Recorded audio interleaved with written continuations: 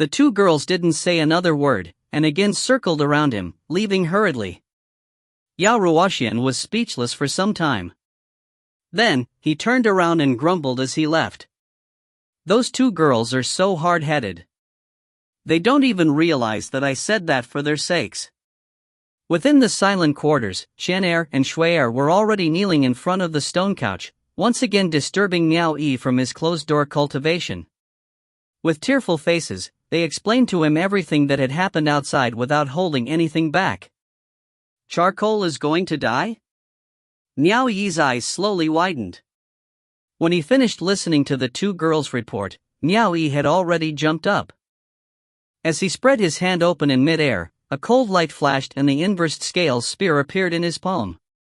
Immediately, he dashed out of the silent quarters. Once he charged out of his quarters, he twisted around and caught sight of Charcoal's unconscious form, and labored breathing. He went up to him, and gave Charcoal a couple of kicks, shouting, "Damn fatso! Damn fatso!" Seeing that there was no response to his shouts, Miao Yi's expression twisted. He suddenly turned around to glare at Yao Ruoxian, who was standing with his hands behind his back, pretending to have a leisurely stroll in the courtyard. With a wave of his spear, he jabbed at him angrily and shouted, "You shameless old bastard!" He instantly dashed forward, the dragon's roar reverberating through the air. Shan Hai and Shui had rushed out after him, but before they could stop him, they caught sight of Miao Yi viciously striking at Yao Ruoxian with his spear.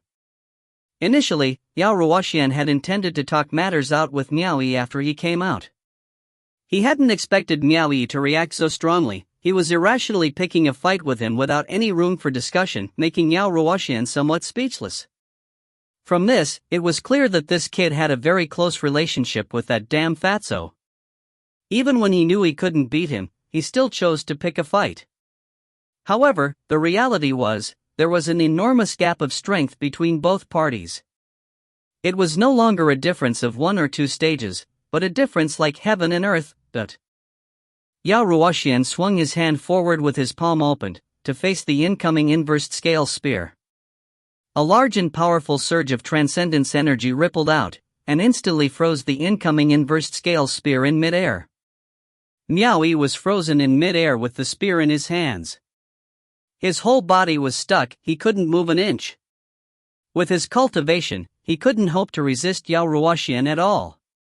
"Brat, are you sick of living?" sneered Yao Ruoxian, looking on in contempt as he mocked Miao Yi for even daring to fight him. With such overwhelming transcendence energy restraining him to the point that it was difficult to even speak, Miao Yi was consumed with rage as he invoked his arts and forcefully shouted, "Shan Hai! Shui Hai! Notify the men of the cave immediately, and have them quickly request for suppressing Second Hall's experts to kill this old bastard. I want to make sure this old bastard no longer has a place to shelter himself in this world." Yao Ruoxian's expression froze, immediately finding himself unable to laugh any longer. Even though the other party's cultivation was low, he had a whole hierarchy of power supporting him from behind. Forget about Red Lotus experts, he could have Purple Lotus experts, and even Golden Lotus experts coming over. Even though he didn't know any of the experts in the upper echelons of the system, he was a member of the system. So long as it was a reasonable request, even the realm beyond heaven's Mu Fan Jian could be asked to come out. If that happened, Yao Ruoxian would definitely be backed into a corner. This was the greatest difference between a loose cultivator and a cultivator within the system. The former didn't have any support unless they were under the protection of an expert, whereas the latter had the support of a whole hierarchy behind them, and a force that was incomparably large. Yao Ruoxian could see it now. This kid was trying to get revenge on him, even if he had to give up his own life. He had lost all reason. It wasn't that he was scared of Miao Yi.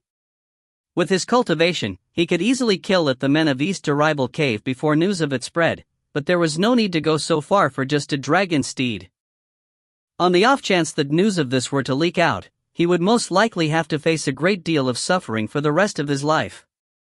Most importantly, once he killed Miao Yi, he would be out of luck with the tiny mantids. Shan Hai and Shui was now in a panicked state.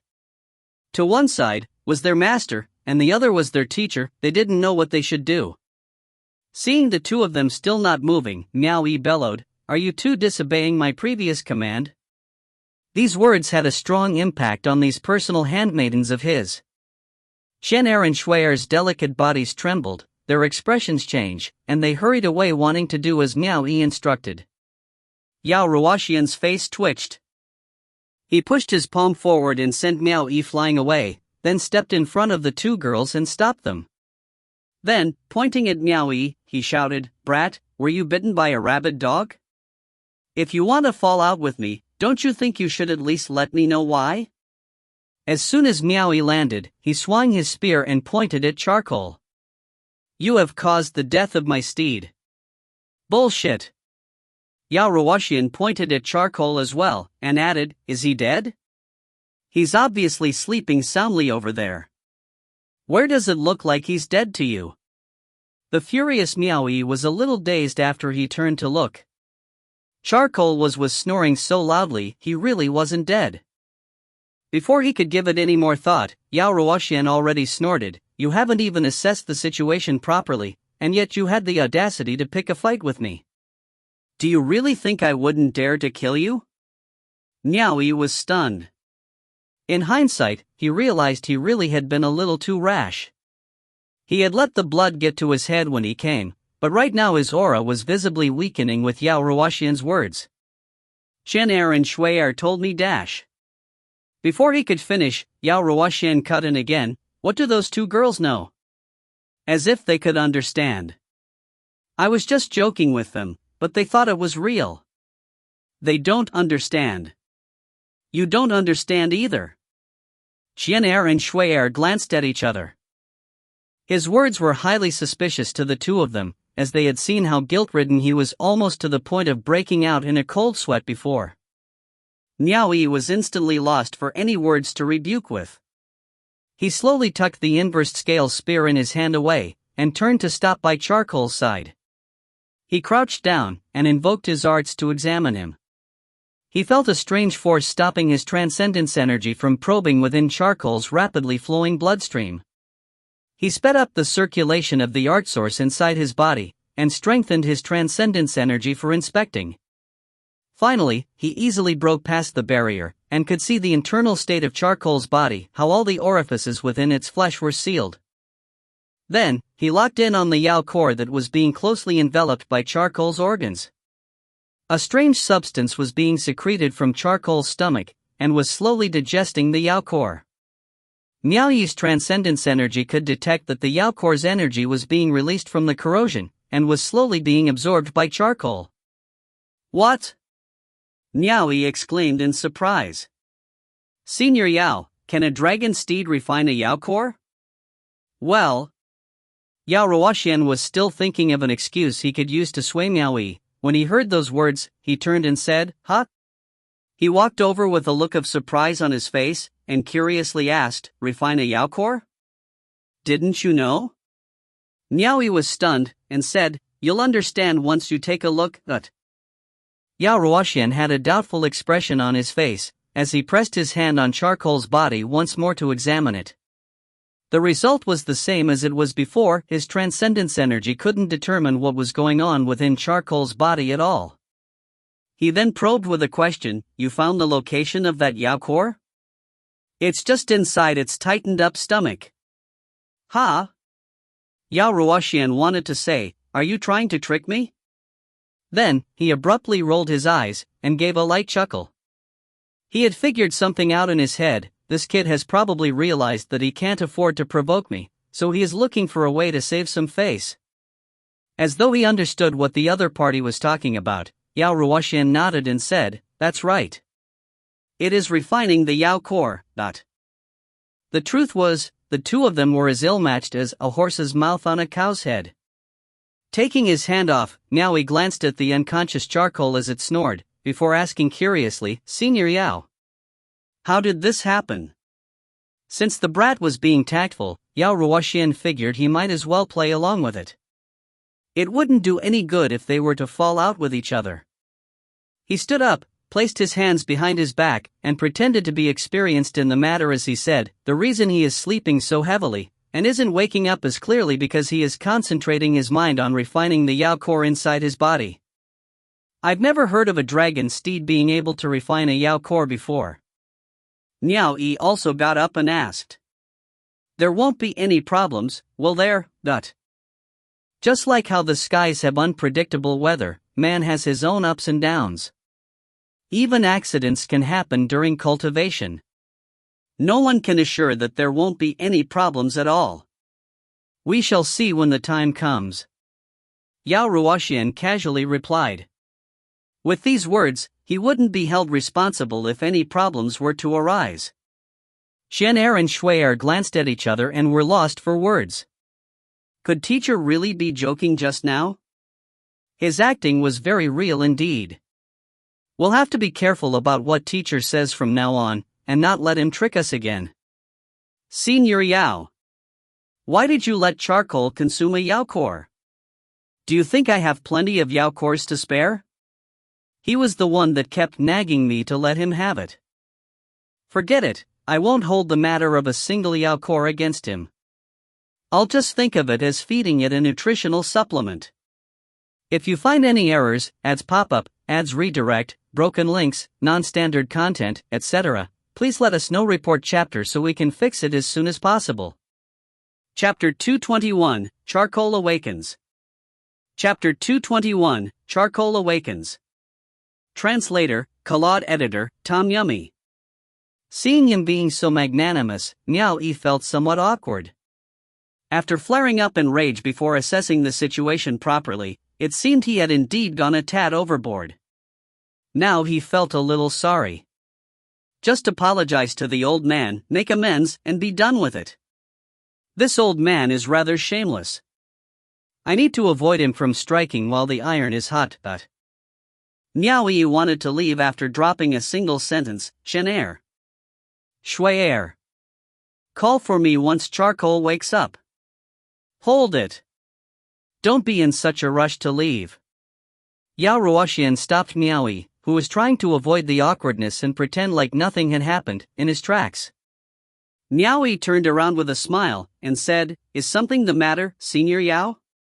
Are you not concerned with the two of them anymore? Said Yao Ruoxian, pointing towards Shan Hai and Shui Er. Both of them already have the ability to wield transcendent artifacts. You're not going to prepare any transcendent artifacts for them to protect themselves? Miao Yi choked, and was speechless for a while. He looked at the two girls and asked, What transcendent artifacts do you two want? The two girls shook their head, and waved their hands as they said, We don't need it. The two of them aren't so thick-skinned. How could they dare to ask from you?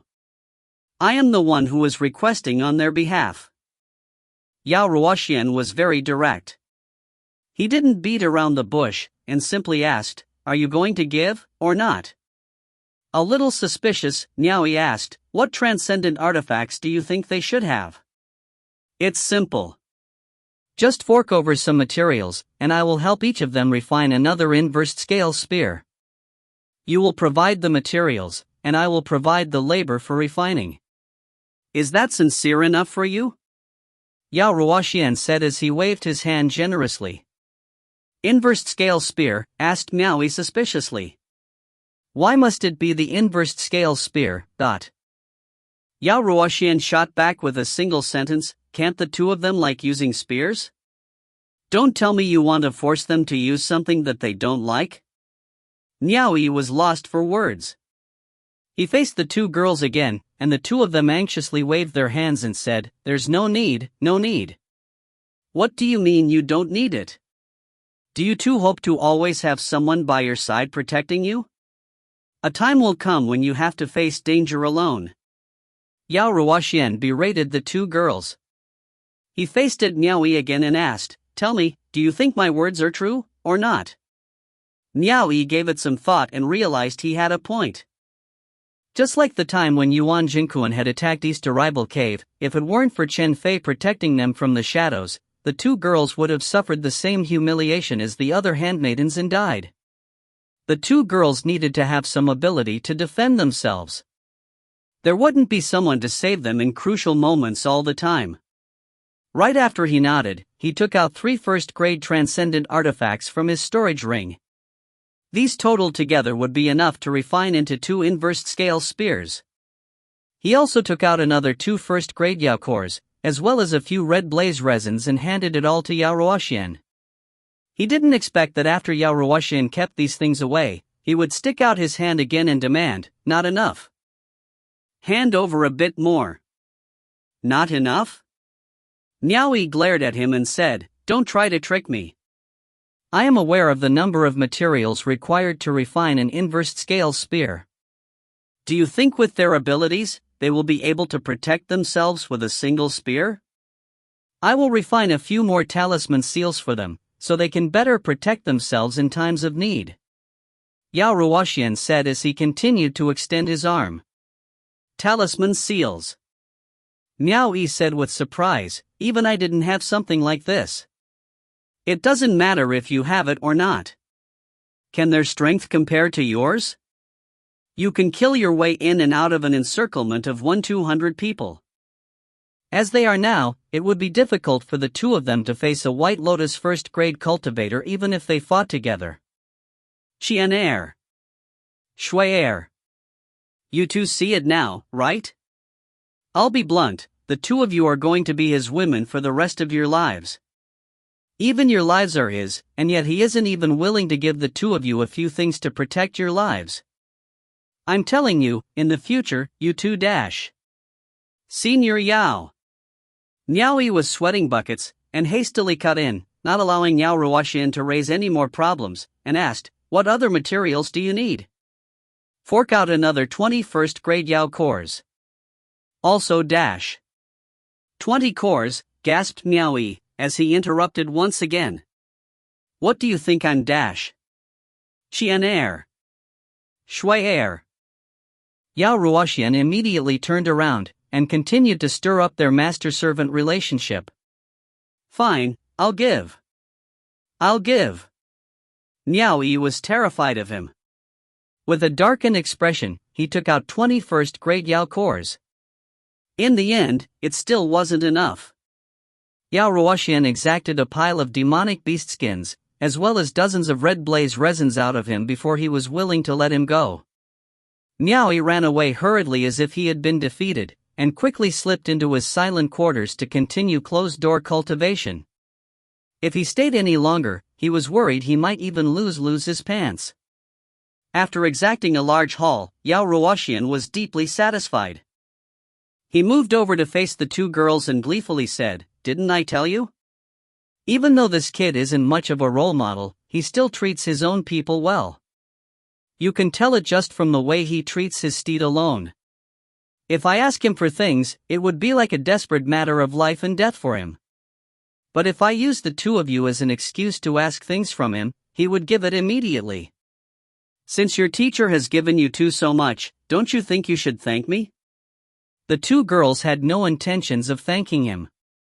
They weren't new to the cultivation realm, so they obviously knew that the items that Yao Ruoxian had extorted from their master was worth quite a hefty sum, and made the master lose a significant chunk of his wealth.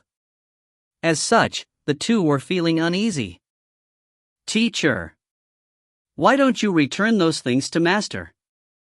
We don't need to use so much on normal occasions," Qian Er said with guilt. Yao Ruoxian had his own half-assed excuses ready, and sighed, "Girls, there is nothing to feel sorry about. Even your lives already belong to him, so don't you think that what is yours is also his? If you 2 have better items, wouldn't it make it easier for the 2 of you to help him with tasks in the future? You don't wish to become a burden to him in the future, right? Where would he find the time to always come and save the 2 of you?" Yao Ruoxian had a point with those words. The 2 girls would be able to be more useful, and help Miao Yi with greater accomplishments. They had to be like the elder auntie, and little auntie by the manor head side at least. They hear that elder auntie and little auntie had been very impressive when they followed the manor head to charge into the enemy lines to slaughter the enemy.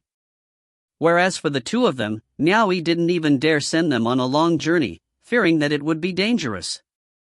Now that there was nothing weighing on their minds, Shui Er tentatively asked, "Teacher, I don't like to use spears. Can I use swords? Yao Ruoxian immediately whacked her on the head like he was cracking a chestnut open. Shui'er cried out in pain, and forcefully massaged her temples. You fool! Yao Ruoxian pointed at her nose, and scolded, "But do you know what's the most impressive thing about that brat? Common folk would think that his full body of transcendent artifacts is most impressive, but they are wrong. It's actually that exceptional spear arts of his." It truly felt as though as long as he had a spear in his hand, he would be able to walk unhindered even against a massive army. I have lived for a long time, and never had I seen such an awe-inspiring spear art against groups. I don't even know how he managed to train to such a level. That kid's cultivation is a little too low right now, so he isn't able to unleash the full might of this spear art, but once his cultivation has gone up in future, he will truly be a force to be reckoned with. Since the chance to learn such a good skill is just beside you, wouldn't it be a shame if you didn't learn it? Let me tell you, it is easy to refine a transcendent artifact, but it isn't easy to come by an opportunity to master a good set of skills. If you too choose to use a sword, then you'll really lose out. For others, it would really be difficult for them to even try making him hand over those skills of his, but it's a different matter for the two of you as his personal handmaidens. You two are not outsiders, but his women, so there will be plenty of opportunities. You two silly girls should just listen to me. I won't be wrong. Once the spears are refined, the two of you just need to carry it over, and act pitiful in front of him. That brat won't turn a blind eye and just watch the two of you carry a useless poker. When the time comes, he will teach you both a few moves at least. The two girls were terrified when they realized that this teacher of theirs always did these kinds of swindling schemes, especially when most of it was targeted at their own master. Curled up under the eaves, Charcoal continued sleeping heavily. Miao Yi was still somewhat worried about its condition, and would come out to check up on it every 10 days or so. After 2 months had passed, Yao Ruoxian, Zhen and Shui'er realized that Miao Yi was staying much longer this time around. He was crouched by Charcoal's side and had his hand over Charcoal's belly without moving an inch. At this point, Yao Ruoxian began thinking to himself, this brat is putting up a pretty good act. Could he really be able to break past the strange force in the damn fatso's body, and inspect the situation in its belly? Impossible. Even my own cultivation could not accomplish that. However, he also leaned forward, and pretended like he was concerned as he asked, "What is the matter?" Crouched beside Charcoal, Miao Yi creased his brows and replied, "The Yao core has already been fully digested. I'm not sure if he will be waking up." Ha! Yao Ruoxian was rather doubtful in his heart. With some suspicion, he crouched down and extended his hand to probe inside once more. Like always, he had no way of discovering anything. However, just as he was about to withdraw his hand, he couldn't help but raise an eyebrow when he suddenly realized that the strange force within Charcoal's body was somewhat abating. With that, he tried to probe inside again. The strange force within Charcoal's body was indeed abating and was slowly fading away. Yao Ruoxian was able to slowly probe into the situation inside Charcoal's body once more. Charcoal's rapid heartbeat was slowing down, and so was the rapidly circulating bloodstream within its entire body. The orifices within its flesh that had been tightly shut were slowly relaxing, and the stomach and intestines that had been tightly wrapped together were also loosening up. That strange force slowly dissipated into nothingness. Miao Yi and Yao Ruoxian practically turned to look at each other in the same time. Miao Yi was still fine, but Yao Ruoxian was looking at Miao Yi in shock. Yao Ruoxian appeared a little lost for words. The situation turned out just like this brat said so. Could this brat really be able to probe into the situation within the damn fatso's body? How is this possible? When Charcoal's heavy breathing slowly stabilized, and his body returned to its normal state, his two eyes that had been tightly shut for the past 2 months, suddenly opened. However, his eyes instantly made everyone's hair stand on end. They were giving out a terrifying, demonic red gleam, as if full of demonic aura. Charcoal's two eyes were completely red to the point that they were glowing. It was a little eerie and unsettling, shocking Miao Yi and Yao Ruoxian so much that they swiftly got up and backed away a step. Charcoal gave his serpentine tail a flick, and lifted his head up to look at the two of them. With a swish, he jumped up and began stamping his hooves, shaking his head and tail, looking ecstatic to finally see Miao Yi, who was always in closed-door cultivation for long periods of time. Charcoal snuggled his head against Miao Yi. However, Miao Yi and Yao Ruoxian backed away as they stared at those demonic, glowing red eyes of Charcoal, and were a little afraid to let him get close. At the foot of the steps, Zhenair and Shui'er were also staring wide-eyed at Charcoal. It seemed like Charcoal hadn't noticed the changes to its own body. When he saw Miao Yi avoiding him, Charcoal appeared a little puzzled as it let out a harump towards Miao Yi. However, the demonic red glow in its eyes slowly faded away, and its red eyes slowly returned to normal. Miao Yi and Yao Ruoxian shared a glance, then both back turned to re-examine Charcoal closely. It seemed like there wasn't much difference from the way he was previously, he was just thinner. Even though Charcoal was still very fat, he no longer appeared as though he was bulging with fats like before. Charcoal moved forward once again. This time, Miao Yi didn't back off, and let his head tussle around in his embrace. Miao Yi also extended his hand, and touched Charcoal's head. Yao Ruoxian also could not help but extend his arm and touch Charcoal's body.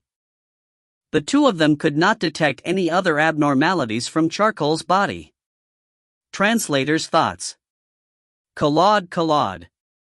Translated by Soup Hunter. He seems to be away from keyboard, so posting on his behalf. If you find any errors, ads pop-up, ads redirect, broken links, non-standard content, etc., please let us know. Report chapter so we can fix it as soon as possible. Chapter 222, Stealing Arts. Chapter 222, Stealing Arts. Translator, Kalad. Editor, Tom Yummy. After snuggling his head in Miao Yi's embrace for a while, Charcoal reverted back to its true nature. The fatso truly loved to eat. Charcoal turned around and put Miao Yi out of his mind. Leaping down the steps, he trotted around the courtyard, before taking to the skies and landing outside. From there, he could be heard galloping away to the lakeside to look for food. Miao Yi and the two girls were dazed as they looked in the direction that Charcoal had run off to. Meanwhile, Yao Ruoxian had raised his large sleeves to look at the swarm of tiny mantids hanging inside, then turned to see where Charcoal had been sleeping before finally glancing back at Miao Yi again. His face appeared full of curiosity. Not to mention the Hell Mantis children being plenty bizarre already. Now there was a dragon steed that could refine Yao cores, a glorious star immortal herb that had already borne its immortal fruits, that astonishing spear arts, as well as the fact that this kid could probe into the damn fatso's body and examine him, whereas even he could not do so with his cultivation. With all these bizarre events coinciding together, Yao Ruoxian felt as though Miao Yi was full of mysteries. Senior Yao. What is going on with Charcoal?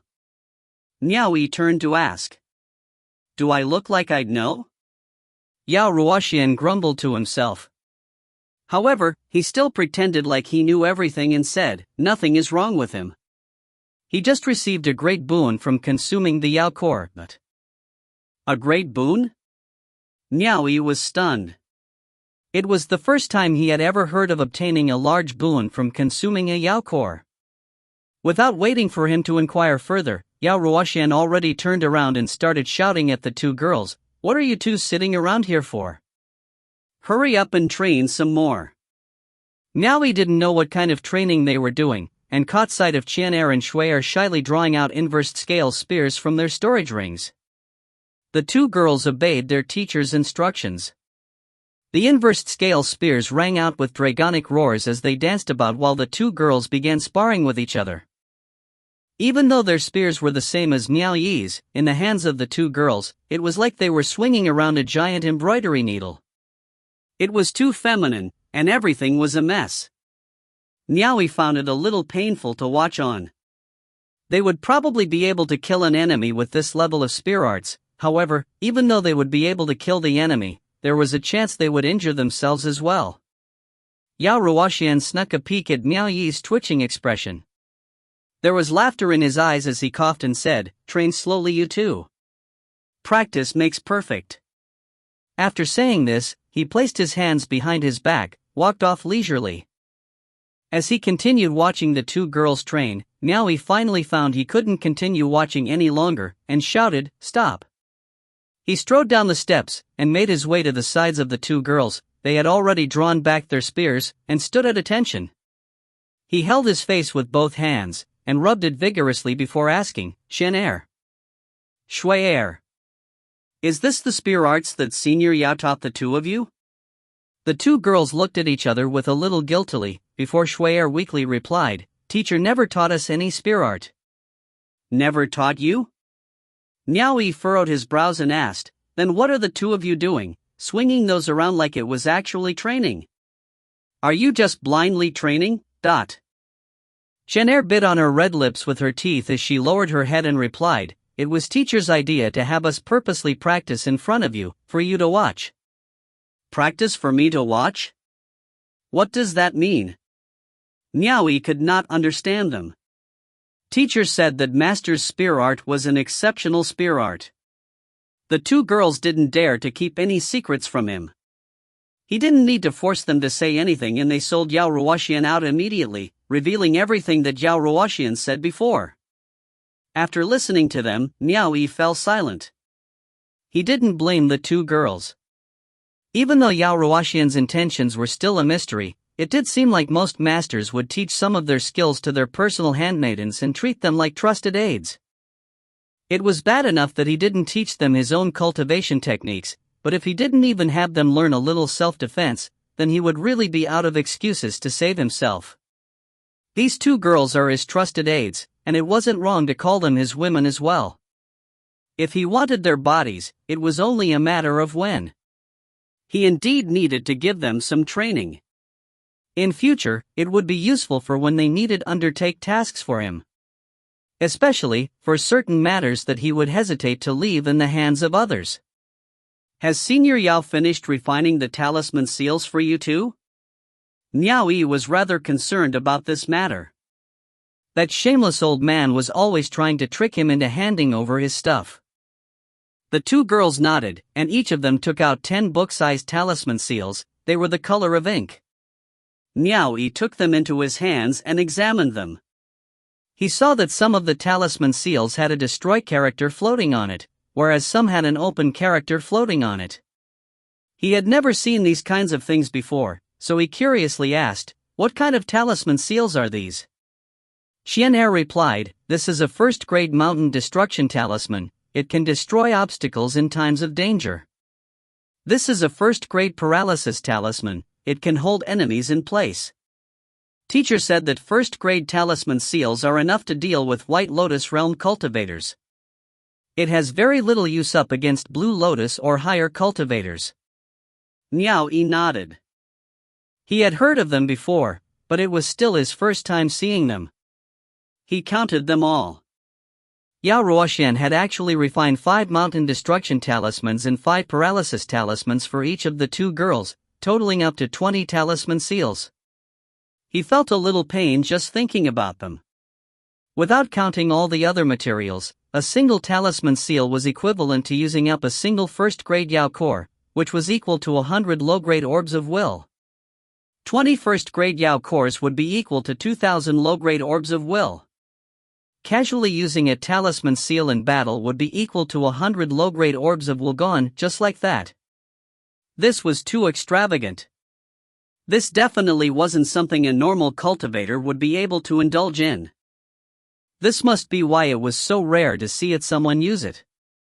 He had only seen the lady boss use it that one time, back in the Mystic Arts Temple. He had never splurged so much on himself, but now his own handmaidens were more lavish than he was. Where was the logic in this?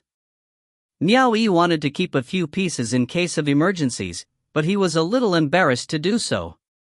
As a master, for him to covet his handmaidens' belongings wasn't right. After returning the seals to the two girls, Miao Yi turned to walk back towards the large hall. When he reached the hall doors, he fell deep into thought again and stopped. Eventually, he slowly turned around and walked back to the two girls. Then in a serious tone, he said, even if I can pass on my spear arts, it isn't something a normal person can learn. For those practicing my spear arts, it becomes increasingly difficult to master the higher one's cultivation is. They would have to start over like a blank canvas. In this, the two of you meet that criteria. However, if you wish to study my spear arts, you will have to endure much suffering. Can you two do this? The two girls were immediately ecstatic, and nodded repeatedly, saying, we can endure it. That's fine. If you can't endure it, you can always stop training, said Miao Yi as he smiled. Afterwards, he called Yan Shou over and, after handing over a few instructions, brought the two girls on a charcoal, and rode towards the mountains. Not long after, a few silhouettes quickly flew out from the mountains. Yao Ruoxian had invoked his arts and carried the three of them together with charcoal, to quickly fly towards the vast ocean. Eventually, they descended onto the island that Miao Yi had brought the two girls over to cultivate before. After examining the geography, they stopped before a waterfall within the mountains. Miao Yi stared at the waterfall as he pondered for a moment, and couldn't help but lightly shake his head. What's wrong? Is this place not suitable? We can look for another one. To the side, Yao Ruoxian looked even more anxious than the two girls. Miao Yi shook his head again. It was not that it wasn't suitable, rather, he was just thinking back to how Lao Bai had taught him back then. Now he could vaguely feel that Chen-Er and Shui-Er had probably passed the optimal time to build up their bones and muscles. When he first started, he hadn't even succeeded in creating his art source before he dug out the waterfall. In comparison, Chen-Er and Shui-Er's cultivations were already at White Lotus first grade. At that time, he didn't know the reason for it, but now he realized how much of a difference it made. Miao Yi turned to face the two girls. From this moment on, both of you will stop using orbs of will. The foundations are the most important aspect for training in my spear art. You are not to use orbs of will to aid in your cultivation, but... Yao Ruoxian didn't bother understanding, and immediately instructed the two girls, do the two of you understand that? Remember your master's words. From this moment on, the two of you are not to use orbs of will anymore. It will not be too late to use them once you two have mastered the spear art. After he said this, he turned back to politely ask Miao Yi, was this what you meant? That's exactly what I meant. Miao Yi nodded, before adding, from this moment on, when the two of you are cultivating, do it under this waterfall. Invoke your arts and try to endure the relentless torrent of this waterfall. Pointing towards the waterfall, he didn't mention at what point they would be considered to have succeeded. Understood. The two girls nodded in response. To the side, Yao Ruoxian's eyes were shining as he quietly committed those words to memory. Who was he kidding? He had his eyes set on Miao Yi's spear art long time ago. However, he knew that these kinds of hidden trump cards wouldn't easily be revealed to outsiders. Now that the opportunity had presented itself, how could he miss out? Afterwards, Miao Yi brought them before a few rocky mountains, and personally carved two wooden spears before tossing them to the two girls. Pointing at a mountain, he said, use the wooden spears in your hands to break them apart. You are not to use any other methods or tricks to help you succeed. When the rocky mountain has been crushed, and your wooden spears are still intact, only then will you have succeeded. With that, from that day forth, the two girls' harsh and austere training days began. To these two delicate girls who were strangers to heavy labor and always had their needs provided for them in East Arrival Cave, it was definitely a great torture. The two beautiful girls were tossed about like beggars. It was truly a pitiful sight. Even Yan Shou found it difficult to watch on after seeing how miserable they looked. To a cultivator, the most important goal was to raise their own cultivation. He had never seen such a training method before. Women adored beauty the most. When they saw their own snow-white skin begin to turn rough and dark from the sun, as well as how they couldn't stop their hands from developing thick and bloody calluses even whilst using transcendence energy to shield them, every time they were faced with those massive mountains that would take who knew how long to break apart, and thought about how the chaotic torrent of the waterfall would crash onto them every time after their stamina had been thoroughly exhausted. The two girls cried an uncountable number of times, and began to have thoughts of giving up. Throughout the ordeal, Yao Ruoxian was always by their sides encouraging them, despite his heartache. You two silly girls. This opportunity is difficult to come by, you must endure. Some skills, once you learn them, will benefit you for life. He looked towards Miao Yi as he said this. Miao Yi didn't ask about them at all, and quietly cultivated by himself within a mountain cave.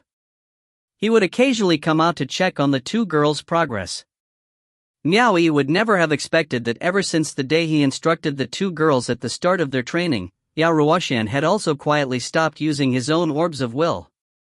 When the two girls were working on the stone mountains within the mountain range, Yao Ruoxian would quietly sneak under the waterfall, and sit down cross-legged to cultivate. However, for him, he could barely feel anything from the waterfall crashing down on him. He would often raise his head to look up, until he finally concluded that it would be possible for him to sit under the waterfall for his whole life. A mere waterfall's torrent couldn't hope to move him at all. Forget about trying to knock him off his feet, he wouldn't even be soaked by a single drop of water. Nonetheless, he still quietly sat under the waterfall and tried to experience what it was like to have it crash onto him as he awaited the day that he would reach enlightenment. One night, when the exhausted Shen Hai and Shui were seated cross-legged under the waterfall and cultivating, Yao Ruoxian quietly made his way to the other side of the island. He crafted a wooden spear in secret, and started a vicious attack on one of the stone mountains in front of him. With his cultivation, forget about wooden spears. Even if he used his head to bump into the stone mountain, he would be able to reduce it to rubble. With just a single wooden spear, he had reduced the entire stone mountain into a plateau. As he looked at the undamaged wooden spear in his hand, Yao Ruoxian was a little lost for words. If the stone mountain crumbling while the wooden spear was intact would be considered a success, then did this mean that he had succeeded? Translator's thoughts. Collade. Translated by Soup Hunter. He's stuck, so Imma assist 3. If you find any errors, ads pop up, ads redirect, broken links, non-standard content, etc., please let us know. Report chapter so we can fix it as soon as possible. Chapter 223, Digging One's Own Grave. Chapter 223, Digging One's Own Grave. Translator, Soup Hunter. Editor, Tom Yummy. Had he really succeeded? Yao Ruoxian wanted to believe that he had succeeded, but as he swung the perfectly intact wooden spear in his hands, he didn't feel anything out of the ordinary. Some things you just couldn't lie to yourself. With the wooden spear over his shoulder, Yao Ruoxian held his chin with his hand and thought deeply for a moment, when he suddenly faintly heard the sound of rushing wind from afar. Without wasting a second, he hastily left and hid himself. Very soon, a shadow rushed over under the night sky and landed right on the spot where the stone mountain had been reduced to a plateau. The dust still hadn't settled yet. The person that came was none other than Miao Yi. Previously, he had been at the waterfall observing Shan Hai and Shui, and just returned to his cave to cultivate, when he suddenly heard the faint blast of exploding rocks from the other side of the island. Feeling something was amiss, he quickly rushed over to investigate. In the end, there wasn't a single person in sight anywhere, but the dust in the air was proof that the rocky mountain had only just been shattered. Miao Yi's lips revealed a sly smile. He didn't need to think very much to know whose handiwork this was. It hadn't taken him much time to rush over after hearing the commotion. To be able to pulverize a rocky mountain within such a short period of time, it was impossible for a Blue Lotus Realm cultivator to possess such terrifying strength. Other than a certain someone, it wasn't likely for anyone else to have done this on the island. He knew from the very beginning that a certain someone had questionable intentions when he had encouraged Shan Hai and Shui to master his spear arts. He had expected this. Nonetheless, it didn't matter. He could learn if he wanted to, so long as he had the ability to actually master it. Miao Yi didn't stay over long. He dusted off both his sleeves and smugly left, going back to his cave to continue his cultivation. Not long after he left, Yao Ruoxian jumped out from a nearby area with the wooden spear in his hands. He looked at the pulverized stone mountain with a flickering gaze. After some time, the wooden spear in Yao Ruoxian's hands instantly burst into a fine powder. With a slight nod, he said, "I get it now. My cultivation isn't something those two girls can compare to, so naturally I would have passed the initial stages. I only need to learn the crux of the art in its final stages, but..."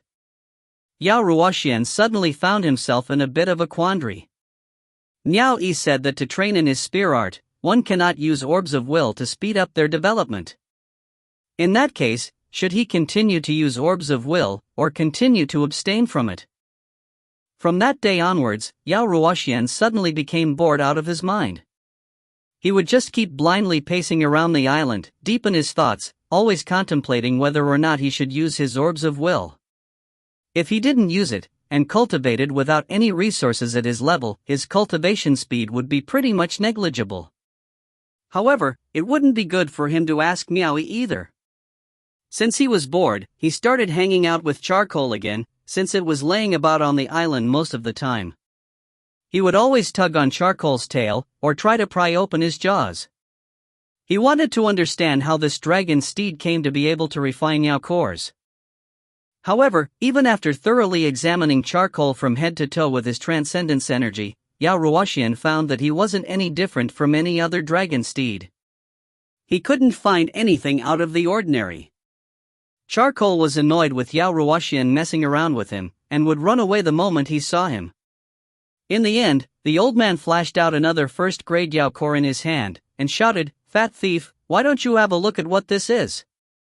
He shook the Yao core in his hand, as if he were holding a bone and trying to tempt a dog. As he was running, Charcoal turned his head around to look and immediately came to a stop. He stomped about in place, his forehooves giving away his thoughts, then slowly turned around and galloped back again. He snorted at the Yao core in Yao Ruoxian's hands. Yao Ruoxian chuckled, and tossed the Yao core far away. Charcoal immediately chased after it fast as lightning. Just before the Yao core was about to touch the ground, he managed to chomp down onto it, and immediately swung his head up to swallow it down. The end result was predictable. Not long after, Charcoal looked like he was drunk again. He walked back to his old nest with uneasy steps, and dropped down. Once again, its breathing began to sound like bellows. Yao Ruoxian had been closely following behind, and quickly took this opportunity to invoke his arts and examine it, but the results were the same as before. When the blood flow inside Charcoal's body sped up once again, Yao Ruoxian lost another Yao core in vain. He circled around Charcoal hundreds of times while he was sleeping heavily, but he still couldn't make a detailed examination of him. Miao Yi appeared on one of his occasional forays out of his cave, and realized that Charcoal was sleeping again. He couldn't help asking Yao Ruoxian, "You fed him Yao cores again?" As he continued to circle around Charcoal, Yao Ruoxian gave a depressing nod, and stroked his beard. Even though Miao Yi didn't know what was going on, this already happened before, so he paid it no mind at all. There was nothing wrong with Charcoal after consuming the Yao core. When he tried to ride him, he discovered that Charcoal's speed had even gone up a little. The seniors of the cultivation world had a vast store of knowledge. This was why he believed it when Yao Ruoxian said that dragon steeds would gain a large boon from consuming Yao cores.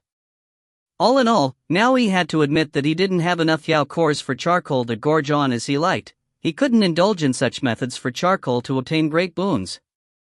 Since Yao Ruoxian wasn't afraid of wasting his Yao cores and was willing to use them as supplements for Charcoal, he himself wouldn't bother with it. He crouched by Charcoal's side and invoked his arts to probe into his body.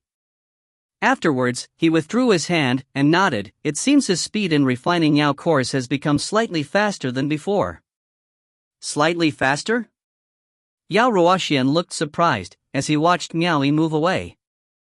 By the time that Charcoal had woken up again, Miao Yi's words were indeed proven to be correct. Charcoal was a few days quicker in waking up this time. Furthermore, he became even thinner. It seemed that Yao cores had a slimming effect on Charcoal.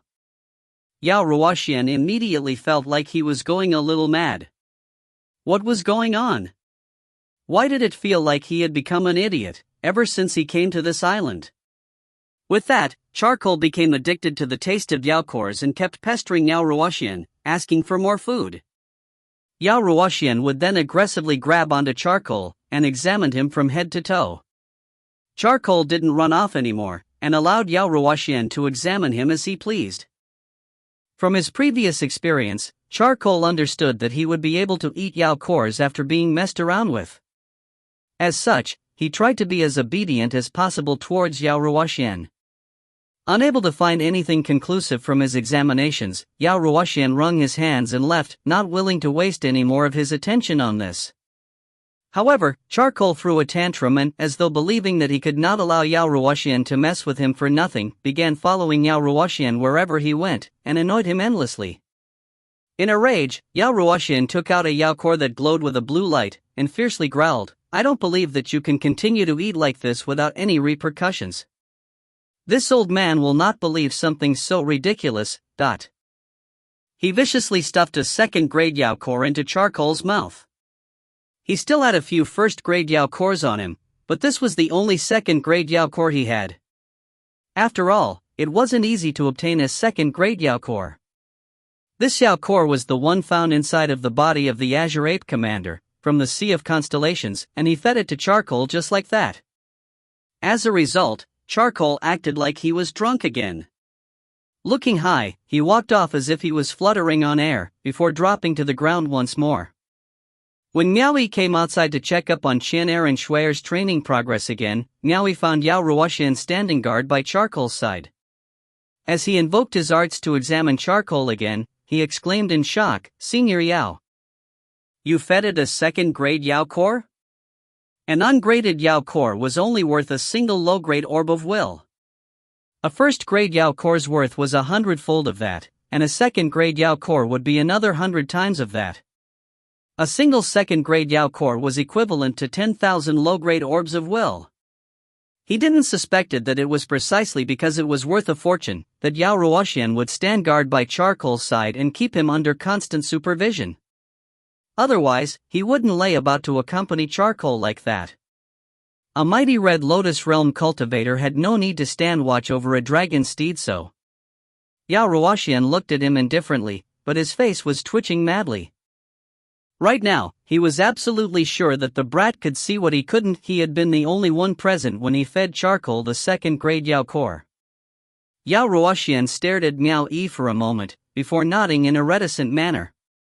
"That was a second-grade Yao core," Miao Yi said in shock. "Why did you do such a thing? Mind your own business. I had leftovers to spare and had nothing better to do, okay?" Yao Ruoxian viciously twisted his head to the side in anger, but he almost broke out in tears. At this point, even he wanted to know why he did such a thing. Please do as you wish, Senior." Miao Yi shook his head and sighed as he left. It was Yao Ruoxian's belongings, after all. He could do whatever he wanted with it, and others couldn't say anything about it. However, deep down he was wondering about how thick the old man's pockets were. Red Lotus cultivators were truly not someone normal people could compare to. They could even casually take out a second-grade Yao core and feed that fat thief like it was candy.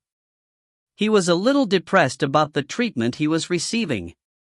Yao Ruoxian was truly kind to the two girls, and treated Charcoal even better. It was only he, himself, that Yao Ruoxian wasn't particularly nice to.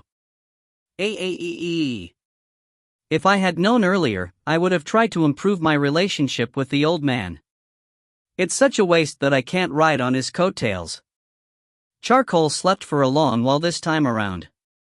After he downed the second-grade Yao core, Charcoal didn't wake up even after a full 6 months had passed. The winter snow already began falling by the time Miao Yi left his cave once more. Seeing Yao Ruoxian still standing guard by Charcoal's side, he stepped forward and cupped his fists, asking, "Senior, please send me back for a moment." Back when they had first arrived, the two of them had already agreed that Yao Ruoxian would have to send him back to East Arrival Cave to check up on matters every few months or so.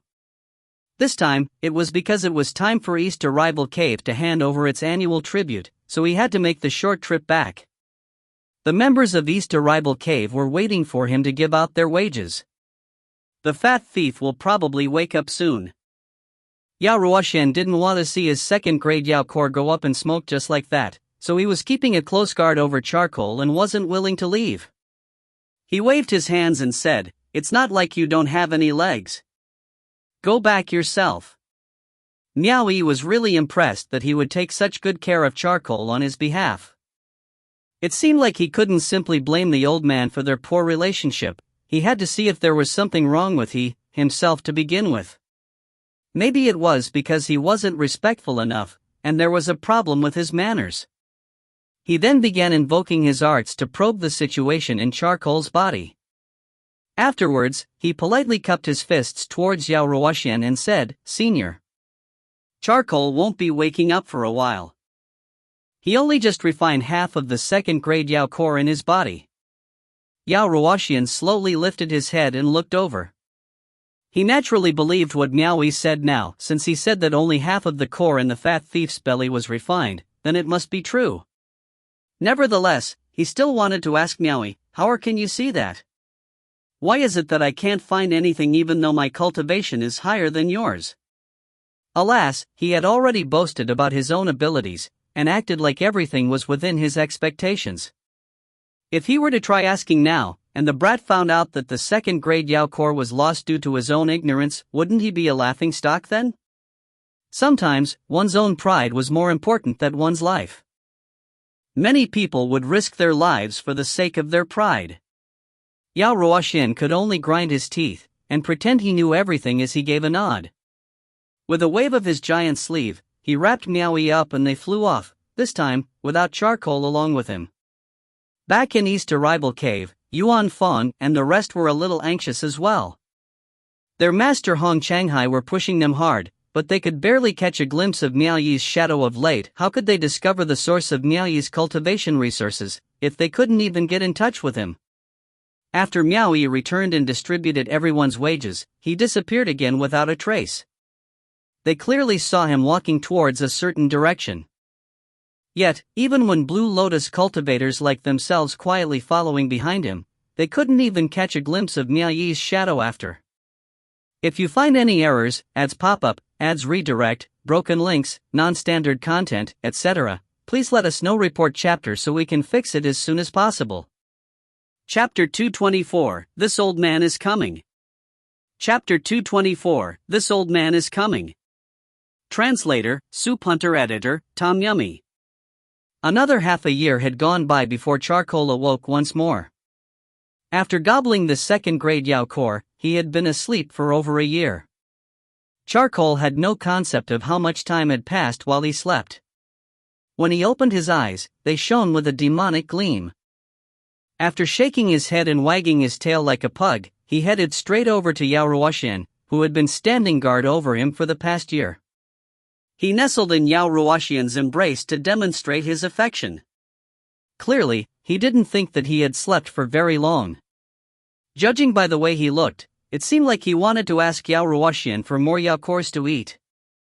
Otherwise, there was no need for him to suck up to him so. Yao Ruoxian pushed him away and examined him closely. While charcoal was lying on the ground, he hadn't looked any different. Only when he stood up would you notice that the once fat thief had now become slim.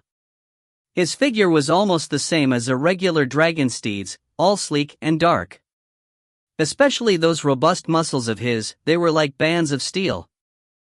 At first sight, they seemed to be filled with an explosive strength.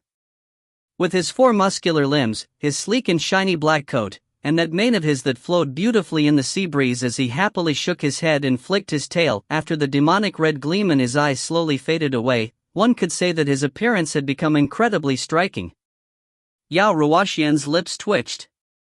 He had thrown away a second-grade Yao Core without any visible results, and instead made this fat thief become a lot more handsome, transforming him into an outstanding breed amongst dragon steeds. That was a second-grade Yao Core that was worth 10,000 low-grade orbs of will. Yao Ruoxian had nowhere to vent his frustration. To make matters worse, charcoal continued pestering him, asking for Yao Cores to eat. "Do you really think I'm such an idiot? Regardless, Yao Ruoxian was done messing around, he couldn't afford it. He pushed Charcoal away. However, Charcoal continued to act shamelessly. Humiliated by his antics, Yao Ruoxian completely snapped. He lifted his foot and stomped hard on the ground. A strong wave of transcendence energy rippled out, shaking the earth heavily and tearing it asunder. Charcoal neighed in panic, flailing with his four hooves as he fell into the breach. Then, with a vicious expression, Yao Ruoxian clapped his hands together. The sundered ground rumbled and slammed shut once again, blasting dust and dirt everywhere. Truly an astonishing scene. This was the terrifying strength of a Red Lotus cultivator. Charcoal was buried alive on the spot. Miao Yi was in closed-door meditation inside his cave when he was startled by the commotion. He rushed over just in time to see Yao Ruoxian shaking his sleeves and walking over with a dark expression. What happened? Miao Yi quickly looked around, then asked, "Where is Charcoal?" "I buried him alive," growled Yao Ruoxian. He was peeved. Ah! Miao Yi was speechless. Before he could ask anything, the two of them were startled by a commotion behind them and turned around to look. All they could see was the closed-up ground trembling heavily as cracks started to form. The ground sank and rose repeatedly, as though something was about to burst out from beneath the surface. Boom! Dot!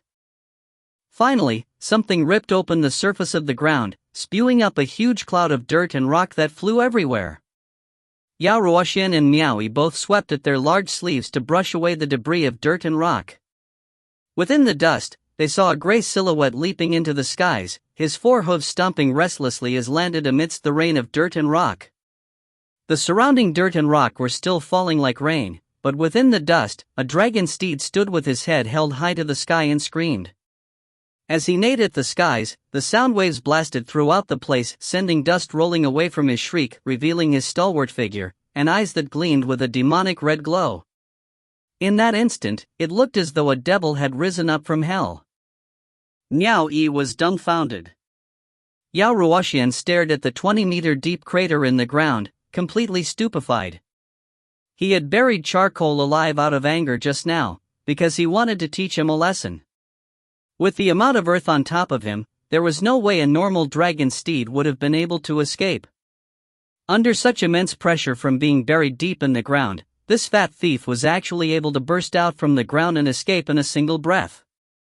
How much explosive strength did he need for this to be possible? How could a dragon steed possess such power? Charcoal's neigh lasted, but for a moment. Yet witnessing the intense aura released by Charcoal, as he cried out to the skies by the crater, Yao Ruoxian couldn't help swallowing deeply. This fat thief is very strong, so strong that it's a little absurd. When did dragon steeds possess such a tyrannical aura? Could this be the aftereffects of refining a Yao core? Could it be? Yao Ruoxian narrowed his eyes as a thought flashed across his mind.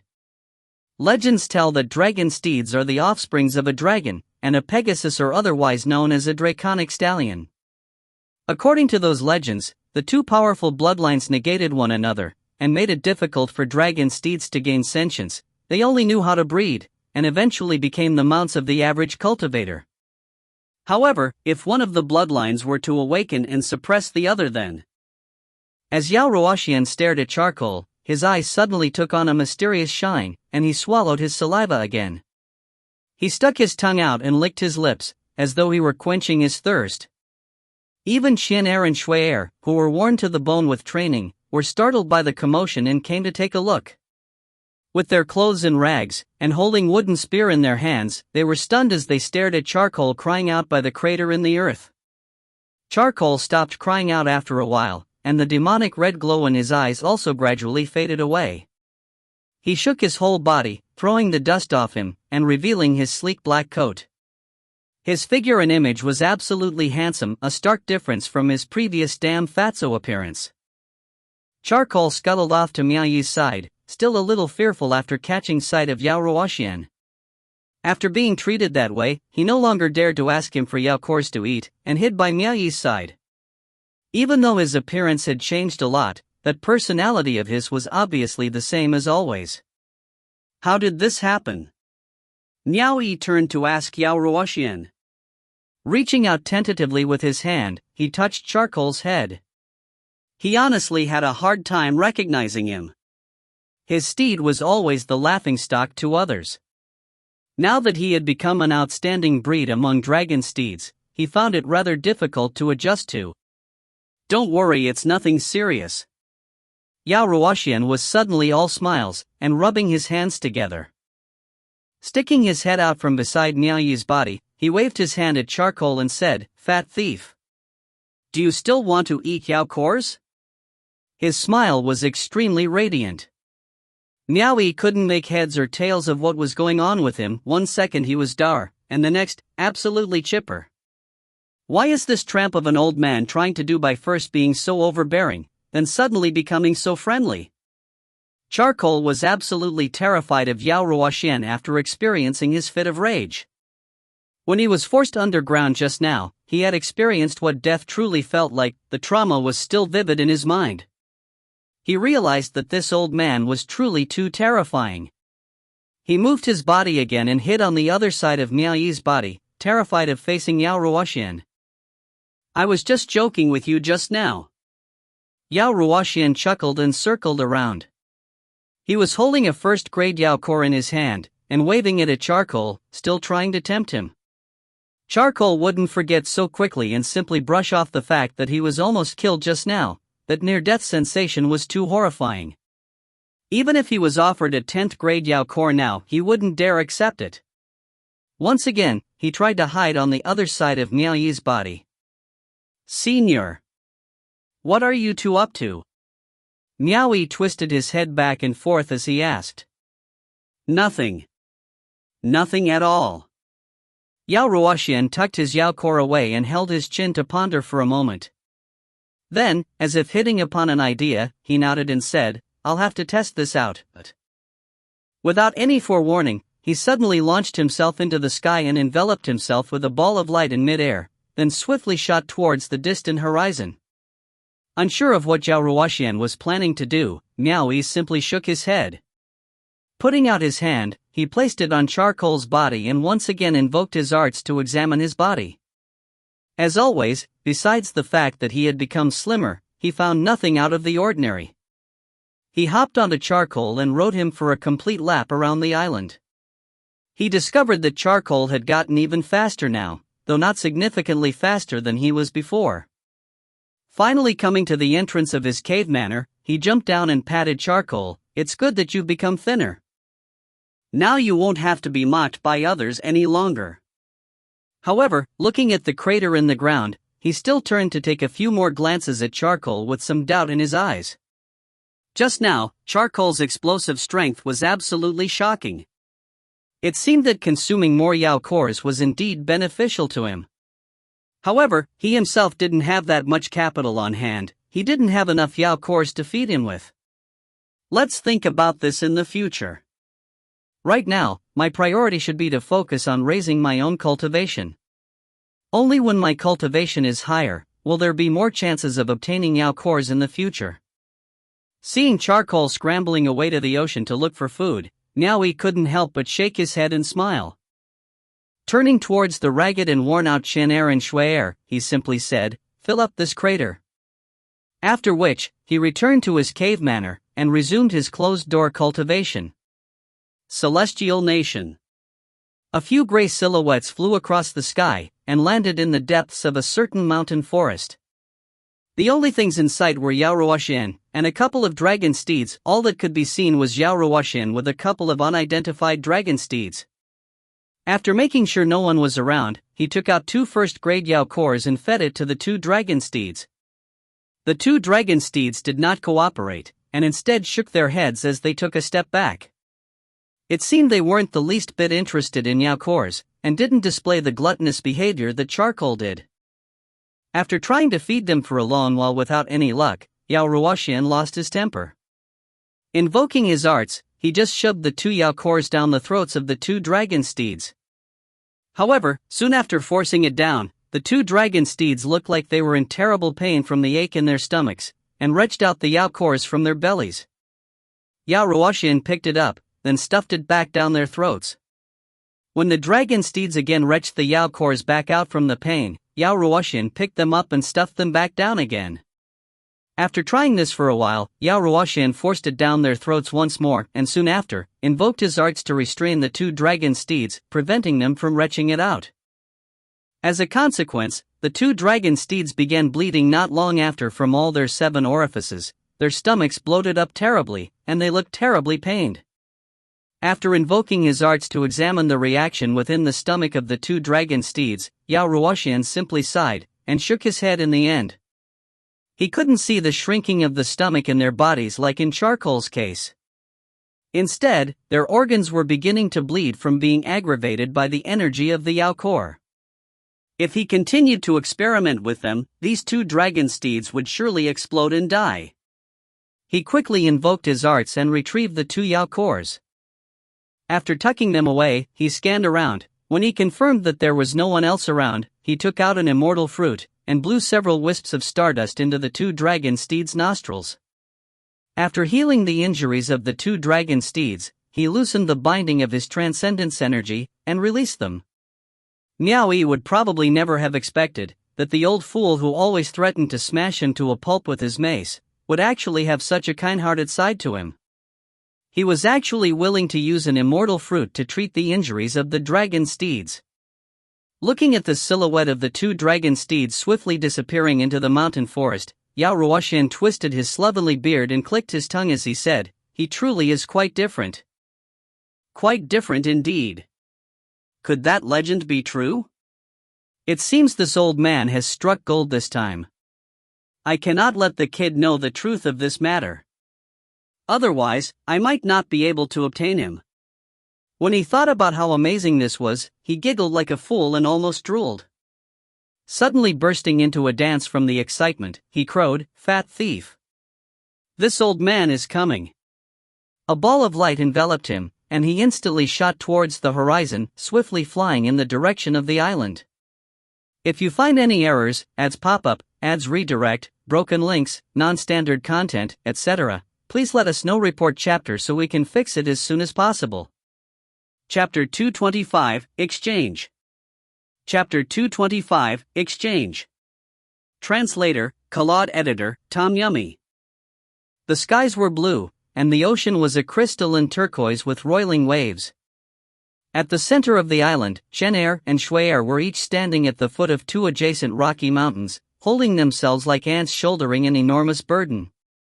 They each gripped a wooden spear, and were attacking the two mighty mountains with fervor, every strike shattering stone. Their aura was rather astounding, but compared to the mountains, it still felt like they were overestimating themselves, like ants trying to shake a large tree. Boom! Shan Hai shattered a giant boulder to pieces with a single spear strike, causing two enormous boulders atop the mountainside to tremble heavily.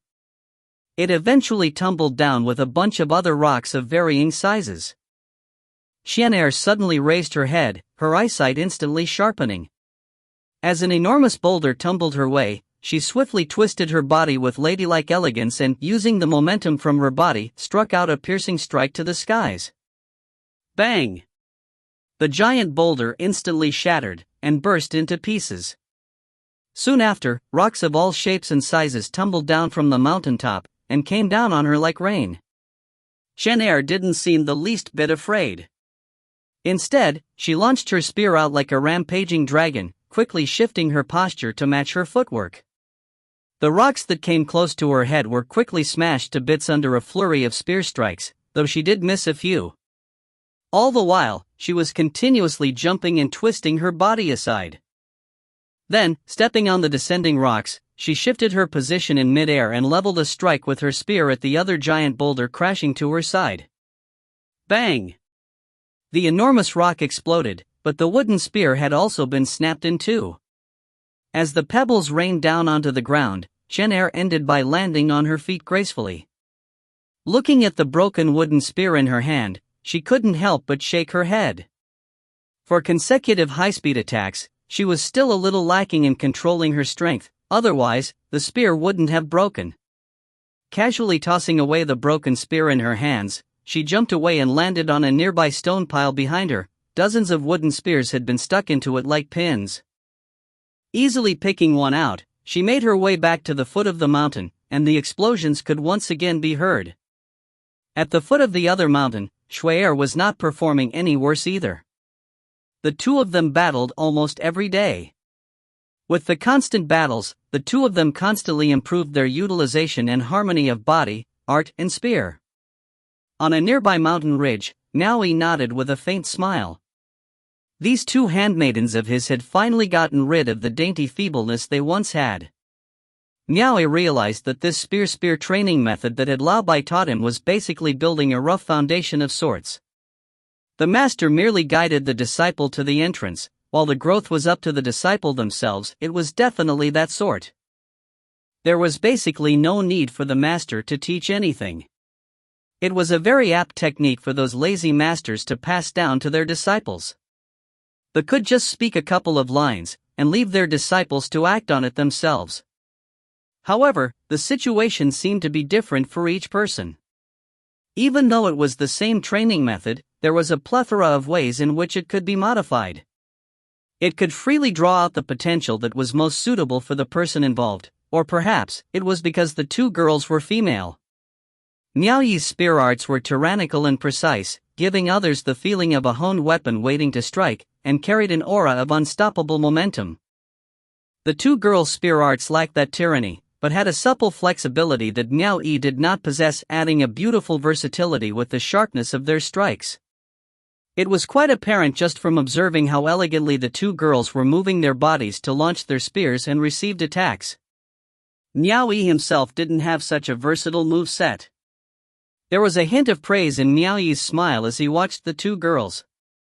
Even though the two of them had yet to fully master the spear arts, based on his combat experience, the two girls already possessed the ability to fight against an opponent of the same level. He didn't stay long, and turned to leave. When he reached the outside of his abode, he saw Yao Ruoxian scuttling about in circles around Charcoal. He held a Yao core in his hand, and tried to tease Charcoal, but the usually gluttonous Charcoal wasn't swayed and tried to avoid him instead as he dodged from and right. I really wonder if this old man is a cultivator sometimes, following behind Charcoal's rump day after day. Didn't he need to cultivate? Red Lotus cultivators really had thick pockets indeed, that they didn't have to worry about Yao cores. It ticked him off just thinking about it. Grumbled Miao Yi as he shook his head. Turning back, he walked towards his cave manor. Seeing that he had returned, Charcoal immediately followed behind Miao Yi into the cave manor. Miao Yi sat cross-legged on the stone seat, while Charcoal lay sprawled at the bottom of it. Soon after, Yao Ruoxian stuck his head through the entrance of the cave and peered inside. Seeing Miao Yi notice him, he coughed dryly and walked inside with his hand behind his back, circling around to Charcoal. After he looked back on it, he soon realized that Charcoal was truly different from dragon steeds. Other dragon steeds would stand as they sleep, but he would lie down as he slept. Other dragon steeds were omnivorous creatures, but he would only eat the likes of fish and prawns. Furthermore, this fat thief even knew how to help his master set up ambushes and responded to the person's emotions. Yao Ruoxian had experienced this himself back in the Sea of Constellations. Previously, he thought that it was because the fat thief had only learned bad habits and gained a thief's cunning.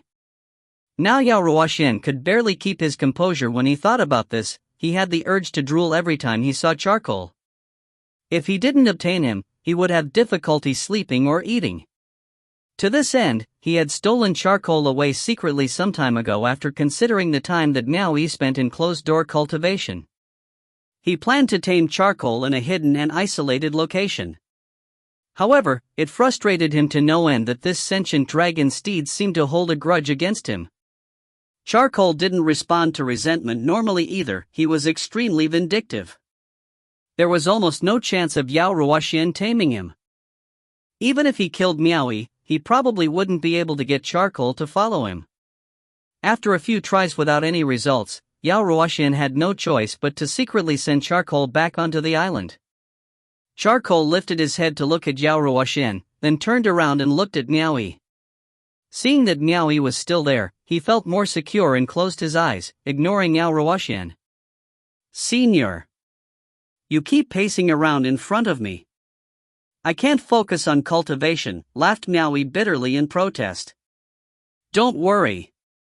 Just focus on your cultivation. I won't bother you. I can even help stand guard over you. Where else would you find such a good bargain? Yao Ruoxian waved his hands. Miao Yi curiously asked, Senior. Why do you keep staring at charcoal? Keep staring at him? Did I? Yao Ruoxian was surprised. Thinking back, he realized that he was being a little too obvious about it. He immediately mocked, Why would I keep staring at this fat thief? I just think it's a little strange. This fat thief has always been a glutton. Why does he reject Yao course when I try to feed him now? I just want to understand what caused such a thing. Miao Yi thought, Isn't it because you scared him so? But smiled and asked, Then have you found the cause? I have not. Can't you see I'm still trying to figure it out? Yao Ruoxian shook his head and sighed. Why doesn't he want to eat anymore? He wanted to mend his relationship with charcoal, but alas, charcoal wouldn't be enticed by Yao course anymore. It didn't matter how much he tried to butter up to him. Yao Ruoxian couldn't help but grind his teeth at this. Charcoal wasn't a fool, he was actually a dragon steed with a rather intelligent nature. Even though he liked to eat Yao course, he remembered how the old man had immediately lost his temper with him, and buried him alive after he ate his Yao course. That near-death sensation was too terrifying for him. He didn't want to experience it ever again. What's more, he had also been secretly taken away by Yao Ruoxian once. How could he not be wary of Yao Ruoxian now? AIEE. I'm a soft-hearted person after all.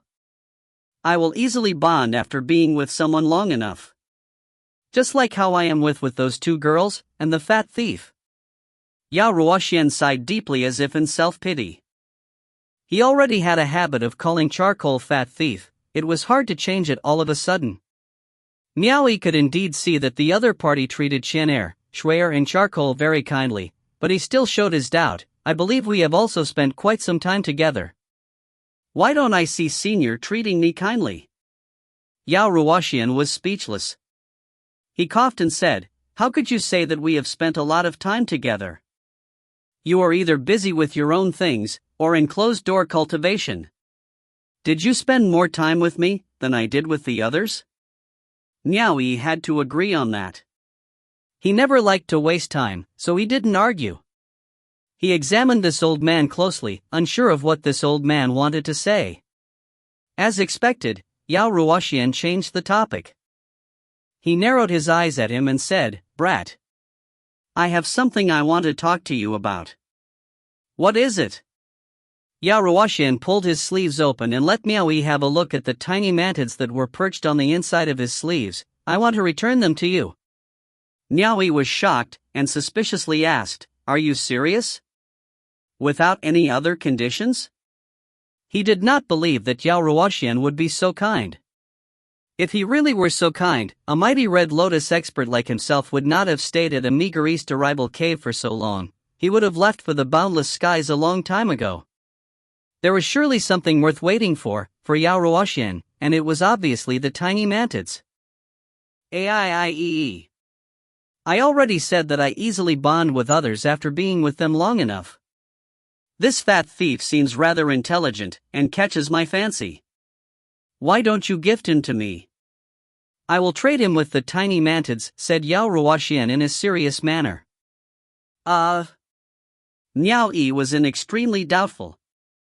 Was a dragon steed that valuable to a Red Lotus cultivator? I think it's not even worth as much as a single tiny mantid, no? He proved a little more by asking, How should we exchange? You know how dragon steeds are, since Charcoal had acknowledged me as his master, I'm afraid he won't switch loyalties that easily. This is easy. The fat thief is very smart. It isn't as dumb as regular dragon steeds. All you need to do is have him get closer to me, while you treat him a little worse than usual. As time goes by, he will naturally want to follow me. Miao Yi was stunned. Without another word, he extended his arm and said, "Sure. I can promise you that. Return the tiny mantids to me, then." Seeing that he had agreed, Yao Ruoxian immediately grinned. However, he waved his hand and said, "I cannot do that now. I will help you raise the tiny mantids for now. When the fat thief's relationship with me has some improvement, I will return the tiny mantids to you at intervals, one by one." He had already calculated everything. He wasn't that greedy. Out of the 85 tiny mantids, he only needed to keep 50 of them. He would use the remaining 35 he as leverage for Miao Yi to help him persuade Charcoal. Once his relationship with Charcoal was mended and he was able to communicate with the 50 tiny mantids, he would immediately bring Charcoal and the remaining tiny mantids with him and leave, killing two birds with one stone, so to speak. Miao Yi's gaze flashed as he nodded and said, "Sure, but you will have to accept one condition of mine." Yao Ruoxian magnanimously waved his hand and said, "Go ahead and say it." "The damn fatso is thinner now," Miao Yi said, pointing towards Charcoal who was lying on the ground fast asleep. "The battle armor that you refined for him no longer fits. Could you refine a new set for him again?" "No problem." Yao Ruoxian extended his hand and said, "Hand the original battle armor over to me." Without another word, Miao Yi summoned out Charcoal's battle armor and tossed it to Yao Ruoxian. "And?" Yao Ruoxian waved his hand and added, "There are still blaze resins and Yao cores." Miao Yi gave out a mocking laugh. If it were in the past, he might have given it over to ensure Charcoal's safety. However, after seeing that Yao Ruoxian could even feed a second-grade Yao core to Charcoal as though it was candy, he could not let Yao Ruoxian further bereave a poor man like himself any longer. "Senior, I have to leave some capital for my own cultivation somehow. I have already agreed to your conditions. You wouldn't be so stingy that you'd refuse to provide a little blaze resins and Yao cores, would you? If that's the case, then I think we don't need to trade." Fine. Yao Ruoxian put his hand out to stop him. "I'll fork it out." After he said that, he grabbed the necessary items and turned to leave. He stopped again at the entrance of the cave and turned back to gesture at Charcoal with his mouth. Miao Yi understood what he meant. He jumped down from the stone seat and without any warning he threw a few punches and kicks at Charcoal, startling him awake from his slumber, then yelled out, "Scram!" After he chased Charcoal out of the cave manor, Miao Yi shrugged his shoulders at Yao Ruoxian. "Isn't it just treating Charcoal a little badly? This is easy. I always catch Charcoal and give him a heavy beating. Too easy. If you find any errors, ads pop up, ads redirect, broken links, non-standard content, etc., please let us know. Report chapter so we can fix it as soon as possible." Chapter 226, A New Discovery. Chapter 226, A New Discovery. Translator, Soup Hunter. Editor, Tom Yummy. He. Yao Ruoxian's old face was creased with amusement. He realized that this kid really didn't know how to hold back. I can't believe he agreed just like that, but this is good as well. This is good, very good. He tucked the battle armor into his storage ring. Without another word, he quickly stepped out of the cave manor and chased after Charcoal. Fat thief. After just being mistreated, Charcoal head snapped back in horror. Seeing it was the old man, he immediately dashed away. Yao Ruoxian rose up into the skies and chased him from up above. He continued to use a Yao core to entice him, but seeing that it had no effect, he rolled his eyes and tossed it over agreeably. Then, he landed and stopped giving chase to avoid startling Charcoal. Unexpectedly, this didn't work either. Charcoal simply jumped over the spot where the Yao core had dropped in front of him. Yao Ruoxian was speechless. He slowly walked over to the Yao core and sucked it back into his hands. He stood with his hands behind his back and watched in a daze as Charcoal's silhouette slowly faded away. Finally, he gave a pitiful sigh. If he knew that things were going to be like this, he wouldn't have done something like bury that fat thief alive back then. But then again, if he hadn't buried charcoal alive back then, he wouldn't have associated charcoal with that legend at all. He couldn't help but shake his head with a sigh. No rush, no rush. I will eventually. Ha! Yao Ruoxian blinked. After carefully scanning around with his eyes, he slowly relaxed his hands from behind his back and revealed the hand holding the Yao core. He saw that a tiny mantis had climbed onto his palm and was taking large bites out of the Yao core to munch on. It was probably because the Yao core had just been at the edge of this sleeve and attracted it over. Ever since he started feeding the tiny mantids, their figures had grown slightly larger. The greatest change was that their bodies had become more sturdy. Perhaps it was because they were constantly fed with crystal coins. Their bodies had various gold, black, and silver-colored marks. They were mostly silver-colored, probably as a result of mostly eating white crystals. At the edge of their tails were silver loops and, added to the tiny mantid's original body color, made their entire appearance seem quite mysterious, yet beautiful. Yao Ruoxian was speechless. Dazed, he lifted his head to look in the direction that charcoal had disappeared in. This thing eats Yao cores too. The speed at which the tiny mantis consumed the Yao core was evidently faster than when charcoal was refining the Yao core. Its abdomen just kept getting larger and larger. After about half a day had passed, it finished tucking the entire Yao core into its stomach and slowly climbed back into the large sleeve. Yao Ruoxian wanted to closely examine this. Pulling open his sleeve, he checked on the situation inside and found the tiny mantis completely motionless. Sticking his arm out, he tried to grab it for a better look. The other tiny mantids turned their heads to look at him in alarm. If Miao Yi hadn't already ordered them not to, they would have stabbed down with their tiny sickles already. Only the tiny mantis with the bloated stomach was unresponsive after eating the Yao core. Yao Ruoxian pulled it out to examine, and found that it was still motionless. If he hadn't discovered signs of life, he would have assumed it was dead. Yao Ruoxian's eyes widened as he invoked his arts to examine it. There was no mysterious force interfering with his probing, like the one within charcoal's body. He could clearly feel that the tiny mantis was slowly refining the Yao core inside its body. Yao Ruoxian was dazed for a moment. Then, he suddenly took out a pile of ungraded Yao cores from his storage ring and immediately threw it into the nest of mantids. As expected, the little fellows immediately became rowdy and fought for the Yao cores. Yao Ruoxian patiently waited. When the Yao cores were completely consumed, all the little fellows stopped moving immediately. They hung onto the inside of his sleeve as though they were dead. He invoked his arts and checked on each of them. They were the same as the one before. All 85 tiny mantids had entered a state refinement on the Yao cores. Yao Ruoxian's eyes brightened as though he had discovered new land.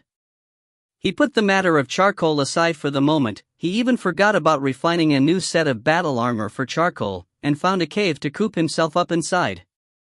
Placing the tiny mantids on the ground one by one, he kept watch over them and closely paid attention to their every move.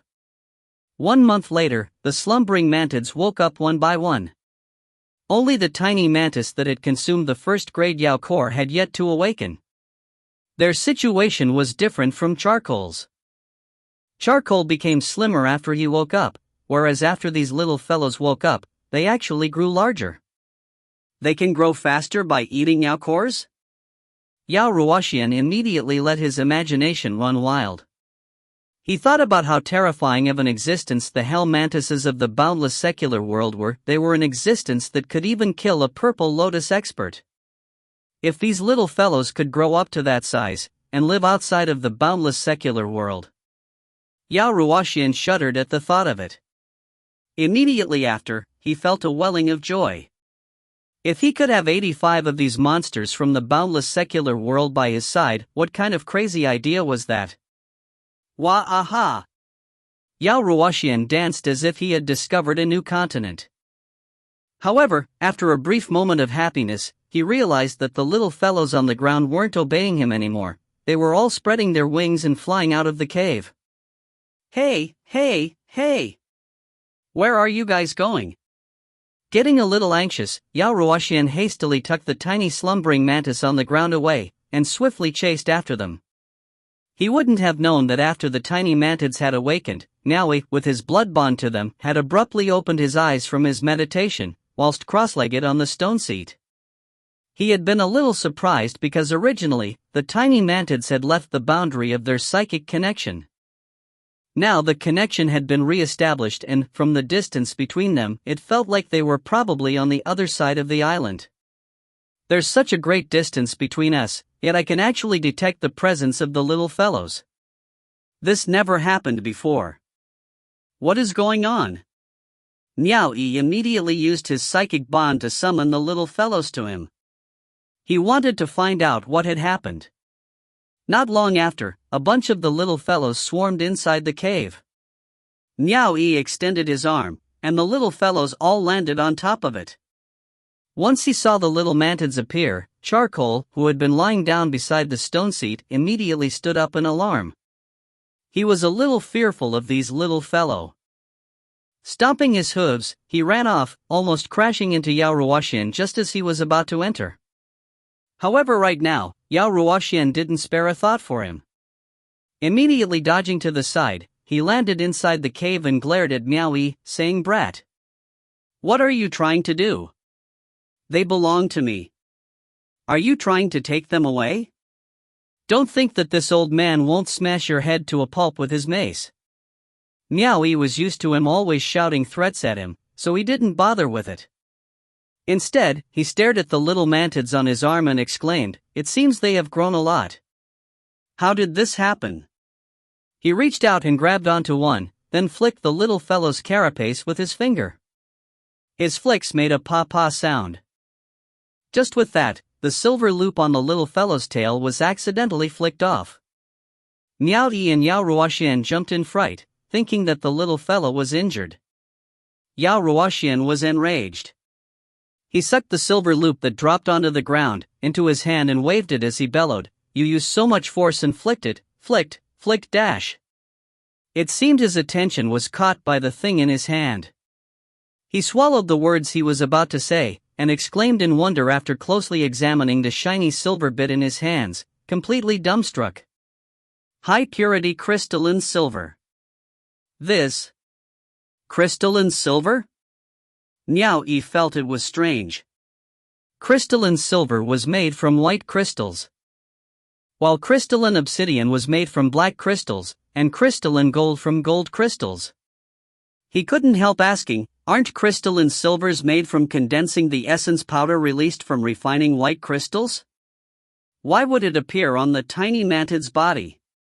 His voice stopped, as he thought about how the tiny mantids ate that sort of thing. Looking as though he had just realized something, he slowly lowered his head to look at his own arm.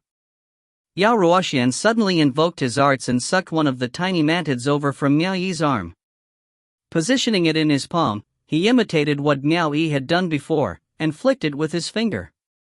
With a paw sound, the silver loop attached to the little fellow's tail fell off. He held it in his hand, and examined it. After that, he examined the little fellow's tail. It was difficult to discover if you didn't look hard enough. It turned out that there were numerous tiny pores on the little fellow's tail. It was impossible to see without opening your transcendence vision to examine. Checking the little mantid again, it didn't seem like there were any signs of injury on it. He sucked another little fellow into his hand and flicked it with his finger, another silver loop dropped off.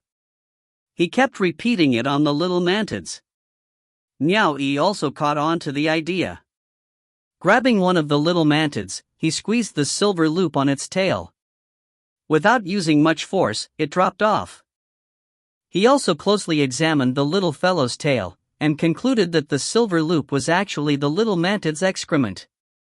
This silver loop stuck on their tails had grown large, so back then, they assumed it was part of the little fellow's body. No one carelessly touched it. Only now did they realize that this wasn't the case at all. Soon, the two of them extracted all of the silver loops on the little fellow's tails. The ones in Miao Yi's hands were snatched away by Yao Ruoxian. With the silver loops from over 80 little fellows' tails gathered together, it was only a small handful on Yao Ruoxian's palm. However, this small handful required countless white crystals to be refined. After raising it in his hand and closely examined it, Yao Ruoxian broke out in dance again as he crazily laughed. It's fully pure. It's actually a crystalline silver that is free of any impurities. I can't believe crystalline silver free of impurities actually exists in this world. Wah aha! To think I have actually stumbled onto it. As a professional artifact artisan, he was naturally an expert in appraising these kind of items. And to a professional, high-grade materials for refining artifacts were an absolute favorite. Miao Yi was also in awe. He knew that it was difficult to extract the essence powder within crystal coins. Most importantly, it was difficult to maintain its purity. There would always be some degree of impurities mixed within. With the presence of impurities, if the essence powder was refined into transcendent artifacts, it would disturb the effect of transcendence energy on the transcendent artifact to some extent. It was a first to hear of crystalline silver that was free of impurities. So the little fellows could actually excrete the essence powder within the crystal coins after ingesting them. I actually thought that it all went into their carapace, which was why their carapace became harder. I never thought it would be like this. Brat! Do you know what a fully pure crystalline silver means? It means that for channeling transcendence energy, it will be comparable to a normal crystalline obsidian. Transcendent artifacts refined using this kind of crystalline silver will achieve the same results as those refined by normal crystalline obsidians. If the little fellows were to only eat black crystals, then wouldn't the crystalline obsidians that would extracted be fully pure as well? Wouldn't they be comparable in effect to a crystalline gold transcendent artifact? If they were to only feast on gold crystals, then what would the crystalline golds that are extracted be like? Wah aha! I have already found the method to speed up the little fellows' growth. The larger the little fellows are, the more they'll be able to eat, and at a much faster pace too. Won't that mean that they will be able to excrete these things faster, and in larger quantities as well? Wah, good stuff. This is really good stuff. Yao Ruoxian seemed to have completely lost himself in his excitement. He gestured about here and there, and without his realizing, his saliva was raining down everywhere. He looked like he was going mad. Miao Yi was also very excited after hearing this, but he didn't feel as strongly about it as someone who refined artifacts like Yao Ruoxian. Naturally, he wouldn't be as excited as Yao Ruoxian, to the point of losing his own composure. He was also concerned about another problem. He curiously asked, "Could I know if Senior has discovered some method to help them grow up faster?" Just feed them. The overexcited Yao Ruoxian suddenly clamped his previously unchecked mouth shut. He had finally regained his senses with Miao Yi's question. Drawing back his crazed laughter, he widened his eyes and mocked, "You don't have anything to do with the method of speeding up their growth. You don't need to concern yourself with my things." With an indifferent expression, Miao Yi doused him with cold water by saying, "Senior, please don't forget, you already exchanged them for charcoal." Yao Ruoxian was lost for words. How had he forgotten about that? After being dazed for a brief moment, his face tensed up as he replied, "We haven't completed the exchange yet, no?" Miao Yi mocked him in his mind, "It doesn't matter if the exchange is made or not. Do you really believe that the little fellows will listen to your instructions and go away with you? If you find any errors, ads pop up, ads redirect, broken links, non-standard content, etc., please let us know. Report chapter so we can fix it as soon as possible." Chapter 227, The Two Girls' Initial Growth. Chapter 227, The Two Girls' Initial Growth. Translator, Claude Editor, Tom Yummy. Of course, some things he could only keep to himself. If he said it aloud, he was sure to be smashed to bits by Yao Ruoxian's mace. Meanwhile, Yao Ruoxian was soon happy again. He was ready to feed the little fellows only gold crystals from this day onwards. Miao Yi didn't find this surprising. How many years had he raised the little fellows? Yet, they've only produced this much crystalline silver. If he really wanted to produce en masse, he had to wait for the little fellows to grow a few notches first. Most importantly, without a billion gold crystals to extract the essence powder from, he could forget about refining any transcendent artifacts. What kind of crazy idea was a billion gold crystals? If everyone could take out this sort of money, then would the skies not be filled with crystalline gold transcendent artifacts already? Miao Yi was still more concerned about the method that Yao Ruoxian had used to speed up the little fellow's growth. After tucking the little fellows back into his own sleeve, Yao Ruoxian didn't even bid goodbye before walking off laughing. Once he left the cave and saw charcoal loitering by the seaside, Yao Ruoxian's feet froze in place, his expression twitched. Use the tiny mantids to exchange for charcoal? Right now, he did not want to give even a single tiny mantis up. Of course, he didn't want to give charcoal up as well. Of course, this wasn't a major problem with his cultivation. When the time was right, even if he took them away by force, Miao Yi probably wouldn't be able to stop him anyway. For the success of his plan, he had to think of a way to control charcoal and the tiny mantids. This was the most important thing. There was another very real problem standing before him. There were 85 mantids. If he was going to use Yao cores to feed them in charcoal, where would he be able to find so many Yao cores? Clearly, Yao cores with a higher grade would have a better nourishing effect. He couldn't simply run off to the Sea of Constellations and start a bloody slaughter of the Yao cultivators. If he really did that, it would mean he was getting sick of living. As he thought about all this, Yao Ruoxian's facial muscles twitched. It was good to make new discoveries, but these beasts were not something he could afford to raise. The ocean waves boomed furiously. A typhoon strong enough to move mountains and overturn the oceans made the trees on the island flail violently, as though they were about to be uprooted. Miao Yi and Yao Ruoxian stood atop a small hill, enduring the monstrous gale. They stared at the two rocky mountains before them that had already been reduced to flat ground. Within the howling wind, Yao Ruoxian clicked his tongue as he shook his head. Those were two large mountains. What's more, they were mountains of rock and stone. He found it a little difficult to imagine how those two delicate little girls managed to endure these past 3 years, and the kind of mental fortitude they needed to do so. The two of them stood on the small hill for a whole day and a whole night, waiting the whole time for the two girls to complete their final strike. When the final few booms dissipated, Shui'er was facing straight ahead after shattering the final giant piece of stone with her spear. Then she stared down at the wooden spear in her hands. She finally did it. She turned around and saw Qian'er smiling at her with a wooden spear in her hands as well. Qian'er had finished her task sooner than she did, and had been waiting for her. Shui'er ran over excitedly and hugged Qian'er, exclaiming, "Sister! We did it!" Qian'er gently pushed her away, and turned around saying, "Master is waiting for us." Shui'er stuck her tongue out. The two of them held each other's hands and leapt over to land before Miao Yi, before paying their respects.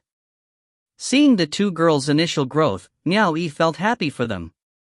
He gave a light nod and said, "How do you feel about your training?"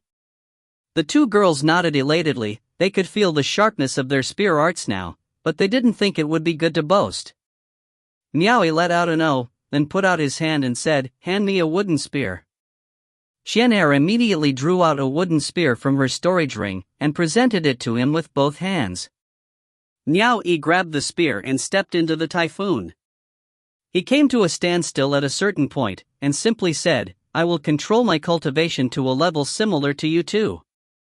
You will both fight me together." Yao Ruoxian's interest was immediately piqued. He knew that Miao Yi's spear arts were exceptional. If the two girls could match Miao Yi with their spear arts, then it meant that they had already mastered it. "Hurry up! Your master wishes to test the fruits of your training," said Yao Ruoxian excitedly, as he waved his hand. The two girls shared a glance. They were also eager to test their hand. They both gripped onto their spears and jumped over. Standing on either sides of Miao Yi, they eyed him cautiously and raised their spears, trapping Miao Yi in the center. They didn't expect Miao Yi would then stab the spear in his hands into the ground, actually taking out a piece of cloth, and covering his own two eyes with it. Yao Ruoxian and the girls were stunned. Not only was he going to restrict his own cultivation to the same level as the two girls, he was going to fight them blindfolded? The howling of the wind was very loud just then. With the weather being so chaotic, not only would it affect one's vision and hearing, it would affect the sensing of transcendence energy as well. Even Yao Ruoxian felt that Miao Yi was being a little too confident. If Miao Yi were to really restrict his own cultivation to the same level as the two girls, and cover his own eyes on top of that, he was going to have it rough. In order to make certain that Miao Yi was not employing some sort of trick, Yao Ruoxian immediately invoked his arts and covered the entire field with his sense, examining the fluctuation of transcendence energy in the three of them. "Begin," said Miao Yi, turning to his side. The two girls couldn't help but bite their lips. Being able to use a single wooden spear to decimate a giant stone mountain with their low cultivation had a huge impact on their mentality. Their temperament had already undergone a massive change, especially the confidence and boldness they had when dealing with affairs. It was no longer the same as it was before. Under such terrible conditions, the master not only lowered his own cultivation, but also intended to fight them blindfolded. They felt he was belittling them a little too much. Shui'er grit her teeth as her feet took off. Under the mighty wind, she launched the spear with a whoosh. Demure as a maiden, Miao Yi didn't even bother looking. He had no way to with his eyes covered anyhow. However, the instant Shui'er struck out, he swiftly moved his hands and pulled the spear around. Twisting his elbow, he returned a strike back in the direction Shui'er was stabbing from. Pa! With pinpoint accuracy, the tips of the wooden spears clashed together. To be more specific, it wasn't that Shui'er's spear strike was accurate, but that Miao Yi had precisely struck at her incoming spear tip, forcefully stopping her piercing strike. Shui'er's gaze underwent a great change. She had to concede that her precision wasn't at such a level. Furthermore, the moment both spears clashed, she could feel that Miao Yi had indeed restrained his cultivation to fight against her. He had restrained his cultivation so much that it was actually slightly lower than her own. He had only used the cultivation of one who had just attained White Lotus first grade. Sensing the changes within the battlefield, Yao Ruoxian sucked in a breath of cold air, secretly praising how strong the brat's sensory ability was under such harsh conditions. Xian'er's eyes were alight. No longer having any hesitation, she shifted her waist and quickly launched her spear out, joining forces with Shui'er to face Miao Yi in a vicious battle. With spears in their hands, they danced around Miao Yi, their long, sharp spears stabbing at high speeds. Miao Yi more or less stood in place, quickly shifting his body about. He didn't go head-on with the two girls, and barely clashed with their spears. Instead, he would strike with flawless precision whenever he saw an opening amidst their torrent of strikes. His spear strikes were almost impossible to see. Furthermore, they were incredibly precise and free of any unnecessary flamboyance. Simple, yet effective, his every strike was fatal. He constantly struck at the vital points of the two girls, forcing them to a distance. Every time they even attempted to approach, the sharp point that sought out their vital points would force them on pins and needles, as they anxiously tried to protect themselves. The two girls became more astonished the more they fought. Their master had blindfolded himself, and lowered his cultivation to an even lower level than their own, yet he was still able to keep them at bay, and force them on the defensive. Both of them had finally come to realize the vast divide between their master and themselves. If the master were to fight without a blindfold, the two girls broke out in cold sweat just thinking about it. Only then did they realize how arrogant they had been, back when they thought they could be confident about themselves. Yao Ruoxian shook his head as he watched. Originally, he thought that on spear arts alone, the two girls were good enough to traverse the cultivation realm. However, compared to Miao Yi's spear arts, he realized that the difference between them was not small at all. He finally understood how Miao Yi was able to slaughter his way in and out of an encirclement of 1 to 200 men. Suddenly, Miao Yi, who had been defending on the same spot, started to go on the offensive.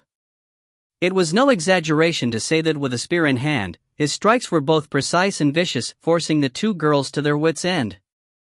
They had no choice but to join forces to defend themselves from him. As they anxiously retreated, the two girls secretly transmitted messages to each other. Shan Hai abruptly swept the ground with her spear, sweeping up dust and rubble towards Miao Yi. Shuai took advantage of the opponent's confusion caused by the dust, and swiftly struck out. Shan Hai closely followed suit with another strike from her spear as she twirled her body around. Two girls, one in front and one behind, one from above and one below. One sweeping strike and one downward strike, both striking simultaneously. When they saw Miao Yi quickly using his spear to deflect the rubble coming at him, they thought their plan had succeeded. Suddenly, Miao Yi gently snapped up the point of his spear, immediately striking the underpart of Shuai's spear tip, and flicking her spear upwards. In that moment, Miao Yi used the momentum to instantly strike out with his spear. His strike quickly scraped past her chest by a hair's breadth, only tearing her clothes a little before he drew it back. If it was a true battle with an enemy, Shuai would probably already have a cold gaping hole in her heart from being pierced by Miao Yi's spear. Retracting his spear slightly, Miao Yi used the momentum to flick the spear downwards, deflecting Shan Hai's oncoming strike. He didn't follow up with a fatal strike. Instead, he hurriedly stepped in and twisted his body, striking back from under his rib. As Shan Hai crossed paths with the spear, her back was immediately struck by the tail of the spear. Shan Hai gave out a muffled cry, staggering as she fell to the ground. She looked at Miao Yi in awe, her back a little numb. He had already stabbed his spear into the ground, and ceased attacking. She knew that Miao Yi had been holding back just then. Otherwise, she wouldn't have been struck with the tail end of the spear. The victor had already been decided. There was no longer any need to continue battling. In truth, it had been easy to tell which side was stronger, and which was weaker from the very beginning. The two girls stood side by side, looking at the blindfolded Miao Yi standing stoically, as his clothes fluttered amidst the howling wind. There was a marveling gleam in their eyes.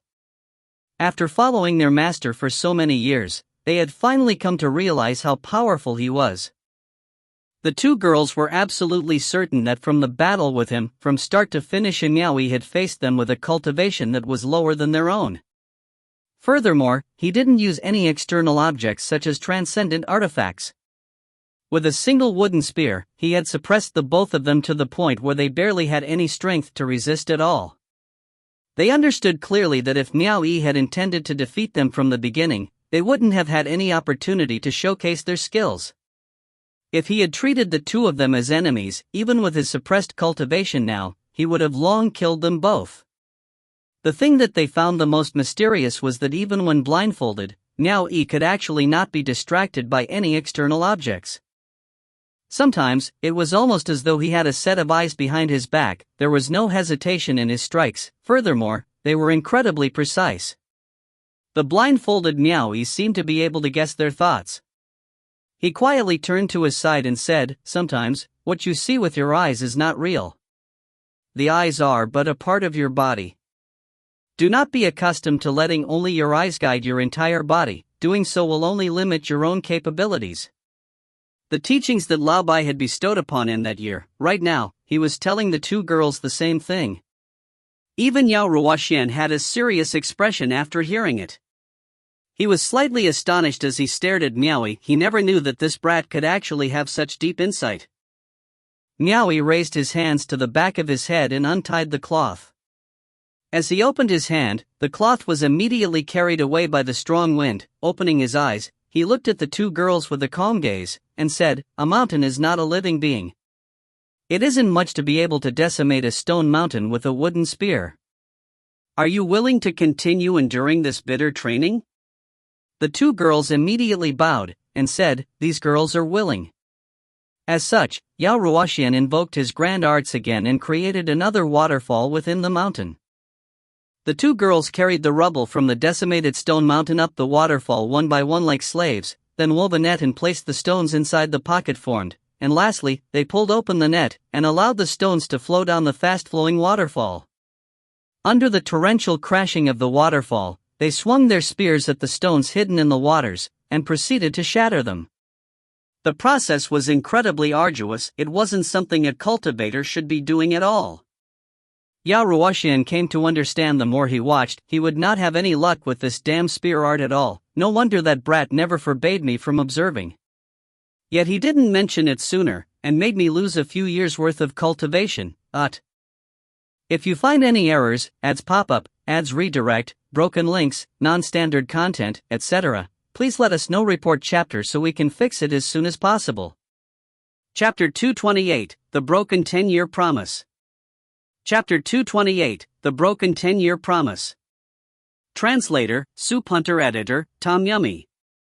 The roars of dragons rang throughout the mountain forest. The thunderous booms scared the birds away. Utilizing the inversed scale spear in his hand, Miao Yi was striking out at his surroundings like a dragon.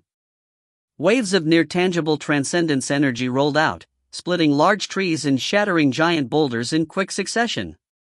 After a rapid flurry of strikes, Miao Yi suddenly stilled. Standing quietly in place, he gazed at the destruction about him, with the dust still in the air. Finally, his gaze dropped onto the inversed scale spear. On his forehead, the outline of a 5-petaled white lotus shimmered. After 4 years on the island, he had finally broken through the divide within the White Lotus realm and attained White Lotus 5th grade. He had come alone to test his hand a little. The transcendence energy of a White Lotus 5th grade was quite tangible as he attacked. When paired with the inversed scale spear, the strength certainly had an exponential increase. It was just as Yao Ruoxian had said, with the increase in his cultivation, the might of his spear arts would increase as well. Tucking the inversed scale spear away, Miao Yi was neither happy nor sad as he calmly departed. Once he returned to the cave manor, he crossed his legs and sat back down onto the stone couch. Tossing a mid-grade orb of will into his mouth, he started refining it quietly. After refining it for a short while, Miao Yi revealed a faint smile with his eyes still closed. As expected, to break through to White Lotus 6th grade, he would need about 80 low-grade orbs of will. However, what he didn't expect was that once his cultivation had broken through to White Lotus 5th grade, not only did the might of his arts increase greatly, the speed at which he could refine orbs of will had also greatly increased. He initially estimated that he would need about a month to refine a low-grade orbs of will, which should have enabled him to refine around 12 orbs in a year. Unexpectedly, he didn't even require a month to refine an orb now. As he factored this into his calculations, he reckoned that he would probably be able to refine almost 20 orbs in a year. With this in mind, he would only need 4 years to break through to White Lotus 6th grade. It might even be faster than the time it had taken for him to break through to White Lotus 5th grade, from White Lotus 4th grade. It was only then that Miao Yi understood. No wonder White Lotus 5th grade was considered a significant divide within the White Lotus realm. Not only did the might of his transcendence energy increase drastically, even the speed at which orbs of will were refined had increased. However, he foresaw that this happiness would only remain for the brief moment that he was still in White Lotus 5th grade. He would probably have it rough once he reached White Lotus 6th grade. The realm's cultivators were never aware of the changes in the mortal realm, nor would they notice the passage of time. A mere 4 years were but a fleeting moment for someone in cultivation. When the silhouette of a 6-petaled white lotus flower bloomed on Miao Yi's forehead, his lips revealed a bitter smile. He couldn't help but shake his head slightly. Sure enough, he was only happy for the brief while that he was in the White Lotus 5th grade. Not every breakthrough in cultivation could be similar to when he broke through to the 5th grade, where the speed of refining orbs of will would increase exponentially. It doubled yet again. He would probably need 160 orbs of will to break through from 6th grade to 7th grade. However, in comparison, the speed of refining orbs of will had not increased very much. He tested his new refining speed, and estimated that he could probably only refine 2.5 orbs in a single month, so in a year, he could probably only refine 30 orbs. This also meant that he would require a staggering 5 years to break through to White Lotus 7th grade. If it was like this, how long would it take to break through to 8th grade? How long would it take to break through to the Blue Lotus realm that he dreamed about? The lifespan of a cultivator was long to begin with compared to other mortals. He told himself that he should be content with where he was right now, and cleared his mind of any distracting thoughts. He had to focus on progressing forward. So long as he puts in the effort, he was sure to succeed. The bitter smile on his face slowly eased. Once again, he sat quietly like a stone statue, not moving in the least. Another 2 years passed. Dressed from head to toe in ragged clothing, Chen Er and Shui Er tugged on their sleeves as they came to the entrance of the cave. They were both wearing fabric shoes and three-quarter pants, revealing their smooth and clean ankles. They stood in line outside the cave and said, "We wish to see the master." They were not as impudent as Yao Ruoxian, who would enter as he pleased without so much as a word. "Come in." Miao Yi's clear voice rang out from inside. The two girls went inside together, and bowed.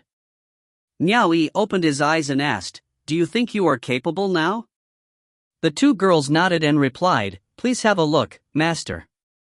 Miao Yi ceased cultivating and stepped down from the stone couch, then led the two girls out the cave. Once the three of them found Yao Ruoxian, he invoked his arts and enveloped the three of them within, then took off to the skies. High in the sky over the boundless sea, clouds rolled through the blue skies, whilst waves rumbled on the jade seas with no end in sight. The four of them soared through the skies and stopped in mid-air. Below them was the location that Miao Yi had trained in all those years ago. Under the fathomless ocean was the old nest of the tyrant fish. Yao Ruoxian snapped his hand out and tossed a withered bough into the ocean. Then, he withdrew the light surrounding the four of them. They descended nimbly and stood steadily on the withered driftwood that was floating in the ocean. The two girls turned to face Miao Yi. He smiled and gave them a nod. "Begin." Understood. The two girls immediately drew out their wooden spears and, gripping it tightly in their hands, jumped into the crashing waves. They quickly dived into the depths of the fathomless ocean without even raising up a single wave. After training all these years, the two girls who couldn't swim at all before, could now navigate the ocean depths as nimbly as any fish. Just from this alone, they had learned much. Yao Ruoxian was standing atop the floating driftwood and rubbing his hands, then shook his head and he said, "These two girls have endured much these past few years. They've even almost lost their lives several times. I'm telling you, brat, how could you put these two dolls through such brutal training?" He turned to glare at Miao Yi, then stared out at the surface of the ocean whilst vigorously rubbing his hands once more. He was somewhat worried as he said, "Let's hope that they're able to succeed this time." After departing from the mortal realm for so long, Miao Yi's temperament had become quite detached. He gently smiled and said, "The fragrance of a plum blossom springs from the bitterness of winter. If 10 years of harsh training can be exchanged for a lifetime of benefit, then what was a little suffering? I too have no wish for my personal handmaidens to be mere flower vases that can only manage menial tasks like serving tea or pouring wine. Naturally, I wish for them to share in my concerns. Regardless, isn't Senior here to save them anyway?" He was quite aware that Chen Er and Shui Er had almost ended up as fish food multiple times. The tyrant fish here had tough and sturdy scales, and their teeth were incredibly sharp, even capable of leaving bite marks on a steel plate. Theirs was an existence more akin to demon beasts. Moreover, they stayed in schools in the ocean depths. Once they were provoked, they would attack in droves in a heartbeat. They were extremely vicious, and would not stop until their opponents were dead. Were a normal White Lotus 5th grade cultivator tossed into their territory, he would most likely face death if he didn't manage to escape. There were several instances when Chen Er and Shui Er would be covered in bite wounds. They would climb out of the surface of the ocean full of blood. They had been, as one would imagine, quite miserable. Yao Ruoxian had ground his teeth as he watched them being tormented so. Cultivators only focused on raising their own cultivation. After pursuing an unrivaled grand art, they would be able to go anywhere they please. Was this necessary? It was even worse than the martial artists of the mortal realm. However, that was only the case in the beginning. After being instructed by Miao Yi back then, Yao Ruoxian even had to follow them into the ocean depths and be prepared to save them if things went south. Now, he could gradually leave them be. As the two were talking, the corpses of the tyrant fish had begun to float up to the surface one by one. One fish after another floated up the surface, and were eventually washed away by the waves. Miao Yi tucked his hands into his abdomen area, then took out an orb of will and tossed it into his mouth to continue cultivating where he stood. Beside him, Yao Ruoxian was stroking his beard with one hand, and counting the number of dead fish that floated up to the surface with the other: 1, 2, 3, 80, 300, 3,000, 8,000, 15,000. About 4 hours later, Yao Ruoxian suddenly shouted, "Enough! That's enough! There are 21,000 already. Girls, hurry up and come out. It's already enough." Miao Yi spat out the orb of will out of his mouth, and opened his eyes to look at the bodies of the fishes that were floating on the ocean surface. Not long after, Xian'er and Shui'er leapt out of the water and landed on the floating driftwood. They held onto their wooden spears, and were panting heavily as they looked towards Miao Yi, waiting for his approval. Miao Yi examined them both. All he could see was that they were soaked through and through. With their muscles severely exhausted, it was hard to avoid the seawater from soaking their bodies, completely revealing their voluptuous bodies, with their shapely bosoms, slender waists, firm buttocks, and long, elegant legs. Although they looked quite miserable about their skin being dark, it gave them a different sort of charm.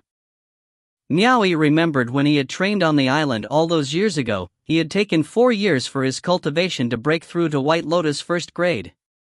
After that, he spent 6 years on the hellish training for the spear art. In total, he had spent 10 years training on the island. On the other hand, although they had already broken through to White Lotus first grade, the two girls had to train bitterly for 10 years before they succeeded. There was still somewhat of a gap.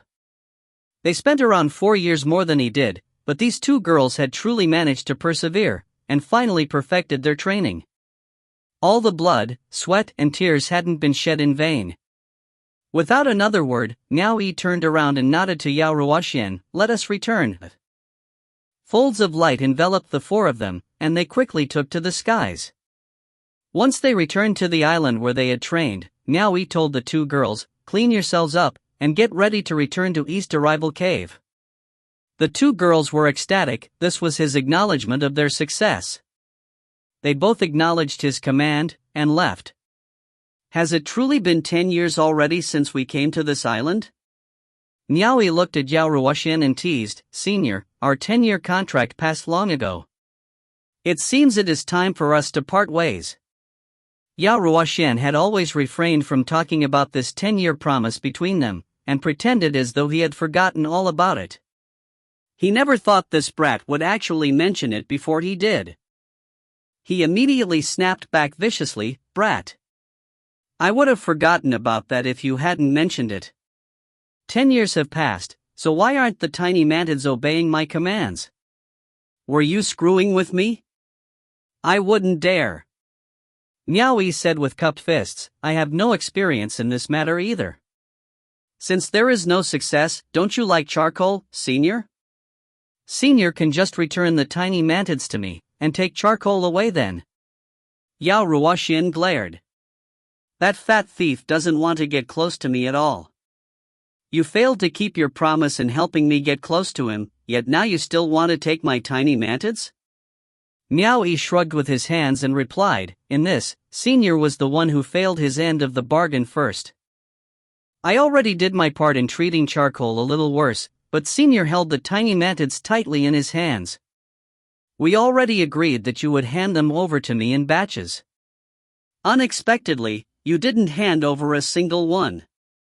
How could you expect me to continue treating charcoal badly and help you two get more closer then? Does Senior intend to take both charcoal and the tiny mantids away?" This was exactly Yao Ruoxian's goal, but now he couldn't take away either one. He could always take them by force, but if they didn't recognize him as their master, what was the use in bringing them away? At least by Miao Yi's side, not only could he take control of either one whenever he pleased, he could have Miao Yi command them to do his bidding. He now realized that so long as he watched over Miao Yi, it would be as if he were indirectly controlling both treasures simultaneously. "Humph! You're twisting the facts." Yao Ruoxian scoffed. Very well then. This junior will make another compromise. Senior can bring both charcoal and the tiny mantids away. After that, we will no longer have anything to do with each other, said Miao Yi generously. Yao Ruoxian was speechless. He never expected Miao Yi to be so magnanimous. Alas, if he could bring them away, he would have long since done so. It would be better if he could bring Miao Yi away with him as well. However, Miao Yi still had a damn immortal record. Moreover, he had upset the manor head and been demoted to horse deputy. He couldn't remove his immortal record even if he wanted to. Yao Ruoxian didn't want to bring such a big pain in the arse along with him. What do you think you're up to? Said Yao Ruoxian, furious with shame. Pointing at Miao Yi's nose, he rebuked him.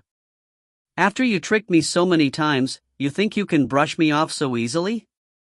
Do you have a death wish? Miao Yi laughed bitterly. Then what does Senior wish to do? To show my sincerity, Senior can just tell me what to do, and this junior will just go along with what you say. That's more like it. Yao Ruoxian held his chin and thought for a moment, then abruptly swept his hand out and said, I will not fuss over this with you for the time being. Wait until I've thought it over for a bit, and decided on what to do. Then, we can talk about it. Very well. I shall follow Senior's instructions. Once Senior has considered it, feel free to tell me about it. Miao Yi nodded, and accepted his terms. Yet he was actually thinking, this old man probably won't be able to think it through until everything is in his hands. If you find any errors, ads pop up, ads redirect, broken links, non-standard content, etc., please let us know. Report chapter so we can fix it as soon as possible. Chapter 229, A Long Cry in Suppressing Second Hall. Chapter 229, A Long Cry in Suppressing Second Hall. Translator, Claude Editor, Tom Yummy. In a short while, after they have cleaned themselves up, Chen Er and Shui Er returned and made their way to stand behind Miao Yi. Miao Yi turned Otto throw them a glance. He was a little surprised to realize how different Chen Er and Shui Er looked after putting on a new set of dresses. Previously, even though both the two girls' cultivation had reached White Lotus first grade, their faces still carried traces of a delicate femininity and gave off a feeling of daintiness. Now, their demeanors were serene and composed, their eyes gleamed with a faint sharpness in them, and their beautiful tanned faces carried the air of a warrior's spirit. A tightly strapped waist belt made their bosoms look bigger, their waists thinner, and their buttocks more firm. Their limbs were slender and well-proportioned, and it seemed that they had gotten slightly taller than before. As they stood upright with their heads high and their chests out, they looked both elegant and valiant in bearing. The two girls never expected Miao Yi to stare at them like that. It was still a first for them to keep getting eyed by him so. The previously calm and sharp gaze in their eyes couldn't help but shy away in embarrassment. He couldn't help getting all sorts of ideas. Yao Ruoxian wasn't the least bit bothered. Pulling out a few transcendent artifacts, he enveloped both humans and steed together before bringing them skywards, past the skies and into the distance. As per their agreement, before they reached East Arrival Cave, Yao Ruoxian dropped the lot of them off then departed on his own. There was no other reason for it, Yao Ruoxian just didn't wish to meet with anyone else. Truthfully, after all these years in East Arrival Cave, other than Miao Yi and the two handmaidens, only Yan Xiu had ever seen Yao Ruoxian. As for the others, if Yao Ruoxian didn't want to meet them, it would be difficult for them to be aware of his existence as well. Charcoal was very familiar with these parts. After being away for 10 years, he had finally returned to the territory around East Arrival Cave.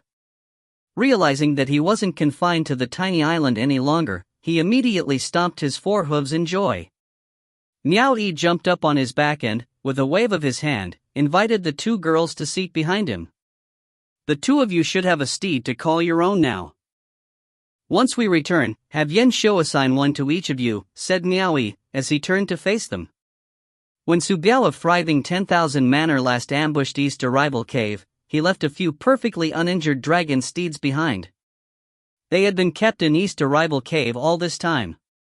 Understood, replied the two girls excitedly. Miao Yi brought his hand over to gently tap on Charcoal's back. Charcoal immediately spread his four hooves and broke into a gallop. Charcoal had been a little restless from staying on the island. With his speed, that island was truly much too small. He would reach the end of it with just a casual trot. There was no fun to be had in that at all.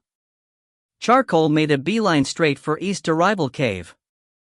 Then, carrying the three people on his back, directly jumped into the courtyard behind the Grand Hall. Right after they dismounted, Charcoal made a dash for the spot he so dearly missed, flicking his small tail as he did. He found that this was the most comfortable place to lay down on. After all, it was clean and there were no bugs randomly creeping about. Yan Xiu quickly came over upon hearing news of their arrival to pay his respects. He was quite surprised to see how different the auras of the two girls were from before. Miao Yi began walking towards the ante-hall, and asked, "I trust everything has been fine as of late?" "Everything is fine. The mountain chieftain only came by once for a brief inspection. After she heard that you were out training, she even gave me a good scolding, ordering me to manage East Arrival Cave's men properly and not get into any trouble," replied Yan Xiu. "Xin Weiwei?" Miao Yi laughed. That woman definitely didn't have any good intentions in seeking him out. He could not be bothered with her. Once Yan Xiu reached the doors of the ante-hall, he noticed a dragon steed sleeping under the eaves. Wondering if Miao Yi had changed his mount, he asked in puzzlement, "What happened to Charcoal?" Hearing this, Charcoal harumphed at him, then lowered his head to continue sleeping as he swished his tail around. "Isn't this Charcoal? He's just gotten thinner." Miao Yi casually pointed Charcoal out, before entering his quarters. The two girls closely followed suit behind, and entered after him. Yan Xiu stood at the door, stunned. He stared at Charcoal, and kept giving him the once-over. He was a little afraid to believe it. He doubted that the once-fat Charcoal, who never ever lost a little bit of weight even if he wanted to, could become such a handsome steed. However, after seeing the difficult-to-imitate behaviors of his, he slowly started to accept it. Someone had always maintained the cleanliness of the courtyard. Once Miao Yi entered and sat down, Zhen and Shui stood by his sides once again. After Yan Xiu answered a slew of questions from him, Miao Yi gave Yan Xiu a hearty congratulations. The reason was, Yan Xiu's cultivation had broken once again through to White Lotus 5th grade. After Yan Xiu became the cave master of East Arrival Cave, Miao Yi would give out the wages of Orbs of Will for everyone else in East Arrival Cave. Of the remaining 24 Orbs of Will from the cave's annual tribute, Miao Yi would take away 14 and pass the remaining 10 to Yan Xiu. Thus, Yan Xiu wasn't treated too poorly. It was more or less similar for cave masters of the other caves. From this perspective, Yan Xiu was fulfilling the role of cave master perfectly. After 10 years, Yan Xiu had accumulated over 100 low-grade Orbs of Will. This was something unimaginable for him in the past. It was a pity that Luozhen had died prematurely, and couldn't share in his good fortune.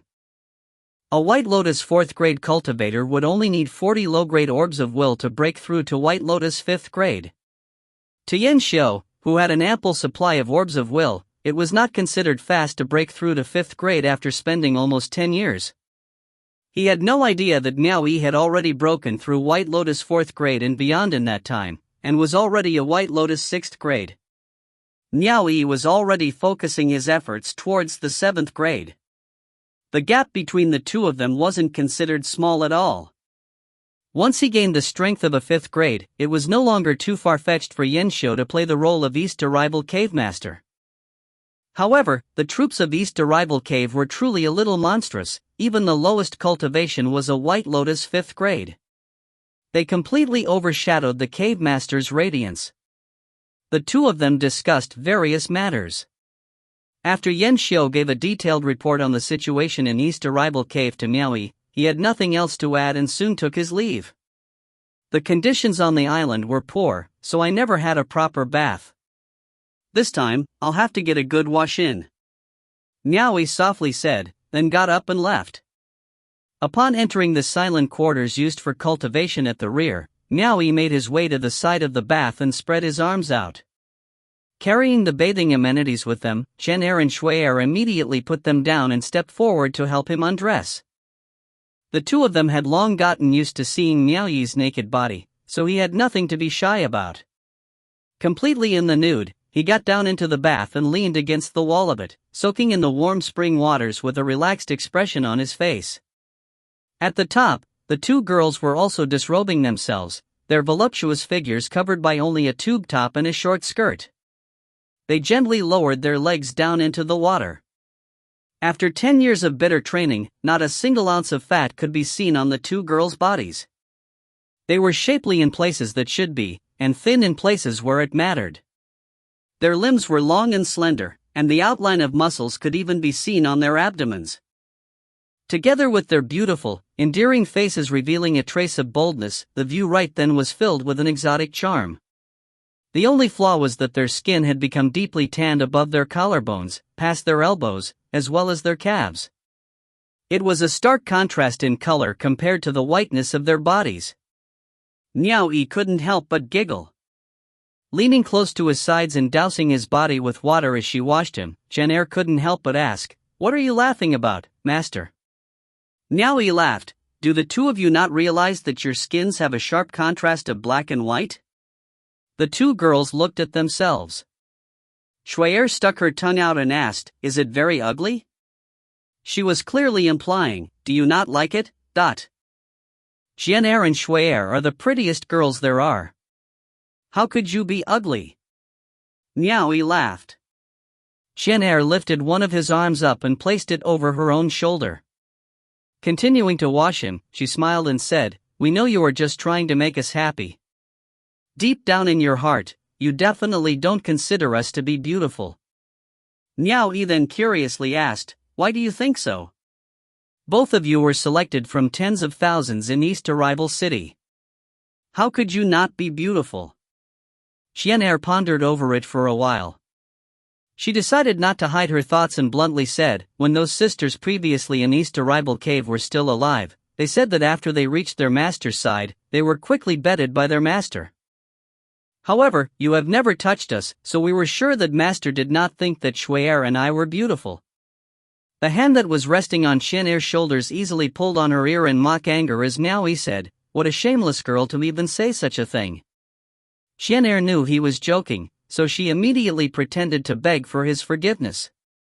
"It is only because I do not dare hide things from you, that I told you the truth as it is." Miao Yi pinched her cheeks, then relaxed his hand as he shook his head and said, "The two of you are overthinking it. I have two beautiful women who are a feast for the eyes by my side. How could I not be tempted? It's just that I have other matters plaguing my mind at the moment. Once I have finished doing the things I need to do." He used his other arm and raised Shui Er's chin as he continued, "The two of you are mine from the beginning. You are the feast placed by my side, and I can have you any time I want. Wouldn't you say so, Shui Er?" The air wasn't so stiff between the three of them when they were together in private. They could be awkward for a time, but not after about 10 years. After all, they were always having skin-to-skin contact. Saying such teasing words were already commonplace. Shui Er allowed him to hold on to her chin as he pleased, as she curiously asked, "What do you want to do?" Miao Yi gave her nose a light pinch. He laid down on her body, resting his head on her buxom chest, and raised one leg up from the water, propping it on Chen Er's shoulder. He closed his eyes and enjoyed the moment, then intentionally changed the topic. "The both of you have grown calluses on your hands. If I don't focus, I might even think I'm being washed by the hands of two men." The two girls sniggered. They stopped asking anything more, as they knew he didn't want to mention it. Suppressing second hall. The mountain peaks towered up high, bathed in the golden radiance of the morning light. Woo! Suddenly, a long cry reverberated forth from the inside the palace hall. It echoed across the mountains and frightened the morning birds away. All eyes in the surrounding mountains focused their gazes on this place.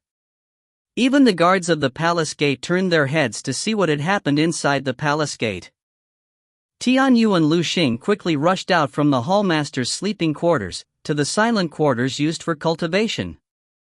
Just as they reached the door, they bumped into a bright-eyed Wu Lingxiao as he was walking out. They quickly saw that the silhouette of a six-petaled red lotus flower was shining on Wu Lingxiao's forehead. It was as they expected. Tianyu and Lu Xing revealed expressions of joy as they kneeled with one knee, and respectfully said, "Many congratulations to the hallmaster." Wu Lingxiao laughed, and laughed his heart out. For a cultivation at his realm, it was truly difficult for him to make a single step forward. It had taken him over a whopping 300 years to grind through to Red Lotus 6th grade from Red Lotus 5th grade, and this was still considered fast. When he had broken through, he couldn't help releasing the pent-up emotions he held in his heart for the past 300 years in a long cry. It was absolutely exhilarating. All the tension in his body and mind were shed. No need for formalities. Wu Lingxiao said, and he extended his hand to beckon them to stand. Taking a few large strides forward, he added, "Send an invitation over to Wu Menglan, and have her come over to celebrate with me. I want to present her with a toast of celebration." Tianyu and Lu Xing pursed their lips up in a smile. They knew their hallmaster was trying to anger Wu Menglan, or he just trying to show off to her. They remembered how their hallmaster had pursued Wu Menglan for a very long time in the past, but sadly he had never been able to win her favor. Understood, both of them answered simultaneously. As he walked into the hall, Wu Lingxiao shook his hands and brushed his robes. Sitting in his rightful place, he flung his hands out and said, "How could I not have any wine on such a joyous day?" Lu Xing immediately took out a pot of fine wine from her storage ring and opened it, presenting it to him with both hands. Wu Lingxiao grabbed it and lifted his head to chug it down. He allowed the wine to trickle down the sides of his cheeks to soak his body. All because he was extremely thrilled. However, after finishing half the wine pot, he placed it down and he shook his head, saying, "This wine isn't good enough. After drinking the wine given to me by that cheapskate little brother of mine, my suppressing second hall seems to have run out of fine wine. Have East Arrival Cave gift some fine wine over, and celebrate with me." The two girls shared a glance. Then, Tianyu asked, "Is Hallmaster really planning on having East Arrival Cave gift fine wine over? If you find any errors, ads pop-up, ads redirect, broken links, non-standard content, etc., please let us know. Report chapter so we can fix it as soon as possible." Chapter 230, The Hallmaster Has to Take the Blame Too. Chapter 230, The Hallmaster Has to Take the Blame Too. Translator, Claude Editor, Tom Yummy. Why not? The usually calm Wu Lingxiao flung his arms out, and continued to speak insolently, "I am in charge of the entire suppressing second hall. Who dares defy my orders? Not just good wines, I can have anybody's head swiftly handed to me if I so desire it." Tianyu knew that he was currently in a good mood, so she was cheerful as well. However, she still had to remind him, "Hall Master, the cave master of East Arrival Cave has been replaced with another. That Miao Yi was already demoted to a horse deputy by Yang Cheng, remember?" Her reminder had Wu Lingxiao stumped on the spot. Indeed, Wu Lingxiao was that Xiaoizhu, the one forced by Miao Yi to become sworn brothers after meeting each other in the plum garden of suppressing second hall. Miao Yi had only done so to escape from the scene. Then, he shoved a pot of wine to Xiaoizhu, and left swiftly after that. For Miao Yi, the pledge of brotherhood was insignificant, as he had never taken it to heart at all. Wu Lingxiao was aware of that. Of course, he didn't have any respect for a mere cave master of East Arrival Cave. For him, just like it was for Miao Yi, the pledge in the plum garden was just a momentary whimsy. He never kept that little brother in mind. After all, he was the hall master of suppressing second hall. Without a doubt, he would never let another soul know that he had pledged brotherhood with a mere cave master. If news of the brotherhood spread to the public, Miao Yi could only gain from it, as he didn't need to take any responsibility. With his limited capability, he wouldn't even be able to bear an ounce of responsibility for the situation, so there was no psychological burden whatsoever. However, for Huo Lingxiao, once news of that leaked out to the public, he would be put in a slightly awkward situation. As a hall master, he had tremendous power and authority. It wouldn't make sense for a powerful man like him to pledge brotherhood with someone like Miao Yi. Logic aside, if Huo Lingxiao were to be sincere about the pledge, he would definitely have to take good care of Miao Yi. Yet, what kind of brotherhood had both of them pledged to? Wouldn't it be burdensome to drag along a man of such a mediocre standing? It would be better if he continued to act like nothing had happened at all. Moreover, what kind of scene would it be for the hall master to command the cave master of East Arrival Cave, who was about 108,000 li apart, to serve him wine? That person he wished to call wasn't a cave master anymore. If he insisted on East Arrival Cave serving him wine, that person as a horse deputy might not oblige him. Huo Lingxiao couldn't possibly reassign the horse deputy to serve wine, could he? If he really wished to go that far, everyone would definitely investigate the matter further. Forget about my desire. Huo Lingxiao sighed and waved his hand, eventually giving up on his spontaneous impulse. At suppressing third hall, a piece of good news had arrived from suppressing second hall. Handmaiden Fei Yun came to the entrance of the silent quarters and knocked on the door. "Hall master. Come in." Wu Menglan casually replied from inside the silent quarters. Not long after Fei Yun entered the quarters, Wu Menglan let out a deep groan. How shameless! Wu Menglan's mood wasn't just bad. Her face expressionless as she returned to the main hall and seated herself. She crushed the jade archive in her hands with a crack. This woman seemed to have a habit of crushing things with her hands. Fei Yun asked, "Will Hall Master going to attend the feast to convey your congratulations?" "Congratulate? Should I bring a gift for Huo Lingxiao and congratulate him?" said Wu Menglan, rolling her eyes at Fei Yun. Realizing that her inquiry had upset her master, Fei Yun quickly ducked her head and remained silent. "You really think that he wanted to have a feast with me? He just wants to show off to me." Wu Menglan slammed the tea table, before continuing with a determined tone, "Pay no attention to him." Despite saying so, Huo Lingxiao had surpassed her cultivation level, so her mood was obviously still affected. From the look of it, she would have no mood to continue cultivating for the moment. Wu Menglan faced her and asked, "Has anything happened recently?" "Everything is as it were. No serious issues have cropped up," replied Fei Yun, as she took out a pile of jade archives from the storage ring, before placing it on the tea table. Wu Menglan was still irritated, and took one of the jade archive to examine it, hoping to divert her attention to something else. Huo Lingxiao and her used to be lovers, but because of Huo Lingxiao's involvement with another woman, both of them had an argument and went their separate ways. After that, Huo Lingxiao realized that she was still the best for him, so he pursued her once more. With Wu Menglan's temper as it was, she asked him to bugger off without saying another word. In the end, both of them clashed with each other using their strength. After some competition, one thing led to another, which led them to both achieve their current status. Upon achieving their position, both of them had to maintain a cooperative relationship with each other for their benefits and interests. As she continued to read each of the jade archives, Wu Menglan discovered that most of the jade archives were from thriving 10,000 manor. She could immediately understand why this was so. Nowadays, Lu Jingtian couldn't afford to make any mistake, regardless of whether it was a small mistake or a big one. He continued to ask for instructions no matter how big or small the matter was.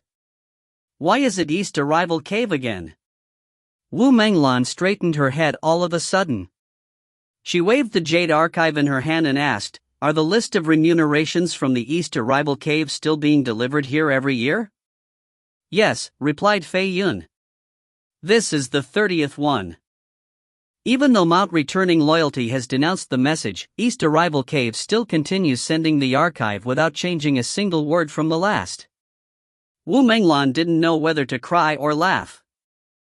"I have been waiting for them to stir up problems so that I can see and deal with Huo Lingxiao. Yet what is up with them sending these jade archives every year? Even if he doesn't consider the East Arrival Cave annoying, I'm already fed up with reading these jade archives. She tossed the jade archive to the table and said, "What is wrong with them? Had Lu Jingtian not discovered anything of them? I have asked Lu Jingtian before. He reported back by saying that the East Arrival Cave is different from the other abodes of suppressing Second Hall. He can easily retrieve information from members of the other abodes once they're confused, but the members of East Arrival Cave are very unified, like a piece of solid metal. Moreover, those members are keeping a low profile, so it is difficult for an outsider to retrieve anything from them. Why do I keep thinking that scum Huo Lingxiao is intentionally trying to provoke me?" Wu Menglan mumbled to herself as she grabbed the jade archive again. In reality, as the manor head of the thriving 10,000 manor, Lu Jingtian was quite grateful that East Arrival Cave kept sending the jade archive every year. While Wu Menglan kept suspecting that Huo Lingxiao was trying to provoke her, she didn't want him to think that she was angry as a result of being embarrassed at her subordinates. This was why she hasn't made her move against Lu Jingtian, otherwise his position as the manor head would have already been replaced with someone else. Asking that good-for-nothing person to ask for information is useless. "I want to see for myself what they are really doing," said Wu Menglan, tossing the jade archive again. In suppressing Second Hall, between a mountain and a lake, a boat was floating in the middle of the water. Huo Lingxiao was in a good mood, and continued to relax as he sat at the rear of the boat fishing. Lu Xing knelt at the side while cooking fresh fish on a small stove, which was giving out an appetizing aroma. A silhouette slided over the water and landed on the boat. It was Tian Yu. She approached Lu Xing and took a whiff of the delicious aroma from the pot. She showed a content expression. "Is there any reply from Wu Menglan?" asked Huo Lingxiao, as he held onto his fishing pole. "No. I guess she isn't coming to celebrate with Master." Yan Yu chuckled. Huo Lingxiao swung his fishing pole upwards, yet there was nothing on the hook. He swept his gaze across the lake, and with a sudden swing of the fishing pole, the fishing line plunged swiftly into the water. In the next moment, he quickly lifted up the pole. A heavy fish weighing 10 jin was hooked onto his fishing line. He threw the fishing pole with the fish onto the floor of the boat. Standing up, he clapped his hands and said, "If she's not coming, I'm going to look for her." But he upped and left straight away. His silhouette took the sky instantly. Tian Yu and Lu Xing glanced at each other and shook their heads speechlessly. The delicacy they had meticulously prepared for their dear hall master was all for naught. On the outskirts of East Arrival Cave, a person was riding on a dragon steed and galloped steadily towards the cave. It was none other than the hall master of the suppressing Second Hall, Huo Lingxiao. Initially, he wanted to directly head to suppressing Third Hall to invite Wu Menglan to have a feast with him. Since she wasn't coming to him, he decided that he would personally go and bring the feast to her. In reality, he just wanted to provoke Wu Menglan.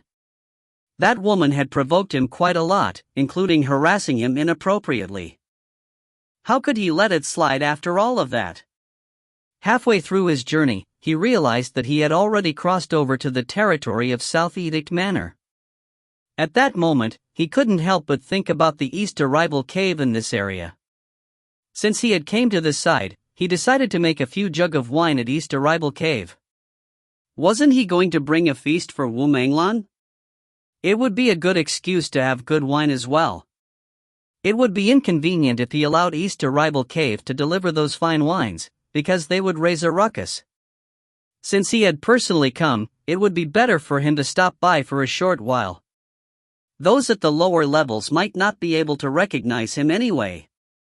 And so, Huo Lingxiao had summoned a dragon steed and prepared to rush towards East Arrival Cave to pretend to pay a visit to his sworn brother. In an unexpected turn, when he arrived at the path to East Arrival Cave, he was met with another steed coming from the opposite direction. When he saw the dragon steed in front of him, Huo Lingxiao thought his eyes were playing tricks with him. He quickly halted his mount, and opened his eyes wider to take a closer look.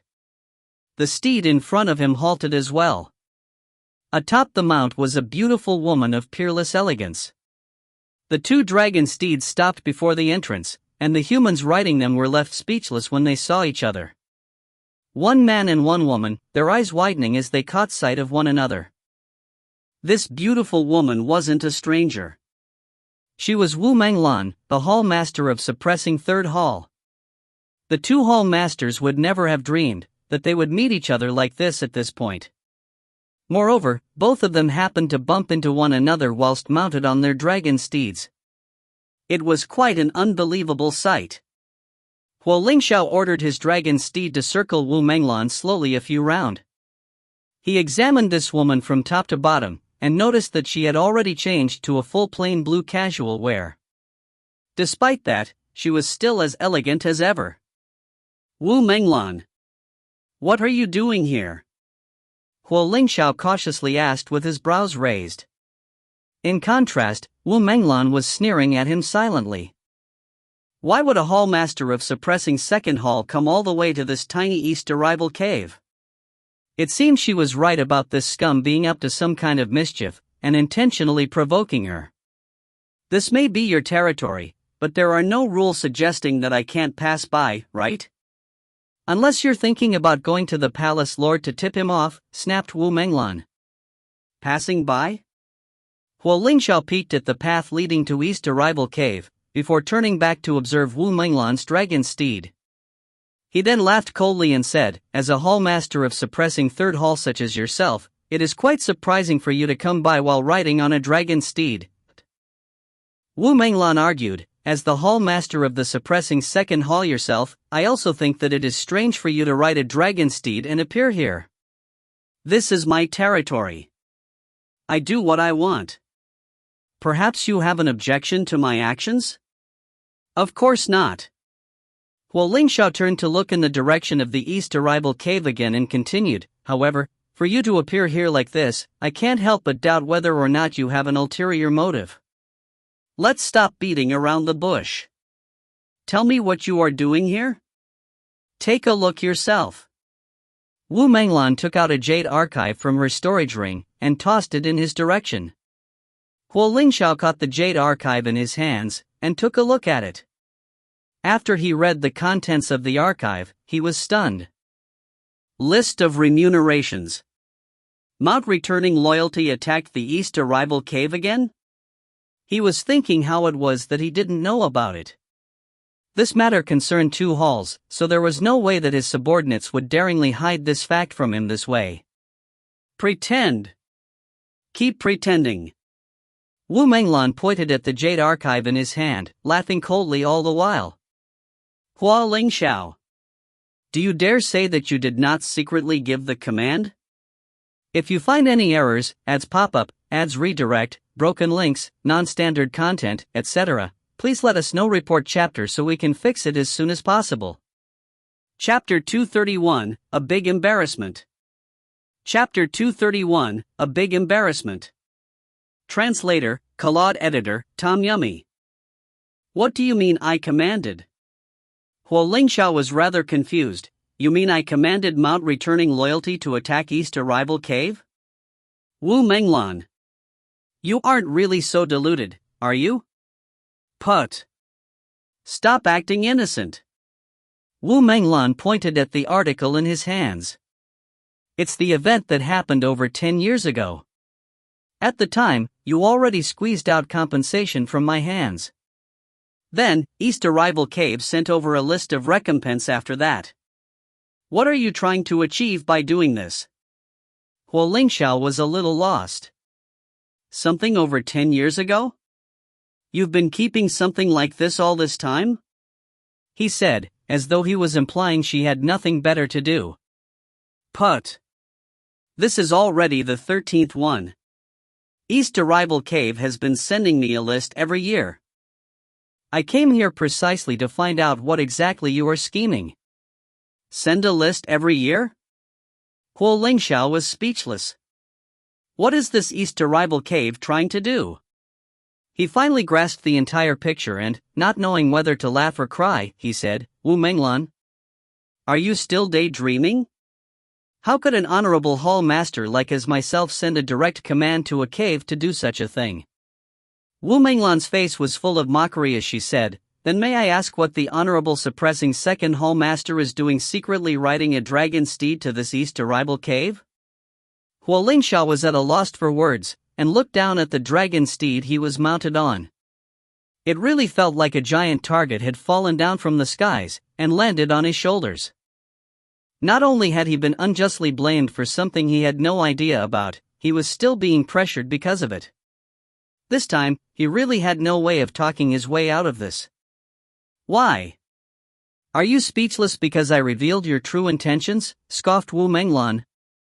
This is truly unjust, said Huo Lingxiao, sighing helplessly. If I tell you that I came here to gift you some wine for a celebration, would you believe me?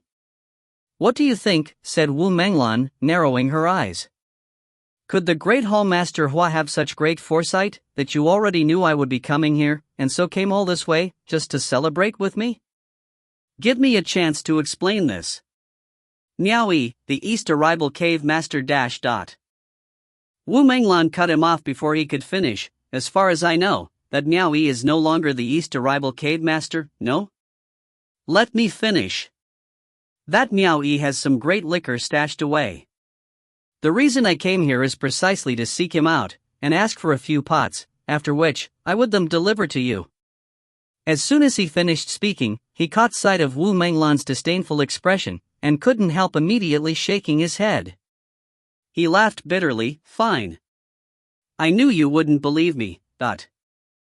If you want me to believe you, can you at least use your brain a little? You have to at least make it sound believable if you're going to tell lie. Why could the Honorable Suppressing Second Hall Master come all this way just for some good wine when he could just order his men to send it over? Tilting her head, Wu Menglan continued asking, why don't you go ask if anyone in your own Suppressing Second Hall would believe your nonsense? Huo Lingxiao, oh, Huo Lingxiao. After so many years, your nature of deceiving women with a mouthful of lies has not changed at all. Your lies might work on other women, but do you think these tricks would still work on me? Huo Lingxiao's expression twitched, that escalated quickly. No one would believe him anyway even if he told the truth. He threw both his hands up, as though announcing his surrender, and earnestly said, let me tell you the truth then. That East Arrival Cave Master, Miao Yi, is actually my sworn brother. However, he doesn't know my true identity. I don't want him to discover it either, which is why I came all this way, dressed like this. Wu Menglan was a little startled. Your sworn brother? An Honorable Suppressing Second Hall Master like yourself would swear an oath with the horse deputy of a mere cave? Huo Lingxiao didn't know whether to laugh or cry. I didn't wish for it either. I only swore an oath with him, because I was held at spear point and forced to do so. Wu Menglan was quite astonished. Given Huo Lingxiao's cultivation, it was easy to imagine how powerful a cultivation the person had, to force him to swear this oath. She couldn't help but ask, who was it that forced you?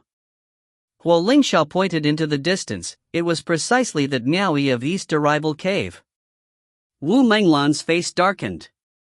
Thinking that she had been duped yet again, she became furious with shame. Her dragon steed suddenly launched a surprise attack, and viciously charged at Huo Lingxiao. Huo Lingxiao thrust forward with his palm, the air rippled, and the oncoming dragon steed was forced to a halt by the might of his transcendence energy. He hurriedly tried to explain, wait until I finish. This incident started off in my Suppressing Second Hall's plum blossom garden. That day, He soon detailed the events that led to Miao Yi and he becoming sworn brothers. Wu Menglan stayed her hand, and started listening to what Huo Lingxiao said as he eventually explained himself. After listening to his explanation, and looking through the writ of oath he handed over, Wu Menglan was convinced. She was surprised, and commented, there's actually someone so odd in this world? What do you mean by odd? I was only doing it for a bit of fun back then. I'm warning you, you better not let news of this get out. Otherwise, don't blame me for being discourteous. From atop her dragon steed, Wu Menglan immediately began laughing her head off, thinking about how Huo Lingxiao was held at spear point by a mere cave master, and forced to swear an oath. She almost cried from laughing too much. She pointed at him and continued laughing. So that's why you're sneaking around here now? This is called reaping what you sowed. Wu Lingxiao smiled to see Wu Menglan laughing her heart out, and teased, you still look the same as you did back then when you laugh. That charming energy of yours is still there. When I think back, those were such fond memories. Wu Menglan instantly stopped laughing. Realizing she was being teased, she glared and said, piss off. Why are you acting so distant, said Wu Lingxiao as he shook his head. I even told you such a dark secret of mine. Don't tell me you can't even understand a little of my wish? Wu Menglan stuck out her hand and said, gosh, that's quite simple. If you want me to understand your wish, just hand over your entire fortune to me. Then, we can talk. Did I overdo it? Wu Lingxiao raised his head to gaze at the skies, and feigned ignorance. Wait for me here. I'll be back soon. After I get the fine wine, we can sit down and have a nice long talk. Turning his dragon steed around, he brought it to a gallop straight at the entrance of the mountain. Wu Menglan scoffed at him. Then, quickly turned her dragon steed around, and chased after him. Hearing some noise behind him, Wu Lingxiao turned around to look. He waited for her to catch up to him, and furrowed his brows, asking, why are you still coming along? I've told you that the list of recompense had nothing to do with me. Why would you hold this against a Near East arrival cave? I just want to have a peek at what the great cave master Miao, who could even force the great hall master Hua to submit, looks like. Wu Menglan said with a faint smile. Wu Lingxiao shook his head. He knew that he wouldn't be able to stop her. Once the two of them reached the entrance of East Arrival Cave, they were stopped by the gatekeepers. The gatekeepers asked them to state their identities, but neither of them were willing to name themselves. Seated on his high horse, Wu Lingxiao said with an overbearing tone, tell Miao Yi that an old friend from Suppressing Second Hall has come to visit. Once they heard it was from Suppressing Second Hall, the gatekeepers went away with a hint of suspicion in their hearts.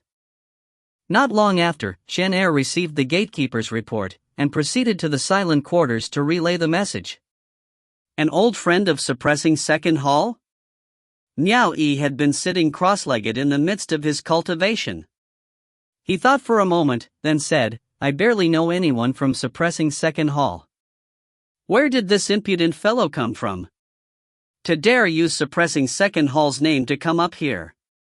Have Yan Xiu bring some men to handle it. After he said this, he closed his eyes once again and resumed cultivating. Miao Yi wasn't so arrogant that he would be unwilling to even meet the other party.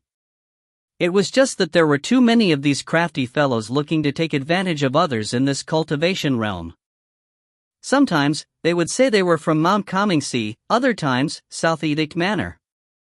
They would always use the name of the superiors, because it was risky to get on their bad side. It had been fine while Miao Yi was still in charge of East Arrival Cave. Everyone knew he was highly regarded by Yang Qing, and that he was incredibly ferocious in his own right. So no one dared to take advantage of him. Ever since those bastards from the three major schools began populating the two manors, they weren't well liked. They had never experienced Miao Yi's might before. Moreover, as the new head of East Arrival Cave, Yan Xiu was nowhere as unyielding as Miao Yi, someone who had the audacity to even make an attempt on the life of Mount Comingxi's mountain chieftain, Xiong Xiao. There was a reason why East Arrival Cave was repeatedly harassed so. It was because most of the members of East Arrival Cave were from the school of Blue Jade. After the disciples of the three major schools joining the two manors came to know of the grievances between Yang Qing and the school of Blue Jade, they thought that there wouldn't be any repercussions if they took advantage of this place, unlike the other territories, where they couldn't be too excessive out of courtesy to their fellow disciples. In the meantime, Miao Yi had been going out to sea for long periods of time during his training, not concerning himself with most trivial affairs. So Yan Xiu had to spend quite a lot of effort to deal with those people. Even now after Miao Yi's return, they still met those hooligans looking to take advantage of them on two separate occasions. After Miao Yi asked what was behind this matter and understood the situation, he simply had Yan Xiu kick them out without another word. So what if you're from Mount Comingxi? If you want to take something, have Qin Weiwei take it from me herself. So what if you are from South Edict Manor? I have already been demoted to a horse deputy. If you have the ability, have Yang Qing terminate my immortal record then. This time, it was even more absurd. To dare claim that they were from suppressing Second Hall. Soon after, Yan Xiu finished gathering 10 men and rode to the mountain gates. Each of them held a weapon in their hand and acted very hostile to their visitors. Outside the mountain gates, Wu Lingxiao and Wu Menglan shared a glance. They could see that something wasn't right with the situation. No one would welcome guests in this manner. At the forefront of the pack, Yan Xiu aimed his broad axe at them and roared, "Where are you impudent fellows from? Why did you come to my east arrival cave?" Wu Menglan smiled and watched Wu Lingxiao intently. Wu Lingxiao creased his brows. "Who are you?" "I am the cave master of East Arrival Cave." Yan Xiu clearly replied. "Yan Xiu?" Wu Lingxiao wasn't at all familiar with this name, but he wasn't fazed in the least and asked, "Is Miao Yi here in East Arrival Cave?" Yan Xiu glared at him. "Who are you? Why do you act so suspicious, and not state your name?" After becoming cave master for a time, Yan Xiu was beginning to carry an imposing aura. Wu Lingxiao slowly lowered his eyes and said, "You still don't have the qualifications to know my name. Go and tell Miao Yi that his sworn brother is here. He will know who I am." Wu Menglan immediately stifled a laugh. "Miao Yi's sworn brother?" Yan Xiu was taken aback, but no longer dared to carelessly provoke the other party. He quickly had someone rush over to report. Soon enough, Zhen Er entered the silent quarters once again and said, "Master, the visitor says that he is your sworn brother." "Well, I am his sworn grandfather." Miao Yi scoffed. First, he impersonated someone from suppressing Second Hall. Now, he has become my sworn brother. I have never sworn an oath of brotherhood with anyone before. Those bastards are really pushing their luck. Have Yan Xiu seize them and bring them to me." The person that received the order hurriedly returned to the mountain gates and cupped his fists towards Yan Xiu, cave master. The horse deputy said that he has never sworn an oath with anyone before, and commands you to immediately capture these people and bring them to him. When Wu Lingxiao heard this, his mouth was instantly agape. "Fu fu. Ah ha ha. Ha ha ha ha."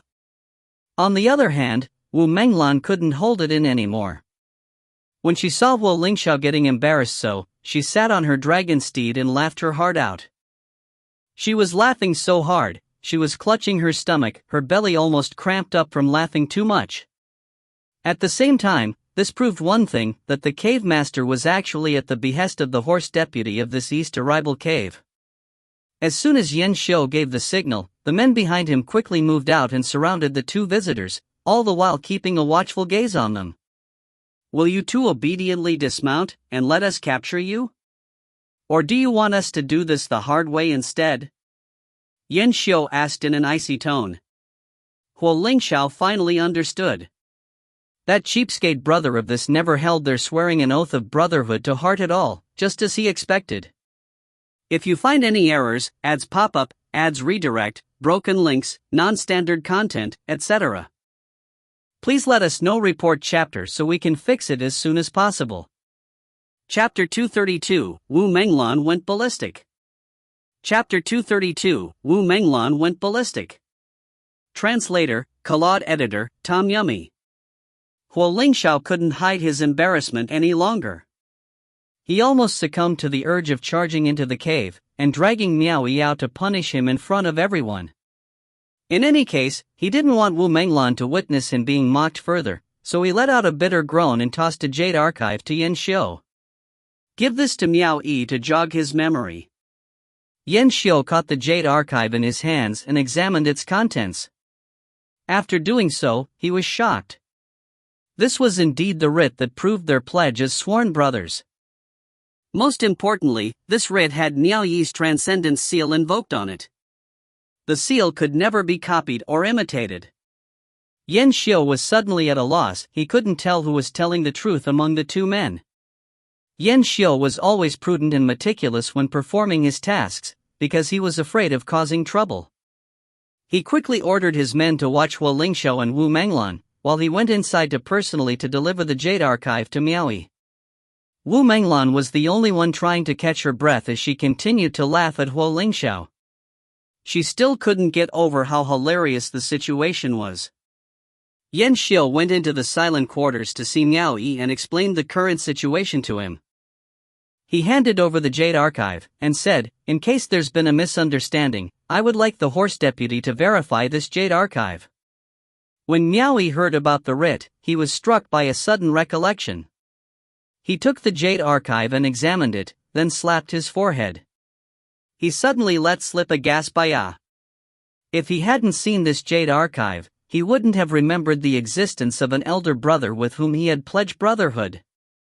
Xiao Yizhu, so it's him. What is he doing here? Please tell him to come inside. No, I've offended him already. I will personally invite him inside. Miao Yi jumped off the stone couch and hastened his steps. Xian'er and Shui'er looked at each other in bewilderment. Did their master really have a sworn brother? As Yan Xiu followed after Miao Yi towards the entrance, he quickly asked, "Is he really your sworn brother?" "You could say that, kind of. I only swore it without thinking. I didn't think that he would actually come running here like this. What is wrong with him? Anyway, he didn't seem to be well off at suppressing Second Hall, so I guess he's come to seek financial aid. Since he's here, I have to give him my warmest welcome," replied Miao Yi, waving his hand as if he didn't want to think of the past. As he picked up the pace going towards the gates, he could see Xiao Yizhu was indeed one of the two people surrounded by his men. Miao Yi quickly waved his hand and said, "They're my acquaintances. Leave them be. Quickly move away." Yuan Fong and the others immediately broke off the encirclement around those two.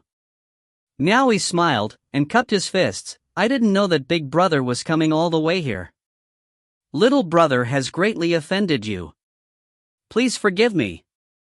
Miao Yi turned his attention to the beautiful woman beside him, and couldn't help but look twice. He didn't know who this person that Xiao Yizhu had brought with him was, but her appearance and aura were quite extraordinary. At the same time, he noticed that this woman was also scrutinizing him with eyes full of curiosity. Everyone at the East Arrival Cave glanced at one another. This guest was really the sworn brother of their cave master. Moreover, he was from suppressing Second Hall? Did the connections of their cave master really stretch as far off as suppressing Second Hall? Wu Lingxiu calmly sat on his dragon steed and sighed, "You flatter me. Little Brother is quite something. It's not easy to meet you. I almost lost my life because of that. I know Big Brother is really angry about it, but I had no choice. I will explain to Big Brother later." Even after a few bantering words, Xiao Yizhu still had a grim expression on his face. Miao Yi quickly faced Wu Menglan and cupped his fists. "Big Brother. Is this your wife?" If yes, then he would have guessed correctly. If no, then it wouldn't be wrong to crack a joke between a man and a beautiful woman under this heated circumstance. Wu Menglan stopped laughing. She glared at Miao Yi and scowled. "What? This brat is talking bullshit." Wu Lingxiu was caught by surprise from Miao Yi's words. His previously grim expression evolved into a bellowing laugh, releasing all the anger he had harbored in his heart. Throwing aside his pompous manner, he jumped down from his dragon steed. Then he went forward to tap on Miao Yi's shoulder, and with a jesting tone, he said, "How could you have seen this wrong?" After that, he quickly whispered behind Miao Yi's ear, "Little Brother. Only you can understand my feelings. Why, she is my unrequited love." A look of understanding flashed in Miao Yi's eyes. This was a one-sided love. Since Xiao Yizhu was bringing her into his territory, Miao Yi understood that this was a situation that called on him to support his big brother. Miao Yi didn't think that Xiao Yizhu would bring someone with a high cultivation base, but nonetheless, he still had to give face to his older brother. He immediately cupped his fists and asked Wu Menglan, "If I may, could I know your name?" Wu Menglan dismounted her dragon steed and casually replied, "Menglan." Meng, 1, written with the character for child and vessel, and Lan of the orchid flower. She was afraid of being linked to the hall master, and so quickly explained her name to Miao Yi. To the side, Wu Lingxiao was listening with a smile at the corner of his lips. "So you are Sister Meng. Since you are a friend of Big Brother, then you are also my friend. Please." Miao Yi gestured with his hand to welcome her, and personally led his guests into the cave. As he allowed both of them to enter the cave before him, he quickly gave an order to Yan Xiu, "Prepare a table of the finest dishes." Yan Xiu received the order and went ahead to prepare. Wu Lingxiao turned around and observed their exchange curiously. A horse deputy giving an order to the cave master, yet the cave master was willing to accept his order. This was interesting indeed. The weather was just nice when the three of them entered the courtyard behind the main hall. Miao Yi immediately welcomed his two guests into the pavilion in the center of the courtyard, and invited them to take their seats. After Qian and Shui'er served the guests some scented tea, they went and stood behind Miao Yi at his command. Wu Lingxiao and Wu Menglan couldn't help glancing at the two handmaidens a few times. The handmaidens they had seen before were all clean and pale. They never expected that Miao Yi's handmaidens would be tanned to the point of being black. They wouldn't have known that Qian and Shui'er had actually become less dark in recent days, after taking care of their skin. They were initially much darker after first coming back from their training, as they had gone through a lot of hardships and experiences. However, the unusual warrior spirit of the handmaidens caught the interests of these two hall masters. It was rare to see such distinctive qualities from women, especially handmaidens. Wu Menglan nodded and said, "Your handmaidens have good qualities." Miao Yi smiled, then gestured with his hands for his guests to have some tea. After Wu Lingxiao picked up his tea and took a few sips, he looked around and said, "Little brother, I heard you were demoted to a horse deputy, yet I still see you staying at a place much like a cave master's residence, am I correct?" "This is the cave master's idea. I'm just following his orders," Miao Yi casually explained. He then shot back with a question, "May I know what bring Big Brother to this place?" Wu Lingxiao chuckled, "After drinking little brother's fine wine, no other wine that I drink could compare. I came to ask for some more wine. I don't think little brother will mind, will you?" Miao Yi burst out laughing, "There'll be enough." He wasn't a drinker most of the time, unless when he was in the mood. In the past few years, a few thousand pots of wine had been taken by Yao Ruoxian. However, there was still enough, as he had a surplus of 10,000 pots stocked in the space.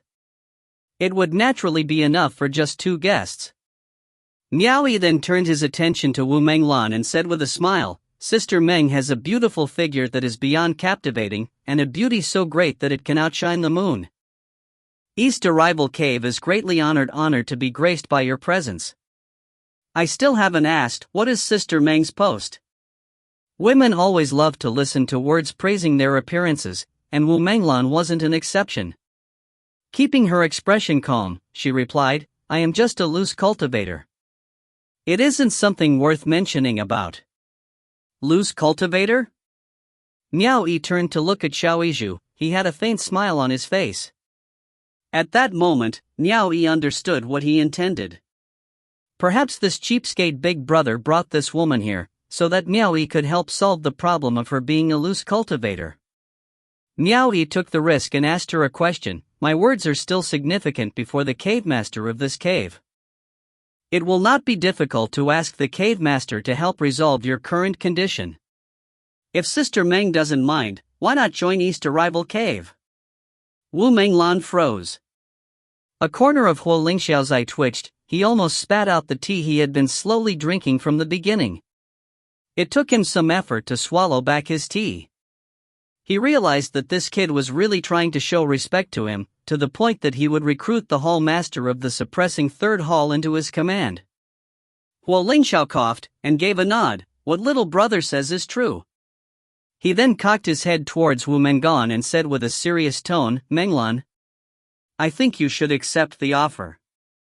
Don't disappoint my little brother and his good intentions." Huo Lingxiao deliberately cupped his fists at Miao Yi and said, "I'm sorry to have troubled little brother." Miao Yi thought he had guessed correctly. He responded in kind with cupped fists, and said, "As long as Sister Meng is willing, it won't be any trouble at all.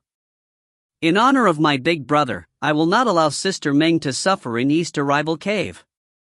"Are you two done echoing each other?" Wu Menglan frostily demanded. Miao Yi looked at Huo Lingxiao in bewilderment. Perhaps she is unwilling to do so? I'm used to being free for so long. I appreciate Brother Miao Yi's kindness, but I must decline your offer," Wu Menglan said without considering it at all. Huo Lingxiao abruptly shook his head and sighed, as if lamenting the waste of an opportunity. When Miao Yi saw his reaction, he naturally wanted to offer his aid. He took the initiative and further advised, "Sister Meng, you and Big Brother seem perfectly suited to each other. Wouldn't it be convenient if both of you could serve in the same place, at Suppressing Second Hall?" Wu Menglan glared, "Don't lump me together with him. I'm not involved with him." Miao Yi thought, "Would you follow Xiaoyizhu here if you had nothing to do with him? What was the point of him being compassionate and generous to Wu Menglan if she wouldn't have anything to do with Huo Lingxiao? Who did she think she was? Why does she show such an unpleasant attitude when she is just a loose cultivator? No matter how beautiful she is still an elderly woman. She won't be able to retain her youthful looks with her current cultivation base as she grows older." Humph. On the other hand, Huo Lingxiao let out a few chuckles, as if there was nothing to worry about. Wu Menglan glanced at the two men, and couldn't help thinking that she had brought trouble upon herself by coming to East Arrival Cave. She didn't want to let Huo Lingxiao off so easily, and continued, "Brother Miao, it's not that I can't tell between what's good and what's bad for me, but when I think about your Hall Master of Suppressing Second Hall, I feel disgusted. I do not want to serve under the command of such a person."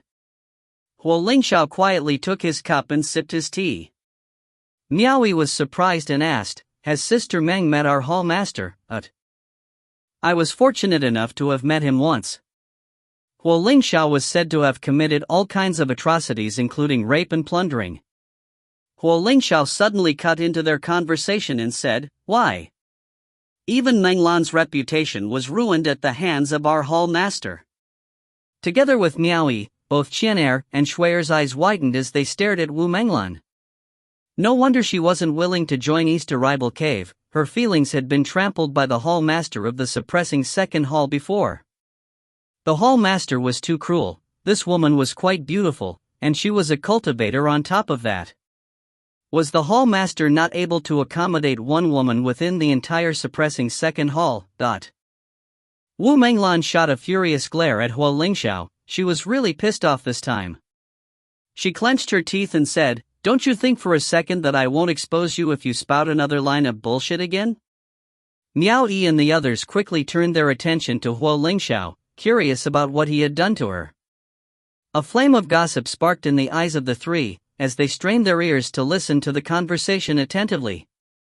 Huo Lingxiao let out a dry cough and said, "Let's leave it at that and not go that far. After all, I am from Suppressing Second Hall." When he was done speaking, he clamped his mouth shut.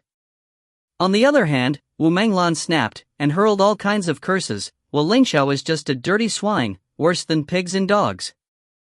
He is cruel and cold-hearted, a beast in a human clothing.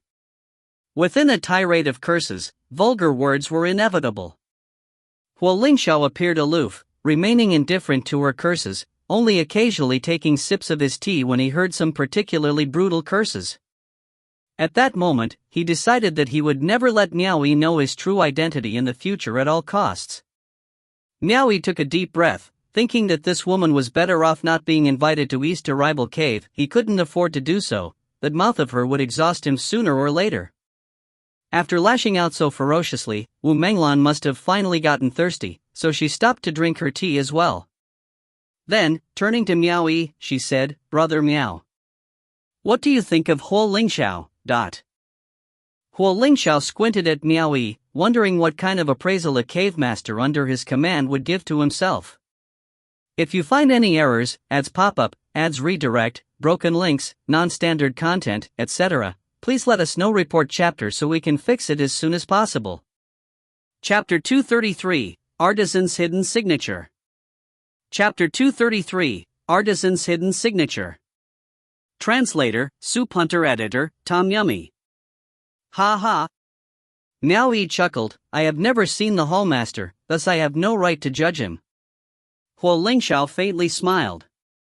Wu Menglan glared at him viciously, before pressing Miao Yi to speak. "Since you serve under suppressing Second Hall's banner, even if you have never seen him before, you should at least have some impression of Huo Lingxiao's despotic leadership.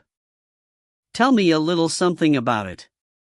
She obviously wanted Miao Yi to insult Huo Lingxiao to his face and embarrass him. Huo Lingxiao quietly shot a glance at Miao Yi from the corner of his eyes. Miao Yi continued to chuckle. "Sister Meng, I truly have never seen the hallmaster before. It wouldn't be good to make careless comments." Wu Menglan raised her eyebrow. "Brother Miao, don't be such a killjoy. Do you think we are outsiders?" Miao Yi was no idiot.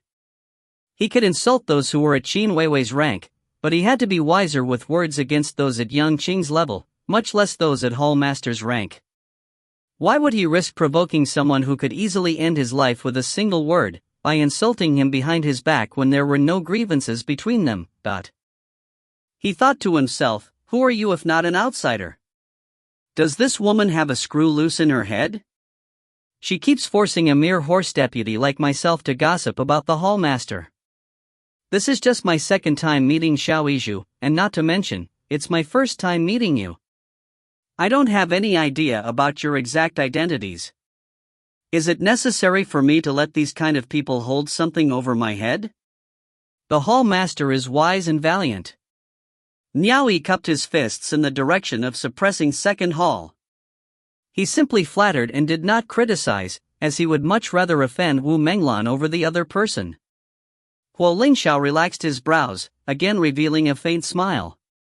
Wu Menglan coldly laughed. "Brother Miao, you have never seen Huo Lingxiao before. How would you know that he is wise and valiant?" Miao Yi smiled. "Someone who could become a hallmaster is naturally wise and valiant. If the day comes that I become a hallmaster, others would have the same to say of me as well. Dear little brother is so intelligent." "Your future is sure to be bright," said Huo Lingxiao, as he raised his thumb at him. Rage started to creep up Wu Menglan's face. She was about to erupt in fury when, fortunately, Yan Xiu brought some people over with the delicacies. So she could only hold it in for the time being. A group of handmaidens walked into the pavilion in an orderly fashion, neatly placing a spread of mouth-watering food on the table before retreating. As the cave master, Yan Xiu offered a couple words of greeting, but Huo Lingxiao and Wu Menglan only nodded their heads slightly in response. They didn't hold Yan Xiu with any regard at all. In the end, he left awkwardly. Miao Yi took out several wine pots from his storage ring and passed them to Qian and Shui. The two girls opened them up, and poured wine for the three of them. As the host, Miao Yi invited his two guests to have a drink. After taking in the alluring fragrance of the wine, Wu Menglan's gaze quivered slightly. She shelved her dissatisfaction aside for the moment and took a light sip. Her eyes closed as she savored the flavor.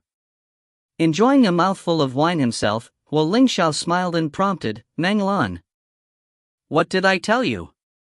The wine here has a pretty good taste, no? What a great wine!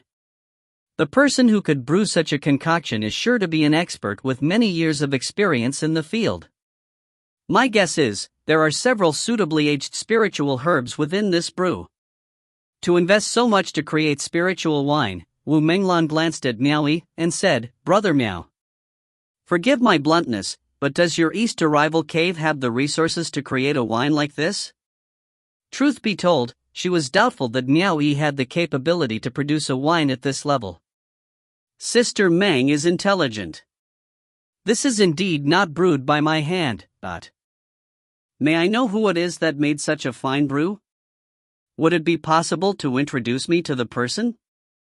Wu Menglan's eyes immediately flashed with interest. Even Huo Lingxiao's eyes began to flash, much less hers.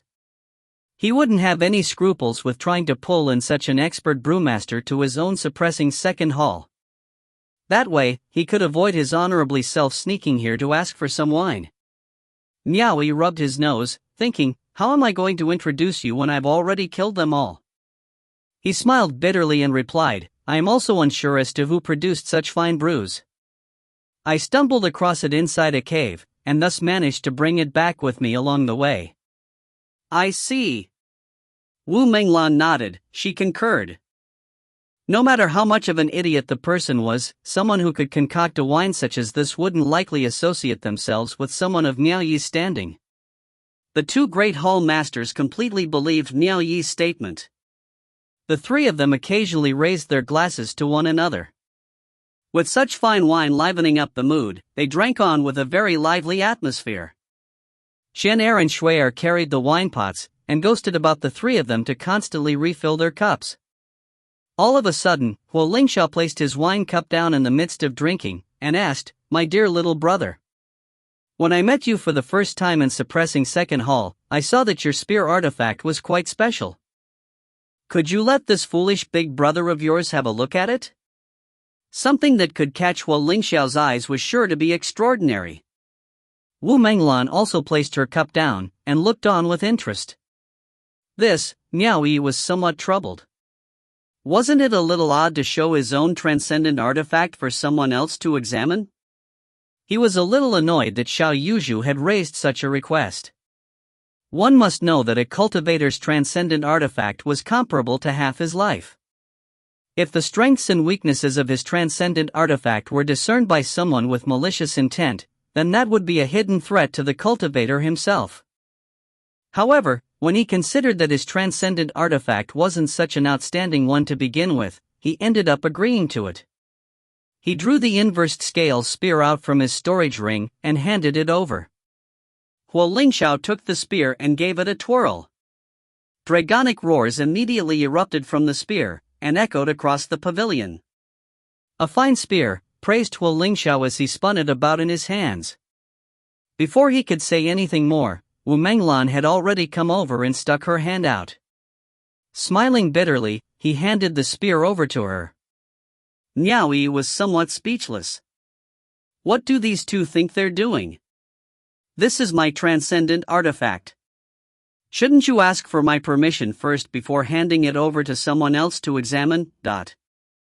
Even though this spear artifact is not an overwhelming transcendent artifact per se, the artisan's unique insights are clearly engraved into the spear, ingeniously manipulating the principles of design to create an overwhelming force. Its maker is someone with a deep comprehension of the principles of design and has excellent craftsmanship. It is definitely not something the average artifact artisan can come up with, praised Wu Menglan as she twirled the inversed scale spear around. However, once she cast her glance at the lower half of the dragon's head at the tail end of the spear, she gasped in surprise. Her head shot up to ask, Brother Miao, where did you obtain this spear artifact from? Miao Yi was even more speechless now.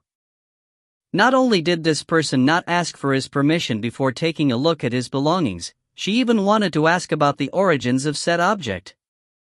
His relationship with these two wasn't so good that he could share all his information with them.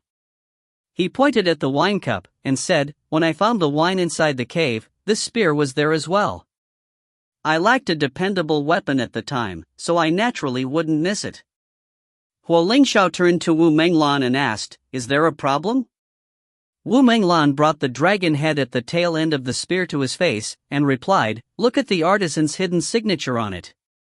Huo Lingxiao cast his eyes on the spot she was pointing at, and closely examined it. There were indeed two small hidden characters on it. Trust a woman to be so meticulous, he did not even realize there was such a thing earlier. Z. Yang, read Huo Lingxiao. He wouldn't have known had he not examined it closely, but once he did, he couldn't help but suck in a breath of cold air. He raised his head and exclaimed, "This transcendent artifact is Sir Zi Yang's handiwork?" No wonder a mere first-grade transcendent artifact could be refined with such a delicate intricacy. Miao Yi had noticed the two characters Zi Yang a long time ago. It was soon after Yao Ruoxian finished refining this artifact that he discovered those two hidden characters. At the time, Yao Ruoxian told him it was accidentally engraved during the refining process. He didn't have any experience in the field, so Yao Ruoxian pulled the wool over his eyes just like that. Now that he saw the expression on both their faces, he realized that things were not as they appeared. He couldn't help but ask, weren't these two characters just accidentally engraved onto the spear during the refining process? What is the artisan's hidden signature? Huo Lingxiao and Wu Menglan shared a glance, realizing that this guy was truly lacking in experience. The so-called artisan's hidden signature refers to the artisan secretly engraving his own name into the transcendent artifact as he is refining it. Normal artifact artisans are still not qualified to conceal their signatures because no one would know who they were even if they signed their names on the artifact. As a result, many artisans who weren't famous would use underhanded means such as forging signatures of famous artisans, just so they could sell the transcendent artifacts they refined for a good price, Wu Lingxiao casually explained. Miao Yi immediately asked, "Then may I know if this spear artifact of mine is a forgery?" This question was very important to him. He might be able to discover Yao Ruoxian's identity and origins. Wu Menglan shook her head, "It should be real.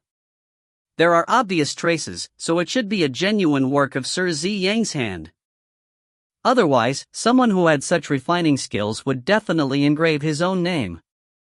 Even though it is just a first-grade transcendent artifact, it would not sully the name of the maker. There was no need to let someone else have this glory." Miao Yi was reassured by this. Then, continued to ask, "Sister Meng, is this Sir Zi Yang someone famous?" Shan Hai and Shui'er shared a glance, and perked up their ears as well. The inversed scale spear in their hands were made by the same person who produced the one their master owned. Wu Menglan returned the inversed scale spear in her hands back to Miao Yi. She wouldn't stoop so low as to harbor desire for a mere first-grade transcendent artifact. She asked, "He was someone who almost became the successor to the sect master of the exquisite refinement sect, so what do you think?" Exquisite refinement sect? What is that? Miao Yi was lost. Huo Lingxiao couldn't help but laugh, "Dear little brother. How could you not know about the world's greatest artifact refining school, the exquisite refinement sect? I see that the treasured artifact that you have picked up is just being swung around like any cheap old weapon." "Ha ha! World's greatest artifact refining school," remarked Miao Yi in surprise. "Where is it?" Shan Hai and Shui'er exchanged glances. Huo Lingxiao answered, "It isn't in the celestial nation, but in Dao Sage Feng Beichen's boundless nation. Immortal Sage Mu Fan Jian tried to reel them in once, hoping to bring the exquisite refinement sect over to the celestial nation, but alas, it ended in failure." Wu Menglan nodded. The immortal sage wasn't the only one who tried to reel them in, all 6 sages did. The reason Feng Beichen could attract the exquisite refinement sect over was because their sect master married Feng Beichen's disciple. With this kind of relationship present, how could outsiders hope to shake their resolve? Miao Yi was astonished. He thought that these two people might not even have cultivations greater than his own, but their insight and knowledge was not something he could compare to. He immediately raised his cup towards the two of them. Placing his wine cup down, he asked, "Sister Meng, what did you mean when you said this Sir Zi Yang almost became the successor to the sect master of the exquisite refinement sect?" Wu Menglan narrowed her eyes. "You are just East Arrival Cave's horse deputy. Why are you so concerned about this matter?" "Just out of curiosity." Miao Yi cupped his fists and added, "I picked up the transcendent artifact he refined and have been using it ever since, but I know nothing of his origins. How could I not feel remorse? Please tell me, Sister Meng. I merely heard about it in passing. I don't know if it's true or not." "No matter. This little brother will listen to every word. Miao Yi immediately swung his hand and gestured for Shui'er to quickly refill her wine. Shui'er immediately brought the wine pot over and helped fill the cup to the brim. As the saying went, those that receive goodwill from others are more likely to do their bidding. After being treated with fine wine, Wu Menglan answered seriously, "An outsider cannot hope to be clear on the details of the incident. I only heard that the exquisite refinement sect master had a daughter whose beauty rivaled that of a divine fairy. It was precisely this girl who was the child born of the sect master and the disciple of Tao sage Fengbeichen. You should know that when it comes to the art of refining artifacts, only one's level of craftsmanship mattered, cultivation wasn't as important." One day, the sect master of Exquisite Refinement sect announced that the Exquisite Refinement sect's artifact refining competition would be convened. Then, he said that he would betroth his daughter to the victor. With glowing eyes, Wu Lingxiao interrupted, "What kind of status do you think the sect master's daughter had?" Her mother was the disciple of Fengbeichen of the Boundless Realm, thereby making her half a disciple of the Boundless Realm. Think about it, not only was she the daughter of Exquisite Refinement sect master, she also had the backing of the Tao sage. What did it mean to marry her? Everyone understood perfectly, the person that married her would undoubtedly have a bright future, but if you find any errors, ads pop up, ads redirect, broken links, non-standard content, etc., please let us know. Report chapter so we can fix it as soon as possible. Chapter 234, A Problem of Shame. Chapter 234, A Problem of Shame. Translator, Soup Hunter. Editor, Tom Yummy. As soon as he was finished talking, Wu Menglan immediately diverted the topic. She narrowed her eyes at him and mocked, "It seems that some people are still very interested in matters that involve playing up to people of power and influence. Hee, I guess some people are just cheap." Wu Lingxiao was at a loss for words. His mouth quivered violently as he narrowed his eyes and said, "We were talking about matters involving the Exquisite Refinement sect, yet you still found some way of changing the topic to me. I advise you not to create trouble when there is none to be had." Was I talking about you in particular? Could it be that you feel guilty from all your misdeeds, and thus feel like you could relate to it? Mocked Wu Menglan. Could these two be sworn enemies? Then why did they come here? If you two want to argue and fight, don't do it at my place. Miao Yi grit his teeth and hastily interrupted their argument, bringing their focus back on the topic. He said, "Then which talented disciple of the Exquisite Refinement sect won the hand of the sect master's daughter?" Wu Lingxiao shut his mouth, otherwise he himself would end up being unhappy. Since it was in front of outsiders, he had to endure it. Wu Menglan shot a glance at him. After gaining the upper hand, the tension on her brows relaxed and she was slightly happier. She replied, "At the time of the artifact refining competition, all of Exquisite Refinement sect's disciples showcased their individual skills, but in the end, it was the sect master's own two personal disciples that had won everyone's acknowledgement. Their skills exceeded that of their fellow disciples by far, with both senior and junior brothers standing at the peak in the final battle. Sir Zi Yang was the junior brother of the two. However, between both senior and junior brothers, one was remarkably handsome and elegant, whereas the other was completely unappealing. Sir Zi Yang was evidently the latter." Miao Yi's expression twitched. He didn't even need to think too deeply. Yao Ruoxian was indeed unappealing in appearance, that much was true. Could the two of them really be the same person? Shen Er and Shui'er couldn't refrain from secretly sharing a glance as well. They probably had the same idea as Miao Yi. Then did Sir Zi Yang lose to his senior brother in the end? Miao Yi couldn't help asking. If Yao Ruoxian was really that Sir Zi Yang, then his suspicion should be correct. Otherwise, he wouldn't have wandered to his side, and just hide in East a rival cave. Wu Menglan nodded and said, "Precisely so." In the final match, both senior and junior brothers used every ounce of their ability to refine their respective transcendent artifacts, and had them appraised by the elders of the sect. In the end, the sect master publicly announced the more attractive senior brother as the victor. At the same time, he announced that he would betroth his daughter to him, and established the senior brother as the succeeding sect master of the exquisite refinement sect on the spot. However, an accident suddenly occurred at this time. Wu Menglan sighed, shaking her head with a sympathetic expression. "Why do you have to sigh now? Stop being such a tease." Miao Yi anxiously asked, "What accident?" "Rumors says that both senior and junior brothers competing in the final match fancied the sect master's daughter. How could Sir Zi Yang stand by and watch as the woman he loved married another man? He could not accept his defeat.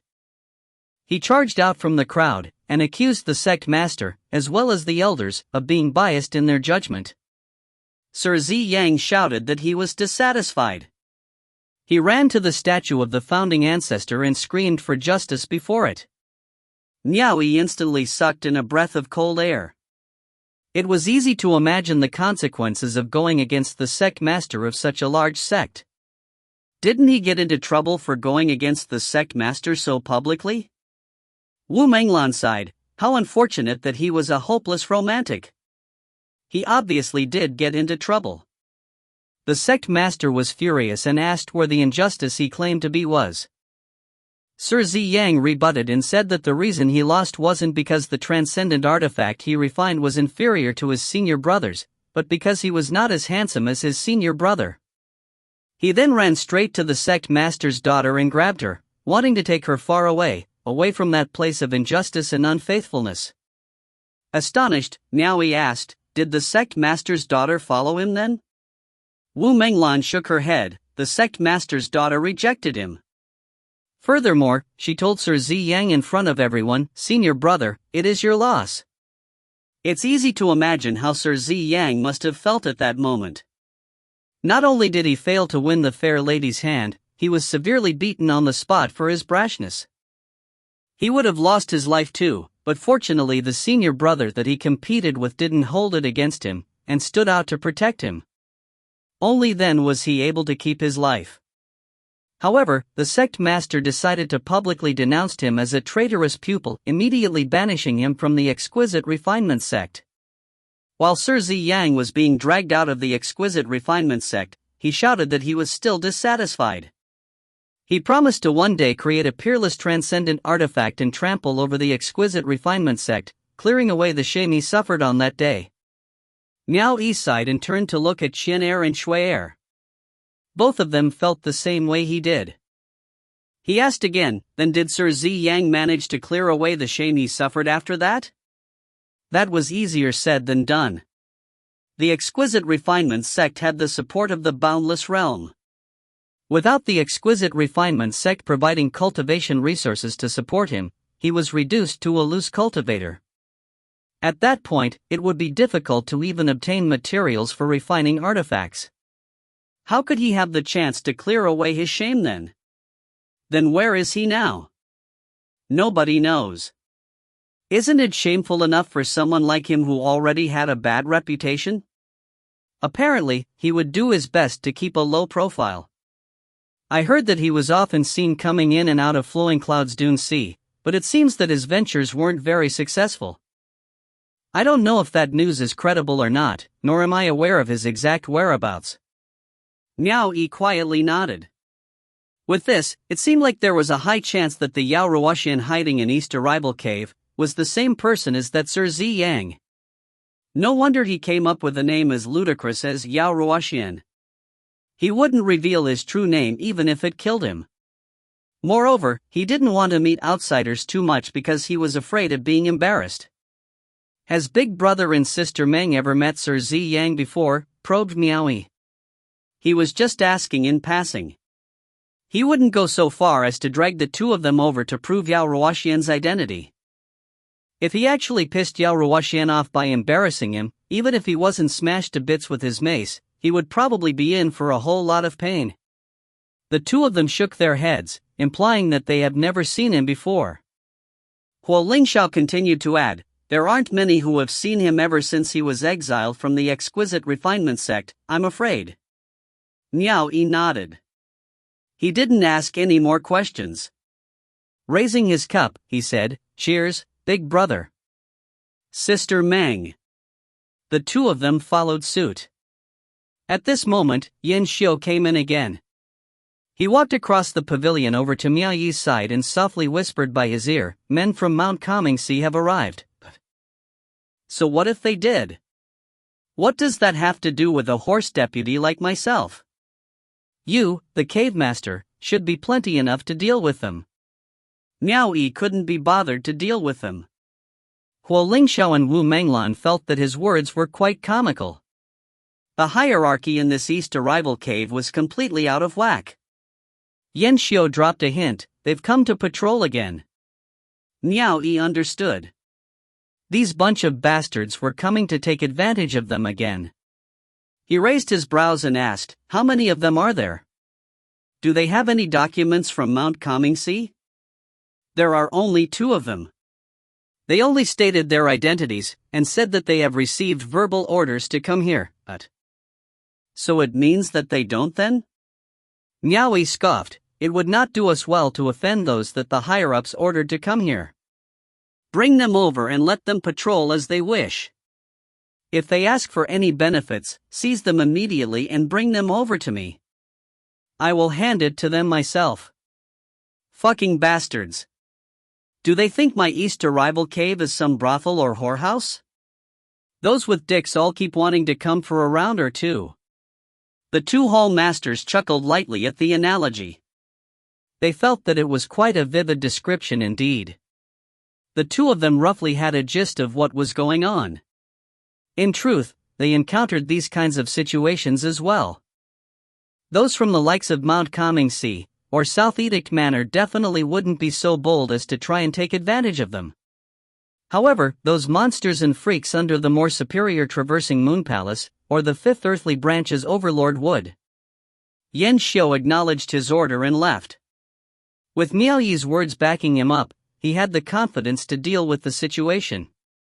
Otherwise, he would not have the courage to offend Mount Comingse. The 2 hall masters shared a glance. From their own experience in handling these situations, they know that these people were not so easy to brush off. They wanted to see how Miao Yi was going to deal with it. Truthfully, the 2 of them did not have many common topics to share with Miao Yi, and were about to take their leave. However, now they were no longer in any hurry to leave. They wanted to watch how the events would unfold. Raising her cup for a drink, Wu Menglan suddenly asked, "Brother Miao, when I wandered over to Thriving 10,000 Manor, I coincidentally heard the cultivators there discussing a certain matter. They said that you would send a list of recompense over to their mount returning loyalty every year. Is this true?" Huo Lingxiao shot a glance over from the corner of his eyes. He also wanted to hear how Miao Yi was going to explain this matter. Miao Yi was taken aback. With a surprised expression, he said, "There was something like this? How is it that I have never heard of it before? If there really was such an incident, then it should be the arrangement of our cave master. I am just a horse deputy. I am only concerned with feeding and caring for the steeds, and nothing more." He simply feigned ignorance and pushed everything onto Yan Xiu. Wu Menglan smiled, "Brother Miao, you are obviously lying. Your great cave master is clearly subservient to you. Without your approval, would he dare do something like that concerning the 2 halls?" "Ahem." Miao Yi coughed dryly. Since it was already so obvious, he wouldn't try to hide it any longer, and laughed dryly. "The 2 of you might not know this, but over 10 years ago, Mount Returning Loyalty ambushed my East Arrival cave in the night. They burned, pillaged, and did all manner of despicable deeds, stealing from my East Arrival cave, killing my men, and even destroyed my cave manor. It wouldn't be too much for me to send them a list of recompense, and ask them for some reimbursement, is it?" Huo Lingxiao was indifferent as he responded, "However, I heard that at the time, the hall master already went to suppressing 3rd hall to ask for compensation. Isn't it inappropriate for you to ask for another compensation then?" Miao Yi exclaimed once more, "Is this true? Has the hall master already claimed the compensation? Then why didn't he inform my East Arrival cave?" "Big brother, the hall master isn't someone who would not sympathize with his subordinates. If he had claimed the compensation, then he would surely use it to make up for my East Arrival Cave's losses. Therefore, it's best that you do not take such words seriously in the future. Otherwise, it would sully the hall master's good name, wouldn't you say? Huo Lingxiao was left speechless by these words. Why should an honorable hall master like myself go out of his way to inform your Little East Arrival Cave after making a decision?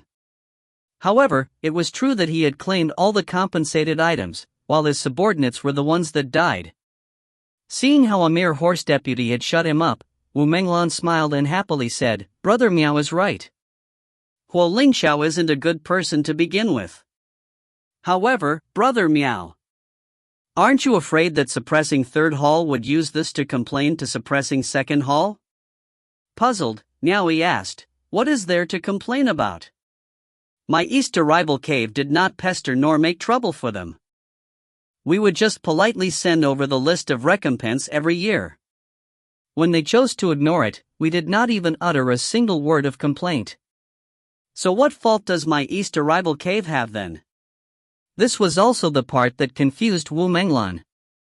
She couldn't help but furrow her brows and ask, Brother Miao, since they won't give any compensation, why bother sending them a list every year? What are you trying to achieve by doing this? Are you kidding? Are we that close? Could I tell you everything? Miao Yi thought to himself. He abruptly began speaking in hushed tones, truth be told, it is nothing more than a matter of shame. I can't lose face because of this. Think about it, I was the one that suffered heavy losses, yet I didn't have the courage to seek revenge from the other party. As the cave master at the time, how could I endure such a disgrace? Thus, I had to put up appearances for the sake of my subordinates. Is that so? Said Wu Menglan rather doubtfully. Sister Meng, why is a loose cultivator like yourself so concerned about this? Do you wish to join my East Arrival Cave? Quipped Miao Yi. Just then, the sound of dragon steeds galloping could be heard from outside. The sound of crashing steel soon rang out. They turned their head in the direction of the commotion and listened attentively. Not long after, the commotion dissipated, and the thunderous hoofbeats of dragon steeds quickly approached them.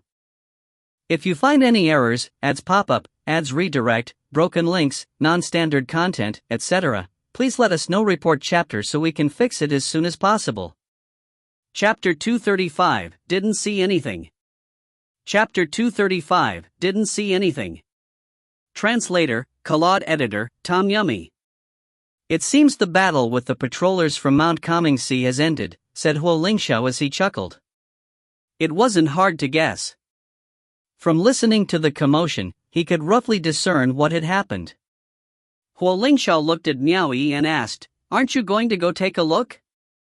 Aren't you worried that your men might be at a disadvantage? Miao Yi silently snickered deep down. If Yan Xiu couldn't win, he wouldn't resort to force in the first place.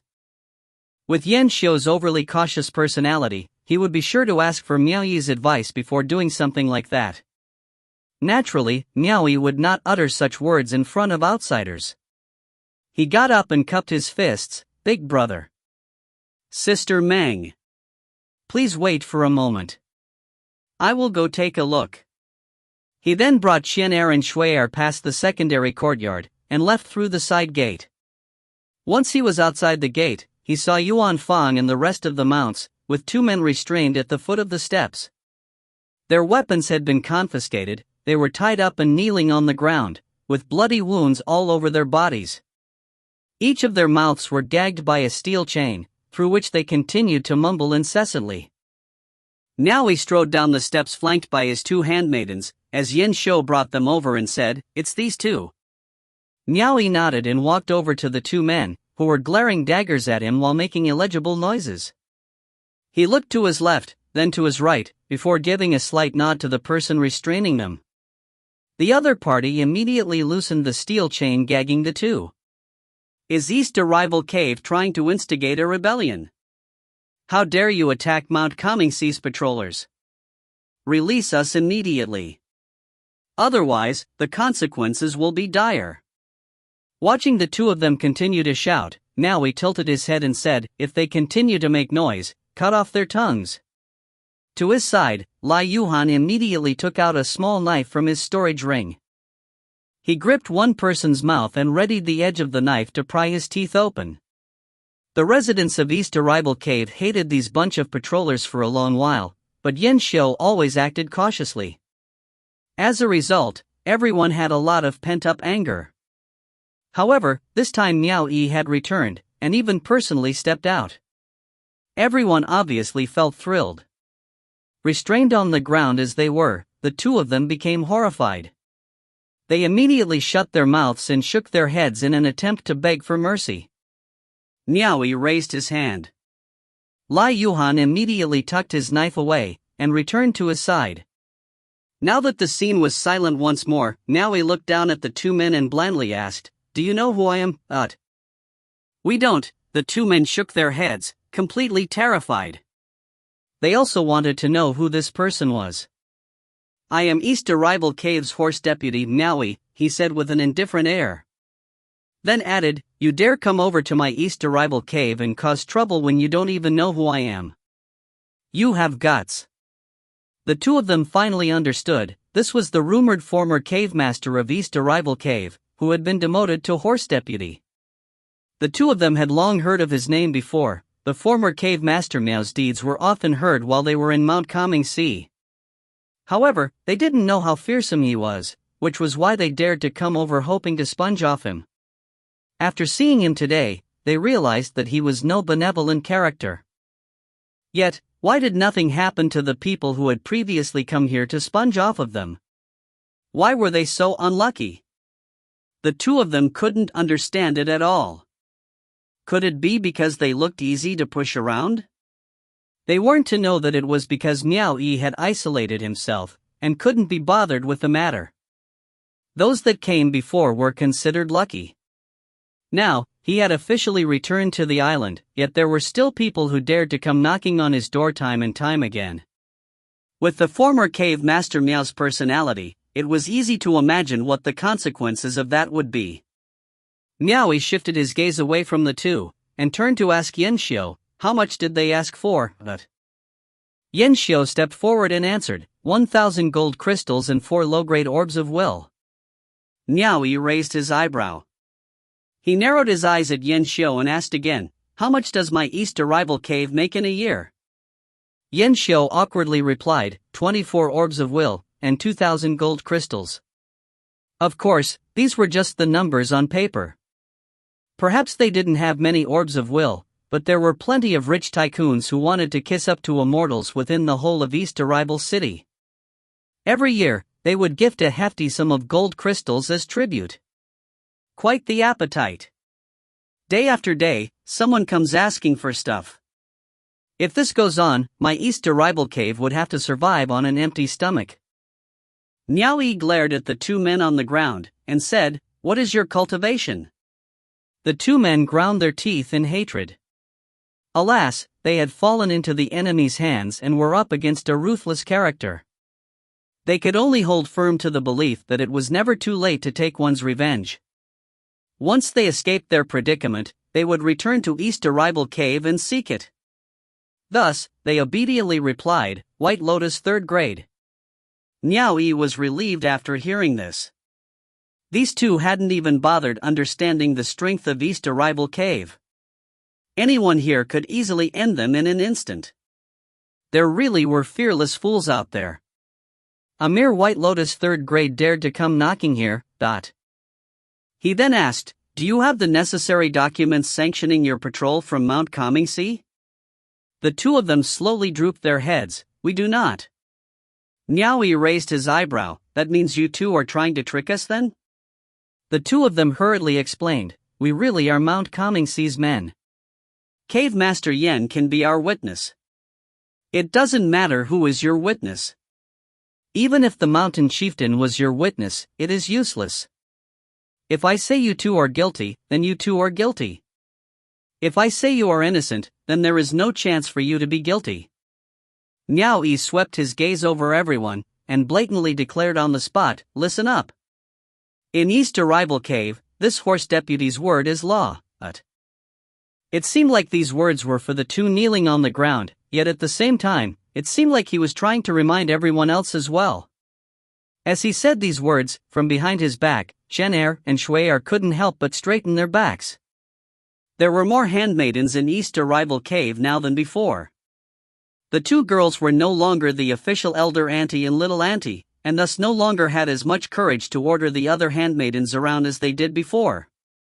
Now that their master had stepped out and declared it, they immediately regained their courage. Yuan Fong and Lai Yuhan shared a look and smiled. The other disciples from the school of Blue Jade were grinning as well. As always, things were different when the former cave master stepped out. His every word was so imposing, it gave them a sense of relief just listening to it.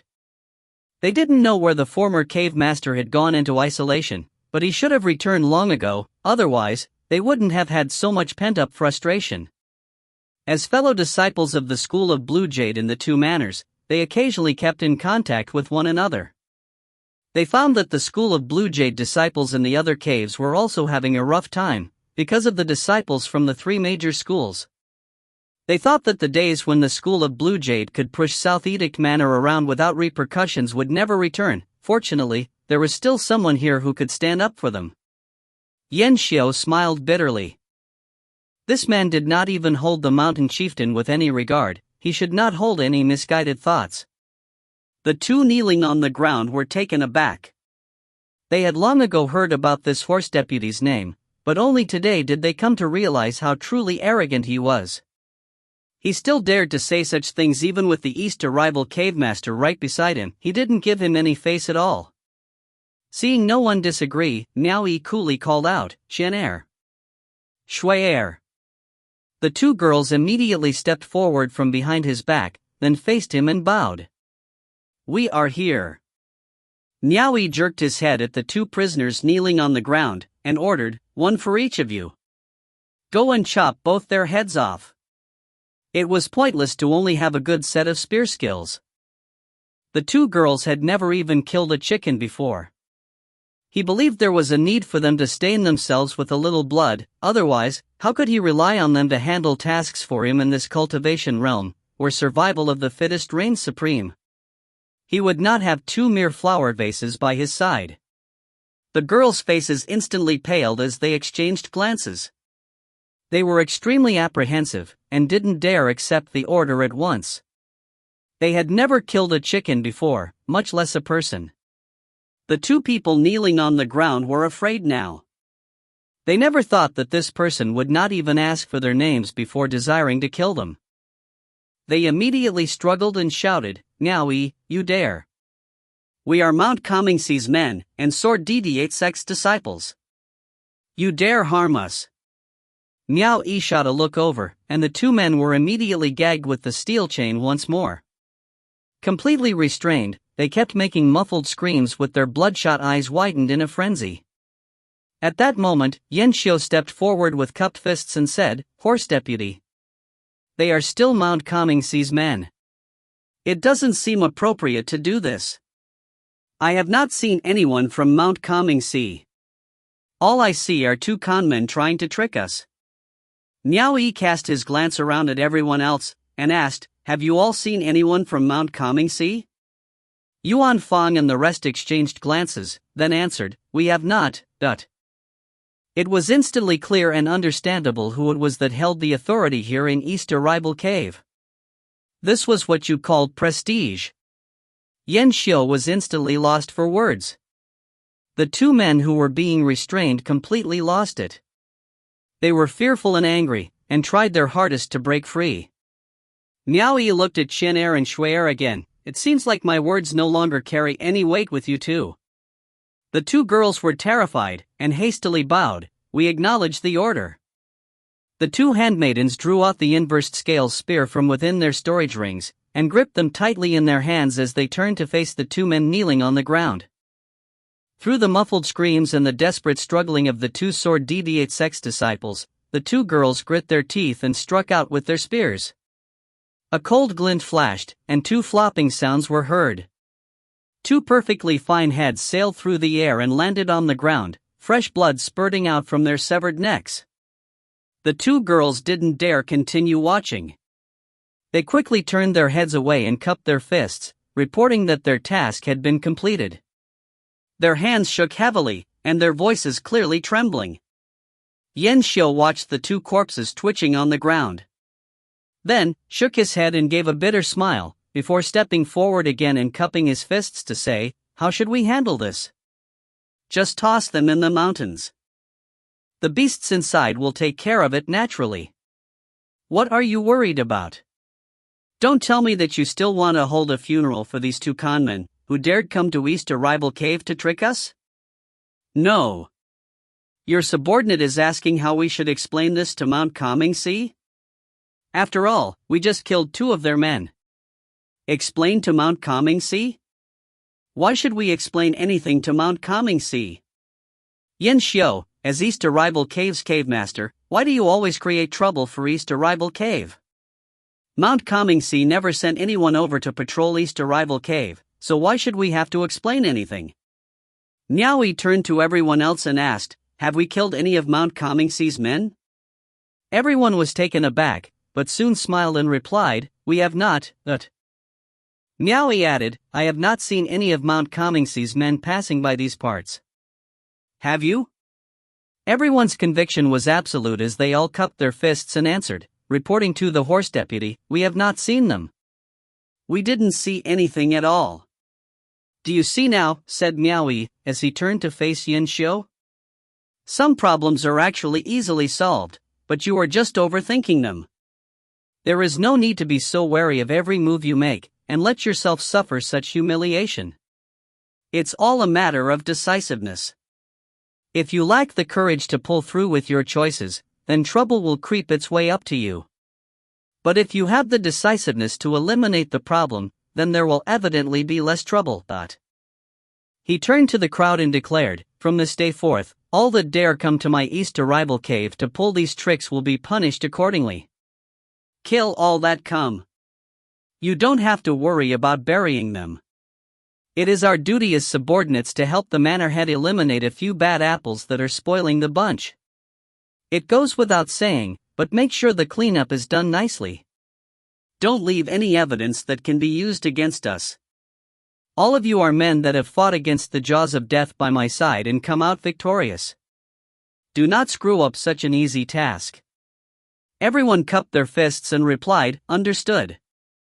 "All right, and from now on, just leave the executions to Qianer and Shui'er," said Miao Yi as he turned to leave. He still had guests inside, and it would not do to make them wait for too long. Shortly after murdering someone, Qianer and Shui'er had yet to regain their mental strength when they heard this command. Their bodies trembled as they thought about doing it again. Yan Xiu was speechless as he watched Miao Yi's departing figure. He found being a cave master inexplicably tiring, whereas the other party did it in such a relaxed manner. This was the difference between the two of them. Even though Yan Xiu was no longer the same person he was before, this difference had nothing to do with a fear of death. Some things deeply inscribed within one's bones, and difficult to change. He had been cautious and careful all his life after all. Yan Xiu turned back to see that the school of Blue Jade disciples behind him were already dragging the corpses away, and there was someone quickly cleaning up the bloodstains on the ground.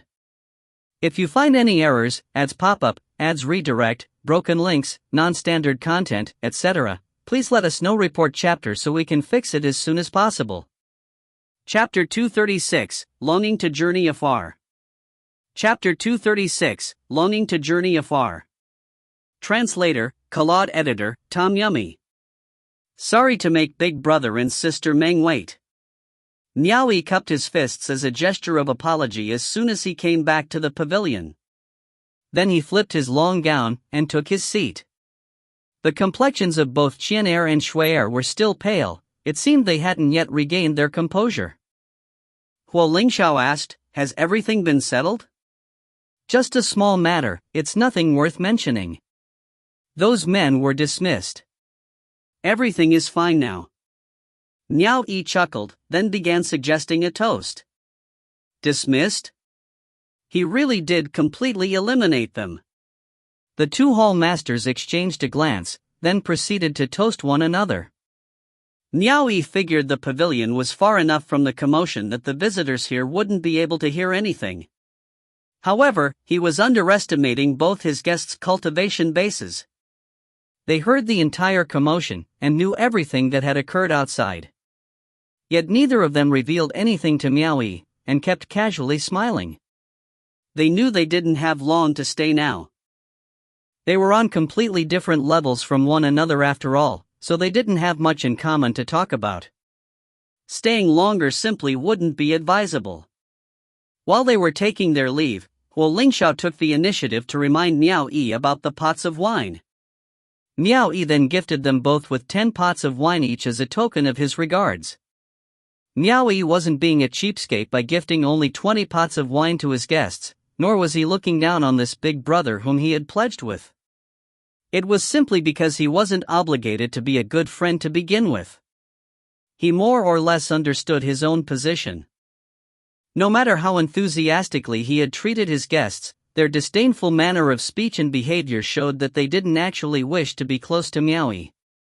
They kept a certain distance between themselves and Miao Yi, which made it difficult for them to become real acquaintances. In other words, both of them were looking down on Miao Yi. Miao Yi could not fathom how these two could harbor such an air of superiority around them. Was it because that Xiao Yizhu was the steed deputy of suppressing Second Hall? If that wasn't the case, Miao Yi wouldn't have minded giving away 100,000 pots of wine to his guests. The disguised hall masters didn't consider that Miao Yi was a stingy person. They knew that these bejeweled nectars were hard to come by. Rather, they simply thought that Miao Yi didn't have a bountiful supply under his belt, and that it wouldn't be easy for any ordinary person to even receive a pot of these wines. They considered Miao Yi to be quite generous for giving them 20 pots of wine in one go. Even if the two of them thought that the number of wines was insufficient, they wouldn't argue over the matter of a few pots of wine due to their true identity and post. In any case, they were still guests. Miao Yi considered himself to have done his part. Not only had he taken care of his guests with enthusiasm and respect, he personally accompanied them all the way to the mountain gates, and cupped his fists to send them off. Miao Yi waited until their silhouettes disappeared down the mountain path before turning back and returning to East Arrival Cave. When he came back to the courtyard and saw Chen Er and Shui Er cleaning up the pavilion, he went up to them and ordered, "About Senior Yao's affairs, just pretend that you never heard it. If you meet Senior Yao later on, do not mention it. Treat him like you always have." "Yes," the two ladies replied. On the mountain path, the two of them were simply riding their mounts when Wu Liang Fan suddenly spoke out. No wonder this little brother was able to remain in East Arrival Cave and turn the tides twice for Yang Qing. He's good at settling any situation at hand neatly and decisively with deadly resolve. It's a pity that his perspective and cultivation base are still limited. If he has the chance to grow stronger in future, he won't be simple to deal with. Wu Menglan gave a short "oh" before asking him, "How did you gather that?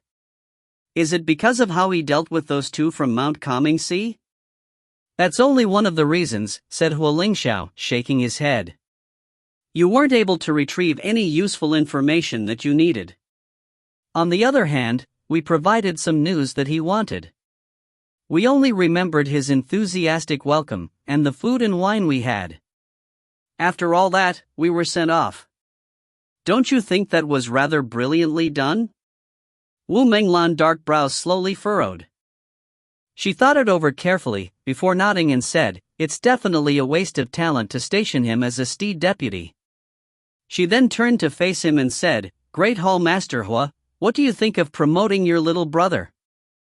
Wu Liang Fan smiled without saying a word. He had no comment.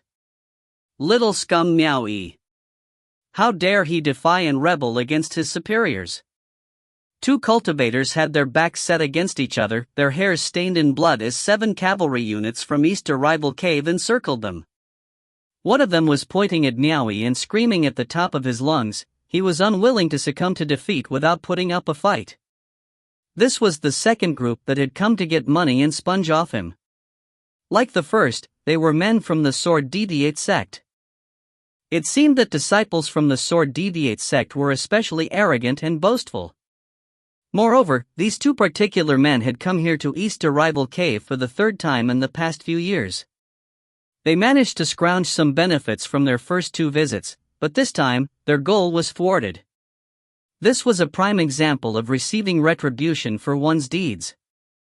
Miao Yi stood on the platform near the doors of the East Arrival Grand Hall.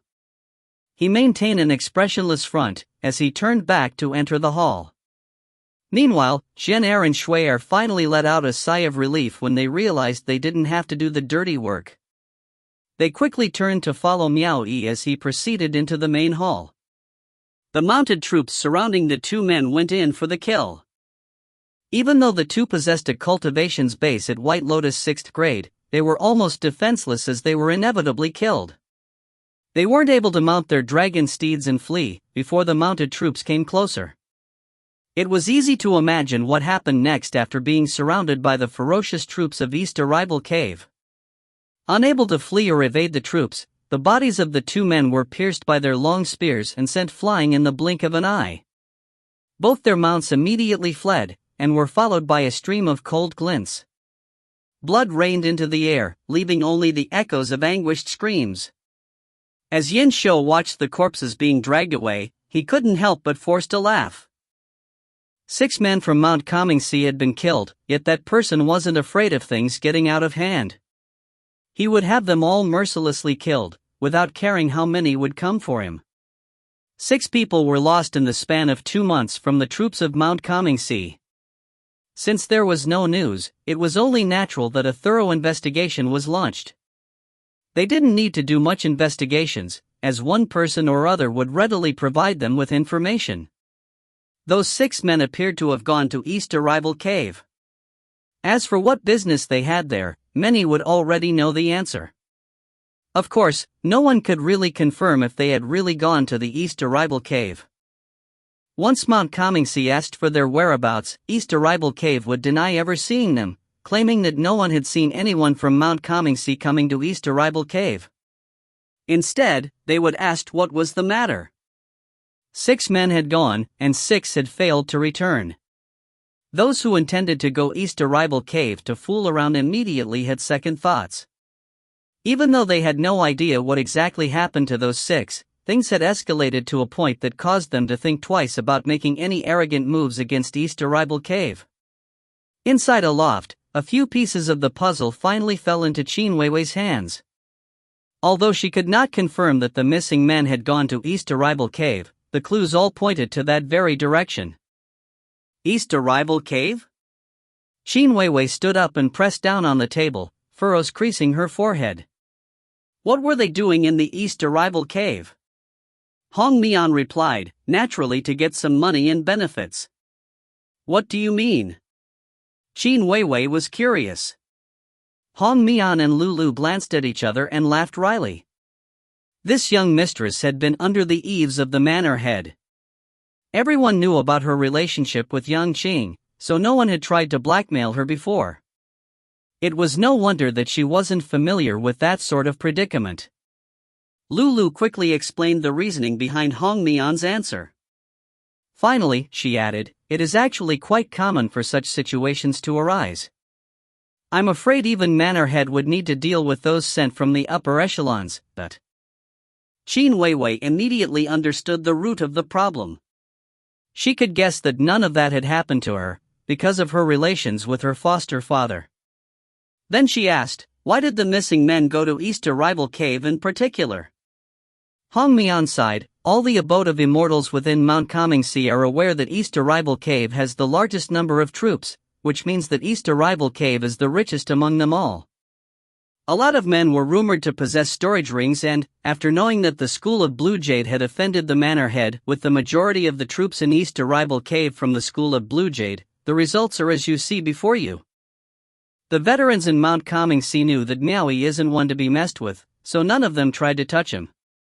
However, the disciples from the 3 largest schools don't share the same view. I fear the problem lies there. Qin Weiwei was silent for a moment, then she asked, have there been men going to East Arrival Cave like this in the past? Inevitably, and highly likely. Hong Mian nodded. Qin Weiwei flashed her an angry gaze. Bam. She slammed the table and said in a flat tone, "Those 6 have already met with disaster." Miao Yi has returned. Curious, Lulu asked, "How so? Wasn't Miao Yi always out there?" "Ah. So that's how it is." Hong Mian came to a sudden realization. It was fine all this while because Yin Xiu didn't want to cause any trouble. But what about Miao Yi? He is a man who is bold enough to lead a few dozen men to invade Mount Shaotai to pursue Xiong Xiao. This is his style. Those 6 men who met him wouldn't have come to a good end. If 1 or 2 went missing, that would still be fine, but with all 6 of them are gone, then it is possible that Miao Yi has returned. Otherwise, Yin Xiu wouldn't dare. East Arrival Cave will only do such things because of Miao Yi. I fear that those 6 men may never return.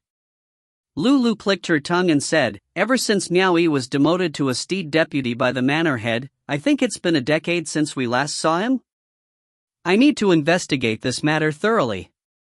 Qin Weiwei abruptly turned around and commanded, "Issue a decree to East Arrival Cave. Order Miao Yi to come see me." Hong Mian and Lulu secretly shared a glance behind her back. Once East Arrival Cave received the order, Miao Yi began to make preparations for a long journey. By pushing Yin Xiu to the forefront of responsibilities in East Arrival Cave, Miao wasn't just a little free, he was absolutely free. He didn't need to ask permission from anyone to go wherever he desired. The post of a steed deputy was simply too low, so he could go anywhere he wished without asking permission from Mount Comingxi. All he needed was a word of consent from Yin Xiu, and how could Yin Xiu say no to him? Which was why he could leave any time he wanted to. As long as Yin Xiu was still the cave master of the East Arrival Cave, he could go as long as he wished. As for the destination, he was considering the capital city of the 5th Earthly Branch. He wanted to go to the Chamber of Commerce in the Celestial Nation to exchange some orbs of will. He originally had 170 mid-grade orbs of will, and 400 low-grade orbs of will. With the additional income yielded by East Arrival Cave, he had accumulated about 2,000 low-grade orbs of will. However, Miao Yi had high living expenses as well. Most people would earn their living from their territory to take care of their troops, but he, on the other hand, took care of his troops to protect his territory.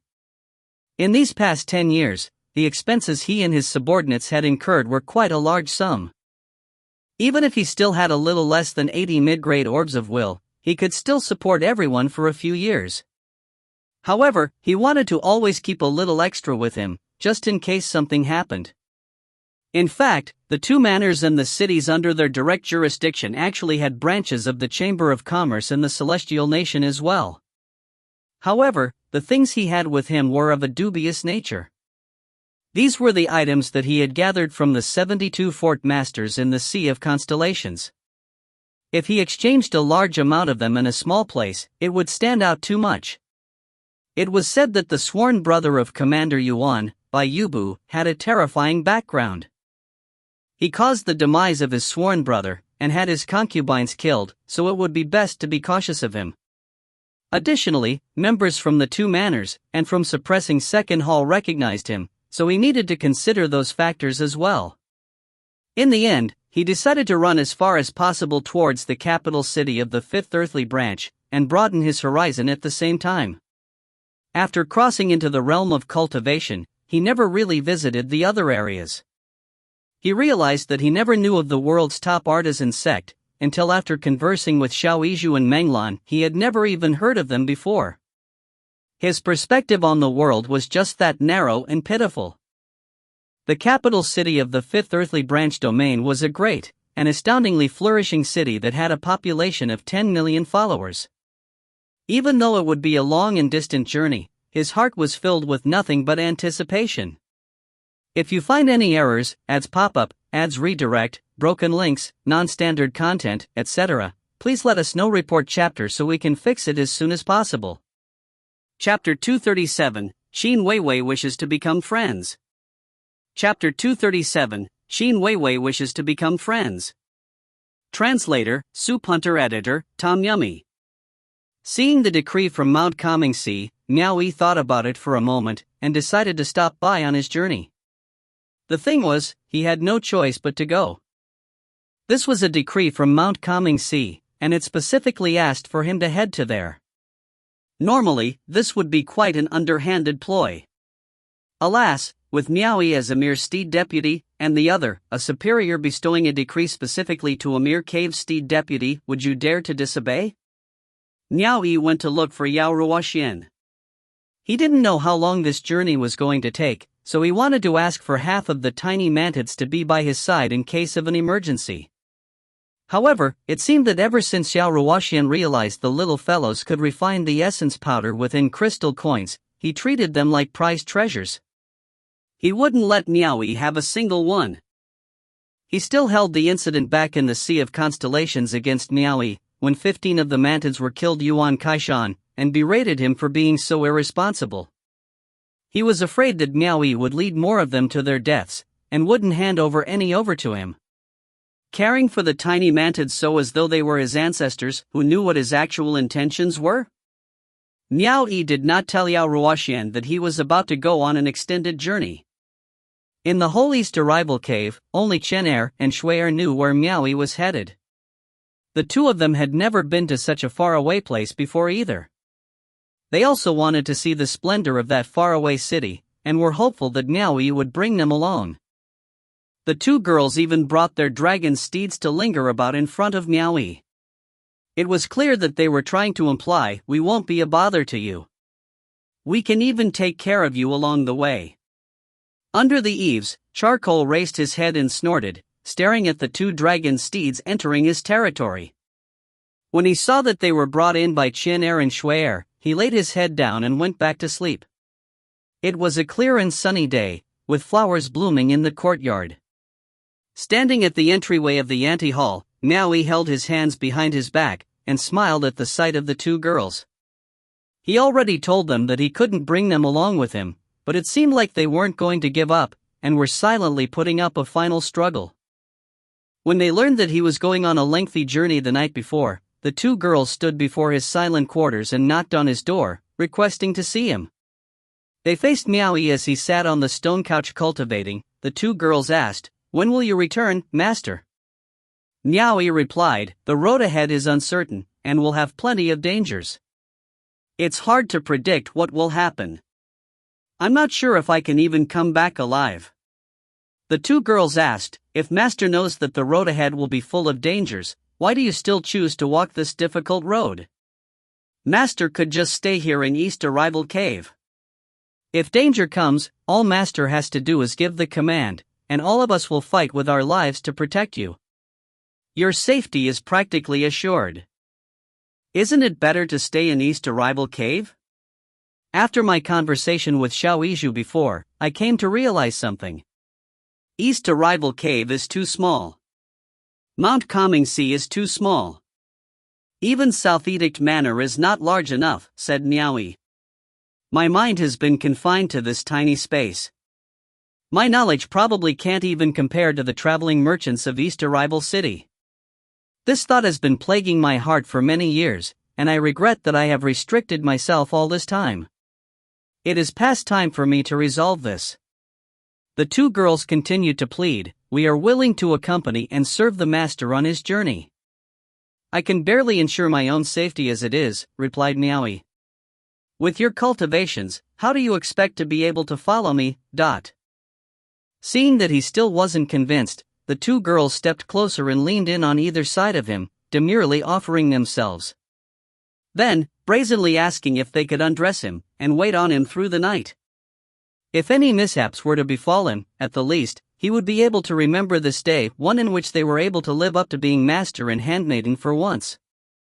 Miao Yi gave a great hearty laugh, and haughtily announced, "Very well. Who else can take your virginity and purity but me? Hold on to them for now. I will claim them once I return." His one statement was more effective than consoling them 10 times over. The two girls could feel their heart pattering endlessly. Since he already made them such a promise, they no longer pleaded and shyly withdrew. They looked forward to the day when the promise would be fulfilled. Standing by the entrance of the ante-hall, Miao Yi collected his thoughts and gestured towards the two of them. The two girls stepped forward, following which Miao Yi advised, "When I'm not around, have Senior Yao be more cautious. If anything happens, I don't hope for him to protect East Arrival Cave, I just want him to keep the both of you safe." After he said this, he took out 2 orbs of will and gave it to them. The two girls knew there was no arguing with him. Clearly, he had chosen to leave them behind. They could do not but remind him, "Please return quickly, master."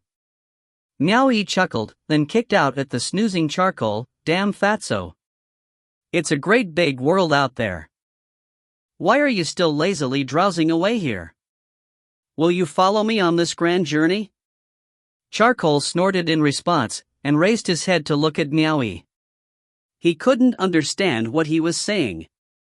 Even though he was intelligent, he still had difficulty understanding complex sentences.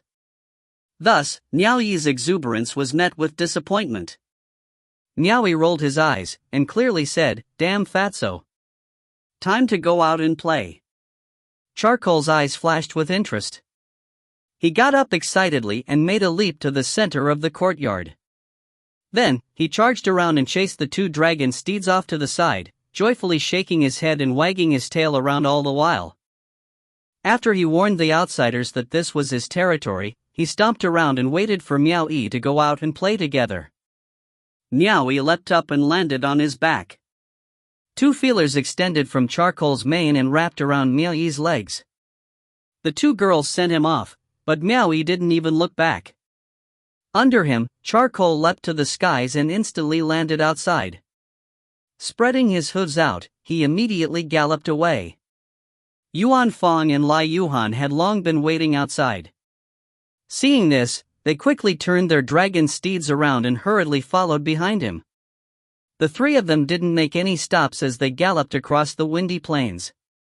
Along the way, they would sometimes quickly pass by a few mortals, hiding away as they looked upon the 3 in reverence. Some would even kneel on the ground and bow to them, but they simply passed them by. Once they arrived in Mount Comingsi, they were stopped by the gatekeeper, and soon allowed passage after word was sent. Since they didn't receive any summons, Yuan Fong and Lai Yuhan naturally didn't have any right to enter the inner recesses of Mount Comingsi. Miao Yi was walking up the steps alone, when he caught sight of Hong Mian standing by the gates of the Grand Hall in a cheery mood. "Miao Yi. It's been over 10 years since we last met, isn't it? Have you been well?" asked Hong Mian with a smile. Miao Yi cupped his fists and respectfully said, "I pay my respects to Elder Auntie. Everything has been fine, thank you for asking." Hong Mian nodded, then turned around to lead him. "Follow me." They passed through the front and back halls, then entered the courtyard within. Although he hadn't seen it in over 10 years, the loft that Qin Weiwei used to handle her official affairs still looked the same as it did before. As they ascended the loft, Hong Mian announced, "Mountain Chieftain Miao Yi has arrived." After saying this, she went up and stood next to Lulu, who was standing by Qin Weiwei's side. Seated behind the long table, Qin Weiwei looked as beautiful as ever, with a white dress that was simple yet elegant. She stared at Miao Yi as he approached, appearing a little distracted, as flashes of a beautifully tragic scene quickly flitted through her mind. Miao Yi stepped forward and cupped his fists respectfully. "East Arrival Cave Steed Deputy Miao Yi respectfully greets the Mountain Chieftain." Miao Yi seemed to have placed a heavier emphasis on the words "steed deputy," as though he were reminding Qin Weiwei, "I am a mere steed deputy. I don't deserve having an honorable mountain chieftain like yourself summoning me to your presence. Under normal circumstances, no one would be able to keep up with your ways. If you have any problems, just find our cave master. At the very least, you could have just directly summoned me.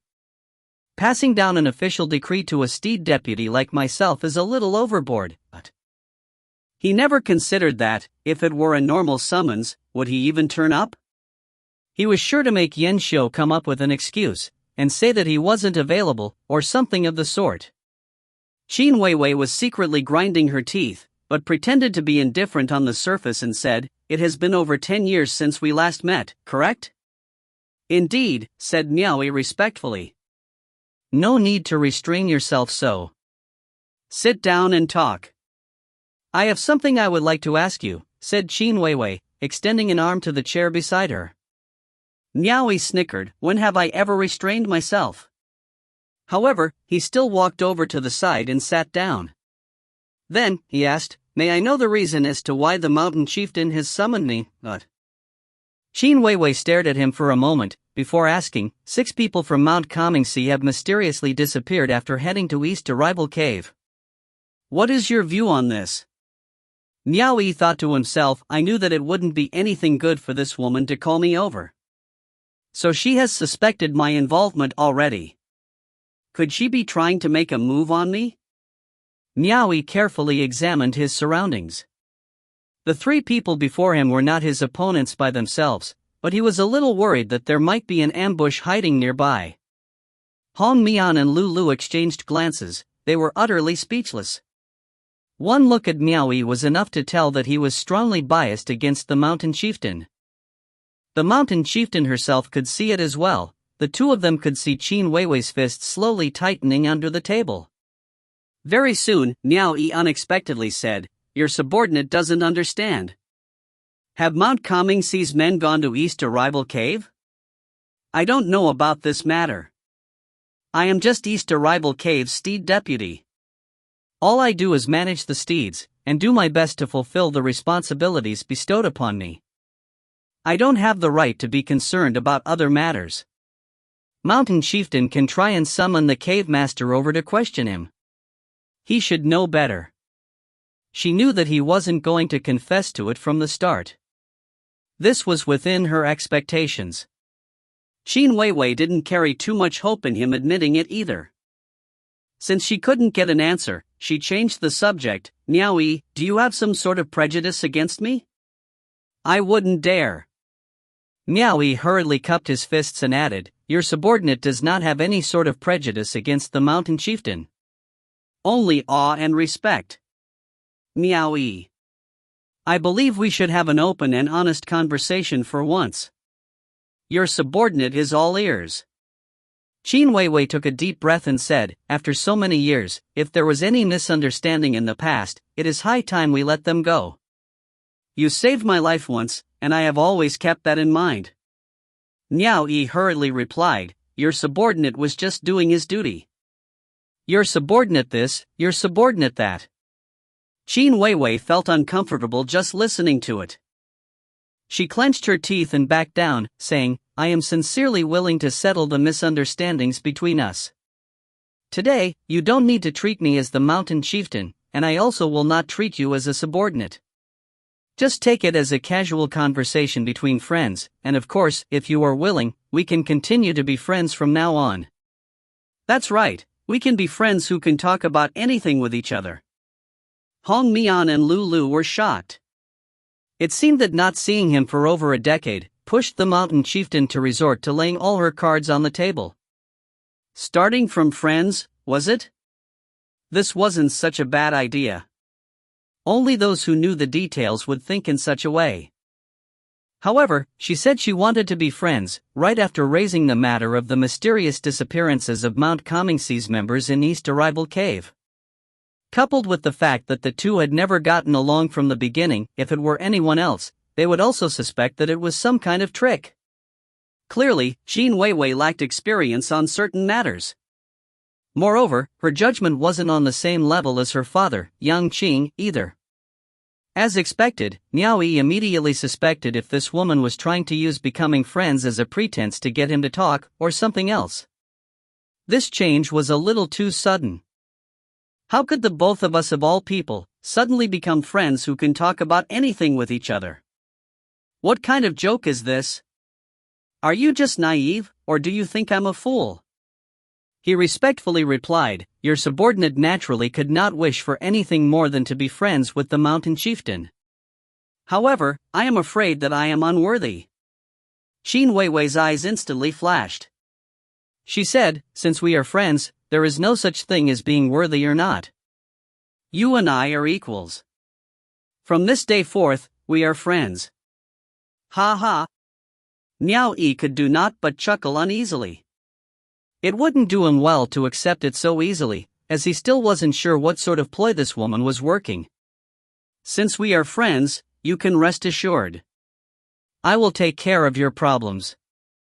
Once I have discussed it over with Yan Xiu, I will help reinstate you to your East Arrival Cave Master position. You don't have to worry about the manor head.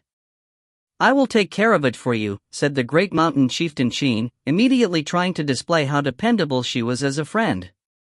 Miao Yi was taken aback. He didn't have any intentions of hiding behind a woman's skirt and relying on her to provide for him. He was utterly confounded by the extreme contradictions between her words, and could barely keep up with the conversation. He began to have some suspicions. Could it be that after not seeing her in a decade, this woman has mastered her old man Yang Qing's knack for trickery? He immediately rejected the offer with a wave of his hand. Mountain chieftain, Yan Xiu is doing quite well as the cave master. Your subordinate willingly serves under him. If you find any errors, ads pop-up, ads redirect, broken links, non-standard content, etc., please let us know. Report chapter so we can fix it as soon as possible. Chapter 238, Overwhelmed by Honor. Chapter 238, Overwhelmed by Honor. Translator, Soup Hunter. Editor, Tom Yummy. He was speaking from the heart. At this point, if he became the cave master, he would be restrained by East Arrival Cave's affairs, and lose the freedom to go wherever he wanted. Not to mention, East Arrival Cave was already under his control. It didn't matter if he had the hollow title of cave master or not. He would reconsider the matter if it was a mountain chieftain title instead though. I am not joking with you. If I said that I can do it, then I will. Shan Weiwei reassured him. Your subordinate is not attempting to be courteous, said Miao Yi, as he politely refused again. Shan Weiwei thought he was doing so because her words were too direct, thus making it difficult for the other party to accept. After all, given the rules of the current system, who wouldn't be willing? She tried again to reassure him of her sincerity, but Miao Yi was adamant with his refusal. She found it difficult to comprehend the reason, but she stopped trying to force the issue. After thinking for a moment, she gave a nod and said, since you aren't willing to become the cave master, and being the steed deputy isn't suitable for you as well, why don't I transfer you from East Arrival Cave to Mount Comingxi, and let you manage the city under Mount Comingxi's jurisdiction? Hong Mian and Lulu immediately smiled. They felt the direction the mountain chieftain was going at Miao Yi with was truly wonderful. If he really transferred over, then they would be able to meet with one another every day from then on. They would never have suspected that after hearing this, Miao Yi would go into complete shock. He felt that this woman's methods were really on an entirely different plane. She actually went a whole circle just to try and strip him of his forces.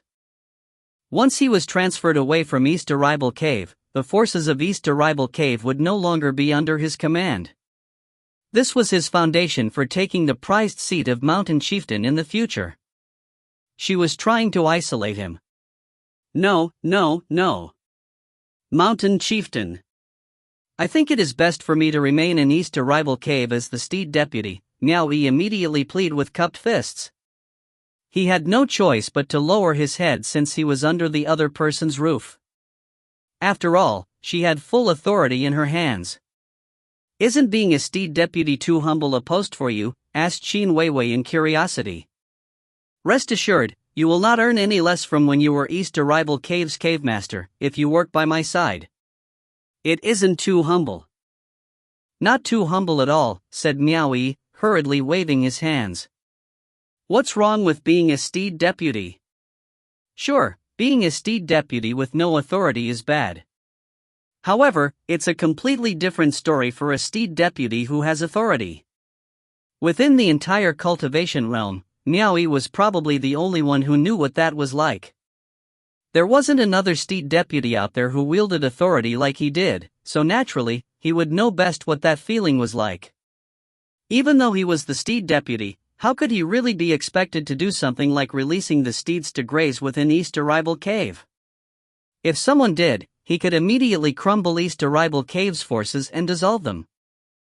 Once the commandment of conformity was breached, all the school of Blue Jade disciples would have to scuttle back to where they came from. No one could hope to get any benefits from him. Not only did the current East Arrival Cave Master Yan Xiao not have any such thoughts, it was useless even if he did have any intents of usurping Miao Yi.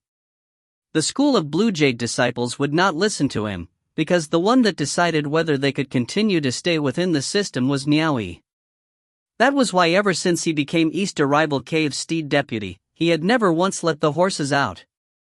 Naturally, someone would do that for him. Now, he even had a substitute for dealing with those arbitrary affairs requiring the cave master's personal presence. Miao Yi could focus solely on his cultivation and was only required to manage the cave's general direction of progress.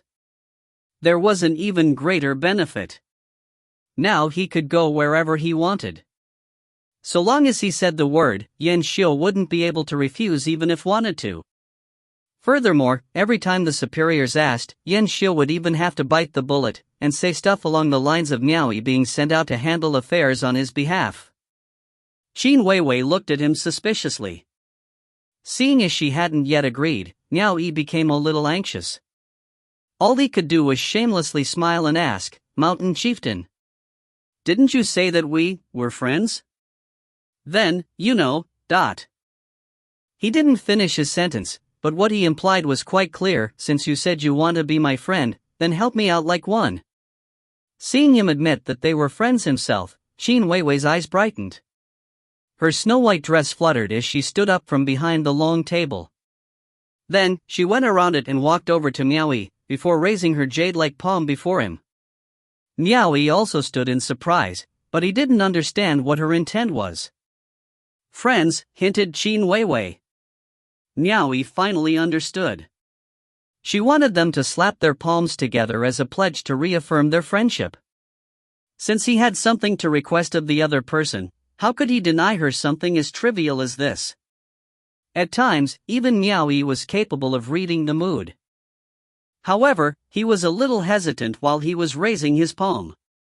He kept wondering, "I won't be digging my own grave, right?" Qin Weiwei wasn't as reluctant as he was. When she saw that his hand was raised, she took the initiative and slapped it with her jade-like palm. A crisp clap rang out.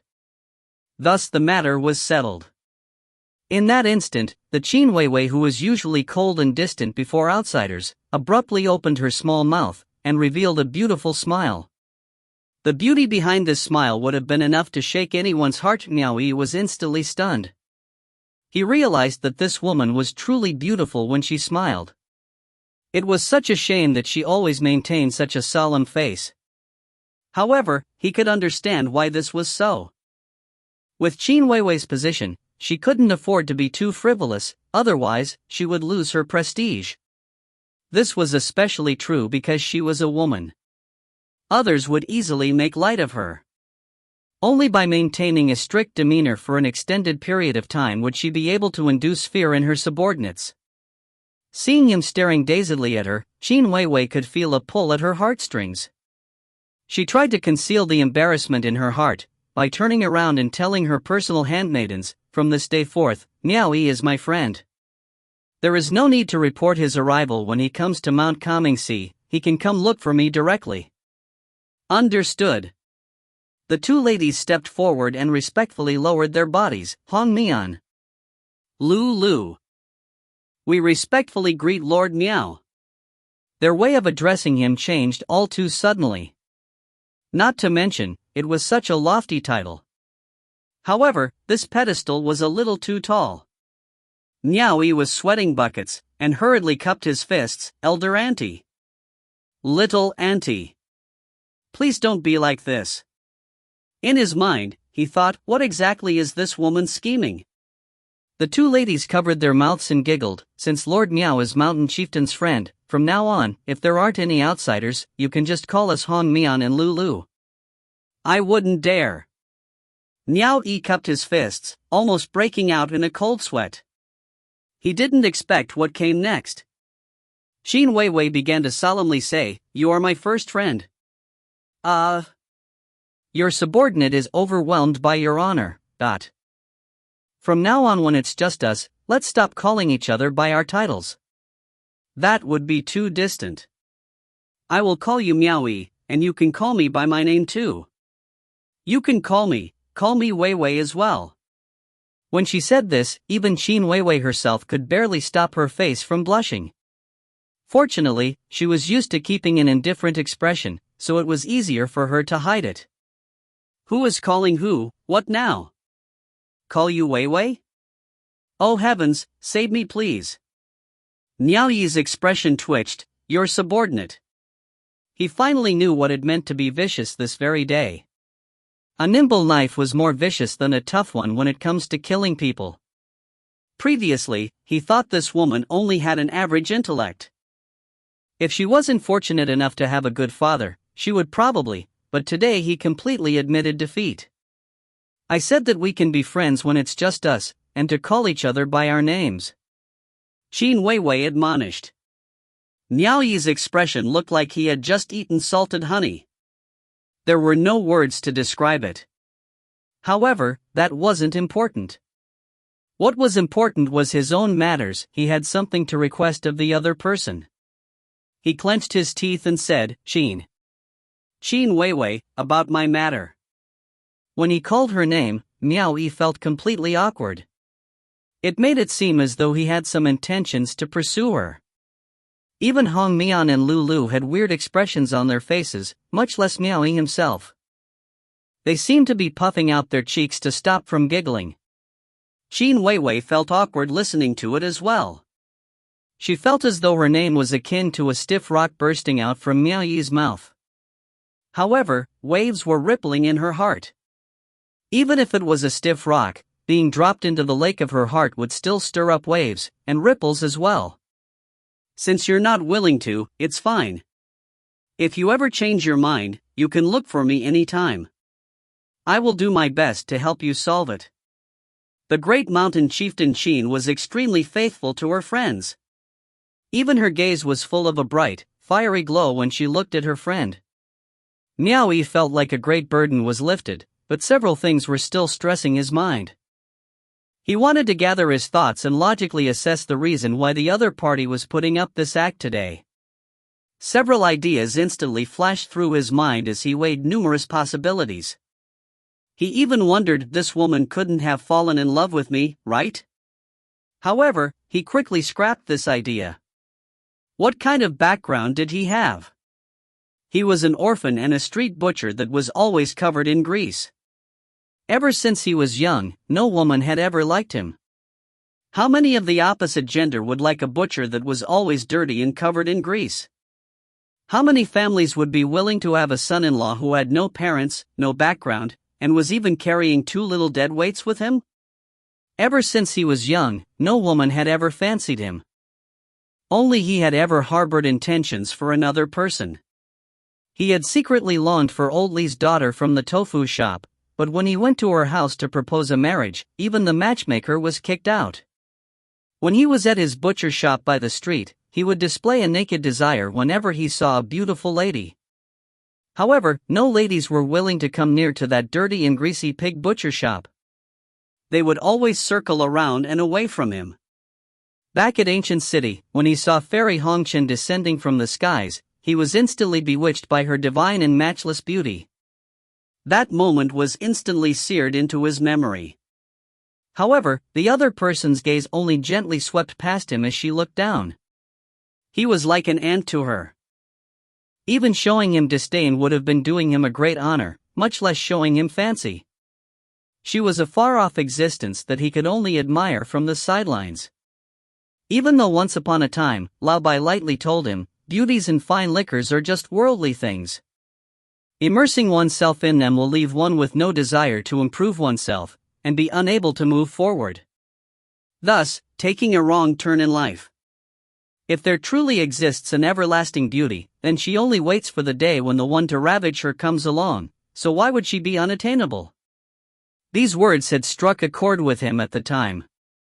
This was precisely the case of a loud noise made by merely a few sounds. However, this didn't change the fact that no woman had ever liked him. The realm Lao Bai was talking about was the absolute pinnacle, where one's strength forced all into submission. If any woman ever had, perhaps Qian Er and Shui Er would count. However, everyone knew that was different. This was why Miao Yi had long since gotten used to it. He had gotten used to not experiencing love, so how could he believe that a woman would fancy him? With Qin Weiwei, he believed this was all the more unlikely. He always kept in mind Qin Weiwei's haughtiness and her dislike of him. He believed that was a form of loathing that stemmed from looking down on someone, as a result of her identity and background. Yet, Miao Yi was a normal man and Qin Weiwei, a beautiful woman enough that he would occasionally steal a glance or two. It wasn't like he had never fantasized about her before. However, to his knowledge, once someone reached the point of looking down on you, they would never be able to truly come to like you. Not to mention, the events that transpired today were a stark contrast to how she was before. It was utterly questionable and wholly puzzling. Him even considering this, was because she fancied him, was just his wishful thinking. This was why those kind of thoughts only stayed in Miao Yi's mind for a fleeting moment, before immediately being tossed to the back of his head. He was used to not experiencing love, so he wouldn't get any unseemly ideas. Prepare a set of wine and food. I wish to have a drink with Miao Yi. Qin Weiwei didn't know what was on his mind. But she turned to instruct the two handmaidens behind her. There's no need for all that. I am under the cave master's orders to complete a task. Miao Yi hurriedly looked for an excuse to get away. He didn't know what was going on at the moment, and was afraid that he would fall into some kind of trap if he stayed any longer. The unpredictability this woman displayed today had him somewhat terrified. What could Yin Xiu possibly order him to do? Qin Weiwei clearly knew this was an excuse, but she wouldn't go so far as to brazenly make him stay. As such, she didn't manage to make Miao Yi stay for wine and, in the end, she let him leave. If you find any errors, ads pop up, ads redirect, broken links, non-standard content, etc., please let us know. Report chapter so we can fix it as soon as possible. Chapter 239, First Visit to the School of Blue Jade. Chapter 239, First Visit to the School of Blue Jade. Translator, Soup Hunter Editor, Tom Yummy. Once he left the Mount Comingcy Grand Hall, Miao Yi motioned with his hand and said, "Let's go." Yuan Fong and Lai Yuhan had been waiting outside. They quickly mounted their steeds, and the three quickly galloped off. Miao Yi was a little reluctant about this long journey now. Should I return to East Arrival Cave? I don't understand what that woman is up to. She better not try to trip me up behind my back. Qin Weiwei stood by the window of the loft. Her snow-white dress billowing out from the faint entering breeze, to reveal the elegant outline of her body. From there, her line of sight was being blocked by the roof of the Grand Hall, so she couldn't see the plaza outside the hall, but she could see the area about the mountain gates. Qin Weiwei watched on as Miao Yi brought his men charging out through the mountain gates. Her gaze chased after his figure for a long while, her expression slowly softening as she revealed her anticipation towards the blooming of young love. Beside her, Hong Mian and Lu Lu occasionally exchanged glances. After today, the two of them could finally reaffirm who Qin Weiwei was in love with. If this wasn't the case, Qin Weiwei definitely wouldn't behave like this. However, they never expected that Qin Weiwei would actually come up with the idea of becoming friends, and use it to bravely take her first step. She hadn't even discussed it with the two of them beforehand. They exchanged a glance and snickered, realizing that it was really convenient to woo a man when you had authority in your hands. The two of them believed that Qin Weiwei should have done this from the start. If you have authority, don't waste it. However, the two of them knew Qin Weiwei all too well. Given her personality, it was already a first for her to go this far. She was only able to take this first step after gathering a substantial amount of courage. It was only possible for her to take this first step by using the pretext of becoming friends as her cover. Otherwise, she truly couldn't hope for more with that arrogant tongue of hers. Even so, the two of them had to keep pretending they were oblivious to it all. Before Miao Yi expressed his intent, they couldn't let anything slip. Otherwise, she would surely crawl back into her shell. Qin Weiwei's pride was no joke. The thing that Hong Miao and Lu Lu was more concerned about was whether Miao Yi would have an intention of courting Qin Weiwei. An onlooker certainly sees best. The two of them could tell that Miao Yi was still keeping Qin Weiwei at a distance, or perhaps it was more appropriate to say that he was on his guard against her. Could that man truly become the master that they would have to serve in future? The trio continued to gallop at full speed as they left South Edict Manor's territory. With their dragon steed's superior leg strength, they sped along for 2 whole days, before finally entering the center of a bleak and barren mountain range. They continued to cross mountains and traverse forests, across rivers and through tunnels from atop their steeds. They eventually reached the looming mountain peaks, and within the mountain range before them, a cluster of buildings with varying heights were arranged in an orderly fashion. The trio brought their steeds to a halt, with their mounts panting heavily. Then, Yuan Fang raised his hand to point ahead. "Please look, me lord. There lies our school of Blue Jade." "Oh." Miao Yi stared at it for a moment, then turned back with a smile. "To drop by unannounced wouldn't be too rude, I hope." Lai Yuhan replied, "Don't worry, my lord. We already informed our master beforehand." Miao Yi nodded. "It has been a while since I last met Elder Hong. I look forward to it. My lord, the two of us senior and junior brothers have something we would like to ask of you." Yuan Fang and Lai Yuhan abruptly jumped down from their steeds simultaneously and began pleading with Miao Yi with their fists cupped. Miao Yi was startled by how suddenly they had become serious, and asked, "What is it?" The two of them shared a glance then. Yuan Fang cupped his fists and said, "Me lord. On that year, our school of Blue Jade wasn't able to offer our assistance during the battle between Manorhead and Zhangdecheng. The main reason was because our master had taken matters into his own hands, and thus jeopardized the school of Blue Jade's affairs. Because of this, he incited the sect master's wrath. Most of our fellow disciples blamed our master as well. Now, Master Hong is in a difficult position within the school of Blue Jade. Since the two of us senior and junior brothers have returned, we must share our master's burden." So that was the case. "I was wondering what the school of Blue Jade was thinking at the time," said Miao Yi as he came to a sudden realization. Then, curiously asked, "What can I do to help?" "My lord. Since us senior and junior brothers began working under my lord's command, this became the sole matter that our master was allowed to manage within the school of Blue Jade. He was mostly stripped of his other authorities. Even then, master had done his best to defend my lord. Otherwise, our master wouldn't have been able to allow 20 elite disciples into the ranks of a cave in the first place." After saying this, Yuan Fang hesitated for a moment. Miao Yi nodded. "The two of you have followed me into the jaws of death and back. Just be frank with me if you have something to say. Why must you hesitate?" "Understood." Yuan Fang cupped his fists and said, "Me lord.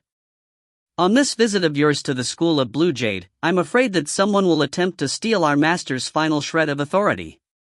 Once master completely loses his authority within the school of Blue Jade, us senior and junior brothers will surely to be implicated as well. In future, if we still wish to obtain the continuation of our cultivation arts, we will also surely be obstructed by others. If that were to happen, all we can do is betray our master, and rely on someone else. Such a treacherous reputation is not one we can bear." Miao Yi was stunned.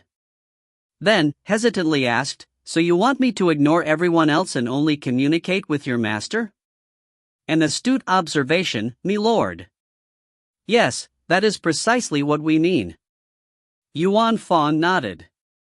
This wasn't actually his idea, but after he found out that Miao Yi wished to visit the school of Blue Jade, he immediately sent a message over to Hong Changhai.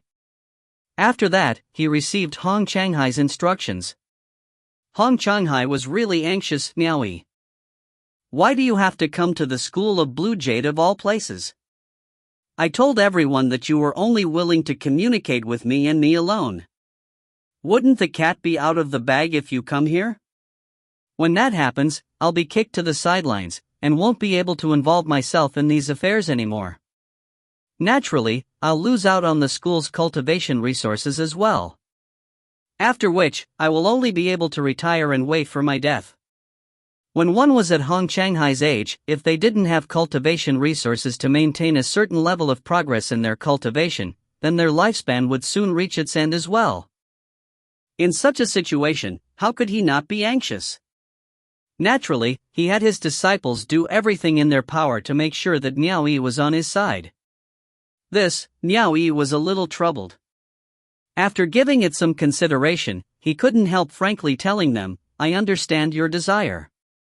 Yet, since your master has already lost his authority within the school of Blue Jade, and has no way of utilizing its resources, how would he be able to be of service to me from now on?" This was a genuine problem. He didn't treat either of them as outsiders, so he had to make it clear to them. "My relationship with your master Hong Changhai isn't so good that I would surrender my own benefits for him.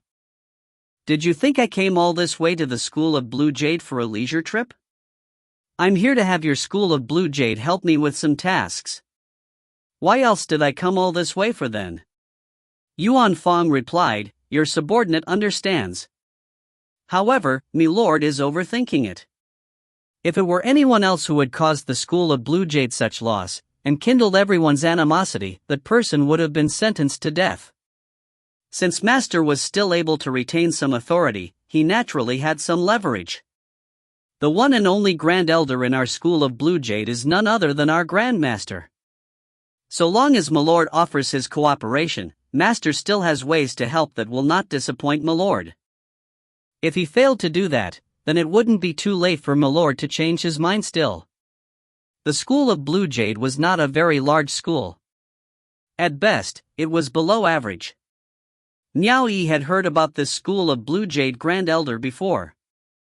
He was the only remaining elder who was also a guardian of the mountain. Apparently, his cultivation was at Red Lotus 3rd grade, 2 grades higher than even the school of Blue Jade sect master himself. Miao Yi never expected that he was Hong Changhai's master. "Is that so?" Miao Yi gave a slight nod, and figured that he might as well give it a try.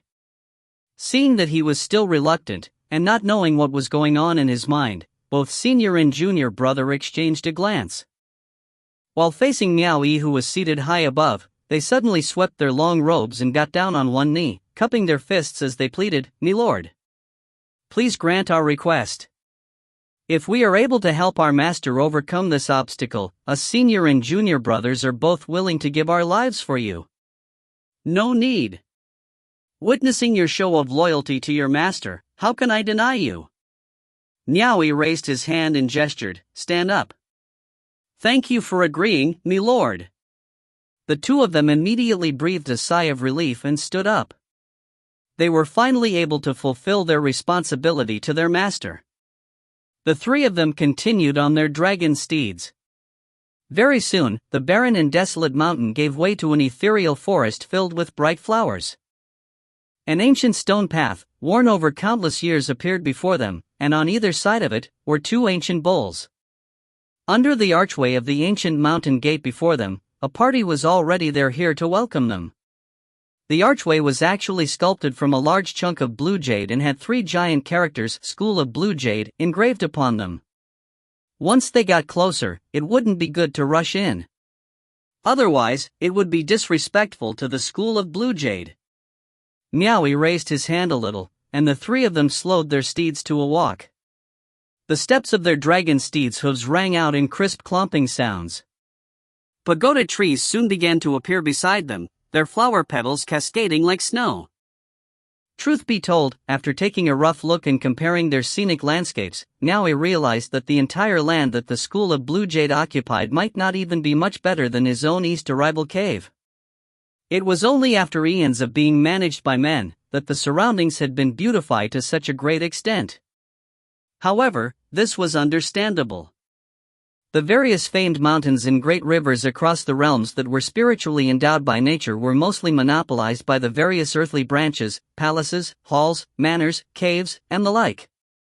A small school like the School of Blue Jade didn't have much to choose from.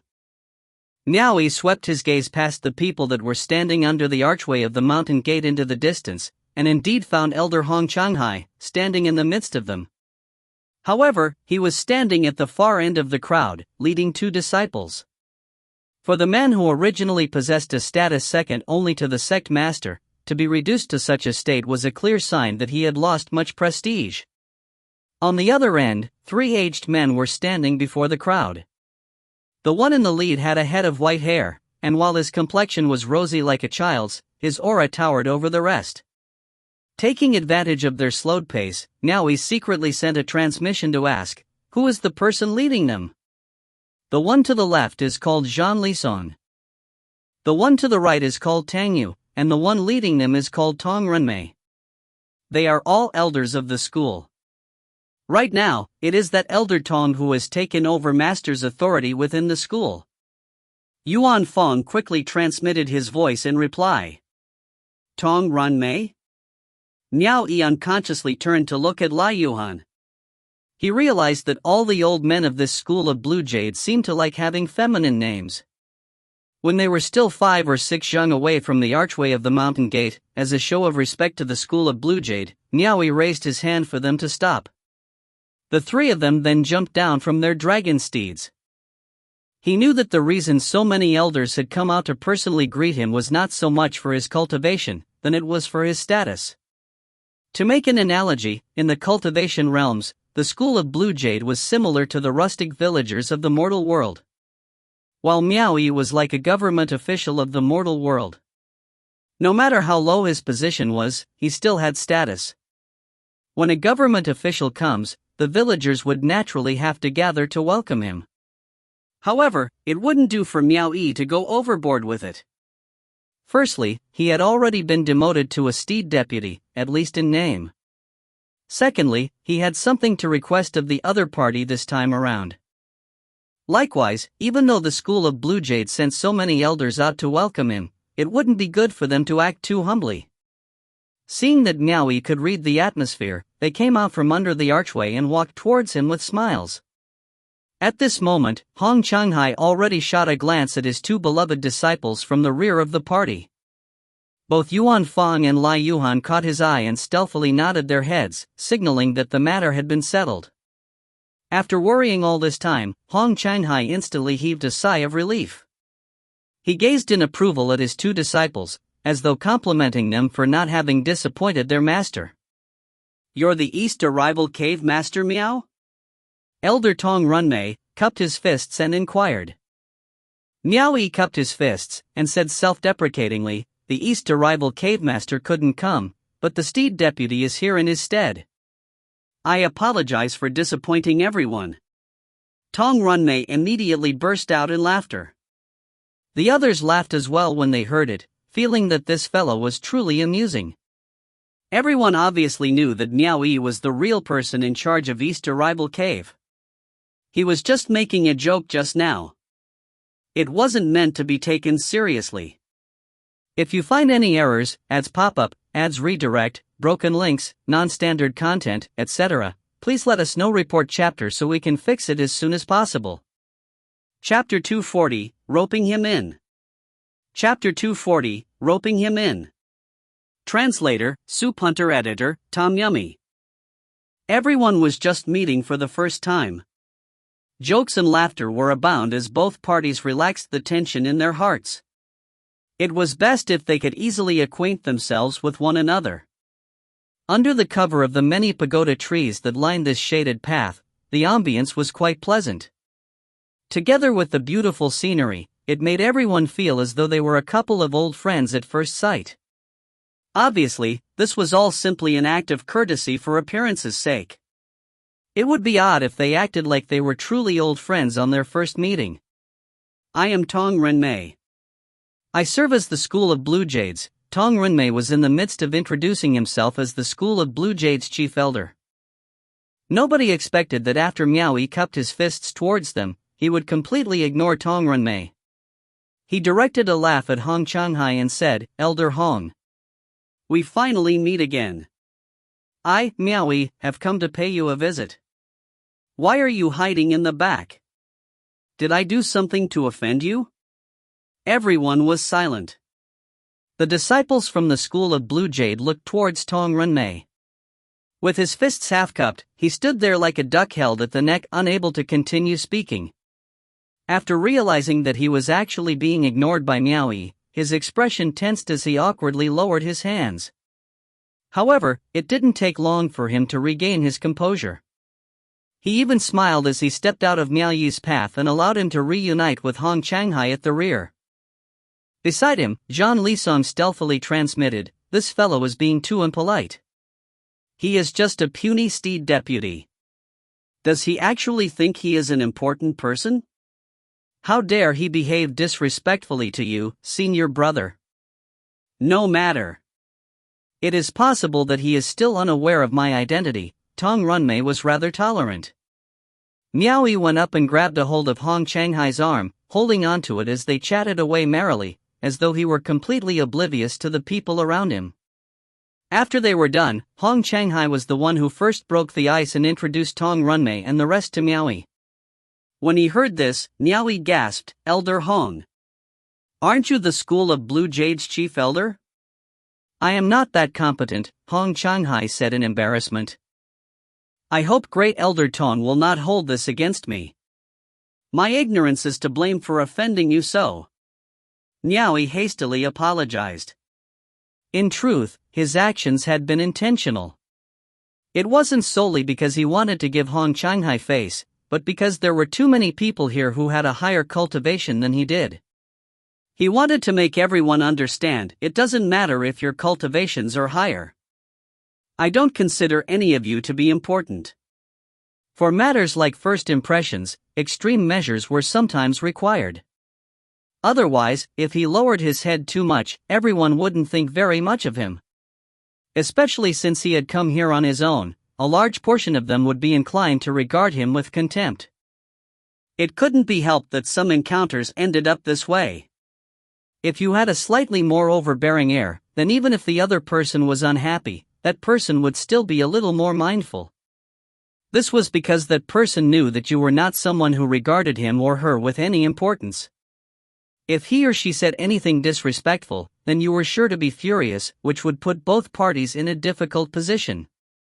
If you take a step back, then the other person would assume that you know your place. Then, the other person would believe that they had the more dominant temperament, and may not continue to treat you respectfully. Bluntly speaking, they would think that you were easy to bully. This was exactly the case for the current situation. Even though the majority of them weren't pleased with Miao Yi, they would still console themselves in their mind and tell themselves not to hold it against such an ignorant fool.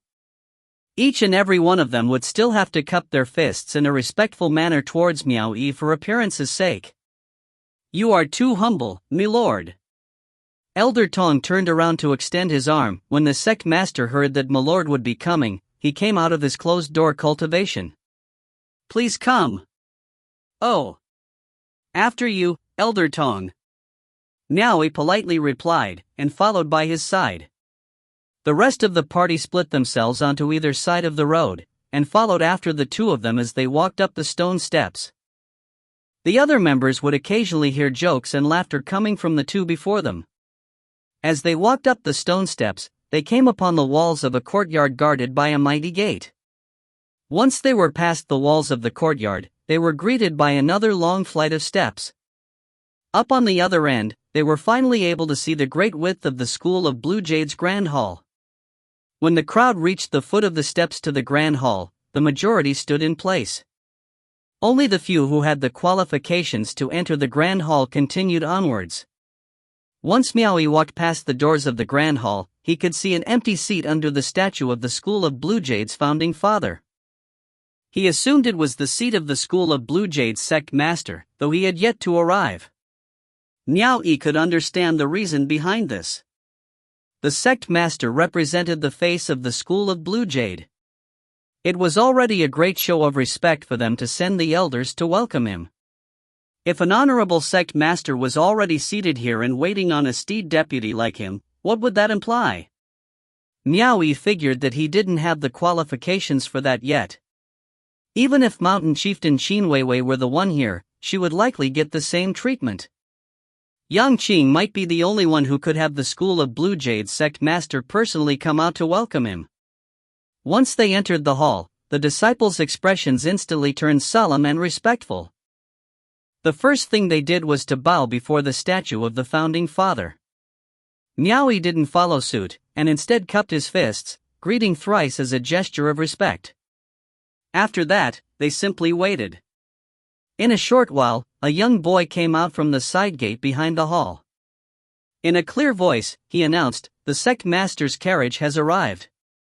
Everyone replied in unison, "We respectfully greet the sect master." Now we didn't need to shout along with them for this. After which, a middle-aged man dressed in ceremonial robe appeared, with a mitre crowning his head. This person was none other than the School of Blue Jade sect master, Feng Hai. Feng Hai appeared much younger than the elders, but his cultivation was higher than theirs. He carried himself in a remarkable manner as he walked over to the high seat, and seated himself whilst two boys stood at attention beside him. As he took his seat, Feng Hai's eyes brightened as he looked at Miao Yi. The latter cupped his fists and said, "Miao Yi respectfully greets sect master Feng." Feng Hai smiled, "My lord must be tired from the long journey here. Please have a seat." A School of Blue Jade disciple immediately carried a chair over and placed it by his side. The sect master gestured for Miao Yi to take a seat. Everyone else in the grand hall didn't have the right to do so. Miao Yi had this right not as a result of his strength, but as a show of respect towards Miao Yi's background as a government official. It was inexcusable to have a government official stand beneath him whilst they were speaking. "May I know the reason as to why my lord has come to visit my School of Blue Jade?" Feng Hai asked. This, Miao Yi gaze took in everyone else. It wasn't convenient to share his matters with the public, so he replied, "I have some personal matters that I wish to consult Elder Hong with. I never expected that I would cause the sect master to come over himself in his carriage. I am truly sorry." Everyone immediately understood that it was a sensitive matter that was difficult to disclose in public. Feng Hai threw a look at Han Changhai, but he didn't probe any further. Following that, they simply exchanged a few casual words of courtesy, but it was impossible to have the leader of a sect like Feng Hai accompany a mere steed deputy like Miao Yi, and be all chummy. After Feng Hai instructed Tong Runmei to entertain their esteemed guest well, he departed and was sent off by everyone. As Hang Changhai sent the sect master off from the grand hall, his expression twitched ferociously. Miao Yi had already stated that he had private matters to consult with him, but the sect master still asked for Tong Runmei to entertain him. The mighty School of Blue Jade naturally wasn't short of guesthouses to entertain guests with. Tong Runmei personally accompanied Miao Yi into a guesthouse. Great walls surrounded a large courtyard as ancient bowls cast towering shadows. Water flowed beneath a small bridge, creating a beautiful contrast with the rockery. A pavilion stood by the water's edge, surrounded by a peaceful landscape. The sparrow may be small, but its vital organs were whole. This was an ideal place for one who wished to have a quiet stay. It was perfect for entertaining guests. Tong Runmei personally guided Miao Yi on a tour around the guesthouse with its serene and tranquil environment, saying, "This place is not as well endowed by nature as the land East Arrival Cave resides in. I hope my lord will not mind that the conditions may not be to your satisfaction." Miao Yi shook his head, "Elder Tong is exaggerating. Even though the environment in East Arrival Cave is good, it has seen much turmoil and conflict. It cannot compare to this land's deep-rooted tranquility." He wasn't giving shallow praise. Every one of the caves were constantly at war and had seen much destruction. They were truly incapable of creating such a foundation. Take the ancient trees that were easily 100 years old in the courtyard for example, none of those were in East Arrival Cave. They could only approximate a foundation like theirs by transplanting some grass, flowers, and the like. This was the difference in foundation. All the money in the world could not buy it. Speaking of seeing much conflict, I have heard much in the School of Blue Jade of my lord's heroic feats in leading your subordinates to defeat strong foes time and time again. "Milord is a very promising youth whose future is bound to be bright. I was just lucky. I have the School of Blue Jade's disciples to thank for always risking their life to help me. If there comes a day when my future is truly bright and assured, I surely will not forget the deeds that the School of Blue Jade has done for me." The two of them spent some time in the courtyard tooting each other's horn. Once they entered the main hall and took their seats, Tong Runmei finally touched on the main topic. "Previously in the Grand Hall, I heard Milord say that you have come to visit to attend to a personal matter. May I know if I could be of any assistance?"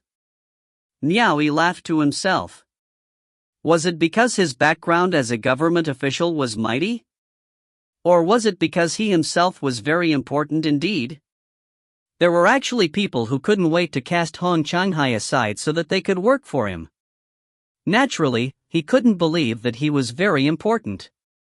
He only believed that it was because his background as a government official was mighty. No matter how strong he was still just a steed deputy. He had no idea that the reason for this treatment was largely because of Hong Changhai. To protect himself, Hong Changhai heavily boasted of Miao Yi's deeds and praised him to the skies. He made it seem as though Miao Yi had some great potential worth manipulating. He had no choice. If Miao Yi lost any value to the School of Blue Jade, even if Hong Changhai monopolized on this connection between them, no one would pay him any heed. Not to mention, according to the news sent over by the other School of Blue Jade disciples in the two manors, this former East Arrival Cave Master was indeed rather proud. When Yang Qing was on the brink of a precarious situation, this fellow battled against Zhang Diqing's forces to the north, single-handedly killing his way in and out of an encirclement of 200 men and saving Yang Qing's daughter against all odds. Then to the south, he fought against Lu Jingtian's ambush, forcing the other party to return in defeat, and even killing Mount Returning Loyalty's mountain chieftain Su Biao. Even though he was a mere cave master, his battle records among both manors were nothing short of valiant. If no accidents occurred to someone like him, he was bound to be promoted. Otherwise, it would be an injustice. What was even more awe-inspiring was that he actually dared to lead the forces of a single cave to attack Mount Shaotai's mountain chieftain Xiong Shao twice.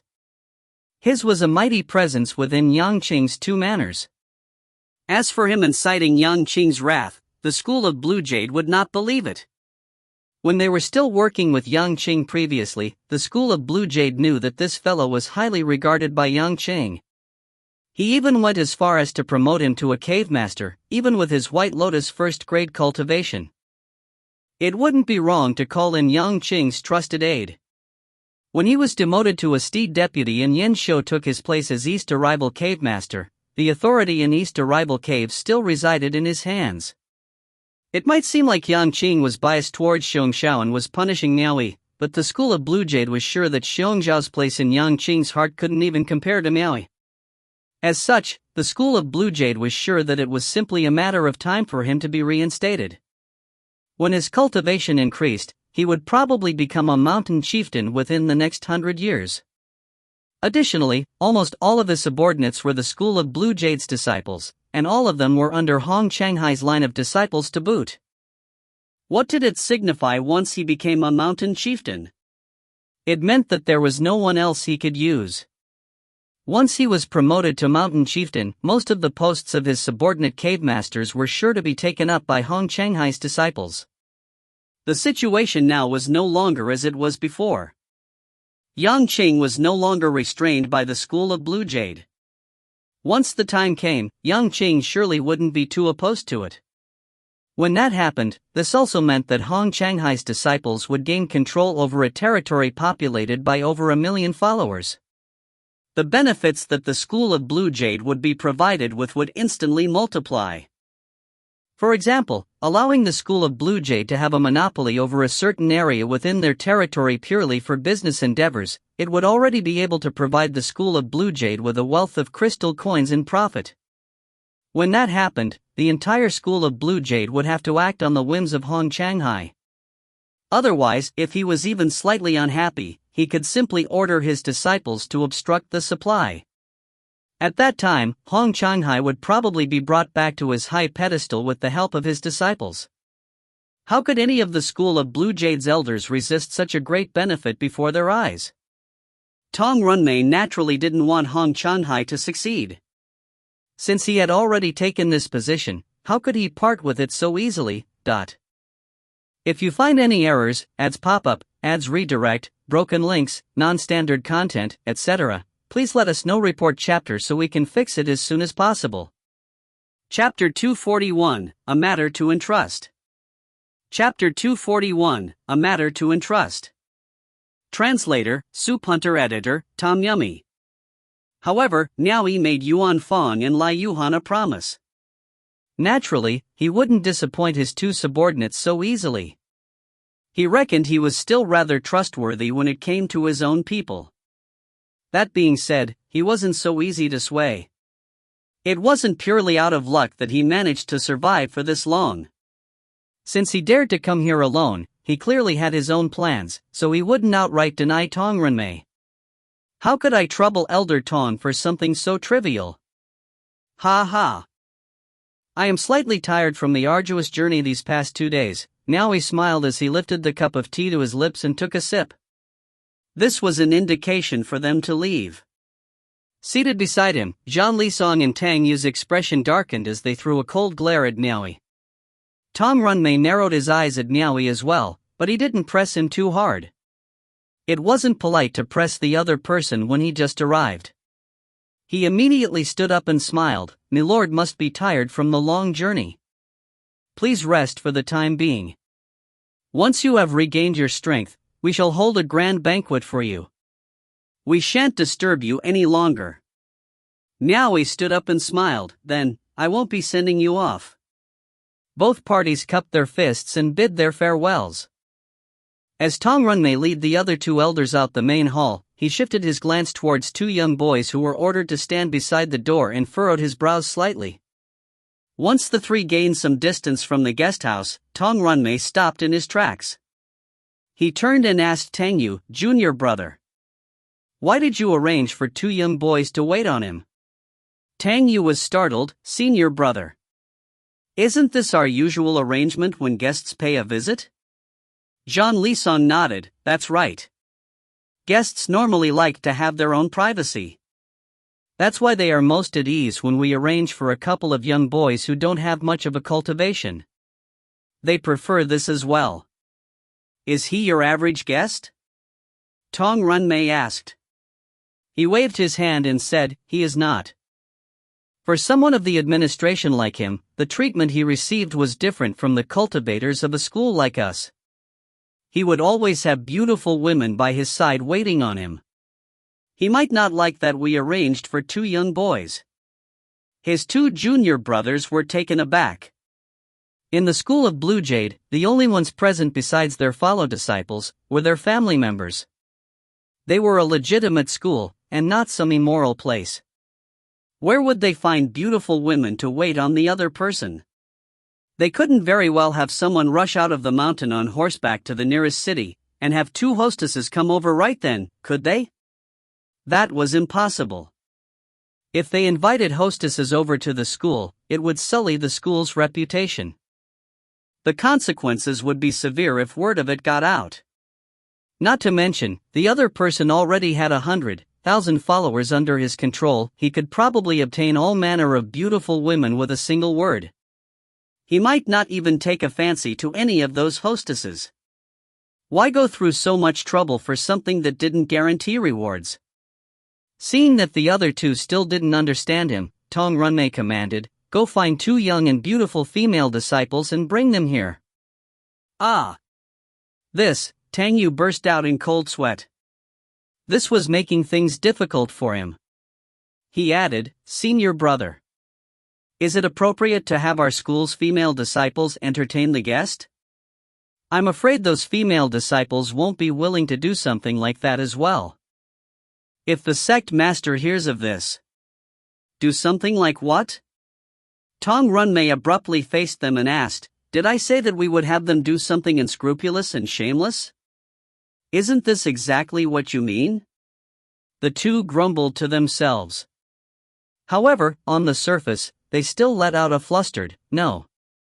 Tong Runmei spoke earnestly, we are having them represent the School of Blue Jade to fulfill our roles as the host and entertain the guest, not to have them do anything else.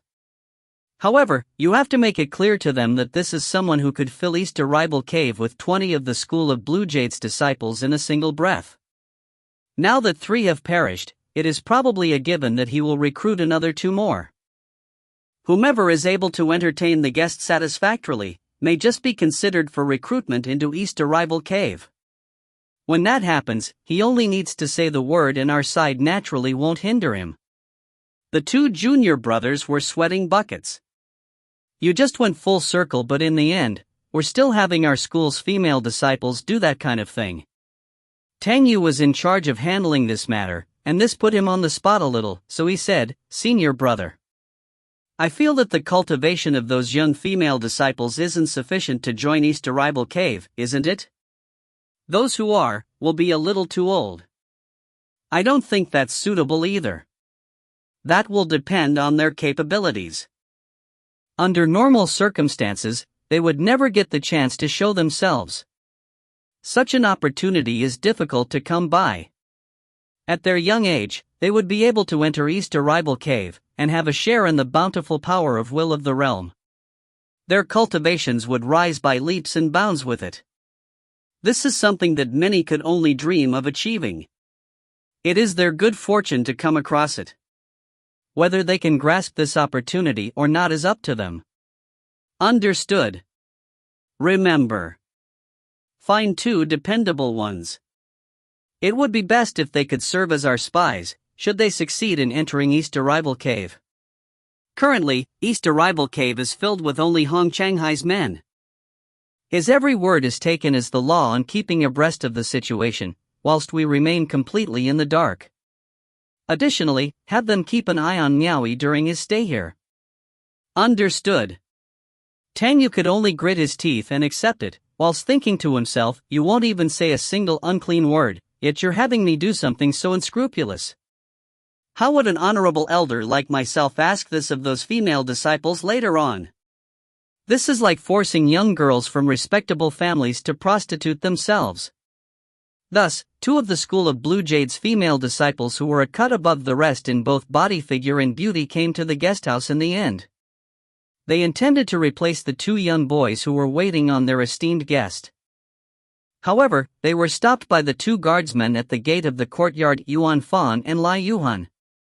Even though the 2 of them were the School of Blue Jade's disciples, they were currently East Arrival Cave's men as well. It was their duty to ensure Miao Yi's safety. How could they allow someone to enter so easily and disturb Miao Yi? After the 2 female disciples respectfully greeted their 2 fellow seniors, they awkwardly stated the reason for their coming here. Yuan Fang and Lai Yuhan still remembered the School of Blue Jade's rules clearly. When guests paid them a visit, they were always waited on by intelligent and capable young boys. Why would they change to female disciples? The 2 of them were a little suspicious as they verified the 2 girls' identities. Then, one of them brought them in to switch with the 2 young boys. The 2 young boys had been in the midst of boiling water to prepare for the guest's bath. Not everyone had a hot spring after all. As he went to bathe, Miao Yi wasn't aware of how the School of Blue Jade usually entertained their guests, so he didn't feel it was odd when he saw 2 girls coming in to attend to him. He had already gotten accustomed to having Qin-er and Shui-er wait on him. He very naturally extended his arms and allowed the 2 female disciples to undress him. However, he felt something was off. These 2 female disciples behaved like novices. Their movements were clumsy as they tried to undress him, and were even trembling somewhat. After Miao Yi dipped down into the water, the 2 fidgety girls grit their teeth and took their own clothes off in the end. For someone who could accept Tang Yu's conditions and perform such an act, they had surely already surrendered everything for the sake of their future. They revealed their graceful figures and snow-white skin.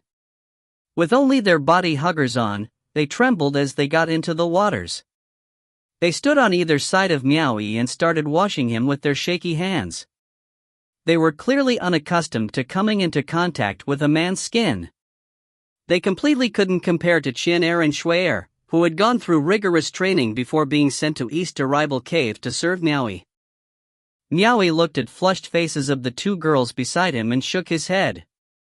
These two don't even know how to attend to someone at all. Why were they sent here? In the end, Miao Yi took it upon himself and casually washed himself. Then, he got out of the bath, put on his clothes and walked away. He didn't do anything to the two girls, and didn't say a single word to either of them either. He left the two female disciples feeling baffled and stuck in the water. It seemed they failed to win the esteemed guest's fancy. The two female disciples ground their teeth. Since the situation had come to this even after taking all their clothes off, the two of them were prepared to pull out all the stops tonight. For the sake of their futures, they would have to disappoint a certain senior brother of theirs. That night, Tong Runmei held a banquet for Miao Yi at the guest house.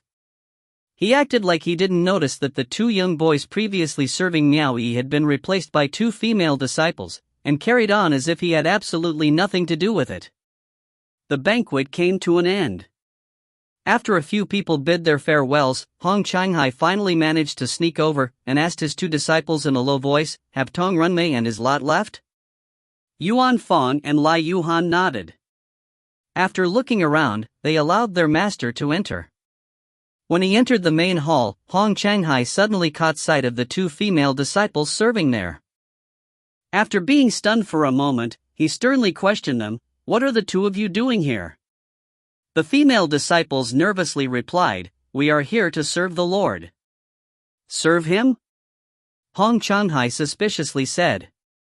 He didn't think anything of it, and simply assumed that Miao Yi was used to being waited on by women. After rebuking the two girls, he had them withdraw before entering the main hall and went to stand beside Miao Yi. "Elder Hong. Is something wrong?" asked Miao Yi, gesturing to the two female disciples who were departing out the door with his lips. "Ha ha. It's nothing." Hong Changhai waved his hand. Since the guest liked to be waited on by women, he wouldn't spoil his fun. Miao Yi was suddenly shouldering a crime he did not commit. He didn't ask to be waited on by any beautiful women. He wasn't some lustful beast that wanted to mount every woman he saw. If he were, not only would Qian'er and Shui'er have long lost their purity, what manner of beautiful women in East Arrival City could he not obtain? It would only take a single word, and someone would instantly find some way to accommodate him. When the two sat down, Hong Changhai laughed, "Me lord. Did you have a good discussion with Elder Tong?" Miao Yi knew what he was worried about. He smiled and said, "Fret not, Elder Hong. Your beloved disciples are working under my command. How could I act in a manner that would chill the hearts of my subordinates?" Hong Changhai was instantly relieved. He relaxed his brows and said, "Earlier today in the Grand Hall, Milord told the sect master that you had a personal matter to consult with this old man. This old man has come here precisely to hear Milord out." He had secretly asked Yuan Fang and Lai Yuhan once about what Miao Yi had come here to do. However, the two of them didn't know anything either. They only knew that Miao Yi had suddenly decided to come here. There weren't any forewarning or clues beforehand whatsoever. They couldn't make a good guess even if they wanted to.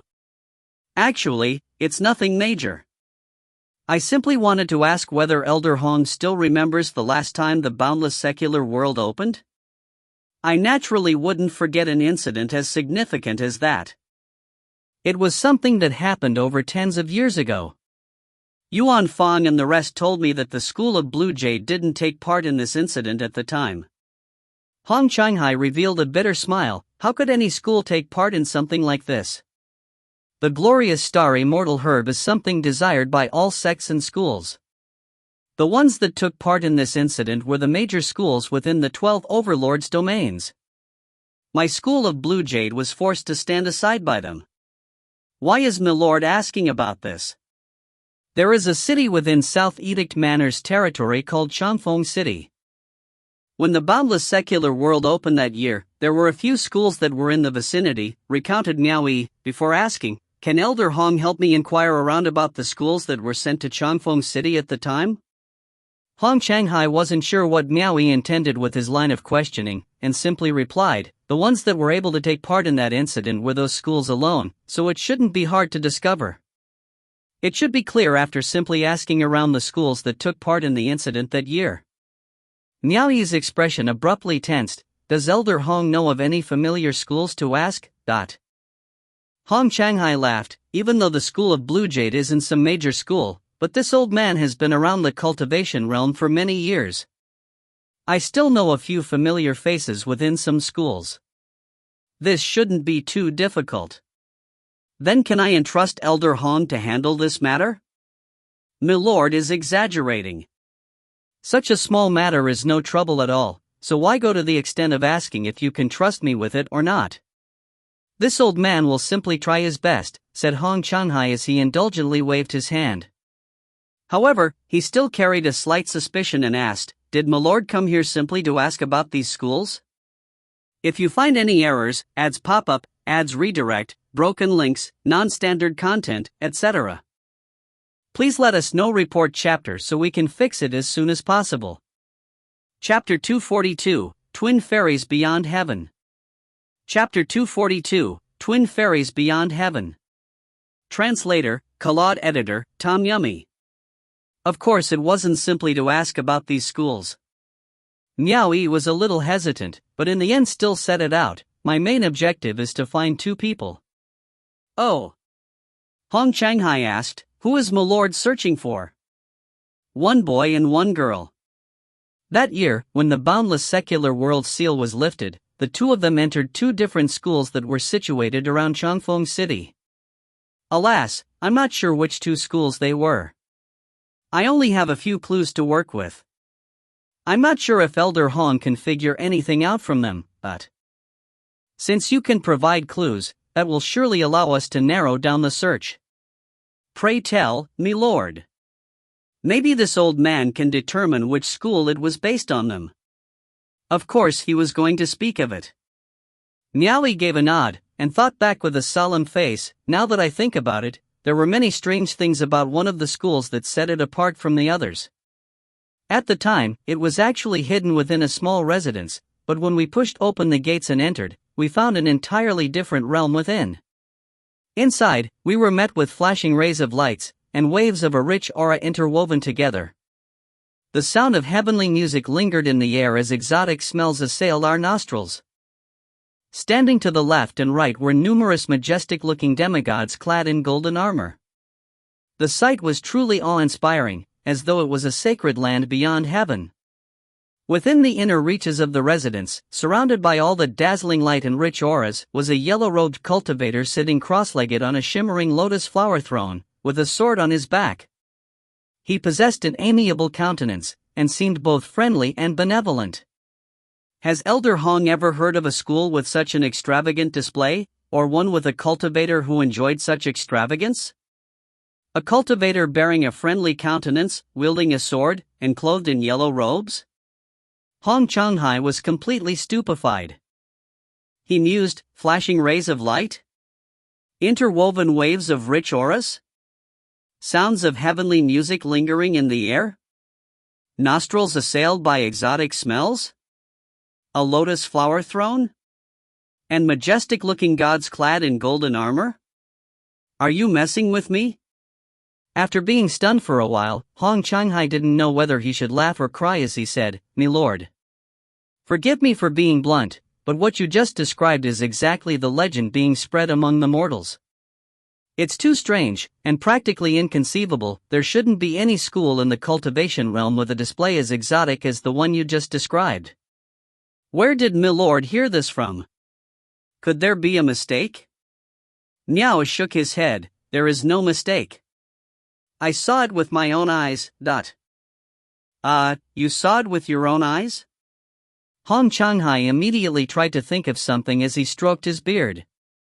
He racked his brains, but simply shook his head in the end. I have never heard of a school with a display so overly flamboyant. Furthermore, when the boundless secular world seal was lifted, the various schools had an agreement on the recruitment of disciples. For the sake of fairness, they were forbidden from making displays of any sort to try and entice mortals, much less such a spectacle. Did Milord mistake it for something else? You must know, not even the 6 sages themselves would create such an unbelievable display of grandeur.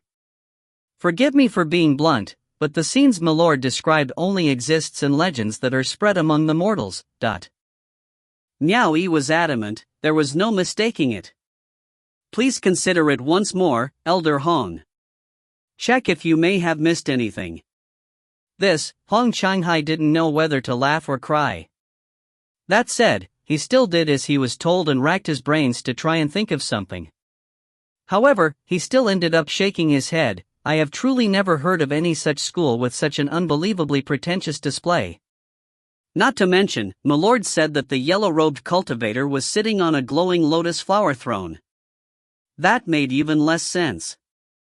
Of all the cultivators in our celestial nation, none of the schools follow the practice of sitting on a lotus flower throne. There might be a possibility if it was a cultivator of the boundless nation, or the Buddha nation, but it is impossible for the celestial nation to allow those 2 nations to send their schools over to her own territory and recruit disciples right when the boundless secular world seal was lifted. When Miao Yi heard this, he thought for a moment and had to agree. What the other person said was indeed logical. He couldn't help but sigh in disappointment. Has Elder Hong really never heard of a school like this? Elder Hong shook his head. It could be that my knowledge is limited, but the way I see it, there may be one other possibility. Miao Yi anxiously asked, what is that possibility? Elder Hong looked up at Miao Yi and said, an illusion. Someone with a large reserve of transcendence energy used a great art to create an illusion, and then casted a deceptive vision over my lord's mind's eye. Miao Yi was shocked. Is that possible? It is. Elder Hong nodded his head with certainty. To someone possessing a deep and profound cultivation, it shouldn't be a difficult matter. If it really was a my lord described, then I believe there is a large possibility that this was the case. According to the agreement made by the various schools, they were not allowed to set up any grand displays in those places to draw on the mortals. Not to mention the sound of heavenly music, the scene my lord described was simply too grand. It would be impossible to escape the attention of the various schools as they watched one another, especially in such a small confined space. Unless there was truly someone who could create a new dimension within that space, only then would it be possible. Otherwise, it would have been impossible to hide it. Even more so in such a small residence. All these signs point to one thing: there is a high chance that it was an illusion intentionally created by someone with ill intent. Little brother. Miao Yi felt a surge of worry, and stood rooted to the spot in a daze. If it was really the work of someone intentionally hiding his true identity, then how was he going to find his little brother from now on? He couldn't understand why the other person would do such a thing. If it was for the sake of obtaining the immortal herb, the other person could have easily tricked him into giving away the other immortal herb in his hand at the time as well. Miao Yi's thoughts were in complete disarray. My lord!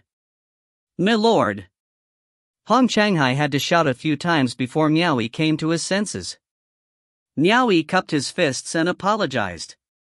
Hong Shanghai asked again, may I know about the clue pertaining to the other school? As he said this, he was wondering, the other school can't be even more inconceivable, would it? After Miao Yi regained his composure, he thought for a moment before saying, the clues surrounding the other school were a little more obvious compared to the previous one. Many had borne witness to it. At the time, Fairy Hong Chen of the realm beyond heaven descended upon that particular school. Its location was roughly at Fairy Hong Chen? Hong Shanghai exclaimed, cutting him off. At first, he couldn't figure out where this tiny Changfeng city was, but when Miao Yi mentioned Fairy Hong Chen, it immediately came to his mind. Nodding repeatedly, he said, so it was that Changfeng city. I understand now. The school my lord is speaking of must be the one within the domain of the first earthly branch's overlords, the Glorious Cloud Sect. Glorious Cloud Sect? Miao Yi's earlier dejected spirits was instantly lifted. How can Elder Hong be sure that it was the Glorious Cloud Sect? There is quite a distance between the domain of the first earthly branch's overlord and the fifth earthly branch. If Milord didn't mention about Fairy Hongchen, I would never have realized. Has Milord never heard of the twin fairies beyond heaven from the realm beyond heaven? The twin fairies beyond heaven? Miao Yi blankly said. He rubbed his nose, fully aware that his own knowledge was limited. He could only cup his fists and ask for guidance. Please unravel this mystery for me, Elder Hong. Milord's mind is taken with the affairs of the cave. It's natural for Milord to not have any concern to spare for this. Hong Shanghai was afraid that things would be awkward for him, so he immediately humored him to ease the situation, before chuckling. Speaking of these twins fairies beyond heaven, they are a couple of stunning fairies of the realm beyond heaven. One is Fairy Hongchen. The other is Fairy Yu Yao. Without even speaking of their cultivations, their beauty alone is enough to convince those who behold them that they were born of divinity. Their peerless beauty is truly enough to topple nations. Not only do both of these heavenly beauties belong to the same school, they are also disciples of the Mu Fan Jian of the realm beyond heaven. They are not someone that the everyday riffraff can hope to approach. People like us can only admire them from afar. Miao Yi nodded.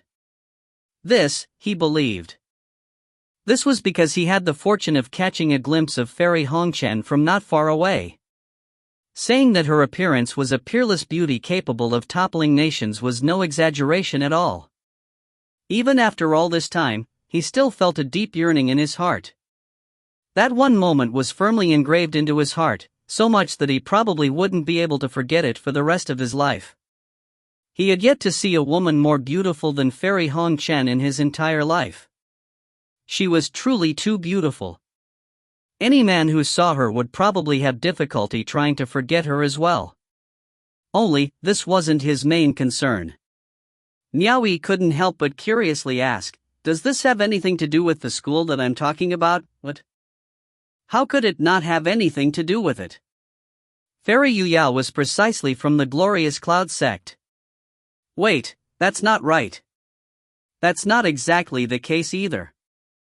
When it came to the subject of beautiful women, it seemed even old men were no exception. Hong Shanhai's attention had been caught and he excitedly said, it happened exactly during the last opening of the boundless secular world. For some unknown reason, Fairy Hongchen descended upon the land where the Glorious Cloud sect was situated. It was just then that the Glorious Cloud sect recruited a follower with a phoenix form as their disciple. Phoenix form? Miao Yi sucked in a breath of cold air. Even though his knowledge was limited, he was no longer the ignorant fool he was before. He obviously knew the significance of the so-called phoenix form in the cultivation realm. The bearing of dragon and phoenix referred to certain types of people, with the male being the dragon, and the female being the phoenix. People bearing these two types of cultivation aptitudes would have twice the results with half the effort when it came to cultivation. It was a gift bestowed upon them by the heavens. It wasn't something that one could obtain just because he or she wished. It was the greatest cultivation aptitude in existence. Dating back to ancient times, the people that bore these types of aptitudes would either find great success or go out to create sects and schools. The various major schools would attempt to recruit them at all costs each time one appeared. It was clear how highly sought after they were. Miao Yi never expected that a phoenix form bearer would appear in the ancient Changfeng city right when the seal on the boundless secular world was lifted that year. He wasn't sure if that person was a local of Changfeng city, or someone that had rushed to Changfeng city from a foreign land. There were many people from various lands that congregated at Changfeng city at the time, after all. Correct. It is indeed the phoenix form. Hong Shanghai chuckled. It was unfortunate for the Glorious Cloud sect. A phoenix form bearer was already at their doorstep right when Fairy Hongchen coincidentally descended upon them. Let me ask my lord if Fairy Hongchen took a fancy to that person and wanted to bring her away, who in the Glorious Cloud sect could resist? In the end, they could only stand by and watch as Fairy Hongchen brought the person away with her and flew off. After which, that female disciple was immediately bestowed with the title of Yu Yao by Mu Fan Jian as soon as she stepped into the realm beyond heaven and was accepted as Mu Fan Jian's disciple. Right now, she is Mu Fanjuan's youngest disciple and also the fairy Yu Yao that we know of today. Such a fortuitous opportunity would make anyone sigh in jealousy, but it's indeed quite deserving of a sigh. Miao Yi couldn't help lamenting either when he heard this, from a mere mortal, to instantly becoming Mu Fanjuan's disciple. It wouldn't be an exaggeration to say that the sheer distance that she had jumped between these two statuses was akin to having crossed a gap that normal people would have to struggle for 10,000 years to attain. No words could describe the amount of envy that he felt. However, he never even thought that this person could be his little sister. In his eyes, his little sister was nothing but a dirty, snot-nosed little crybaby. He hadn't considered her beautiful even though they stayed together for so long. If someone told him that his little sister was able to grow to become Fairy Yu Yao, whose beauty was on par with Fairy Hong Chen, he wouldn't believe it even if they beat him to death. He wouldn't have such unbelievable thoughts of his little sister either. Alas, the world was like a game of chess. The rise and fall of the river of fate was full of unexpected twists and turns. However, he still tried to ask, "Then do you know of that Fairy Yu Yao's true name?" "This I do not know." It seemed no one had ever mentioned it in the rumors before. Hong Changhai shook his head. Now, Miao Yi finally understood why Hong Changhai could be so sure that the school he was referring to was the Glorious Cloud sect. For something so coincidental to occur, it would be difficult to forget about it even if one tried. It seems like little sister is at Glorious Cloud sect then. I wonder how she is doing. He took a deep breath and tried to calm himself down. Then he cupped his fists and said, "Is Elder Hong familiar with anyone in Glorious Cloud sect that you could introduce me to?" He never expected that his little sister would be so far away. The distance between the first earthly branch and the fifth earthly branch wasn't small.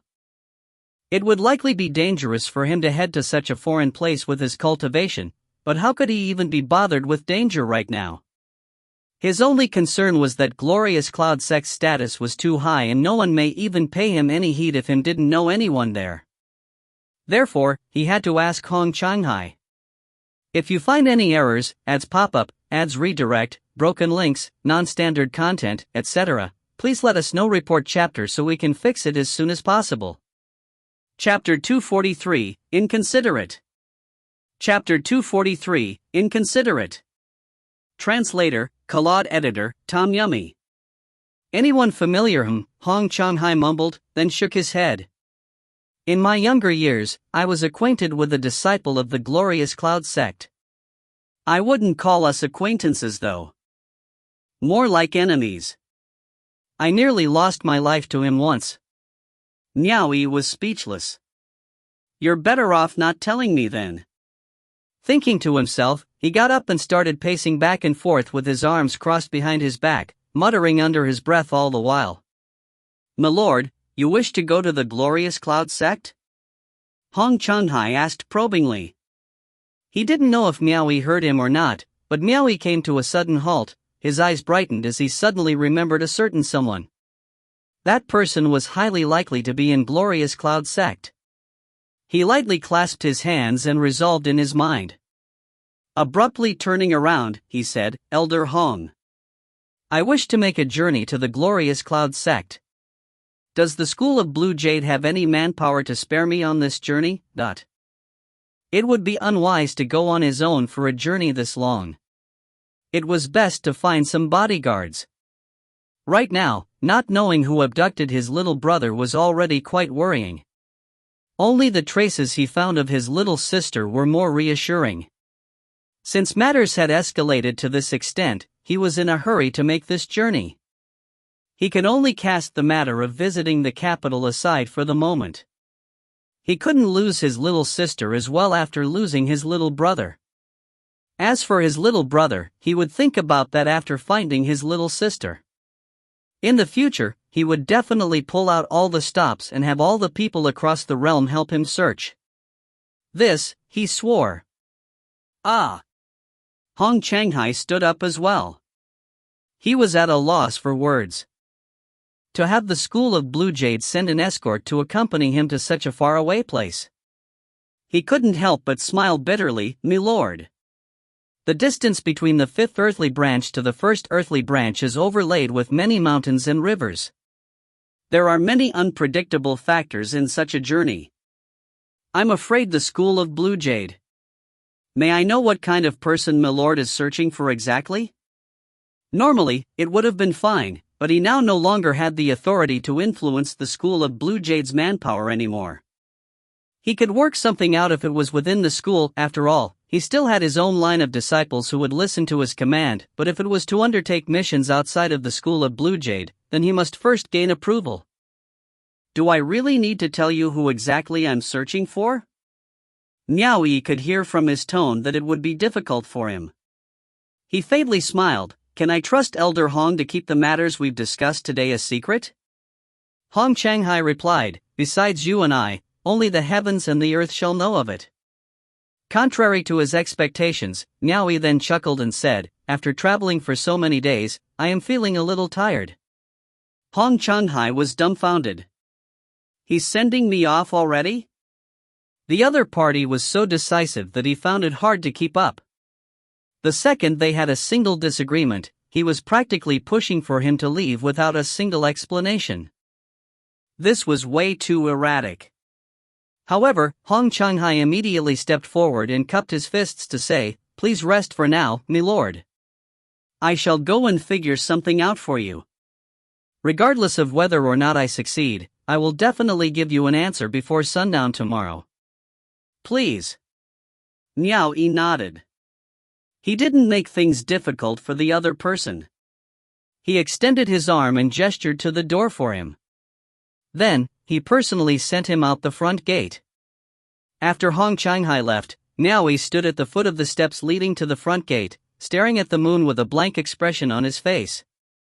Then he turned and said, Yuan Feng. Yu Han. I want both of you to rush back to East Arrival Cave through the night. The two charged with keeping guard exchanged glances, then cupped their fists to receive the order.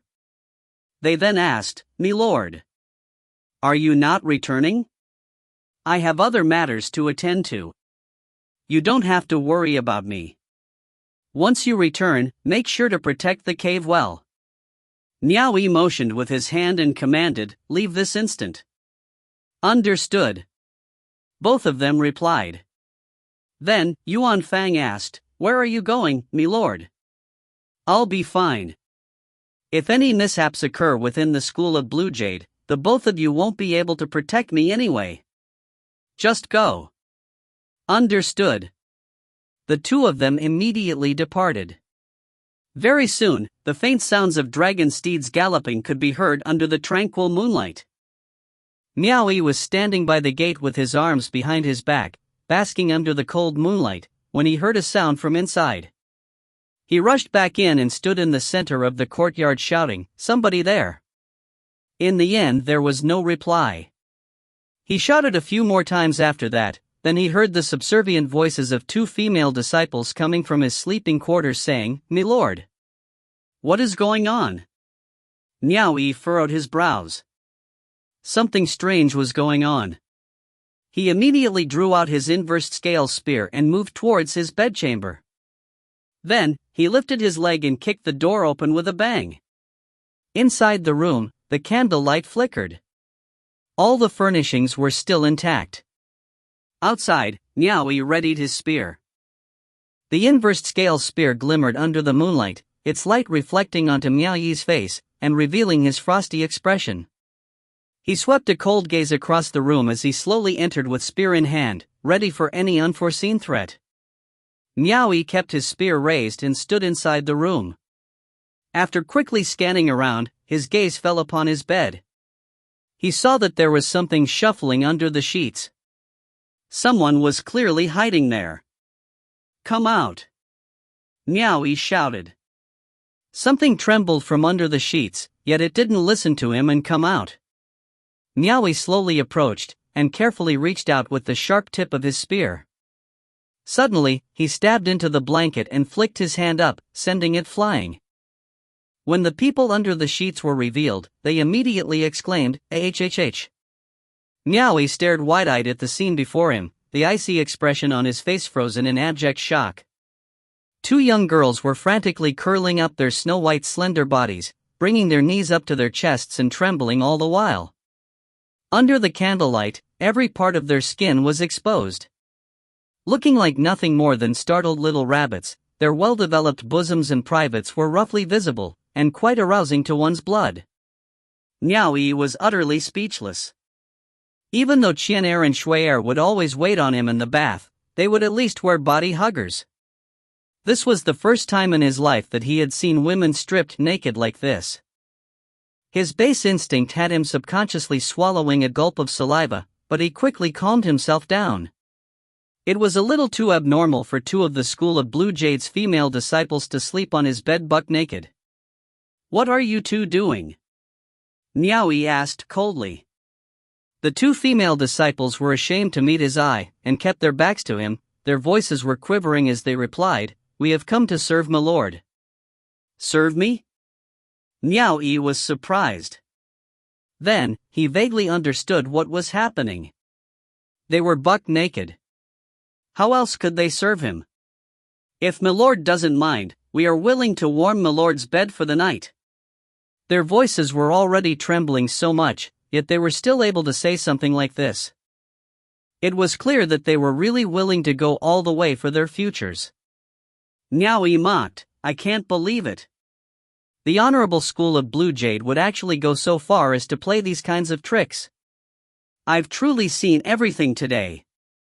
Get up and get dressed this instant." The two girls curled on the bed with their eyes closed from the shame, snapped open their eyes and bit their lips. One grit her teeth and asked, "Why is my lord being so cruel?" "Cruel? You whore, you actually dare play me for a fool. You have no idea what you're up against." Miao Yi swung his spear. The roaring of dragons reverberated as transcendence energy rippled. "Do you think my spear isn't sharp enough? If you don't get up now, don't blame me for bathing the sheets with your blood." After being threatened, the two girls jumped up in fright. Burning from the unbearable shame and frustration, they covered up their ample bosoms and quickly clambered out. In that instant, all their skin was revealed. After getting off the bed, they quickly picked up their clothes and faced their backs to Miao Yi as they hurriedly dressed. After they finished getting themselves in order, they turned to face Miao Yi again. Their faces were flushed with embarrassment as they bit their lips, too afraid to lift their heads. For the two of them to bump into such an inconsiderate man, they felt like they had lost all their face from 8 lifetimes on this day. They despised Elder Tang for having them do something shameful. Miao Yi shouted, "Leave. Go and request for Elder Tong Runmei to see me now." The minds of the two girls were in turmoil. Shocked by his words, they abruptly raised their heads. When they heard that he wanted the chief elder to come over, the two of them were immediately nervous. Thinking that their guest wanted to talk to the chief elder about this matter, they immediately went on their knees with fear, and anxiously begged, "Please spare us, my lord. We know we are wrong. My lord, please spare us." How would the two of them know that they were under Elder Tong's instructions to come here in the first place? They only knew that if Elder Tong found out that they did something like this and made the School of Blue Jade lose face, he would never let them go. What was worse was that Elder Tang wouldn't admit to it when the time comes, and there probably wouldn't be anyone who would go against him for their sakes either. You girls are overthinking the matter. This has nothing to do with the two of you. You girls aren't worth getting into an argument for. I didn't see anything, and nothing happened. Hurry up and ask for Elder Tong. Just say that I have matters to discuss with him." The two girls left uneasily, with their hearts still perturbed. It was difficult to assure them both with mere words. Miao Yi tucked his spear away and walked out of the room. He went to stand in the courtyard with his hands behind his back, and waited under the moonlight. It was a cool and chilly night, with the shadows of old trees dancing about outside. He didn't have to wait long before the two worried-looking girls came back with Tong Runmei before them. The two cupped their fists and greeted each other. Miao Yi extended his arm and gestured for them to continue speaking in the main hall. After they entered the main hall and sat down, the two girls' hands were still trembling when they tried to serve them tea. "There's nothing more for the two of you to do here. Leave us." Miao Yi dismissed the two girls. Then, he turned to face the smiling Tong Runmei and said, "Elder Hong came by just now." "Oh. Is that so?" Tong Runmei revealed a surprised expression. In truth, he had already known about it from the two girls earlier. The other reason the two girls were sent here was originally to be used as spies. Additionally, he also had people keeping a watch over this place. It seems like Elder Hong really has a deep relationship with Milord. He didn't even forget to pay Milord a visit so late in the night. "I wouldn't consider our relationship to be as deep as you believe," Miao Yi said as he raised his cup of tea towards Tong Runmei. He took a sip, then placed it down and smiled. "At the very least, when I asked for Elder Hong's assistance on a small matter just now, he wasn't able to agree to it on the spot." Tong Runmei's interest was piqued. "May I know what matter of business troubled Elder Hong so?" "Truthfully, I wouldn't say it's such a big deal. It's just that I wish to make a long journey, and looked for Elder Hong to secure some men to escort me. Alas, Elder Hong was too rigid, and can only give me an answer before sundown tomorrow. What's more, it isn't guaranteed that he will succeed," replied Miao Yi, shaking his head as though he was disappointed. When he heard this, Tong Runmei sneered to himself. Right now, he was the chief elder. Without his approval, Hong Changhai didn't have the authority to send their forces out on missions, unless he was able to obtain the sect master's approval. He could understand why Hong Changhai found this matter troubling, as well as the reason why Miao Yi sought him out. He slowly struck a stance, and leaned his body backwards slightly before smiling. Elder Hong did right by being cautious. Tong Runmei raised his cup of tea and lifted the lid, gently blowing on the leaves floating on the surface. He was unhurried and nonchalant, and didn't continue speaking. He was waiting for Miao Yi to negotiate the terms with him. Miao Yi lightly raised his eyebrow, and replied, "Oh. Then in that case, I might as well wait for Elder Hong's reply then. He said he was going to look for your esteemed school's Grand Elder. I originally believed that the Grand Elder need not be troubled by such a trivial matter, which is why I asked Elder Tong. But now it seems like I was a little hasty." He cupped his fists. "For troubling Elder Tong with coming all this way for such a trivial matter, it makes me ill at ease. I shan't disturb you any longer." If they couldn't agree, he would send them off immediately. He couldn't be bothered to deal with their mannerisms. He wasn't someone so easily pushed around. For him to reach where he was standing today, he knew where his advantages and disadvantages lie. Since the other party hadn't followed standard procedure, Tong Runmei was struck dumb. "Don't you have something to ask of me since you asked me to come here? We haven't even discussed anything, and yet you don't want to talk about it anymore?" Tong Runmei stood up. It seemed like he didn't intend to stay long either. However, he remarked, "Milord, you might not be aware of this, but Grand Elder is off on a trip to visit a friend. He won't be back so soon, I'm afraid." Indeed, Miao Yi didn't know that the Grand Elder wasn't around. However, his matters were fixed, whereas the people handling them were flexible. How could he be threatened so easily? He gave a nod and said, "No matter. I've already ordered Yuan Fang and Yuhan to rush back to East Arrival Cave through the night and gather my forces. If I don't hear Elder Hong's reply the end of the next day, my subordinates will naturally rush over to escort me. If you find any errors, ads pop-up, ads redirect, broken links, non-standard content, etc., please let us know. Report chapter so we can fix it as soon as possible." Chapter 244, The Fallen Elder Hong. Chapter 244, The Fallen Elder Hong. Translator, Soup Hunter. Editor, Tom Yummy. Yuan Fang and Lai Yuhan obviously didn't return to gather East Arrival Cave's forces. They were only returning to East Arrival Cave. There was a change in plans. For the moment, he decided not to head to the capital, and would instead be leaving the Fifth Earthly Branch's territory on a long journey to the First Earthly Branch. It would be inconvenient for him to thoughtlessly bring East rival caves forces across borders with his current status. After all, he was no longer the East rival cave master in name. There was another important reason for asking the two of them to return. He didn't want to make it difficult for Yuan Fong and Lai Yuhan to face their master Hong Changhai. Even though he promised them that he would stay on Hong Changhai's side, he was very dissatisfied with Hong Changhai's reply. "What do you mean regardless if you succeeded or not, you would give me an answer before sundown? Since it's troublesome for you to even manage some manpower within the school of Blue Jade, why should I offend someone else for your sake? Was our relationship that good? One point was simply to help Yuan Fong and Lai Yuhan avoid awkwardness."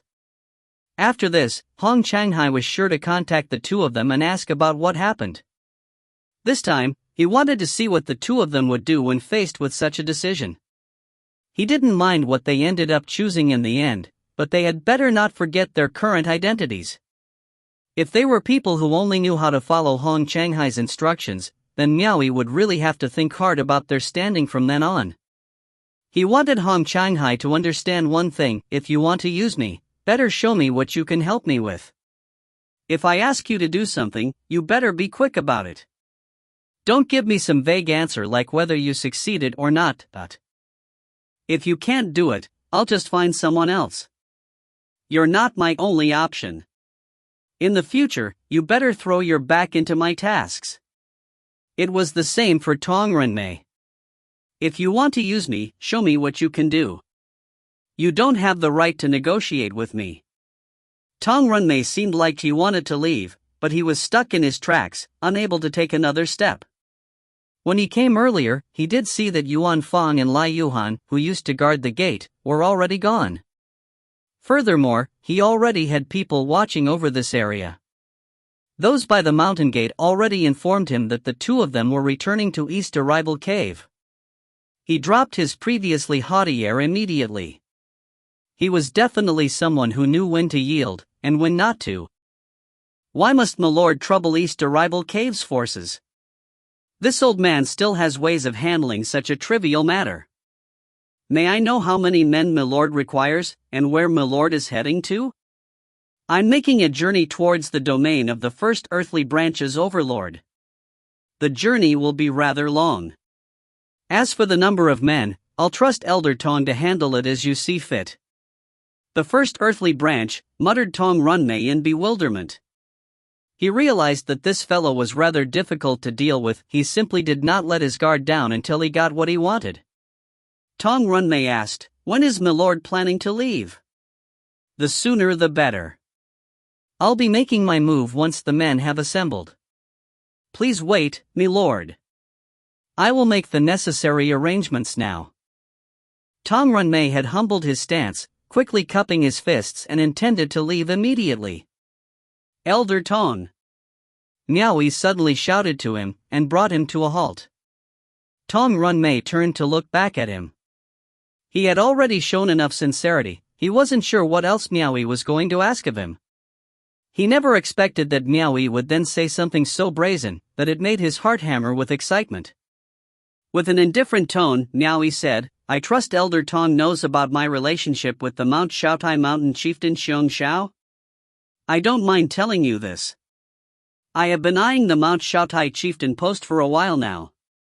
On this long journey, I will be sure to see if Elder Tong's line of disciples are helpful or not.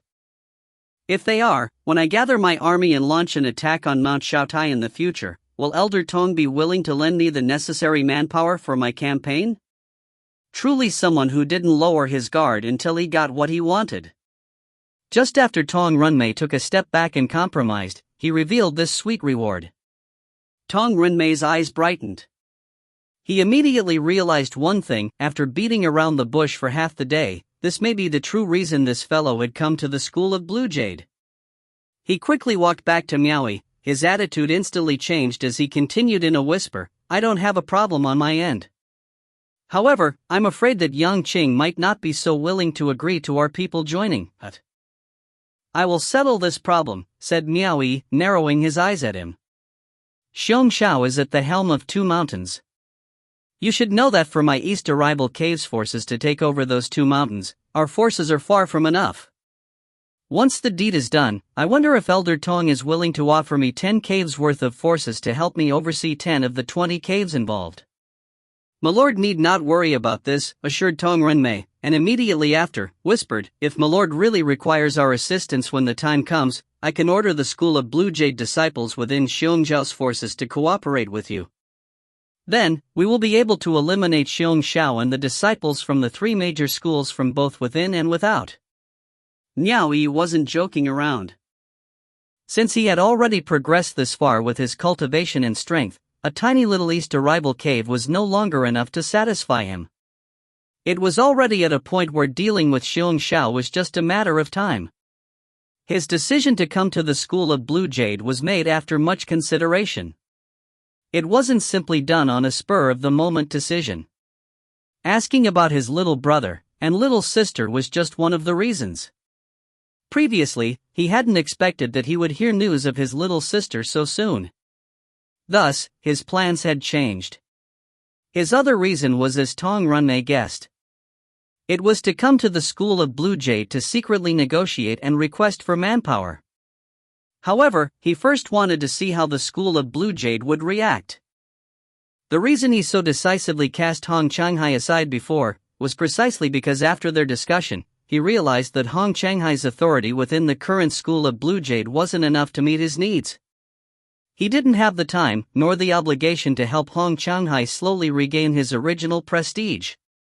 He still had the same thing to say, my relationship with you, Hong Changhai, hasn't reached that point yet. We are merely using one another for our own agendas. If I, Miao Yi, didn't have some value that you can use, you wouldn't even bother with me. Naturally, I have to find someone more capable to discuss matters with. Some matters were very real. To deal with a real-life problem, you had to be pragmatic. Within the courtyard, the 2 of them whispered in secret under the moonlight, going on for quite some time. Once they satisfied each other's requirements, Tong Renmei excitedly cupped his fist towards Miao Yi and quickly turned to leave. When he reached the front yard, he caught sight of the 2 restless female disciples. Tong Renmei stopped, revealing a pleased expression as he nodded, the esteemed guest is very satisfied with your service. The 2 of you did well. Go find Elder Tang later, and have him increase the resources you are receiving from the school by 1 level from now on. The esteemed guest is very satisfied? The 2 girls were taken aback. Before they could understand what had just happened, Tong Renmei was already gone like the wind. Soon after discussing the matter with the sect master, Tong Renmei departed from the Grand Hall, and quickly gathered 20 of the school of Blue Jade's disciples to brief them. Among them were 2 Blue Lotus first-grade cultivators, 1 Blue Lotus second-grade cultivator, as well as 1 disciple at Blue Lotus 4th grade. The rest of them were all cultivators at White Lotus 7th grade and higher. As soon as he briefed them, Tong Renmei specifically instructed the Blue Lotus 4th grade disciple, Tian Qingfeng. My lord's safety is of paramount importance to our school of Blue Jade. You must ensure my lord's safety at all costs during this journey. If any mishaps were to happen to my lord, I'll have all of you answer for it. Understood. The Blue Lotus 4th grade disciple called Tian Qingfeng cupped his fists and accepted his order. Not long after, Tong Renmei brought his party to meet up with Miao Yi. Then, he introduced Miao Yi to the men he brought. Such an escort party was much stronger than Miao Yi's East Arrival cave forces, so he was deeply satisfied. About 20 men were just mounting their dragon steeds, when Hong Changhai rushed over out of nowhere after hearing the commotion. He went to stand right before Miao Yi's steed, and anxiously asked, "My lord, where are you going? Will you be able to come back by tomorrow?" He was still hinting that he would give Miao Yi an answer by sundown tomorrow. Elder Hong, I don't have time to wait until sundown tomorrow. Get out of my way. Miao Yi coldly said these words from atop charcoal. He shot Hong Changhai with a sharp, merciless retort, chilling his heart, and leaving him dazed where he stood. The school of Blue Jade disciples accompanying him tensed up when they saw him chastising Hong Changhai without holding back right before them. Additionally, the overbearing pressure from Miao Yi's tone already had most of them holding back their lofty attitudes. After all, there were many among them who possessed cultivations higher than Miao Yi. It was inevitable that they would be a little conceited. Yet, now they discovered that the other party didn't even hold their school of Blue Jade Elder with any regard, and scolded him like he would his grandson. They would naturally pale in comparison to that. However, this was precisely the effect that Miao Yi wanted to create. One couldn't blame Miao Yi for doing this to Hong Shanghai. This journey would be long and arduous. If he were to bring a bunch of men that didn't heed his orders, even if there wasn't any danger, it would still be quite the headache. Since Hong Shanghai had come at this moment, Miao Yi might as well use him to establish his might. Sometimes, success was not only built atop the corpses of others, it was also created by stepping on the shoulders of another. There was no mercy. "Senior brother. What are you doing? Why are you standing in milord's way?" From beside him, Tong Runmei stepped up and pulled the dazed Hong Shanghai away from the spot. Bathed under a watery moonlight, Miao Yi cast a cold, resolute gaze straight ahead of him. Then from beneath him, charcoal suddenly burst forth and the 20 mounts behind him hurriedly gave chase. As he watched them leave, Tong Runmei turned his gaze to the fallen Hong Shanghai as he left dejectedly, and back again at the departing herd of steeds as they galloped into the distance. He couldn't help but sigh towards Zhang Lisong and Tang Yu standing beside him, and say, "This fellow is very competent. He is someone that can do great things." Under the moonlight, 21 steeds crossed the mountains and forests. 2 men led the way at the front of the pack, as they were accustomed to traveling long distances and had some familiarity with the path. Miao Yi followed behind them, while the other 18 steeds galloped behind him. They galloped from night till sunrise, then onwards through the morning without rest. In 5 days, the party already left suppressing Second Hall's territory.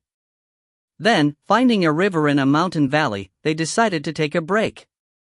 For them sitting on the dragon steeds, it wasn't a problem to gallop for days without rest. The issue was that the dragon steeds couldn't endure the pace, they were made of flesh and blood after all. 5 days of galloping without rest, no matter how well endowed they were, they still needed to take a break to recover themselves. While the other dragon steeds spent their time resting, grazing, and drinking water by the river, Charcoal shook his tail along the stream, and caught fish to eat. He didn't seem tired at all. Miao Yi sat cross-legged on a giant rock by the river and cultivated. The school of Blue Jade disciples split in 2 and spread across the perimeter, taking turns to keep guard. They had been constantly reminded when they left, that Miao Yi's safety was of the utmost priority on this journey. They rested for a whole day. If the duration was too short, the dragon steeds wouldn't be able to recover their strength.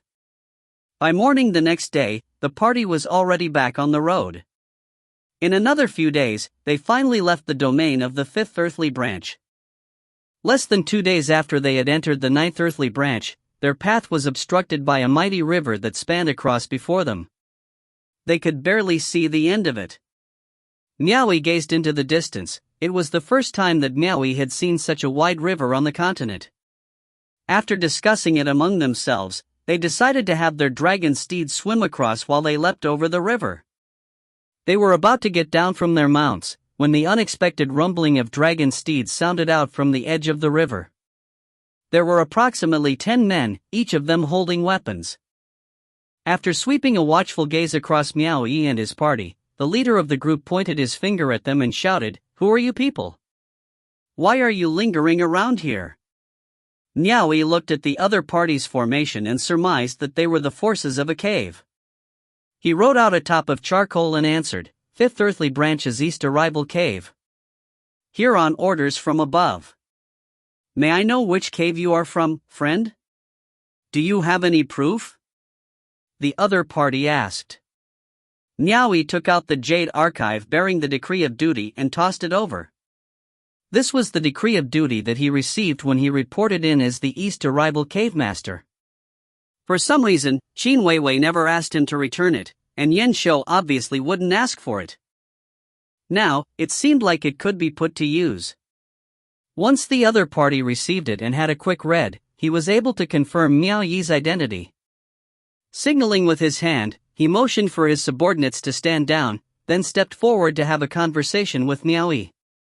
If you find any errors, ads pop-up, ads redirect, broken links, non-standard content, etc., please let us know. Report chapter so we can fix it as soon as possible. Chapter 245, Luo Shuangfei. Chapter 245, Luo Shuangfei. Translator, Soup Hunter Editor, Tom Yummy. Once they spoke, Miao Yi's theory was proven right.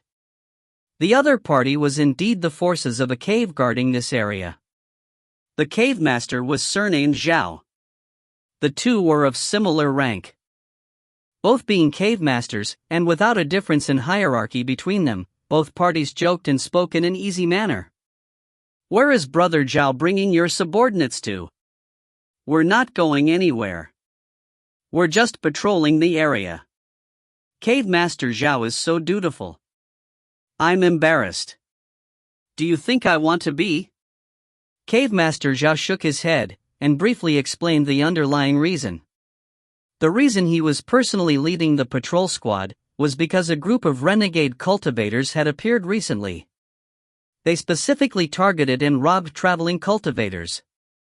Last month, they even kidnapped the wife of a certain manor head from their hall. Not only did they rob her, they even killed her and her escorts. But the manor head was absolutely furious, and deployed the entire might of the manor's forces. However, just when they started searching on this end, the other party immediately ran elsewhere to commit their crimes.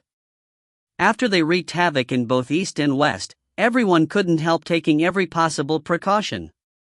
In the end, they even alarmed the hall master, and all 10 manor's forces were organized to launch a great manhunt across their territories. Miao Yi's curiosity was piqued when he heard this, and said, "There's actually someone bold enough to go against the administration. Where do these renegade cultivators come from?" Cave Master Zhao shrugged. "Things would be a lot easier if we knew where they came from. It is precisely because we don't know that we're searching blindly. Let's not talk about this. I've been so busy lately that I haven't had the time to focus on my cultivation. It's so stressful. Could I ask where Cave Master Miao is heading to?" "We're crossing over the border and heading to the first earthly branch to fulfill our mission." "Wow, that's still a long ways to go. Since Brother Miao has come all this way to my territory, why don't you rest for a bit at my cave manor? Allow me to be a proper host." "Thank you for the offer, Brother Zhao, but my business is rather urgent, so I must hurry. I shan't distract Brother Zhao from his duties either, so I will be taking my leave. In the future, if Brother Zhao has time, do pay a visit to my east arrival cave. I will be sure to welcome you kindly." "Ha ha. Very well. I don't mind if Brother Miao finds this peculiar, but because I reside in this area, I have never seen what the ocean looks like. Just 2 days ago, my handmaidens asked me what the ocean looked like. At the time, I simply made empty boasts. I never expect that I would meet Brother Miao, who was stationed right by the ocean, today. I will be sure to visit East Arrival Cave someday, and have a look at the mighty ocean. It's a promise. I have constructed a ship for sailing the seas. It's able to ride the winds, break past the waves, and is highly capable of going long distances. When the day comes, feel free to bring your handmaidens along as well, Brother Zhao. You definitely won't be disappointed." Cave Master Zhao was ecstatic. He flipped his hand and took out a jade archive. Then, he scribbled something down and handed it over to Miao Yi. Brother Miao came at an inopportune time. No doubt you will bump into a few more checks later on. I wrote you a writ of passage here. Perhaps it will be of use, and save Brother Miao some trouble." Miao Yi received the jade archive and skimmed through. Then, he cupped his fists and offered his thanks. After both parties promised to meet each other again, Miao Yi and his party all got off their dragon steeds and released them into the water. The dragon steeds then swam towards the opposite side of the river. After turning to Cave Master Zhao again and bidding his farewell with cupped fists, Miao Yi and his party leapt up to the skies. They invoked their arts and jumped atop the waves as they crossed the river over to the opposite shore. After landing on the opposite shore, they waited for their dragon steeds to come ashore and shake the water droplets off their bodies. Then, they mounted their steeds once more, and continued on their journey. Just as Cave Master Zhao said, they met with a few more checks on the road ahead. However, the matter was usually settled after Miao Yi revealed his identity. When they saw that he was a comrade from a faraway place, there were many who were eager to make a friend from a foreign land. As such, there came quite a few warm invitations to Miao Yi, saying that they wished to fulfill their duties as hosts. However, Miao Yi politely refused each one. These were trying times, so another 2 cave masters helped prepare him a rite of passage which affirmed his identity and purpose. Naturally, there were some who were a little more difficult to deal with. These people wouldn't hold a foreign cave master like him in any regard. However, after Miao Yi showed the numerous rites of passage he possessed, they didn't make things difficult for him. The school of Blue Jade disciples accompanying him couldn't help but sigh. If it were them being faced with such checks, even if things weren't intentionally made difficult for them, they were sure to be closely examined. The other party would even take some of their things while they were at it. What's worse was that they couldn't even talk back to them. This was the benefit of having the status of an official of the system. The wind howled in their ears as they rapidly left the scenery around them behind. They crossed barren plains, and came across an enormous mountain. Not long after the 20 mounts charged onto the main road of the mountain, a dragon steed rider suddenly appeared from the small lush forested path beside them. Miao Yi and his party turned around to find a man with alabaster skin. He had a thin figure, with a pair of big bushy eyebrows and large, clear eyes underneath them. However, on that lily-white face of his was a large, black mole with 2 strands of hair sprouting from it, quite a waste of good skin. To make matters worse, he had grown 2 long whiskers on his face. He gave off a really odd feeling. Furthermore, it seemed as though the other person didn't even know how strange he looked. When he saw them watching him closely, he immediately flashed a straight set of teeth and smiled. Unfortunately, it was a set of big yellow teeth that looked as though they had been smoked. When he smiled, those big eyes of his immediately curved into crescent moons. It was somewhat striking. Even though those eyes were absolutely beautiful when he smiled, Miao Yi and his party couldn't help but feel a disgusting chill. It was precisely because this person's face had both the good and bad features combined that when he smiled, it was too disturbing. It was truly unattractive. No one paid him any heed. Only Tian Qingfeng tilted his head, and immediately gestured for a few School of Blue Jade disciples to be constantly vigilant against that person. The road was wide, and they each were going on their own path. It wouldn't be nice to chase the other party away. However, other than this person sticking to them the entire way, nothing much occurred. When they slowed down, he lowered his pace as well. When they increased their momentum, he also stuck to them like glue. This made them suspicious of his intents. As he galloped, Tian Qingfeng immediately approached him and said, "Friend, why are you following us?" That man immediately smiled, curving his eyes and cupping his fists to loudly apologize. "Please don't blame me, friend. I can't help it. I hear that there is a group of renegade cultivators wreaking havoc as of late. I'm afraid it won't be safe if I travel alone, so I've been accompanying your party. If anything happens, we can take care of each other as well. I assure you that I don't have any malicious intents. I hope you'll forgive me, and allow me to accompany you." To show that he had no malicious intents, he went ahead and flashed the silhouette of a 9-petaled white lotus on his forehead to them, allowing them to have a gauge of his strength.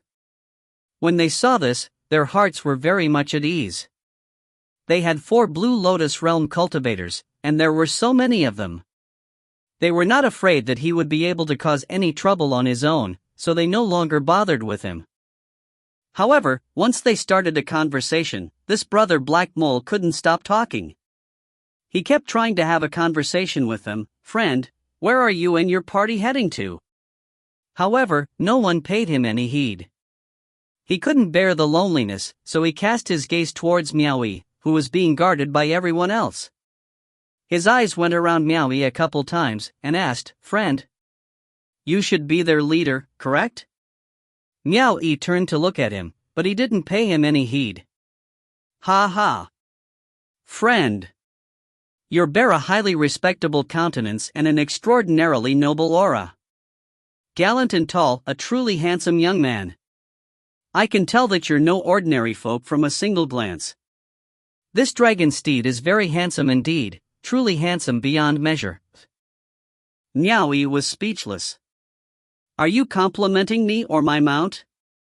Who puts both these remarks together like this? My name is Luo Xuanfei. May I know what your name is, friend?"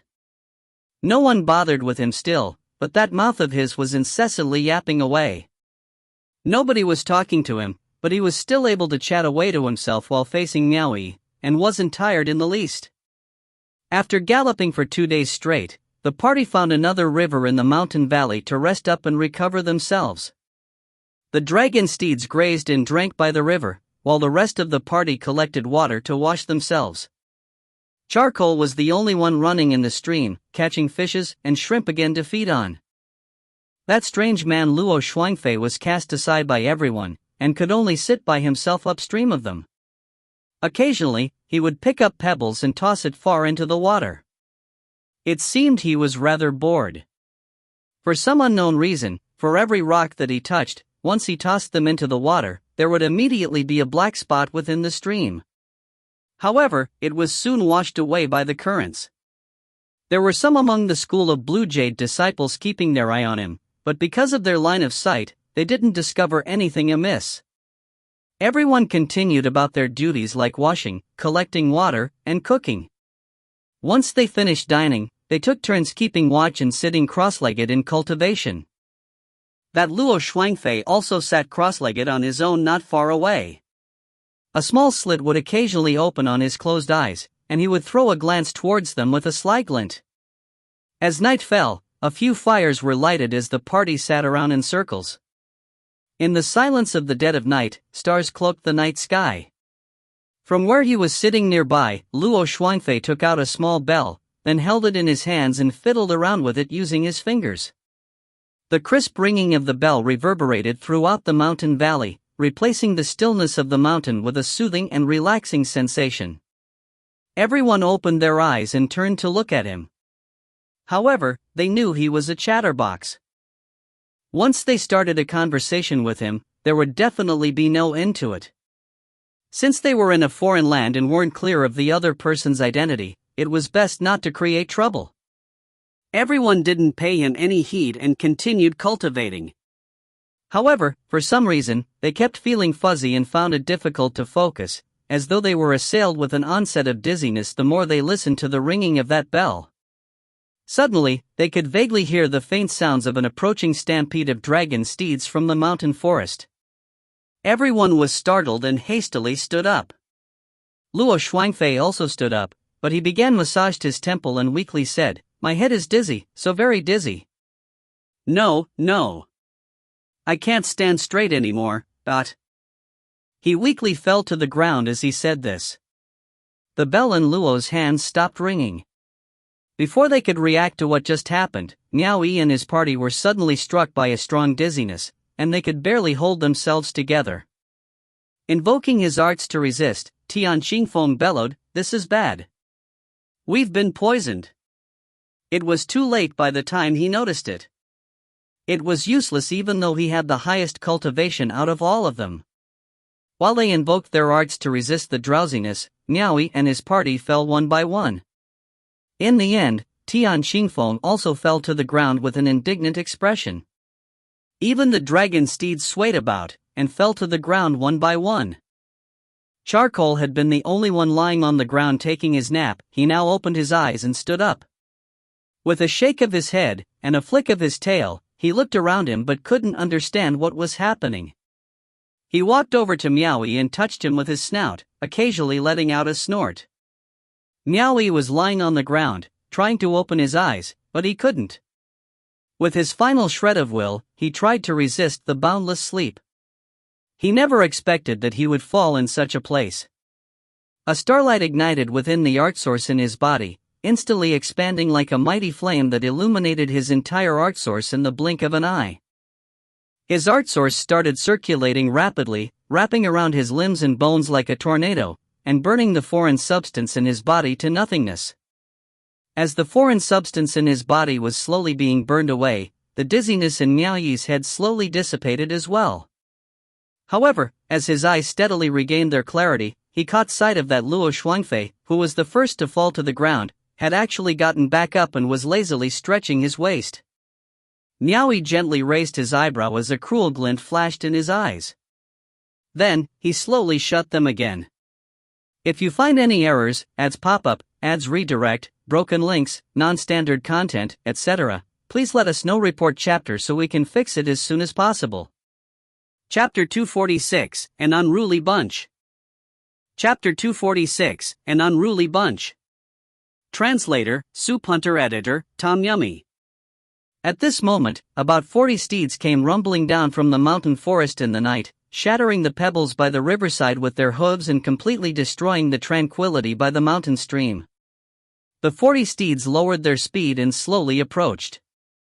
The men and women atop the dragon steeds took in the scene by the riverside and revealed expressions of glee.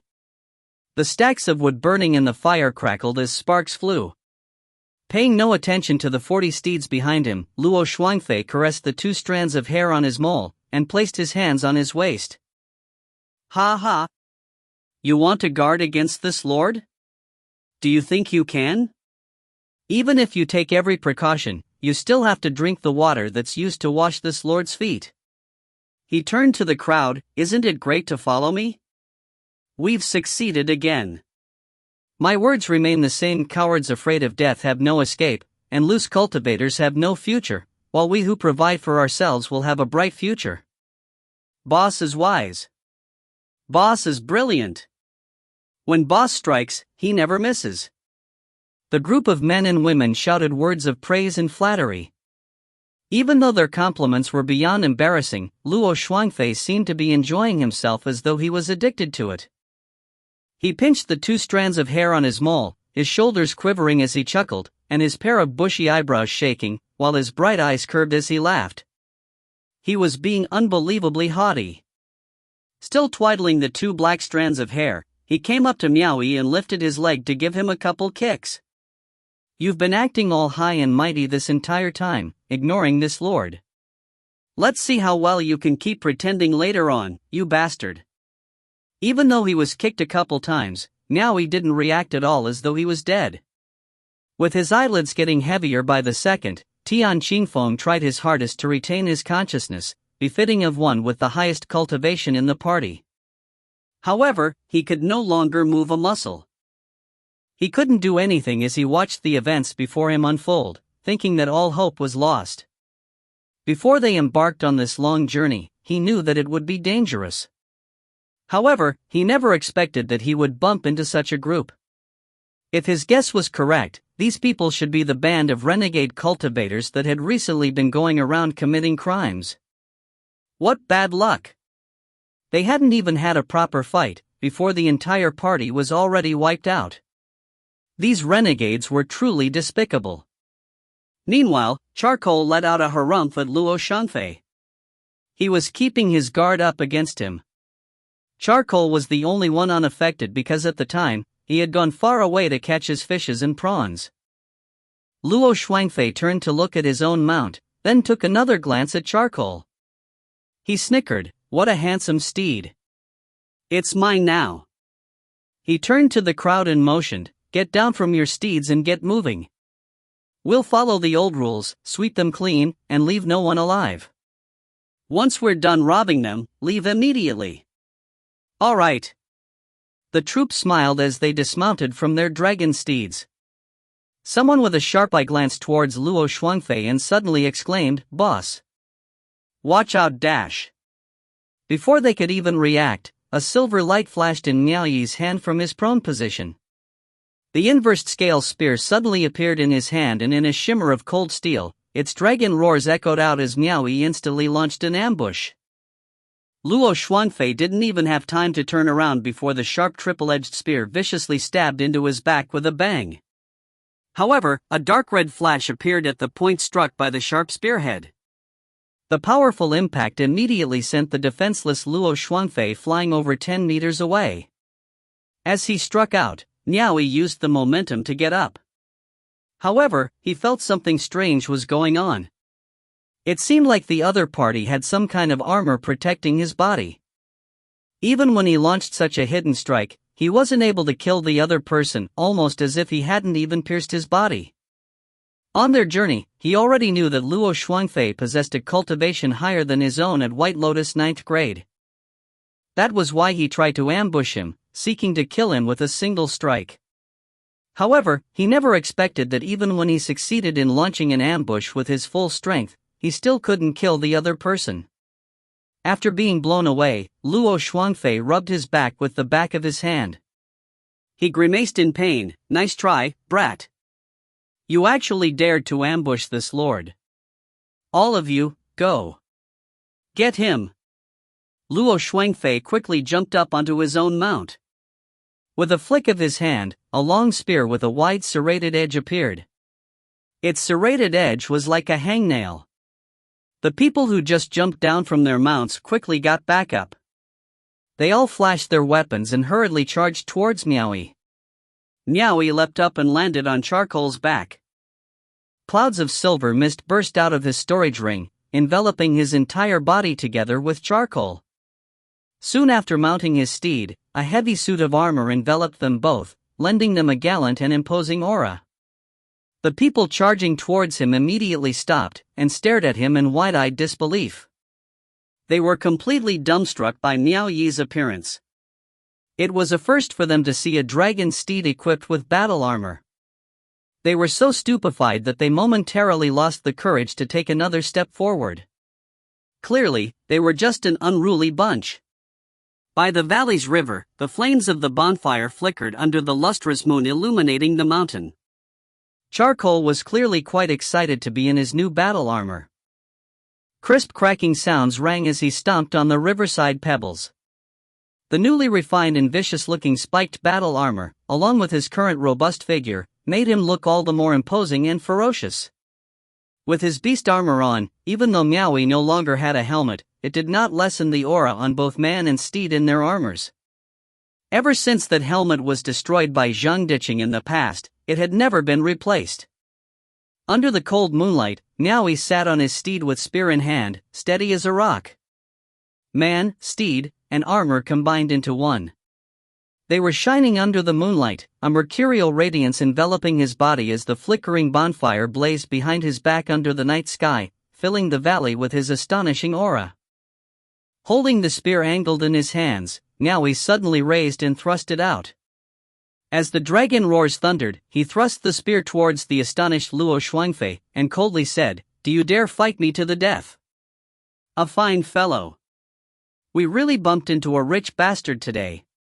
Even his dragon steed is equipped with artifact armor. We've really struck gold today," said Luo Shuangfei snickering. He swept his spear across and shouted, "Attack him together, and get rid of him. I only want his mount and his suit of armor. All of you can have the rest. Attack!" Clearly, with a great reward before them, there would definitely be folk brave enough to step forward. Members of the band immediately gave a shout, and howled as they charged forth on their dragon steeds. Miao Yi swept them with a cold gaze, and discovered that there wasn't a single person among them whose lotus mark was above White Lotus 5th grade. They were truly an unruly bunch. It was no wonder they could only use such despicable means. He had no idea how these people were gathered, being so bold as to go about robbing in the celestial nation with just this amount of strength. What audacity! He swept his hand out and leveled the inversed scale spear at them. Immediately, Charcoal charged towards the first 10 people at the forefront like an arrow released from the bow. A sword came slashing towards him. Miao Yi knocked it away with a swing of his spear. Then used the momentum to land a blow to the opponent's head, smashing it open like a watermelon.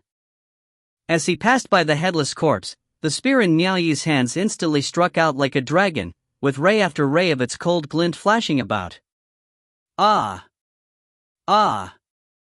The next instant, screams echoed out, as none of them could receive a single strike from Miao Yi's spear. Man and steed were as one. The long spear thrust itself straight into the crowd, as though slicing through the waves of an ocean. Miao Yi went on a killing spree, launching people off their steeds with flesh and blood splattered about. In just a single confrontation, over 10 people have fallen already. As he lay by the riverside with heavy eyes, Tian Qingfeng saw a ray of hope. Then, Charcoal swiftly swerved back and chased after the rest of them.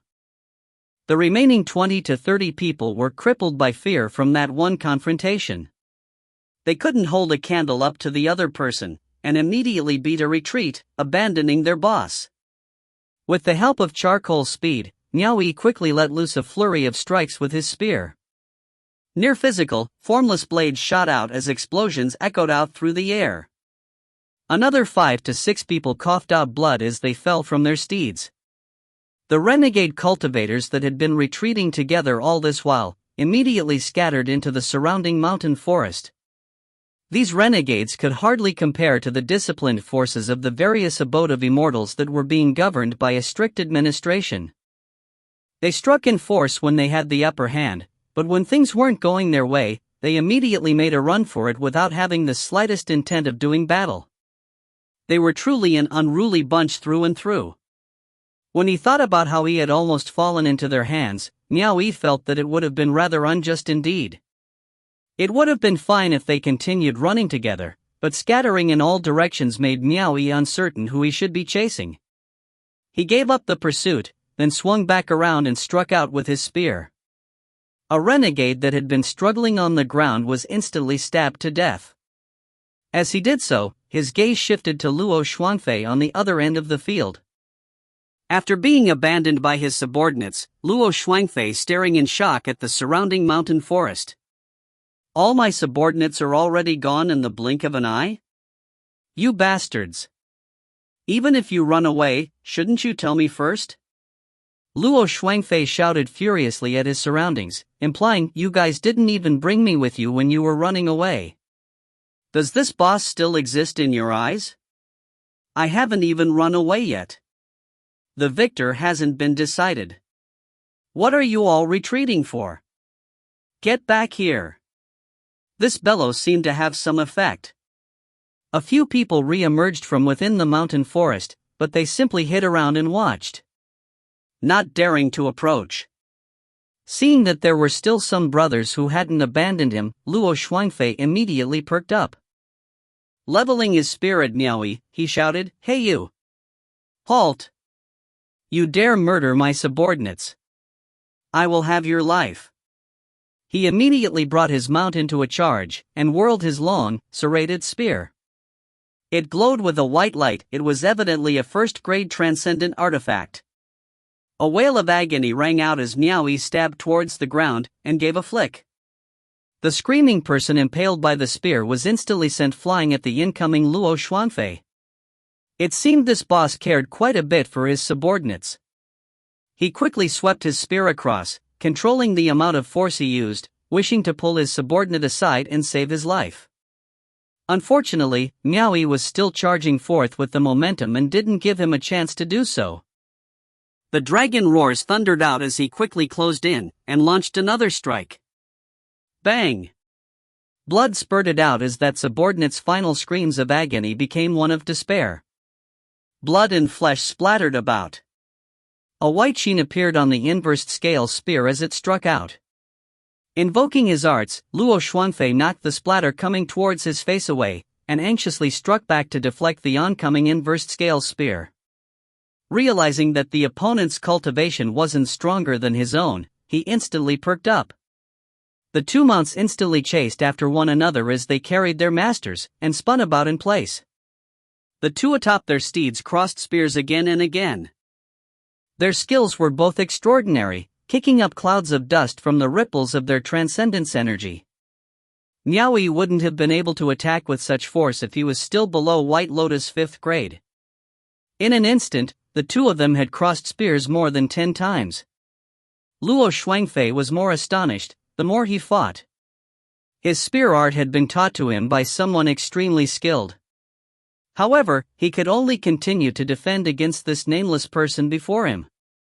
If his cultivation weren't higher than his opponent, he probably wouldn't have lasted this long.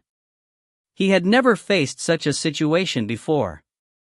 What he found even more astonishing was that even with his higher cultivation, the other party could still go head-to-head with him in a contest of strength. We're both using first-grade transcendent artifacts. There shouldn't be much of a gap in strength. What's going on? He wouldn't know the secrets of Miao Yi's inverse scale spear. It could reduce the opponent's attack by 20%, and had already leveled out the advantage brought about by his higher cultivation. As he lay on the ground, Tian Qingfeng saw that Miao Yi managed to gain the upper hand against this White Lotus 9th grade cultivator, and relaxed the tension in his body. He couldn't hold on any longer, he closed his eyes and fainted. Miao Yi was surprised as well. Ever since he became a cultivator, he had never seen someone who could defend against his spear art for so many turns. It seemed like he truly was a frog in a well. If he hadn't emerged from his shell, he would never have known that there were so many capable people in the world. Even the random leader of a band of renegade cultivators could be so skilled. If you find any errors, ads pop up, ads redirect, broken links, non-standard content, etc., please let us know. Report chapter so we can fix it as soon as possible. Chapter 247, Insurance. Chapter 247, Insurance. Translator, Claude Editor, Tom Yummy. With regards to spear arts, it was a first for him to come across one so vicious and cunning, yet at the same time so precise. When Miao Yi saw that the opponent could actually to guard against his attacks, he immediately began attacking with greater ferocity. "Let's see how long you'll be able to keep up," shouted Miao Yi, upping the intensity of his strikes another notch. Immediately, the tyrannical edge in his hands became even more overbearing. His onslaught struck at every possible opening with a precision that could thread needles, and with a force capable of overturning the mountains and oceans. Luo Shuangfei was completely bewildered. He suddenly couldn't keep up with Miao Yi's attacks. Do, in an instant, he was stabbed 7 to 8 times. His body twitched atop the dragon steed, as he winced in pain each time. Luo Shuangfei was speechless. He realized that even when he was barely able to defend himself, his opponent hadn't even used his full strength yet. Miao Yi was equally speechless. Even though the opponent couldn't block his attacks, he could withstand them. Even after piercing him several times, he wasn't at all injured. Every time his spear struck his adversary's body, there would be a dark red flash of light protecting him from a potentially fatal blow. "No matter how precise your spear art is, no matter how many times you stab me, I will still be fine. All I need to do is protect just a small part of my body. What can you do to me?" Miao Yi focused his attention on the whole riddled clothes of adversary, and began switching his angle of attack. He flicked his spear as he stabbed, intending to uncover what manner of treasure was hiding under his opponent's garbs. Rip. Rip. Piece by piece, fabric continued to flow off Luo Shuangji's body as he grew increasingly frantic. When he noticed that more and more of his alabaster skin was showing, Luo Shuangfei began to look quite anxious and afraid. Yet, he still couldn't defend against his opponent's attacks. Bang! He deflected an attack with his spear and without a moment's hesitation, quickly urged his steed to dash off. The renegade cultivators, furtively eyeing the battle from the surrounding mountain forest, saw that their leader had lost the battle and was running away. They didn't dare stay a moment longer, and immediately turned to flee the area. With so many of the men he brought laid low, Miao Yi wouldn't let his adversary retreat so easily. Charcoal immediately gave chase. With Charcoal's speed, it didn't take long for him to catch up to the opponent. Miao Yi chased after Luo Shuangfei and started swinging his spear at him, ripping large pieces of fabric off of his back. Constantly having to twist around and counter his attacks, Luo Shuangfei was growing more panicked by the second. He couldn't outrun the steed behind him even if he dearly desired to. The clothes on his upper body had already been completely stripped away by the other party, and he only had a piece of black leather armor left. Luo Shuangfei's snow-white neck was slender like a swan's, his collarbones were fair and delicate, his shoulders supple and smooth.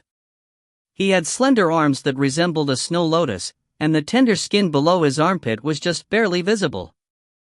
Miao Yi was quite speechless. It was a first for him to see a man with such good skin. If it weren't for the other person's voice, his flat chest, and if he hadn't seen that Adam's apple along with those two long whiskers. His gaze shifted to the opponent's face, then to that feminine complexion of his. Miao Yi felt a disgustingly cold chill and continued the assault with his spear, showing no mercy to his adversary. He launched several strikes at the black leather armor.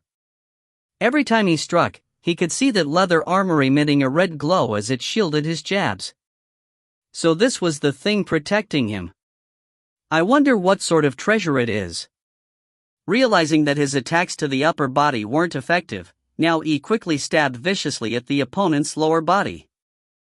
Luo Shuangfei strained to defend himself, but Miao Yi twisted his spear, and the triple-edged blade immediately ripped off a large piece of fabric from his trousers. His fair and delicate thigh was immediately revealed under the moonlight. This guy had ridiculously good skin through and through.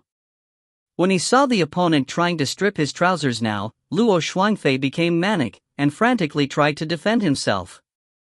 He kept cursing as he did so, "This lord is a man. What are you trying to do, you damn pervert?" He continued to curse as Miao Yi continued striking. Luo Shuangfei ground his teeth, then he pursed his lips and whistled. A ruffling sound came from the bag at his hip that used to be hidden under his clothes earlier. A purple light abruptly shot out from it towards Miao Yi. Miao Yi was startled and quickly swept his spear across. However, that purple light was unbelievably fast. It landed on the shaft of Miao Yi's spear, actually breaking through Miao Yi's transcendence energy defenses. Then it went straight for Miao Yi's face, spreading its jaws wide, ready to bite down with its sharp fangs. The instant that light charged at his face, Miao Yi could finally clearly make out what it was: a green-eyed, sharp-fanged marten shrouded in purple light. It was extremely agile despite its small stature. He struck at it again, but the purple marten used the force of his strike to leapt away from his arm. It was gone before he could land a strike. Miao Yi's movements were immediately muddled up from dealing with something that fast. Since he himself was in a precarious situation, he didn't concern himself with chasing after Luo Shuangfei, and concentrated on dealing with the purple marten that was running amok about his body. Luo Shuangfei stopped running away as well. He twisted his mount around, and waved the spear as he shouted, "How dare you try to molest this lord? Bite him, bite this damn pervert to death." Within the moonlit valley, the purple marten ran circles around Miao Yi in charcoal, jumping about in a haphazard manner. Its speed created trailing rays of purple light that wrapped around Miao Yi in charcoal. It would chomp down whenever it landed, releasing loud metal clanking noises with every bite. Before Miao Yi's strikes could land, the purple marten would immediately dash off. With Miao Yi's speed, he couldn't land a single strike, nor was he able to catch it. It was fortunate that even charcoal was fully wrapped in armor. However, the purple marten's jaw strength was completely astounding. With but a single bite, there would be an imprint of its fangs on the lustrous armor. It was only able to bite down on a small area, and couldn't keep attacking the same spot, so it didn't manage to damage the armor. As soon as a bite mark was imprinted on the armor, with a single flash of light, the damage would be instantly recovered to its original state. "Idiot! Bite the place with flesh showing," shouted Luo Shuangfei, waving his naked arm. All of a sudden, Miao Yi closed his eyes. Without being distracted by the flashing purple trails, cold rays of light fluttered around his body as he skillfully struck out with his spear. Luo Shuangfei widened his eyes in stupefaction, on seeing the other person closed his eyes. Yet it was as though he ironically became capable of predicting the purple marten's movements. Even though his speed was no match for the purple marten, his strikes were unbelievably able to predict its attacks every time. They would always just barely connect, and shave off the purple marten's tiny life away. just narrowly avoiding danger by a hair's breadth. Watching this, Luo Shuangfei was drenched in cold sweat, and muttered to himself, "Where did this bastard come from? Even though his cultivation isn't high, he's really formidable." Alas, with him using a long spear against such a tiny fellow sticking close to the body and attacking, Miao Yi was still at a disadvantage. Furthermore, its speed was truly amazing. In a moment of carelessness, the purple marten finally managed to bite down on his arm. There was nothing between the armor covering his upper arms and his wrist guards. With such a gap, he was ultimately struck. After being bitten, he didn't even have time to strike back, before realizing the peculiarity of this purple marten. His whole body shook as a strange feeling instantly came sweeping forth from the purple marten's jaws. In an instant, it swept across his limbs, paralyzing his entire body. His exposed face and neck, which weren't protected by the armor, had turned purple in the blink of an eye. It was quite a frightening sight. Miao Yi cursed to himself, once more understanding that had he not decided to venture out, he would never have realized how there were truly countless mysterious and peculiar attacks in this world. He struggled his hardest to invoke his arts to resist it. Starlight flashed once more in the art source inside his body, and quickly burst into flames, wrapping around Miao Yi's internal organs like a tornado.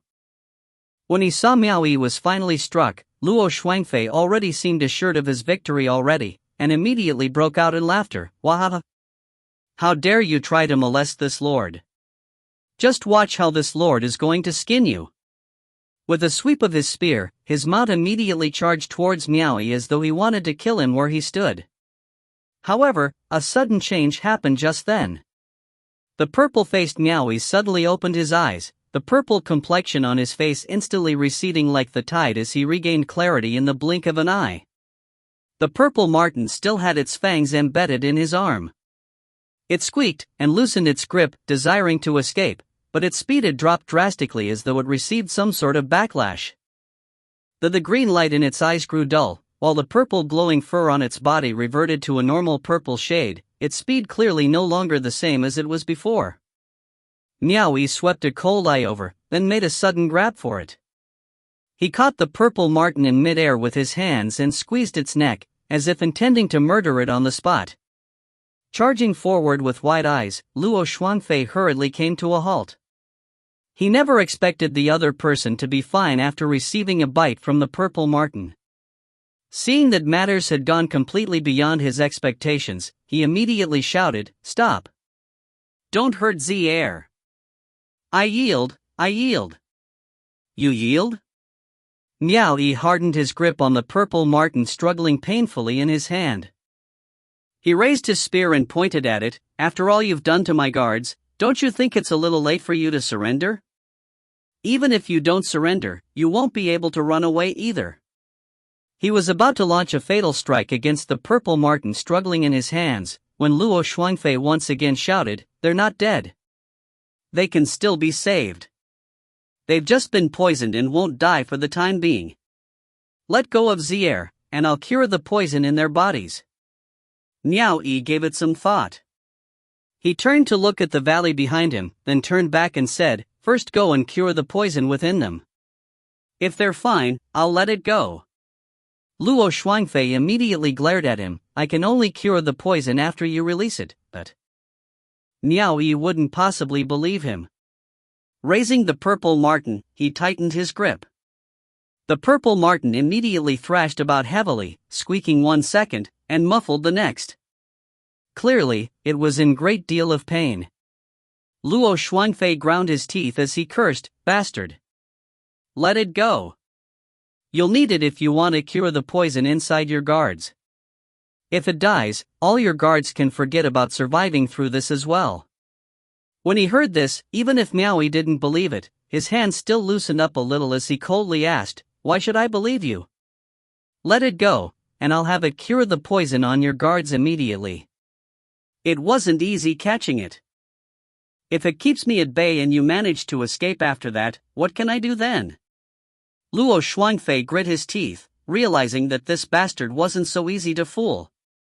That was indeed his plan, but it seemed like it wasn't going to work anymore. He growled, "Then what do you want to do?" Miao Yi swept a cold gaze across his body as he examined it. On being examined like this, Luo Shuangfei finally realized how exposed his body was. He subconsciously hugged his chest and glared at Miao Yi. "What are you looking at? Never seen a man before?" Miao Yi was speechless. "Why are you acting like a girl?" He pointed to the armor artifact on his body. "Take off your armor artifact." Luo Shuangfei's eyes instantly widened as his expression twitched. "You damn pervert. What are you planning to do? I am a man." He hugged his chest even tighter. "I think your artifact armor is quite fine. I'll hold on to it as insurance. So if you pull any tricks, I won't be completely at a loss. Now, take off your armor artifact and hand it to me." "So that's it." Luo Shuangfei finally understood, but his face flushed as he said, "I won't take it off. Think of something else." Seeing him treasuring his prized armor so, Miao Yi even more unwilling to compromise. Once again, he gave the purple marten a squeeze. "My patience is limited. Take it off this instant. Don't hurt Zier. I'll give you my own life and you can hold me hostage as insurance, okay?" Luo Shuangfei was practically begging. Miao Yi instantly felt this was strange. Was his life more important or his prized armor?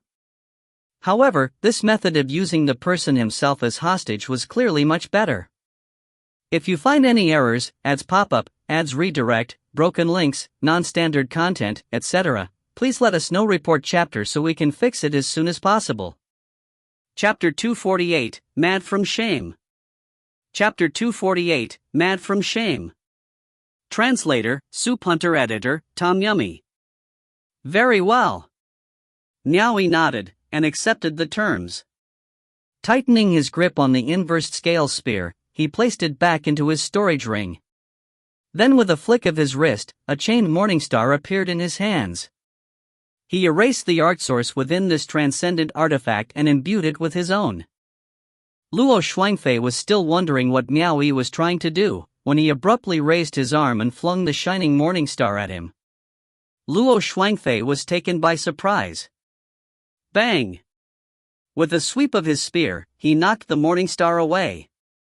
However, the instant they clashed, he realized that the amount of force within the morningstar didn't seem like it was intended as an attack. "Since you're going to be a hostage, you'll have to look like one. You better surrender easily, otherwise." As he spoke, he raised the hand gripping onto the purple marten. "Don't! I'll do as you want, alright?" Luo Shuangfei immediately withdrew his spear artifact and held both his arms out, allowing himself to be restrained. Miao Yi twirled the morningstar around once more as he invoked his arts to control it. The morningstar began to emit a radiant glow, and nimbly danced in midair like a snake. Dragging its long chain along, it bound Luo Shuangfei's hands to his back. Against a cultivator at Luo Shuangfei's level, normal chains were no longer enough to keep him bound, unless he was tied up by having his limbs pierced through the same way Pai Junzi was back in the Sea of Constellations. However, it was obvious that Luo Shuangfei definitely wouldn't allow him to do that. Which was why Miao Yi had instead taken out a first-grade transcendent artifact, the Chain Morningstar. Erasing the remnant art source inside, he imbued the Morningstar with his own art source and had it acknowledge him as its master. If he didn't have the recognition of ownership from the transcendent artifact and used it to directly tie up the other person, then it would have been even more useless than a normal chain. The other person could easily invoke his arts to control the Morningstar. Only by gaining the Morningstar's recognition could he use it to tie up the other party. A single chain hung between the two of them under the moonlit sky, giving out a radiant glow. With both his arms tied behind his back, Luo Shuangfei secretly tried to invoke his arts and free himself from the restraint. Not only was he unable to struggle free, Miao Yi threw a piercing glare at him. Evidently, his attempts had been discovered. "Shouldn't you release Zier now?" Luo Shuangfei grumbled. His tone sounded like he had been wronged. Miao Yi had no idea if it was because his robbery attempt had failed and instead ended with his capture, or because he had never been subjected to such humiliation. Miao Yi gave a cold snort. Suddenly, he raised his arm and pulled at the chain. Luo Shuangfei gasped in surprise. He couldn't stop his body from falling off the dragon steed. BFFTT. Clouds of dust were kicked up as Miao Yi dragged him several meters away. Immediately after, he hopped up and shouted, "What the heck are you doing? I'm warning you.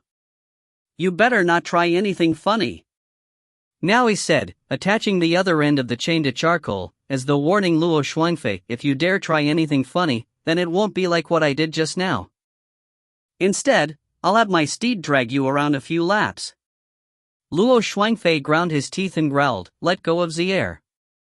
Miao Yi jumped off his steed, his woven greaves creating sharp, crunching noises as he trod on the pebbles. With a flick of his wrist, the inversed scale spear reappeared in his hands. FSSHH. The razor-sharp tip of the spear was now resting on Luo Shuangfei's shoulder, its triple-edged blades practically hugging his entire neck. If he dared to make any sudden moves, Miao Yi could have that slender crane-like neck of his spurting blood with a single pull of the spear.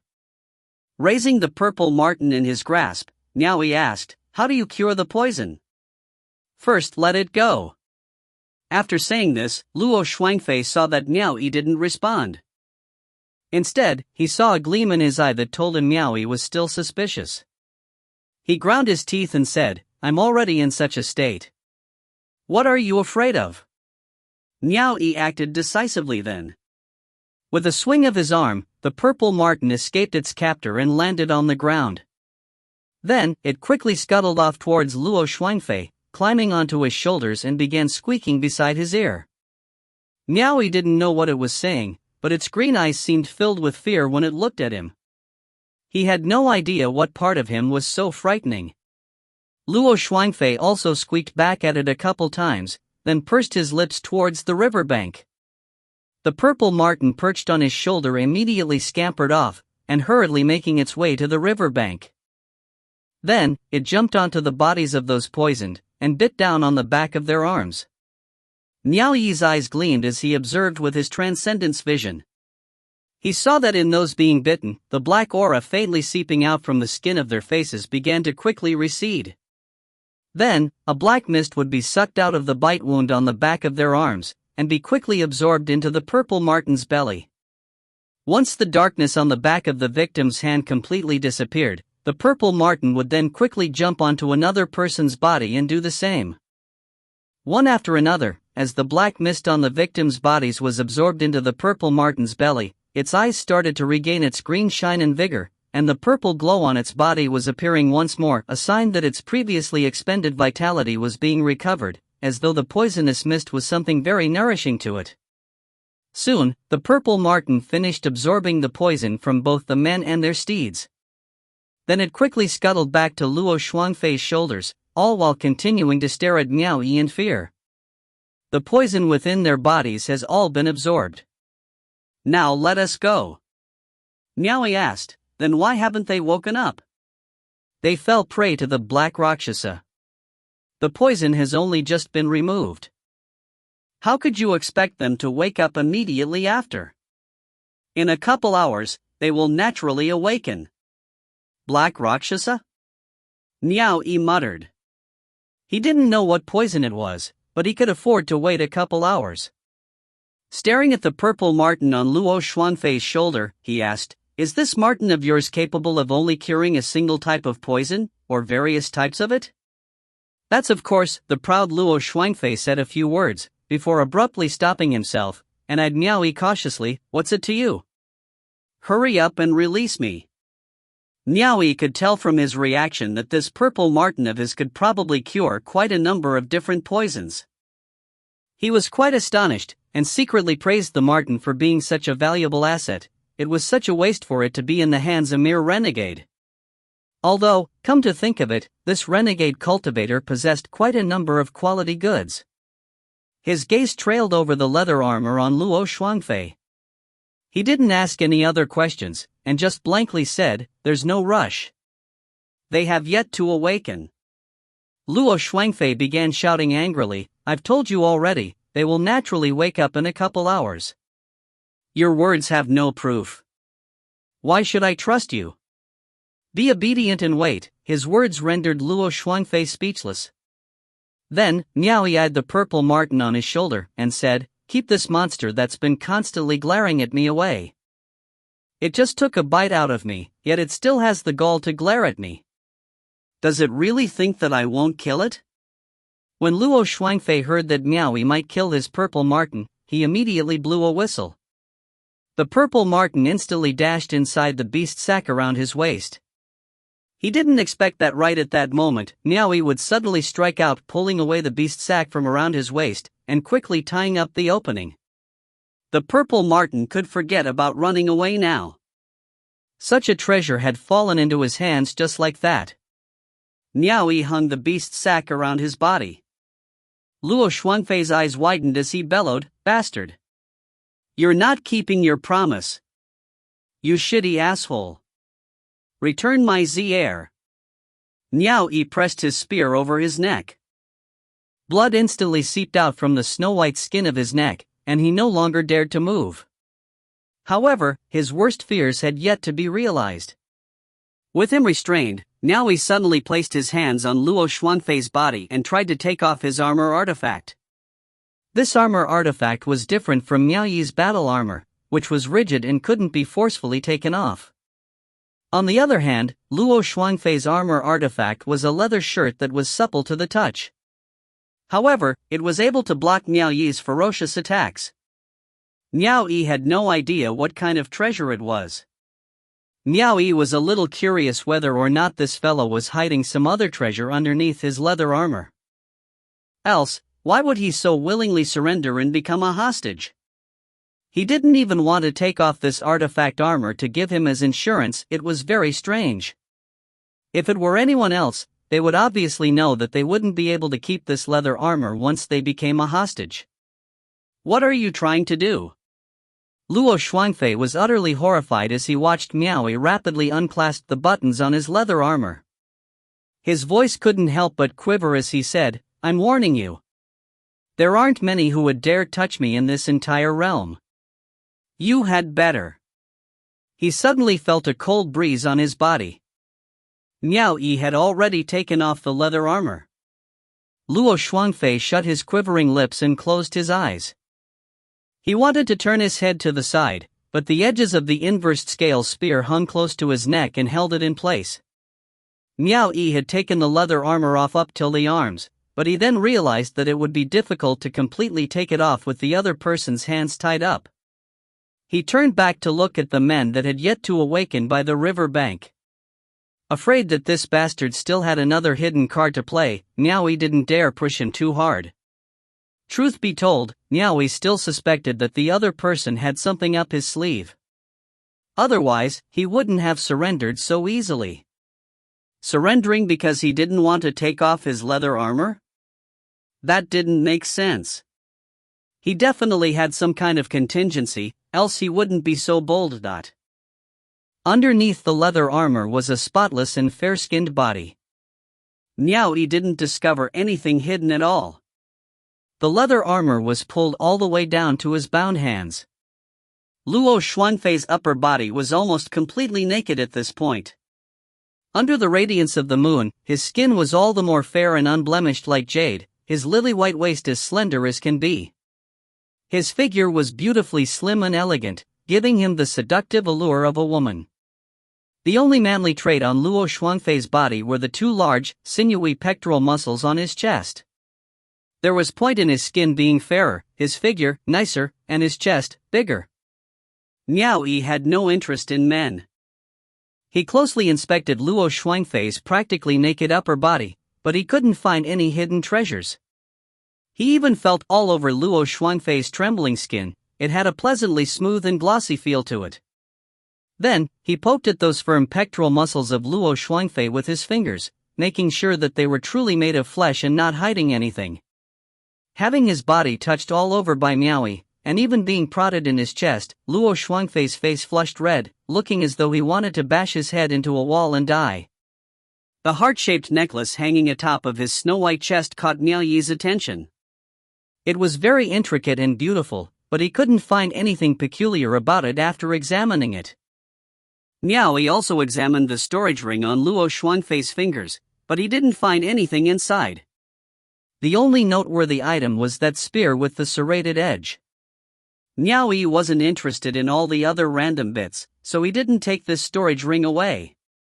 Then, he patted about Luo Shuangfei's thighs over his pants.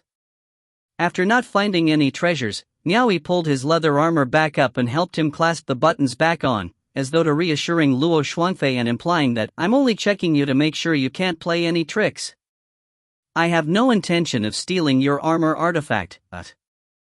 Miao Yi didn't expect Luo Shuangfei to slowly open his eyes and grind his teeth, as if enraged from the shame of it all, before clearly saying, "You will pay for what you've done today. Release me." "Of course I can't let you go yet." Miao Yi circled around him and took off his storage ring. He waved it in his face, using this gesture to warn him, "I have to first confiscate the things you can use to resist me before letting you go." Miao Yi withdrew the chain Morningstar binding Luo Shuangfei, and returned what limited freedom he had. Since he had shown so much anxiety for the purple marten, now that it's in Miao Yi's hands, he wasn't scared that Luo Shuangfei would run away. Based on Miao Yi's earlier actions back in the Sea of Constellations, he would have definitely killed Luo Shuangfei first before taking away his last remaining armor artifact.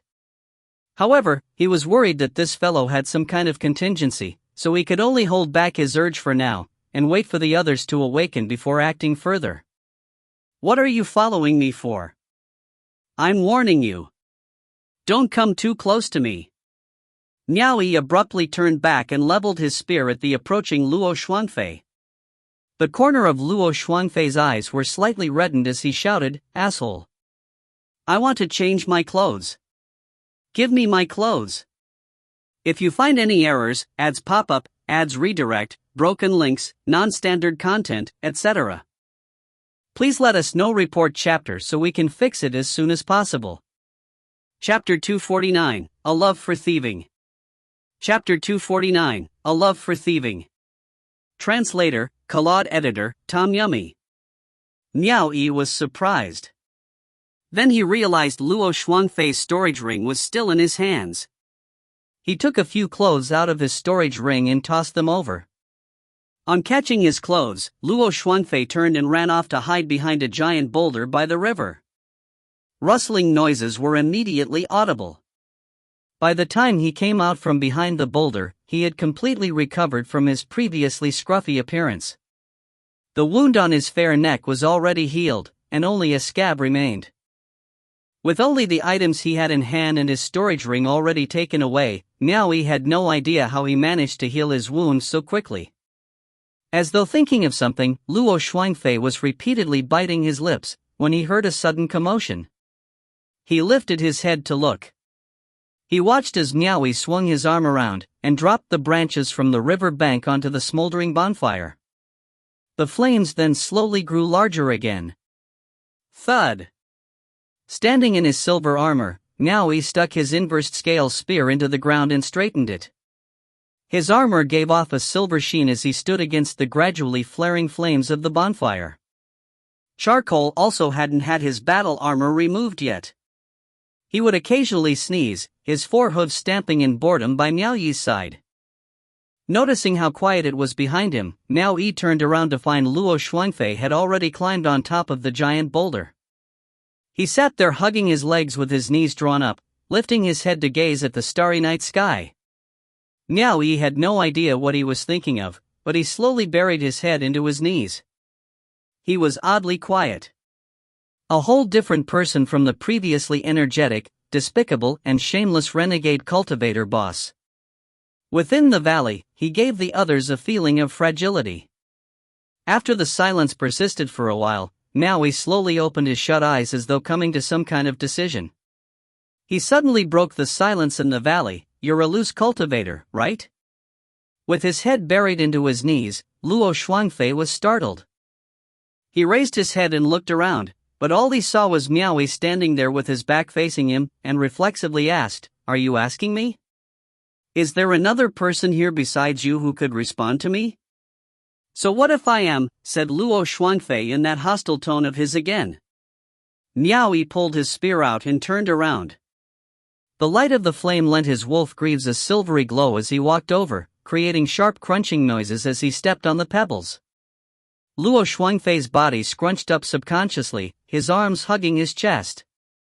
Miao Yi stopped and stuck his spear in the ground where he was standing. He raised his head to stare at Luo Shuangfei on the giant boulder and said, "You don't seem like a loose cultivator to me. How can a mere loose cultivator have so many treasures on him?" Immediately, Luo Shuangfei retorted with an indignant tone, "How do I not seem like a loose cultivator? So what if I have many treasures? Why don't you think about what exactly it is that I do? This lord has merely failed in doing something absolutely simple today. Otherwise, all the treasures you have right now would have been mine. Are you really a loose cultivator?" Miao Yi asked again. "So what if I am?" Luo Shuangfei gave off an air, as though he was proud of the fact that he was a loose cultivator. It would be best if he really is a loose cultivator, thought Miao Yi. Then, his tone was serious as he said, "What good is there in being a loose cultivator? Not only do you not have a place to call home within the Six Sages' domain, for someone like you who goes around robbing day after day, even if you're able to make a small profit right now, it isn't capable of sustaining you for long. Eventually, you'll be caught by the system, just like how I caught you today. Fortunately, your luck is pretty good to have come across me, of all people. I am a person who appreciates people of talent, and I can't bear to watch you fall like this. I am willing to put aside our grievances and offer you a future. What say you?" Luo Shuangfei disbelievingly said, "Offer me a future?" He pointed at his own nose. "You're saying you want to give me a future, Miao Yi nodded. "That's right. I want to offer you a future." Luo Shuangfei's large eyes were blinking in disbelief, as he inquired a little more, "You wish to recruit me?" "Of course." Miao Yi was intending to recruit him. Originally, Miao Yi wanted to wait until Tian Qingfeng and the rest woke up before putting an end to him, then taking the artifact armor he had on away as well. However, after giving it some thought, he didn't know if he had left some kind of hidden card on Tian Qingfeng and the rest. In the event that he would discover some kind of leftover ailment on Tian Qingfeng and the rest after killing him, he would probably have to make the long, arduous trip to Glorious Cloud Sect on his own. He dreaded the thought of what would happen later on if he were to stumble here. Should this happen, the most he could obtain was only an armor artifact and a spear artifact. He had plenty of first-grade transcendent artifacts. The spear artifact wasn't a very important treasure to him. Even though the armor artifact was good, he had already proven during the clash with Luo Shuangfei previously that it was merely a defensive transcendent artifact. It didn't possess any offensive capabilities, else Luo Shuangfei would have used it long ago. The purple marten in the beast sack was a great treasure. He intended on taking it for himself when he took it away, but after giving it some thought, he realized that he couldn't control it at all, so it was pointless even if he took it. In a nutshell, out of all those treasures, that armor artifact was the one that was most beneficial to him. Meanwhile, Luo Shuangfei was different. Not only was he able to control all these treasures, he possessed great skill in the spear. He had the makings of a great fighter in the front lines. Should he be able to recruit him to join his banner, then Luo Shuangfei would be his man, so naturally, Miao Yi could use his other treasures for his own use. For example, he could order him to use the purple marten if any of his men were poisoned. Once he returned, whether it was in attacking Xiongxiao or something else, with this fellow's spear skills and his treasures, he could be of great use. Recruiting him was definitely a great idea of killing two birds with one stone. He should recruit more talented individuals when he had the chance. He couldn't place all his eggs in a single basket like the school of Blue Jade. It was because of this decision that the situation has turned out this way. Miao Yi nodded, affirming that he was indeed trying to recruit him. However, Luo Shuangfei was still in utter disbelief. He pointed at his own nose again and asked, "I am not mistaken, am I?" You wish to recruit me? Miao Yi loudly replied, what's wrong with serving me? Isn't it better than you being a renegade cultivator that's always being chased around and hiding all the time? Shay. Luo Shuangfei lifted his head to look at the skies with an amused expression. After which, he jumped down from the giant boulder. Placing his hands behind his back like an esteemed lord, he circled around Miao Yi a couple times and examined him. Then he said, pretty big words. You actually wish to recruit me. Who are you? What qualifications do you have to recruit me? Miao Yi earnestly replied, Fifth Earthly Branch, East Arrival Cave Master. What? What? Luo Shuangfei was stunned, his eyes seemed like they were almost popping out. A cave master? I didn't hear wrongly, did I? A mere cave master wishes to recruit me? Miao Yi coolly said, what's wrong with that? Luo Shuangfei pointed at himself, then pointed at him. Suddenly, he broke out in laughter. He laughed maniacally, to the point that he could barely stand properly and leaned back on the giant boulder as he held his stomach. It looked like his stomach was cramping from the laughter, even his eyes seemed like they were about to tear up from laughing too much. He shook his hand vigorously at Miao Yi. He couldn't muster the energy to speak. Why? Miao Yi coldly said, don't tell me this cave master position of mine isn't better than the bleak future you have as a renegade loose cultivator? Whoosh! He struck out with the inversed scale spear and pressed it against the other person's chest, as though warning him, you are nothing but a defeated opponent. Luo Shuangfei's face twitched as he smiled, raising his arms in surrender and said, fine. You win. But I want to know, if I join that whatever cave of yours. What cave was that again? Miao Yi's face darkened, East Arrival Cave, that. Oh. East Arrival Cave. With his arms raised in surrender, Luo Shuangfei chuckled, what sort of benefits would I get if I join this East Arrival Cave of yours? Would I earn more than robbing? Immediately, Miao Yi rebuked him, how can robbing sustain you for long? I, on the other hand, can give you an official status within the system and allow you to free yourself from the current state you're in, with neither status nor identity. There are many who yearn for such benefits. With the status of an official, when you get promoted in future, you will have an endless supply of power of will year after year. How can the wealth you obtain from a moment of robbing compare to the accumulated power of will over the years? You should know that the amount of orbs of will a hall master possessed in a year are over 10,000. How long would you have to risk yourself robbing to get that amount? Furthermore, the former is a wealth obtainable year after year. You can simply sit around and enjoy the riches. Don't tell me you're not the least bit tempted. Luo Shuangfei rolled his eyes, and pushed away the spear pressing against his chest. His tone suddenly becoming serious as he asked, you know as well that's a hall master you're talking about there. However, you are but a cave master yourself. If I accept your offer, don't tell me I'll have to be your abode of immortal's horse deputy, hall master? It's a question of whether you can achieve that yourself. Aren't you thinking a little too far on my behalf? Miao Yi's lips twitched. His current status was precisely that of a horse deputy. He took in a breath of air. As long as you're willing to surrender yourself to me and serve me, I can assure you that it won't be long before you become a cave master. Luo Shuangfei swept his hand, I have no interest in being some pitiful cave master. I much prefer being a robber. I guess you don't want your Martin anymore then. Miao Yi said a single sentence then turned and walked away. Hold it. Luo Shuangfei's eyes widened as he stepped forward and stood in front of Miao Yi. Are you trying to play some cheap trick? You want to go back on what you promised?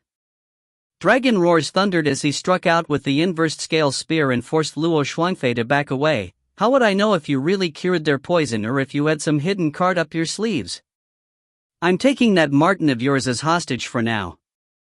Once I confirm that they're fine, I'll return it to you. You bastard!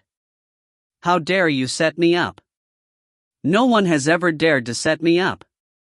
Luo Shuangfei was mad. He lifted his arm and grabbed the air, when he remembered that his storage ring had already been taken away. He couldn't defeat the other party even with his spear artifact, much less without it.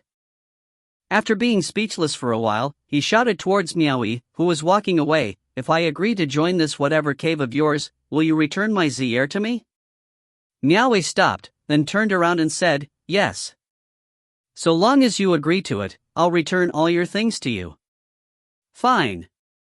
Luo Shuangfei extended his arm and said, "I've agreed to your terms. Return Zier to me. Don't you know the rules? Only when you've formally registered with the immortal record would I consider you to have truly consented. I'll hold on to your things for now. After you've received the binding status of the immortal record, it wouldn't be too late to return them to you then." "You?"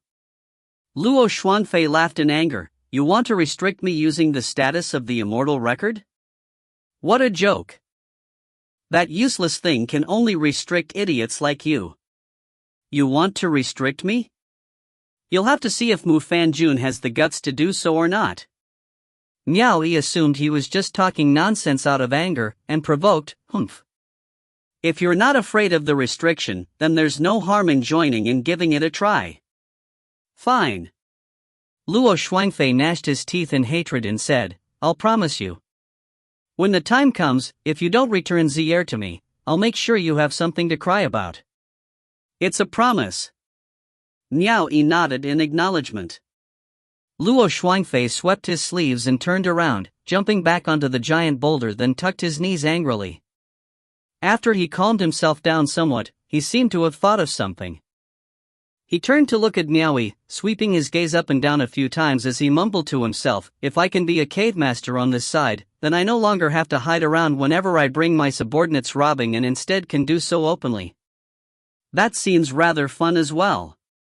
Suddenly hearing giggling sounds from the other side, Miao Yi turned to look. He wasn't sure what that fellow was secretly giggling about. As Luo Shuangfei stated, 2 hours later, the poison dragon steeds lying on the ground started standing back up one by one, shaking their heads as they got to their feet. After which, Tian Xingfeng and the rest also massaged their temples as they got back up. It seemed that dragon steeds were stronger than cultivators in this respect. If you find any errors, ads pop up, ads redirect, broken links, non-standard content, etc., please let us know. Report chapter so we can fix it as soon as possible. Chapter 250, Immoral. Chapter 250, Immoral. Translator, Soup Hunter. Editor, Tom Yummy. After waking up, Tian Xingfeng saw Luo Shuangfei standing nonchalantly by Miao Yi's side and immediately pointed at him, gasping in surprise. Miao Yi raised his hand and continued, "Has already surrendered to me." Surrendered? Everyone was stunned, but they didn't have any right to rebuke. They were actually a little ashamed. It had been their duty to protect Miao Yi. They never expected to be the ones being protected by him instead. The school of Blue Jade disciples tidied up the place. They still chose to rest at the same spot for the time being. Daybreak the following day, Miao Yi tossed Luo Shuangfei's storage ring back to him, which surprised him a little. "Ah, cave master. Aren't you afraid that I'll?" Luo Shuangfei waved his storage ring around, implying, "Aren't you afraid that I'll ambush you once you return my weapon to me?" Tian Xingfeng and the rest had already woken up, so it wouldn't be so easy to ambush him now. Ignoring him, Miao Yi asked, "What about those subordinates of yours?" When he thought about those subordinates that left him for dead, Luo Shuangfei ground his teeth in hatred. When there was something to gain, everyone was eager to share. But when there was danger, they would cast their boss aside and run away. Bunch of bastards. I'm better off without them. Miao Yi nodded, then motioned with his hand, "Let us hurry along on our journey then." A squad of dragon steeds galloped out of the valley. Luo Shuangfei caught up to Miao Yi and asked, "Cave master, where are we going exactly?" "You'll know once we're there." Luo Shuangfei turned to look at the men behind him, then switched to voice transmission and asked, "Last night, you were poisoned by my black Rakshasa, then bitten by Zier. How are you? Fine?" "I don't know. Cave Master, aren't you being a little too aloof here? I've already become your subordinate. Just reveal a little something to me. A few days later, a black eagle with a wingspan over 1 zhang was circling around the sky at their previous location. It has sleek black feathers, large and vicious talons, and a razor-sharp beak. Its head constantly moved, the gaze from its gold irises sweeping across the mountain range beneath it with a ferocious and terrifying aura. On its back was a black panther with a powerful build. The panther had spiny blue quills on its back, just like a porcupine, and a pair of sharp fangs looming over its lower jaw. It kept sniffing around with its red nose. The giant black eagle was hovering up in the sky with the black panther on his back. It was a strange sight to behold. Growl! The black panther suddenly lifted its head and growled. Then, abruptly jumped off with its mighty legs, falling straight from the sky towards the ground beneath them. The black eagle circled around in the air once more, then gave out a high-pitched screech before quickly swerving around to fly off. It became a black spot, and eventually disappeared into the distance. The odd-looking panther had nimbly descended onto the ground by then. It sniffed around the surrounding mountain forest, then quickly dashed past the trees. Soon, it arrived at a river nestled in a valley, and paced about the riverside, constantly sniffing around. Shortly after, the black eagle that had flown off returned carrying a black-robed man on its back. The man was tall and slim, with a complexion fair like jade. Stroking his 3 long tufts of facial hair against the billowing wind, his gaze was deep and still like the ocean. The black panther by the valley's river below howled at the skies. The black-robed man looked down at it, then vanished from the black eagle's back, descending onto the river valley in the blink of an eye. He surveyed his surroundings, before coldly remarking, "There was a battle here, little Hai. Are you sure that the young princess was here before?" The black panther began shining with a blue light as it approached, shapeshifting into a blue-haired man. He spread his arms and stood up, cupping his fists. "Sirzwa. This place has a trace of Zier's scent that's a few days old. If we didn't chance upon this place as we did and came by even a moment later, I'm afraid that even I wouldn't have been able to detect anything." The black-robed Sirzwa threw a cold gaze at him. "Little Hai. Zier usually never leaves the young princess's side." The blue-haired man called Little Hai understood what he meant, and replied, "It's precisely because Zier's scent is a little special that it's easy to identify. The average person would have a hard time leaving any sort of trace in such a breezy place after 2 days. I suspect the young princess has some way of concealing her scent." Sirzwa's eyes brightened. "Why do you think this is the case?" Little Hai pointed around him and said, "The surrounding vicinity doesn't have any trace of Zier's scent. Only this place does. This clearly shows that someone knew it would be easy to track them once they exposed Zier's scent, and likely kept Zier hidden all this while. The only one who knows about this is probably the young princess. Which is why I am confident that she has been concealing herself this entire time." Sirzwa's eyes gleamed as he swept his gaze across the river bank. Even though the young princess knew that she would be easily discovered if she released Zier, she still used it here. What's more, this was the scene of a battle. It seems like the young princess met with some sort of trouble. Let's hope that she's alright. He continued, "With this, it seems that the young princess should be within the domain of the celestial nation. At least we have an idea of her location. This little junior sister is really such a handful. It seems we'll have to send word to the search parties in the other nations, and have them focus their efforts in the celestial nation." After saying this, the black eagle hovering in the air swooped down into the valley. The 2 men jumped onto its back, then they quickly flew off into the distance. At a brothel called Rouge Manor. In a private room, amidst a table full of fine foods, wine, and the high-pitched laughter of women, Miao Yi was wedged between 2 young ladies, utterly speechless. He watched Luo Shuangfei seated on the opposite end, endlessly laughing in a lewd manner. He laughed in delight as he wrapped his arms around 2 young ladies, kissing one, then the other, having a sip of the wine offered by the lady on the left, then tasting the food fed to him by the lady to the right. Even more confounding were his hands, constantly groping the bodies of the two young ladies, forcing them to frequently squeeze their legs, twist their bodies, and cover their chests. They would teasingly joke, "Young master is so bad." To which Luo Shuangfei would madly laugh in response. He was completely enjoying himself. Their party had journeyed far before finally reaching this city. Some of them were stationed just outside the city to keep watch over their mounts, while some entered the city to purchase a few necessities. Meanwhile, Luo Shuangfei had dragged Miao Yi with him, telling him that he was going to bring him to a nice place. Along their journey, Miao Yi realized that Luo Shuangfei was rather knowledgeable, so he had a high opinion of him, thinking that he had recruited a talented individual.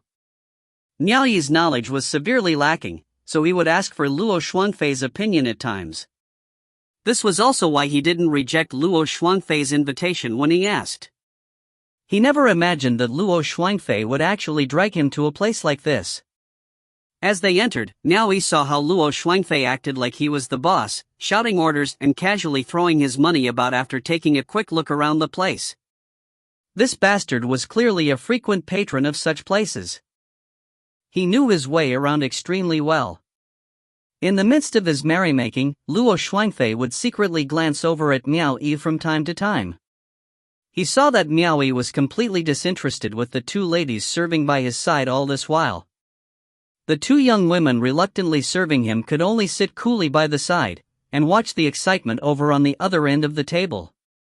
After giving a kiss to the two ladies by his side, Luo Shuangfei let go of them, then leaned forward and asked, "Brother Miao, do the ladies here not catch your fancy?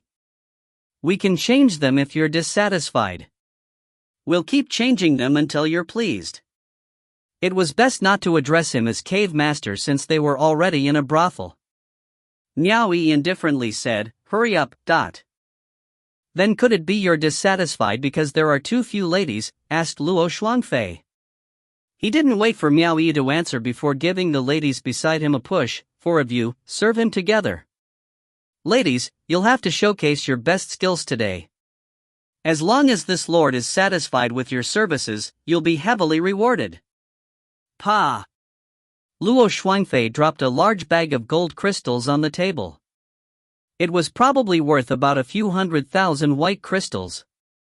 The four ladies' eyes instantly brightened. All four of them held onto Miao Yi and tried their hardest to please him in any way possible. On the other side, Luo Shuangfei looked on with delight whilst pinching the hair of the black mole on his face. If they were an East rival city, Miao Yi could simply toss out the ladies who were constantly annoying him. However, they were in someone else's territory, which made these ladies the followers belonging to said person's domain. "Let's go!" Miao Yi shouted at Luo Shuangfei. He didn't have the patience to accompany him any longer. Tearing himself away from the ladies, he stood up and took his leave. As soon as he opened the door, Luo Shuangfei yelled from behind him, "Very soon. Very soon. Just wait a little while longer." Miao Yi turned around and saw Luo Shuangfei had already brought the four ladies with him to the bedside. Luo Shuangfei pushed the four ladies onto the bed. As he quickly undressed them, he poked his head out and shouted, "Brother Miao, please help me close the door. I'll finish this quickly. Please wait a moment." Miao Yi was lost for words. He stepped outside, closed the door, then waited in the corridor with his hands behind his back. Inside, Luo Shuangfei laughed lewdly and ripped out a few strips of fabric, tying them around the eyes of the four ladies. "Young master, why are you blindfolding us?" "To make things more interesting. So young master likes these sort of things." The rustling sounds of clothes being taken off came from within the room, accompanied by Luo Shuangfei's devious laughter. Soon, the shameless moans of the women could be heard from inside the room. Miao Yi waited outside with his hands behind his back, not fazed in the least. If he wasn't worried that the bastard had something else planned, he would have left him here long ago. Luo Shuangfei's so-called moment ended up with Miao Yi waiting outside for 2 whole hours. There were a few times when he wanted to go inside and rush him, but the lustful voices inside stopped him from barging in. Clack! The door opened, and Luo Shuangfei walked out with an expression full of vigor. He gave his clothes a little tug and tightened his sash, then cupped his fists towards Miao Yi. "I've made brother Miao wait long." A sinful smell drifted out from inside the room. Miao Yi furrowed his brows, and quickly turned to leave. Seeing Miao Yi leave with hurried steps, Luo Shuangfei puckered his lips and snickered. Followed by the earnest invitations of the madam for them to come again, the two walked out of the Rouge Manor. Miao Yi turned to face Luo Shuangfei and warned, "Don't come to these places so often from now on." Luo Shuangfei was puzzled and asked, "Where else can men go if not to places like these? Are you dissatisfied because the ladies here aren't beautiful enough? Don't worry. I won't disappoint you next time. I don't have much of an interest towards such establishments." "How is that possible? How can there be a cat that's not interested in fish in this world? You can stop pretending. I am also a man. How can there be a man who is not interested in these things?" As he walked beside Miao Yi, Luo Shuangfei leaned his head forward and examined his expression. Seeing the indifferent look on his face, Luo Shuangfei couldn't help asking, "This can't be your first time in such a place, right?" This question was an awkward topic for someone who had never experienced such things before. Miao Yi refused to answer, and took large strides towards the crowded street. However, Luo Shuangfei wouldn't let the matter rest, and continued to pester him. "Is it really your first time visiting such an establishment? I told you I have no interest in these immoral establishments." "Immoral?" Luo Shuangfei chased up Miao Yi and sized him up a few times. Then he sighed, "I get it now. I forgot that you have personal handmaidens. That's why the common girls here don't catch your fancy. Alas, I can't compete with you. You have your personal handmaidens doing these things for you. People like me can only come to these places." "That's right. Are those handmaidens of yours pretty? How pretty are they?" Miao Yi was too tired to even bother with him. However, Luo Shuangfei was relentless, and kept heckling Miao Yi on the subject. Even going so far as to ask Miao Yi if he often did it with his own handmaidens, or not. Miao Yi was starting to go crazy. As soon as they departed the city gates, and he saw that fellow still jabbering away, he couldn't help rebuking, "My focus is entirely on my cultivation. I haven't before participated in such depraved acts before. In future, speak less of it when I am around." "You haven't done it with your personal handmaidens either? That's impossible. You're definitely lying to me. If you mention this again, don't blame me for being discourteous." Miao Yi gave Luo Shuangfei a serious warning, then swept his arm and left. Frozen where he stood, Luo Shuangfei's eyes gleamed. Back in the brothel, he noticed Miao Yi's reaction and was a little suspicious about whether Miao Yi had done those such things before or not. Now that he forced the words out of Miao Yi himself, he couldn't help biting his lip. Then, he snorted, "I don't believe you. If you find any errors, ads pop up, ads redirect, broken links, non-standard content, etc., please let us know. Report chapter so we can fix it as soon as possible." Chapter 251, Big Brother Yan. Chapter 251, Big Brother Yan. Translator, Claude Editor, Tom Yummy. A certain person was still true to his good-for-nothing nature. Along the journey, he would leisurely look around, occasionally whistling or singing some lewd songs. Miao Yi didn't know where this bastard learnt them from, but one thing did change. Ever since their visit to the brothel, Miao Yi realized that Luo Shuangfei no longer mentioned the purple martin. Earlier Luo Shuangfei would either keep pestering him to return it, or beat around the bush to ask him to give it back. Ever since the two visited the brothel, Luo Shuangfei didn't mention the purple martin even once, as though finally resigning himself and was willing to follow Miao Yi back to East Arrival Cave. Towering above them, verdant mountains stood at varying heights, dotted by lavishly decorated homes. Over 20 steeds came to a halt in the mountains. Miao Yi heaved a sigh of relief as they gazed towards the horizon. Since their departure from the school of Blue Jade, over 2 months had passed. Through wind and rain over the long and arduous journey, they finally reached the glorious Cloud sect. Their journey here wasn't as dangerous as Miao Yi initially thought. After all, there weren't many who would dare wreak havoc within the celestial nation's domain. Meeting someone like Luo Shuangfei was a rare case. Even if there were someone with malicious intents, they would normally behave after seeing a party of this size. All in all, it was still much safer to have brought more men with him on this journey. It could hardly be considered a wasted effort. To Miao Yi, this was a necessary preparation to ward off any mishap. He didn't have much experience in long journeys, after all. The glorious Cloud sect was just right in front of them. Even gazing at it from afar, its majestic aura wasn't something the school of Blue Jade could compete with. It wasn't surprising that it was the #1 largest sect within the first earthly branch. Is little sister cultivating here? I wonder how she's grown. Will she still be able to recognize me? Whenever he thought about how he sent away an orphan young girl with a steel heart, Miao Yi couldn't restrain himself from facing towards the sky. He felt that he had betrayed his foster parents' spirits since he did not fulfill his duty in looking after them. I wonder how little sister is faring in this place. If she's not faring well, I'll have to take her away no matter the cost. Little sister. Big brother is here. Big brother is sorry that it took me so long to find you. But that's because Big brother could barely protect myself back then.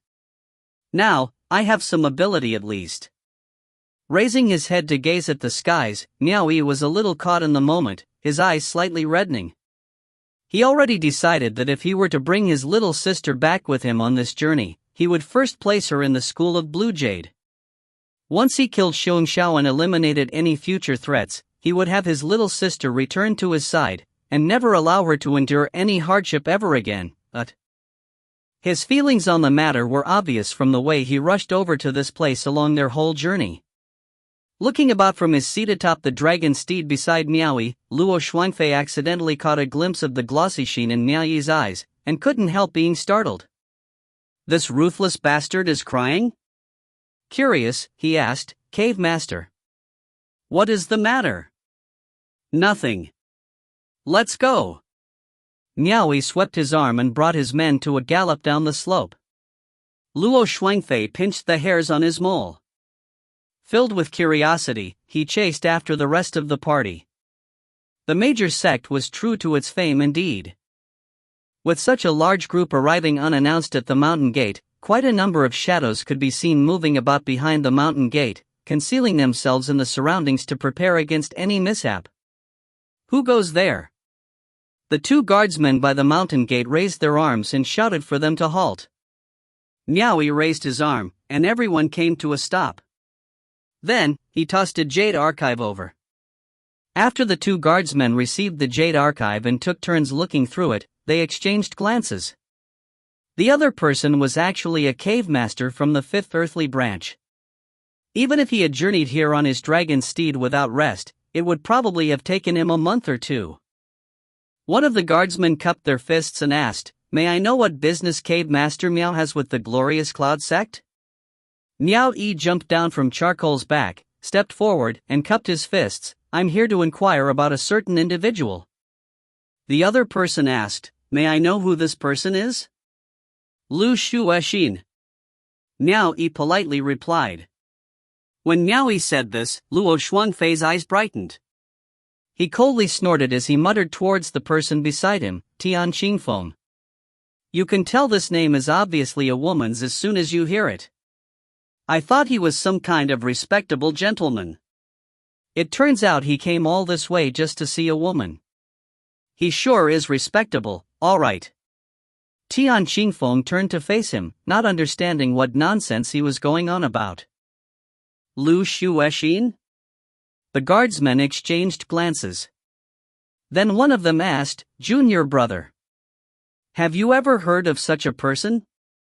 The other person thought for a moment, then shook his head and replied, I've never heard of this person before. Miao Yi's heart thumped. One of the guardsmen cupped his fists and said, Our sect has numerous disciples.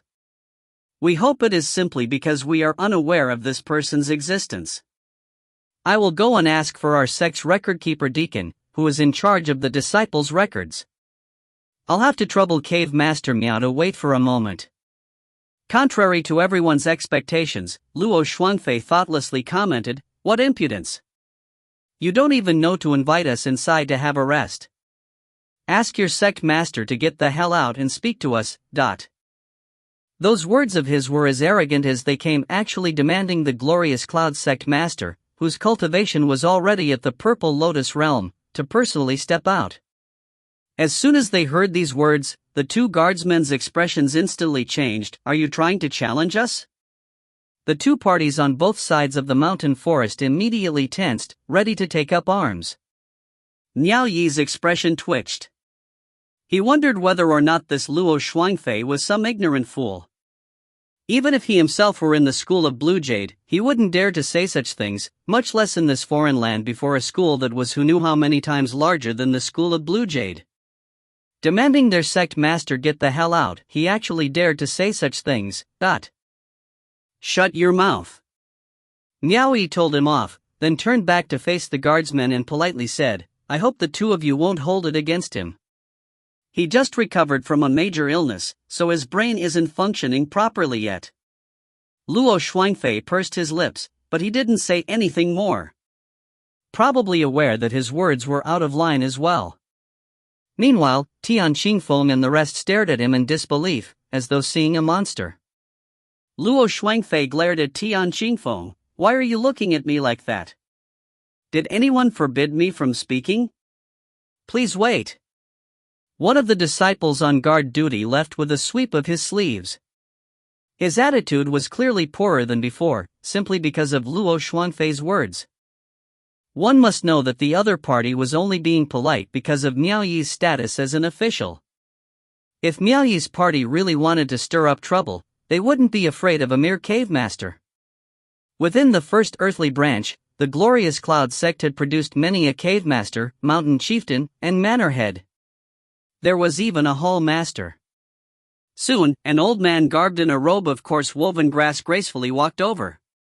The guardsman accompanying him pointed at Miao Yi, then stepped forward and returned the jade archive back to Miao Yi, before introducing the old man. "This is the senior of our school who is in charge of record-keeping, Deacon Lu." Miao Yi stepped forward and cupped his fists. Miao Yi respectfully greets Deacon Lu, but Deacon Lu glanced at the men behind him, then cupped his fists. "I respectfully greet Cave Master Miao. I heard that Cave Master Miao has come here to search for someone?" "Precisely so." Miao Yi again informed him of the name Lu Shuexin. "Lu Shuexin?" Deacon Lu thought for a moment, before shaking his head and said, "Our sect doesn't have a disciple that goes by that name." Miao Yi was a little anxious. "Deacon Lu, I personally saw her join your esteemed sect. How is it possible that she's not here?" Deacon Lu pointed at his own head and smiled. "The names of the tens of thousands of disciples of our sect are all inside this old man's brain. There are only 15 people with the surname Lu, and none of them are women. There is no mistaking it. Maybe Cave Master Miao saw wrongly, but..." Miao Yi asked him to confirm it again, but the other party was adamant that she wasn't here. Miao Yi's heart was instantly chilled at the news. He didn't dare probe any further about Lu Shuexin's status. He once heard that some sects would torment some of their disciples, who had no background, to death. He couldn't help growing more worried. If this was really so, in order to keep their misdeeds a secret, they might not reveal the victim's status to him. He immediately probed with another question. "Then may I know if Yan Beihong is in your esteemed school?" "Yan Beihong?" Deacon Lu said with surprise. Then nodded. "He's one of the outstanding disciples of our sect." "Outstanding disciple?" Miao Yi was struck with glee. It seemed that Yan Beihong was faring rather well in the glorious Cloud sect. At the time, Yan Beihong should have entered the glorious Cloud sect along with his little sister. Miao Yi had even asked him to take care of his little sister, so he should be more aware of how his little sister was doing. He quickly cupped his fists and said, "I'm an old friend of Yan Beihong. One of my reasons in coming here is precisely to pay him a visit. May I meet with him? So it turns out you're Yan Beihong's friend. However, I'm afraid Cave Master Miao came to the wrong place. What do you mean? Isn't he a disciple of your esteemed sect? Deacon Lu chuckled. Yan Beihong is now working within the Traversing Heavens Palace, as the Mount Azure Cloud Mountain Chieftain of suppressing 7th Hall's peaceful heaven manor. He is charged with overseeing the defense of a domain, so isn't it true that Cave Master Miao has come to the wrong place then? Miao Yi sucked in a breath of cold air as soon as he heard this. Yan Beihong became a mountain chieftain? He believed that his own cultivation speed was already at a staggering pace. He didn't even tell anyone else for fear that he might attract the wrong attention. He didn't expect that Yan Beihong was already a mountain chieftain. He wondered if his cultivation was higher than his as well. Exactly. Deacon Lu nodded. If Cave Master Miao wishes to find Yan Beihong, I feel you'll have to spend another 2 days' journey to Mount Azure Cloud. Many thanks to Deacon Lu for the information. After Miao Yi asked for the exact whereabouts, he cupped his fists and bid his farewell. After mounting his steed, he led his men away post-haste. No one expected that before Miao Yi could even punish Luo Shuangfei for his impudent words earlier, Luo Shuangfei would approach him and ask, "Cave Master, who is this Lu Shuexin to make you bear her in your mind so? Is she very pretty? Luo Shuangfei, aren't you talking a little too much? Why so petty? I'm not going to take her away from you." Miao Yi was gnashing his teeth in annoyance, wondering if it was the right choice to recruit this fellow, thinking if he should just stab him to death with his spear right now, and be done with him. 2 days later, the party finally reached Mount Azure Cloud as Deacon Lu said they would. It was different from the glorious Cloud sect, which had over tens of thousands of disciples keeping guard over it. Such a number was impossible for Mount Azure Cloud to achieve because they wouldn't be able to afford it. Miao Yi was bringing a large party with him, which was an obvious threat to Mount Azure Cloud. Before they could even get close, they already sent the men of Mount Azure Cloud into full alert. When the cultivator keeping guard by the mountain gate motioned for Miao Yi and his party to halt, Miao Yi could already see around a dozen men assembled behind it, waiting for orders. "Who goes there?"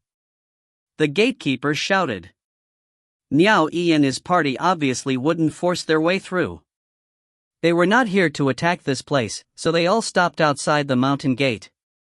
Miao Yi didn't respond to the gatekeeper's question, and threw his gaze directly at the person in charge, standing among the dozens of men gathered behind the mountain gate. That man donned a long, dark red robe over a burly figure. His hair wasn't held up with any accessories and was simply draped over his back to sway leisurely in the wind. His gaze was fierce and full of vigor, while his beard remained unchanged from how Miao Yi remembered it. Seated atop his dragon steed, his aura was magnificent, especially with that long dark red robe of his lending him an imposing aura. Miao Yi could tell from a glance that it was definitely Yan Beihong. However, the previously dejected air was no longer visible on the current Yan Beihong. His aura had changed drastically. "Who goes there?" the gatekeeper shouted again. Miao Yi still didn't respond. He was excited to see the old friend who had shared a life and death encounter with him back then. Waving his hand, he shouted, "Big brother Yan. Do you still remember this little brother?" As soon as Miao Yi said this, the gatekeeper was startled, turning his head to look behind. Yan Beihong kept feeling Miao Yi was a familiar face, but he couldn't quite place where he had seen him before. He was different from Miao Yi. When they both just knew each other, Yan Beihong's facial features was already fixed, so his appearance didn't change much over the years. Hence, Miao Yi could recognize him with a single glance. On the other hand, Miao Yi was still just a youngster back then, so his appearance would obviously have changed a lot once he grew up. It wouldn't be possible to recognize him with just a single glance. If you find any errors, ads pop up, ads redirect, broken links, non-standard content, etc., please let us know. Report chapter so we can fix it as soon as possible. Chapter 252, Chapter Hidden. Chapter 252, Chapter Hidden. Translator, Soup Hunter Editor, Tom Yummy. Yan Beihong truly couldn't remember where he had seen Miao Yi before, at least, not the Miao Yi before him right now. However, he felt like he knew Miao Yi's face from somewhere. What's more, Miao Yi was calling him Big Brother Yan, further proving that they were old acquaintances. Who exactly is this person? Yan Beihong thought to himself. Raising his hand, he motioned to his subordinates behind him that there wasn't any danger, so they didn't need to be on edge. Then, he slowly rode his dragon steed forward. Miao Yi chuckled, and turned back to tell the party behind him to wait. Then, he brought charcoal charging past the mountain gate. Seeing the mountain chieftain giving some sort of a response from his behavior, the gatekeeper wasn't sure if he should stop Miao Yi or not. In the end, he simply watched as Miao Yi charged in. Finally, the two came face to face on their steeds. Seeing the confused expression on Yan Beihong's face, Miao Yi couldn't help laughing. Big Brother Yan. Do you still remember this little brother? Yan Beihong was still a little hesitant. He slowly circled around Miao Yi on his steed, and kept examining the smiling Miao Yi. Finally, he came to a stop and asked, "May I ask who this honored individual is?" "It seems that a man of Big Brother Yan's station is apt to be forgetful," said Miao Yi with a smile. "Do you still remember the boundless secular world?" Yan Beihong jumped back in surprise, his eyes widening. Suddenly pointing at Miao Yi, he blurted out, "You're Miao Yi?" Once his memory was jogged, everything immediately came to him.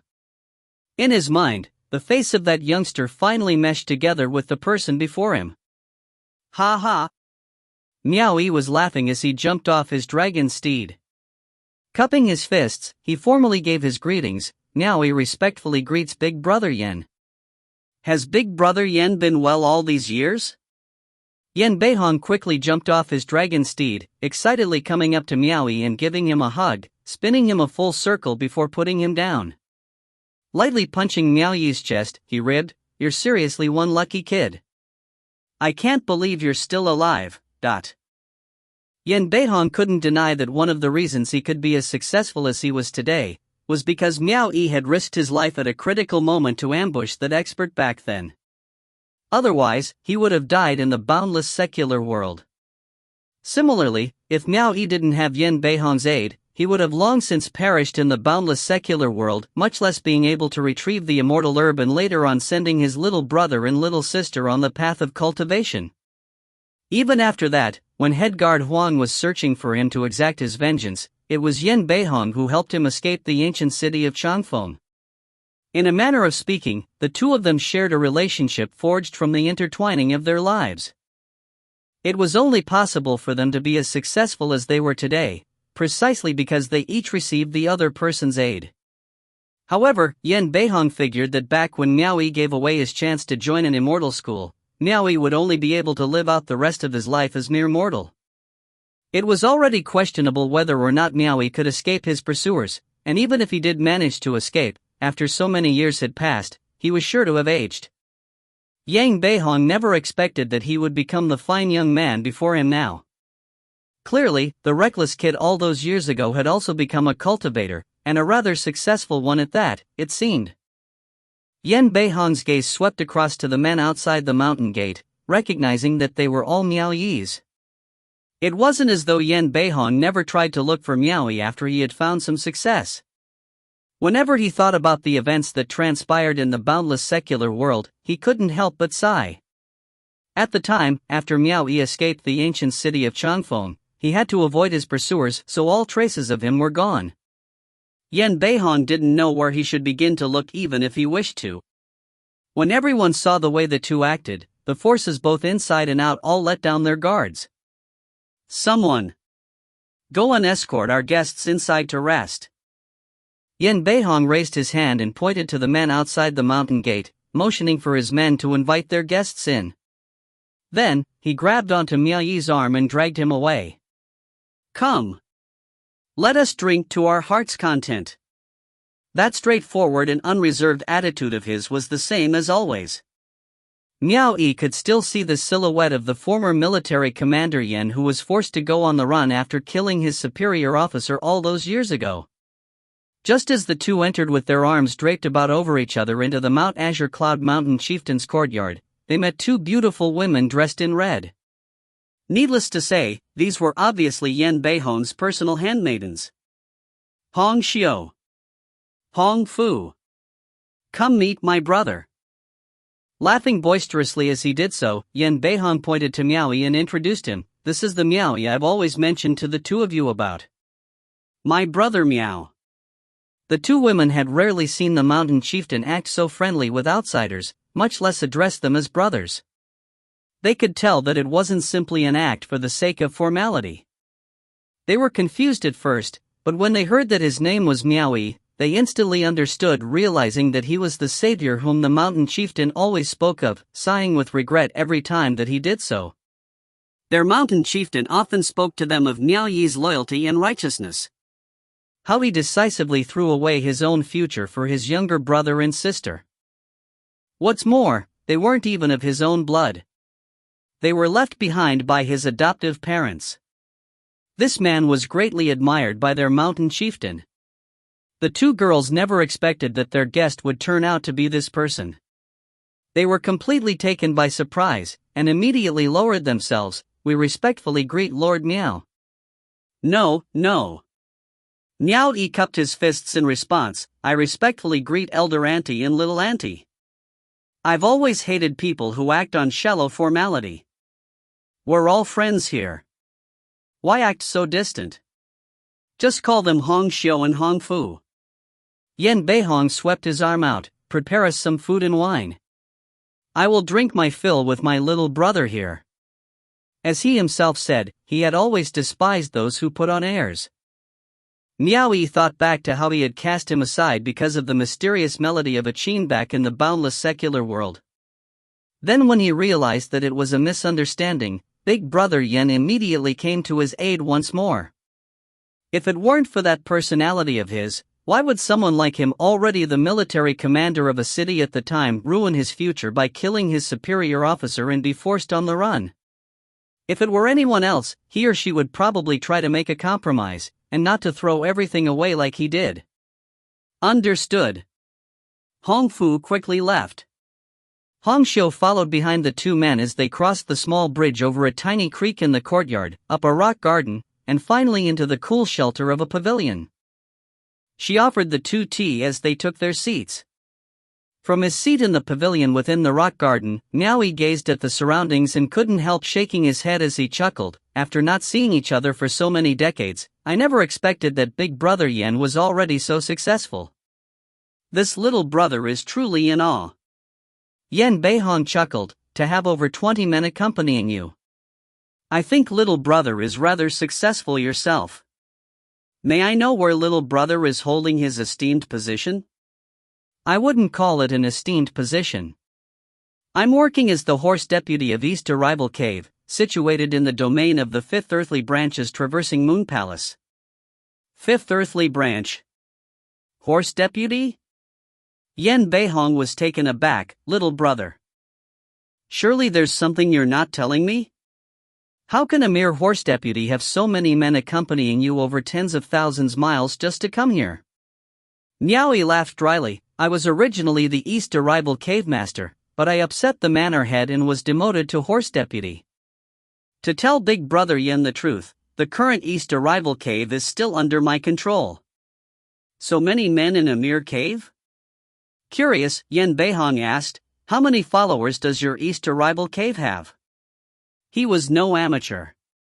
He knew that unless the number of followers belonging to East Arrival Cave far surpassed the average cave, it wouldn't be able to support so many men with its annual earnings. Big Brother Yan is mistaken. The men accompanying me are bodyguards I employed from the School of Blue Jade. They're not my cave's forces.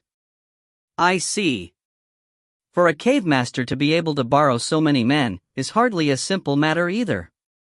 As they were speaking, Hong Fu brought in a group of handmaidens with wine and several platters of food. Once the others retreated, both of Yan Beihong's handmaidens stood behind either of the two and served them. Once the host himself offered up a toast, Yan Beihong curiously asked, "Little brother, when you escaped the ancient city of Changfeng all those years ago, I thought it would be impossible for you to transcend the mortal realm. How did you manage to become a cultivator all of a sudden?" "I was just lucky. On the second day after escaping the ancient city of Changfeng, I came across a hermit who guided me on the path of cultivation, which is how I ended up where I am today." Looking back, Miao Yi couldn't help sighing at the unpredictable nature of fate. Waving his hand, he said, "I am not worth mentioning. I am more curious about how Big Brother Yan became a mountain chieftain in just several decades. It is truly astonishing. Please enlighten me." To mortals, several decades was akin to their entire lives, but to cultivators, it was but a passing moment. Yan Beihong chuckled and waggled his hands. That year, after he separated from Miao Yi in the boundless secular world, he accidentally picked something up on the way back. At the time, he didn't think it was anything useful. It was only after he became a cultivator did he come to realize its peculiarity, and slowly unearthed the mysteries hidden within it. His achievements now was largely in part due to that particular item. It was not wise to share such personal information with someone else, so Yan Beihong quickly changed the subject. "I just entered Mount Azure Cloud not too long ago. How did little brother find this place?" Noticing that the other party didn't wish to disclose anymore, it wouldn't be nice to probe further. Miao Yi simply replied, "I only found out after asking the Glorious Cloud sect." "Oh. You went to the Glorious Cloud sect?" Yan Beihong thought for a moment. Then a thought crossed his mind, and he whispered, "Are you here to ask about your sister?"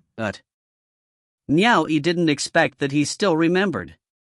He cupped his fists and asked, "Big Brother Yan, I have indeed come to look for my little sister, but the Glorious Cloud sect told me that the person Lu Shuoxin doesn't exist. I am quite confused by this. Big Brother Yan entered the sect with my little sister that year, so I thought you might know of the details behind this mystery. I always kept in mind the matter little brother entrusted to me. That year, after I bade you farewell and joined the Glorious Cloud sect, I went to look into this matter. I discovered that only a few dozen people had joined the Glorious Cloud sect, including myself, and all of them were men. There wasn't a single woman. Your sister was not among the new recruits." "That's impossible!" Miao Yi exclaimed. "I was the one who personally sent her off at the gates." "I'm not mistaken. Wait until I've finished speaking, little brother."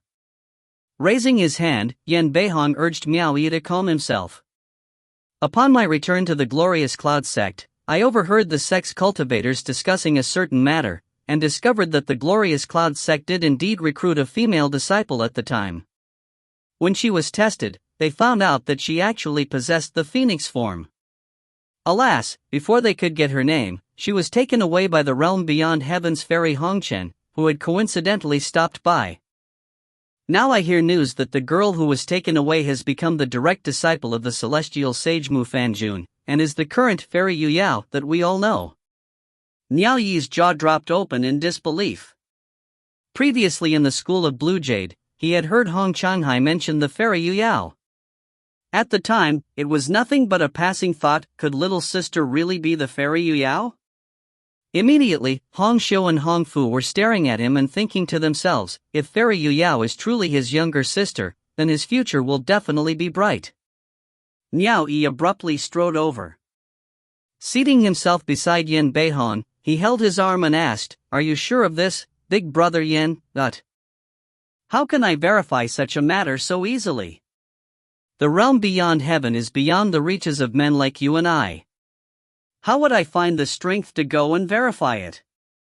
That being said, since I dared tell you this, I naturally have reliable evidence." Miao Yi anxiously asked, "What proof is there?"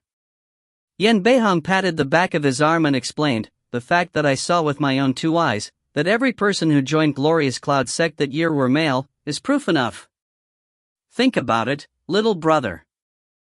Of all the people who dared to risk their lives and enter the boundless secular world, how many could be women, much less a young girl?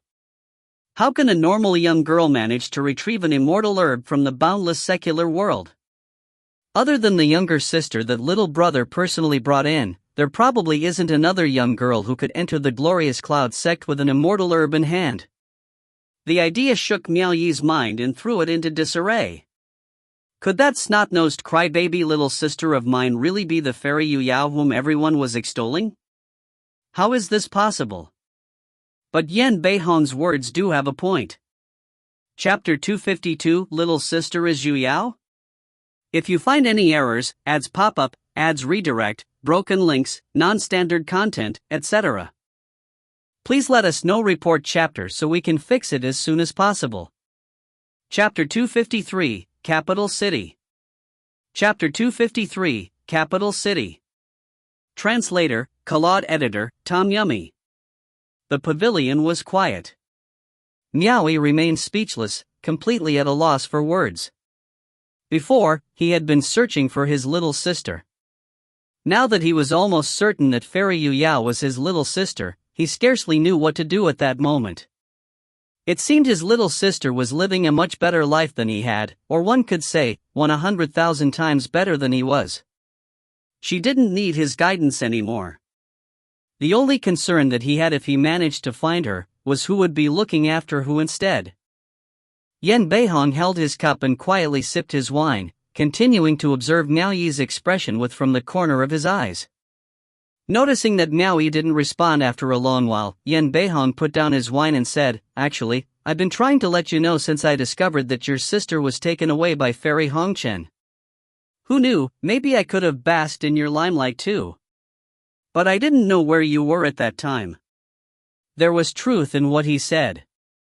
Miao Yi's little sister had gone to the realm beyond heaven, and being affiliated to them was naturally a good thing. It also why he had been keeping this information in mind until now. Miao Yi regained his composure and forced a smile. "Big brother Yan, you're too thoughtful." Yan Beihong asked, "With Fairy Yu Yao backing you, you can expect to soar to the top in no time. When are you going to go look for your little sister?" Miao Yi fell silent once more. After a long moment, he lifted his head and slowly said, "I hope Big Brother Yan will never speak of this matter to anyone." Miao Yi's words caught Yan Beihong by surprise.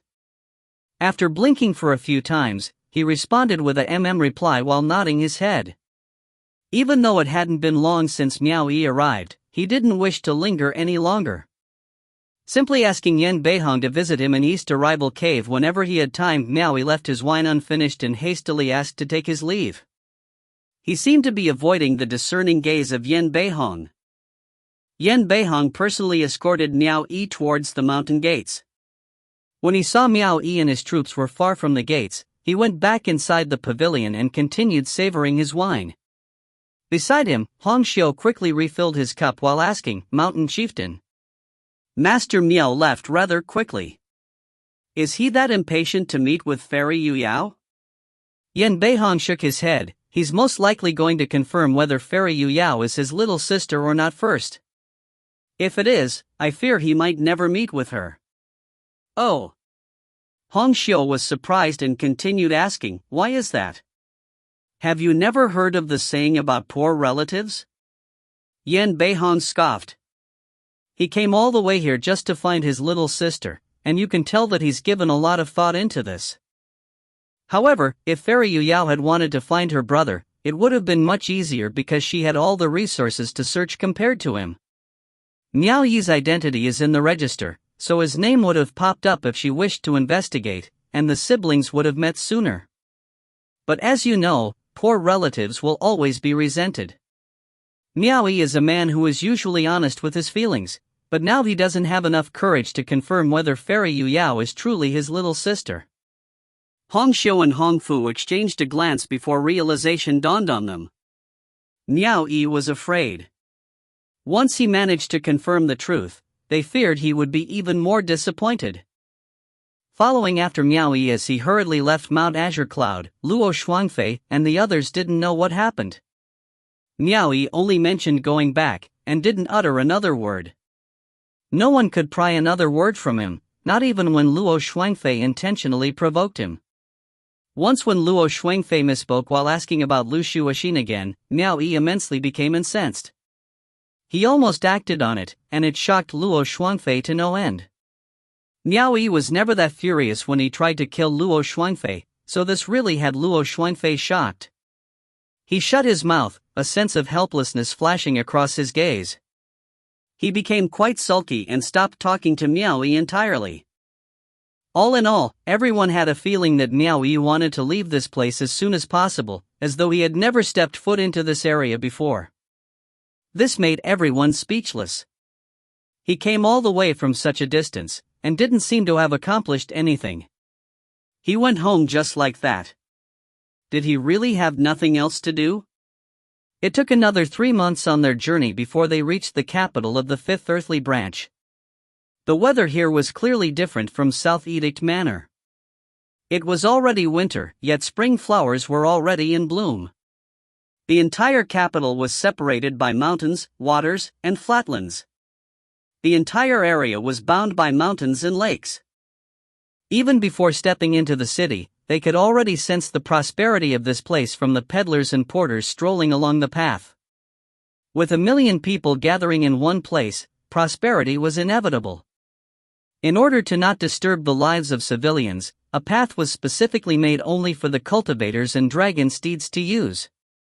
As Miao Yi and his troops galloped through over a massive bridge, the boats underneath the bridge caught Miao Yi's eye. Gazing over the scenery as a whole, the entire landscape of the mountain river curving along the settlements and stores was like a scene from a painting. The streets were occupied with people bustling about in endless streams of horses and carriages. The whole area seemed boundless, giving his mind a sense of ease. Miao Yi couldn't help but sigh. This place is indeed great, but the whole area is surrounded by water. The followers might be inconvenient by this when they come and go. Why did they choose this place to build the city? Luo Shuangfei still seemed to be sulking, but his lips twitched as if mocking Miao Yi's ignorance. As it wasn't Tian Xingfeng's first time to the capital city, he explained to Miao Yi, the daily lives of the followers cannot be whole without water. With 1 million of followers living together, they require a large amount of water to live. I don't think it's possible to choose a place without a source of water to build a city upon. Someone joked about this before, that the most commonly used transport is the boat and the most commonly trodden area is the bridge, because there are bridges everywhere. I see. Miao Yi nodded. Then continued, I heard the overlord of the Fifth Earthly Branch lives within the city. Do you know where it is? Sir. Please look. Tian Xingfeng indicated a majestic mountain and continued, the overlord lives on that mountain. If you are interested, we can go stay there for a few days. Miao Yi thought he had misheard and asked, are you joking? We can stay where the overlord resides? Tian Xingfeng chuckled, you're mistaken, sir. The population in the capital is too numerous, so there isn't a lot of space to accommodate a lot of them, which is why the mountain that the overlord stays in has more of a purpose. However, no one can really disturb the overlord as the upper half of the mountain is restricted. The lower half has been taken by the Celestial Nation Chamber of Commerce to do businesses. Cultivators going to the capital are allowed to stay, but the fee for that is quite high. I heard that you need quite a substantial amount of crystal coins to stay a night, but with that, you will have complete safety while staying in there. Normally, no one will dare cause a ruckus in the overlord's territory. I can't guarantee the same for the other areas. Oh. Miao Yi was immediately interested. Let's go. We check out the situation there. If all is well, we might even be able to become neighbors with the overlord. Hearing that, Luo Shuangfei pursed his lips as if displeased with the idea.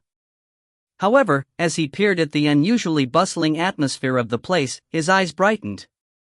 One could tell that he was a person who loved a lively atmosphere. On their way towards the great mountain, they could see a few caverns among the rows of smaller hills. At times, people could be seen entering and leaving the caverns. Miao Yi pointed at them and asked, what are those used for? Cultivators can stay there too. Normally, loose cultivators are the ones occupying these caverns. While payment is still needed to stay there, the advantage is that it's certainly much cheaper, but you need to pay to stay in these type of caverns? Every inch of the capital costs money. I'm afraid it's not possible to find somewhere to stay without paying. Is there not an inn in the capital? Most inns are too noisy, and not an ideal place to cultivate. Loose cultivators can't afford the best inns either. Well, you know how it is for loose cultivators. Miao Yi nodded in agreement. He knew that all too well. Loose cultivators were often more like normal civilians at times. Normal civilians had to offer their power of will every day for protection. As the cultivator's main source for the power of will, they will receive greater protection. If those loose cultivators were to intervene on the lives of these normal civilians with their transcendence energy, ordinary followers would lose to them. This was the reason why officials forbade loose cultivators from competing with normal civilians, so that their lives would not be disturbed. Much like other sects, no one could ever intervene during an ongoing business operation. They would have to find a representative for these normal civilians possessing good backgrounds. Anything would be better than the background of the School of Blue Jade that has been trying to expand inside the South Edict Manor. This was the same concept, so to speak. As such, most loose cultivators may not be able to earn as much as normal civilians do. Normal civilians would have legal income, while loose cultivators had none, so it was understandable why they could not afford to live in good inns. Of course, loose cultivators could use their transcendence energy to struggle for it, but they must be prepared to bear the consequences of their actions. However, Miao Yi was curious. He knew that loose cultivators were always at a disadvantage, yet he had never seen them gathering in East Arrival City as a group. Why were there so many in this place? He couldn't help asking Tian Qingfeng about it. If they have to pay to live inside the caverns while having such a difficult life, why are they still here instead of leaving this place? They will have better lives even if they randomly search a remote forest to live in. At least they don't have to spend their money like this. Don't most loose cultivators go to the Flowing Clouds Dune Sea to find a living? You must be joking, sir. Flowing Clouds Dune Sea is a dangerous place, and I'm talking from the perspective of an individual's power. People from that place will do anything to win with power and violence because there are no rules. Those who can't defend themselves will not last long. However, it's different here. At least this place is peaceful. They can depend on the Celestial Nation Chamber of Commerce for something to do whenever those people need someone to deliver goods. Most importantly, the capital can provide more opportunities than any other places. If they can meet a nobleman and build a good relationship with them by getting good commendations, they could easily become an official. This is a common occurrence, and this is the real reason why loose cultivators gather to live in this place. I see. Miao Yi nodded. He just arrived, and yet his views had already broadened. As they continued to talk, there was a middle-aged woman standing out on the side of the mountain cave. Charming and retaining a graceful manner, she frequently glanced left and right. She spotted a group of dragon steeds approaching from below who were pointing around as they moved forth at a slow pace. With one glance, she could tell they were newcomers. The middle-aged woman suddenly lit up when she saw them. She immediately arranged her hair and pulled her collar low to reveal half of her perky bosoms before rushing towards them and stopping in their path. Miao Yi and the others were caught by surprise. They halted their mounts, feeling a little bewildered with the current situation. That middle-aged woman greeted them with a gesture before asking, "This must be your first time to the city. Do you need a guide?" Tian Qingfeng waved his hand and said, "There is no need. Step aside." Meanwhile, the middle-aged woman's gaze had fallen onto the 6 storage rings on Miao Yi's fingers. Her eyes lit up. Ignoring Tian Qingfeng's words, she intentionally revealed a bit more of her already half-exposed bosom and said, "That gentleman over here. I'm very familiar with the best places to go have fun and eat in the capital. I can give everyone a free tour. I guarantee you will have the time of your life. Her chest was quite a sight, and with her standing in front of them in an extremely revealing attire, it was difficult for Miao Yi and the others not to look and steal a few glances at her. And in the midst of that, Luo Shuangfei had been keeping quiet all the while, then decided to coldly glare at Miao Yi and speak out, "Sir, where are you looking at? Never seen a woman before. If you find any errors, ads pop up, ads redirect, broken links, non-standard content, etc., please let us know. Report chapter so we can fix it as soon as possible." Chapter 254, Jade Capital Peak. Chapter 254, Jade Capital Peak. Translator, Claude Editor, Tom Yummy. It was truly remarkable how that question shot straight to the heart. Truly remarkable. One normally wouldn't ask such questions in the presence of others. Acting like a flock of startled birds, the eyes of the men quickly darted from the middle-aged woman's bare bosoms to Miao Yi. Miao Yi was put in an awkward position after being singled out from the group. There wasn't actually anything wrong with taking a glance or two. He wasn't intentionally looking, or desiring to look at her chest. He wasn't having lewd thoughts either. It was the other party who had exposed more of her chest. It would be hard to avoid noticing it at that point. Not to mention, he was already used to looking at Chen Er and Shuer's breasts, so he didn't think there was anything wrong with a glance or two. Of course, theirs weren't as magnificent. He was in that position mostly because of the middle-aged woman in front of him, and that extremely disrespectful subordinate of his. Miao Yi never dreamed that Luo Shuangfei would abruptly blurt out words like. The woman in question had a hard time stopping herself from smiling, and somehow managed to hold it off in the end. Moreover, when she heard Luo Shuangfei addressing Miao Yi as liege, she knew in a flash that Miao Yi was indeed a person of authority. It was the first time she had seen an official wearing 6 storage rings at once. Her heart sped up when she realized that he must be someone with an extraordinary status. Miao Yi pretended that he hadn't heard anything and turned his head away to ask a question. Tian Qingfeng. Are you familiar with this city? I've been here quite a few times, but this city is quite big, so I can't say I'm actually familiar, replied Tian Qingfeng.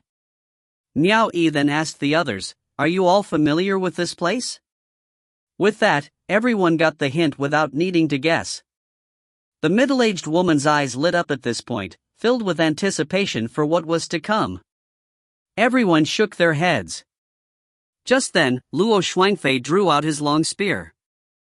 Leveled it at the middle-aged woman, he coldly said, "Scram. Don't make me kill you if you don't step aside." Shut up, scoffed Miao Yi. Luo Shuangfei lips twitched. He gave Miao Yi a deadly stare before reluctantly putting away his spear. Miao Yi raised his head to watch the middle-aged woman jumping down from caverns, and asked, "What's your name?" She quickly replied, "I'm Lin Pingping." After she finished, she didn't forget to add, "The loose cultivators living here have all been checked and vetted by the authorities. Our backgrounds are clean. I'm definitely not someone with a criminal background.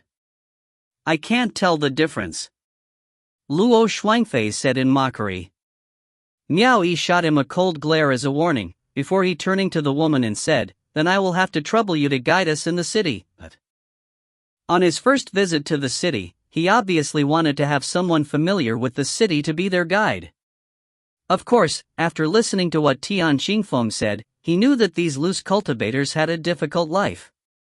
This woman had decent charm and qualities. She was determined to let go of her ego and endure whatever mockery Luo Shuangfei threw at her just for an opportunity to thrive through her difficult life. Even though she said she would guide them for free and he never mentioned offering to pay for her service, Miao Yi already decided that he would compensate her for her efforts if she did a good job. He was born in a small town, so he could understand the pain and difficulties she was in. "No trouble, no trouble. Please wait for a moment, sir." Lin Pingping was elated. She knew that people like him would not waste her efforts once they agreed, so she quickly went off to perform her task right away. And here I wondered why he was acting chivalrous. It seems he likes women with big breasts. Yet taking a fancy to someone that old, you certainly have strong preferences, muttered Luo Shuangfei, tilting his head to the side as he said so. Luo Shuangfei. Why does your mind always go that way? Miao Yi couldn't help but giving him a little advice. Try not to think nonsense in the future. He assumed Luo Shuangfei easily jumped to such conclusions because he was always in such risque places. My liege. I serve under you, but that does not mean cultivators can't go to those places, isn't it? Scoffed Luo Shuangfei. Tian Qingfeng and the others were quite speechless. They had no idea why Miao Yi would want to recruit such an irresponsible as Luo Shuangfei, and Miao Yi was even being so patient with him. To be honest, Tian Qingfeng and the others were envious of Luo Shuangfei. It was clear that Miao Yi intended to give Luo Shuangfei a position of authority. For a plundering loose cultivator to gain such a promotion was an envious sight for them. After following Miao Yi everywhere and taking orders from him for a long time, they never received such treatment from Miao Yi before.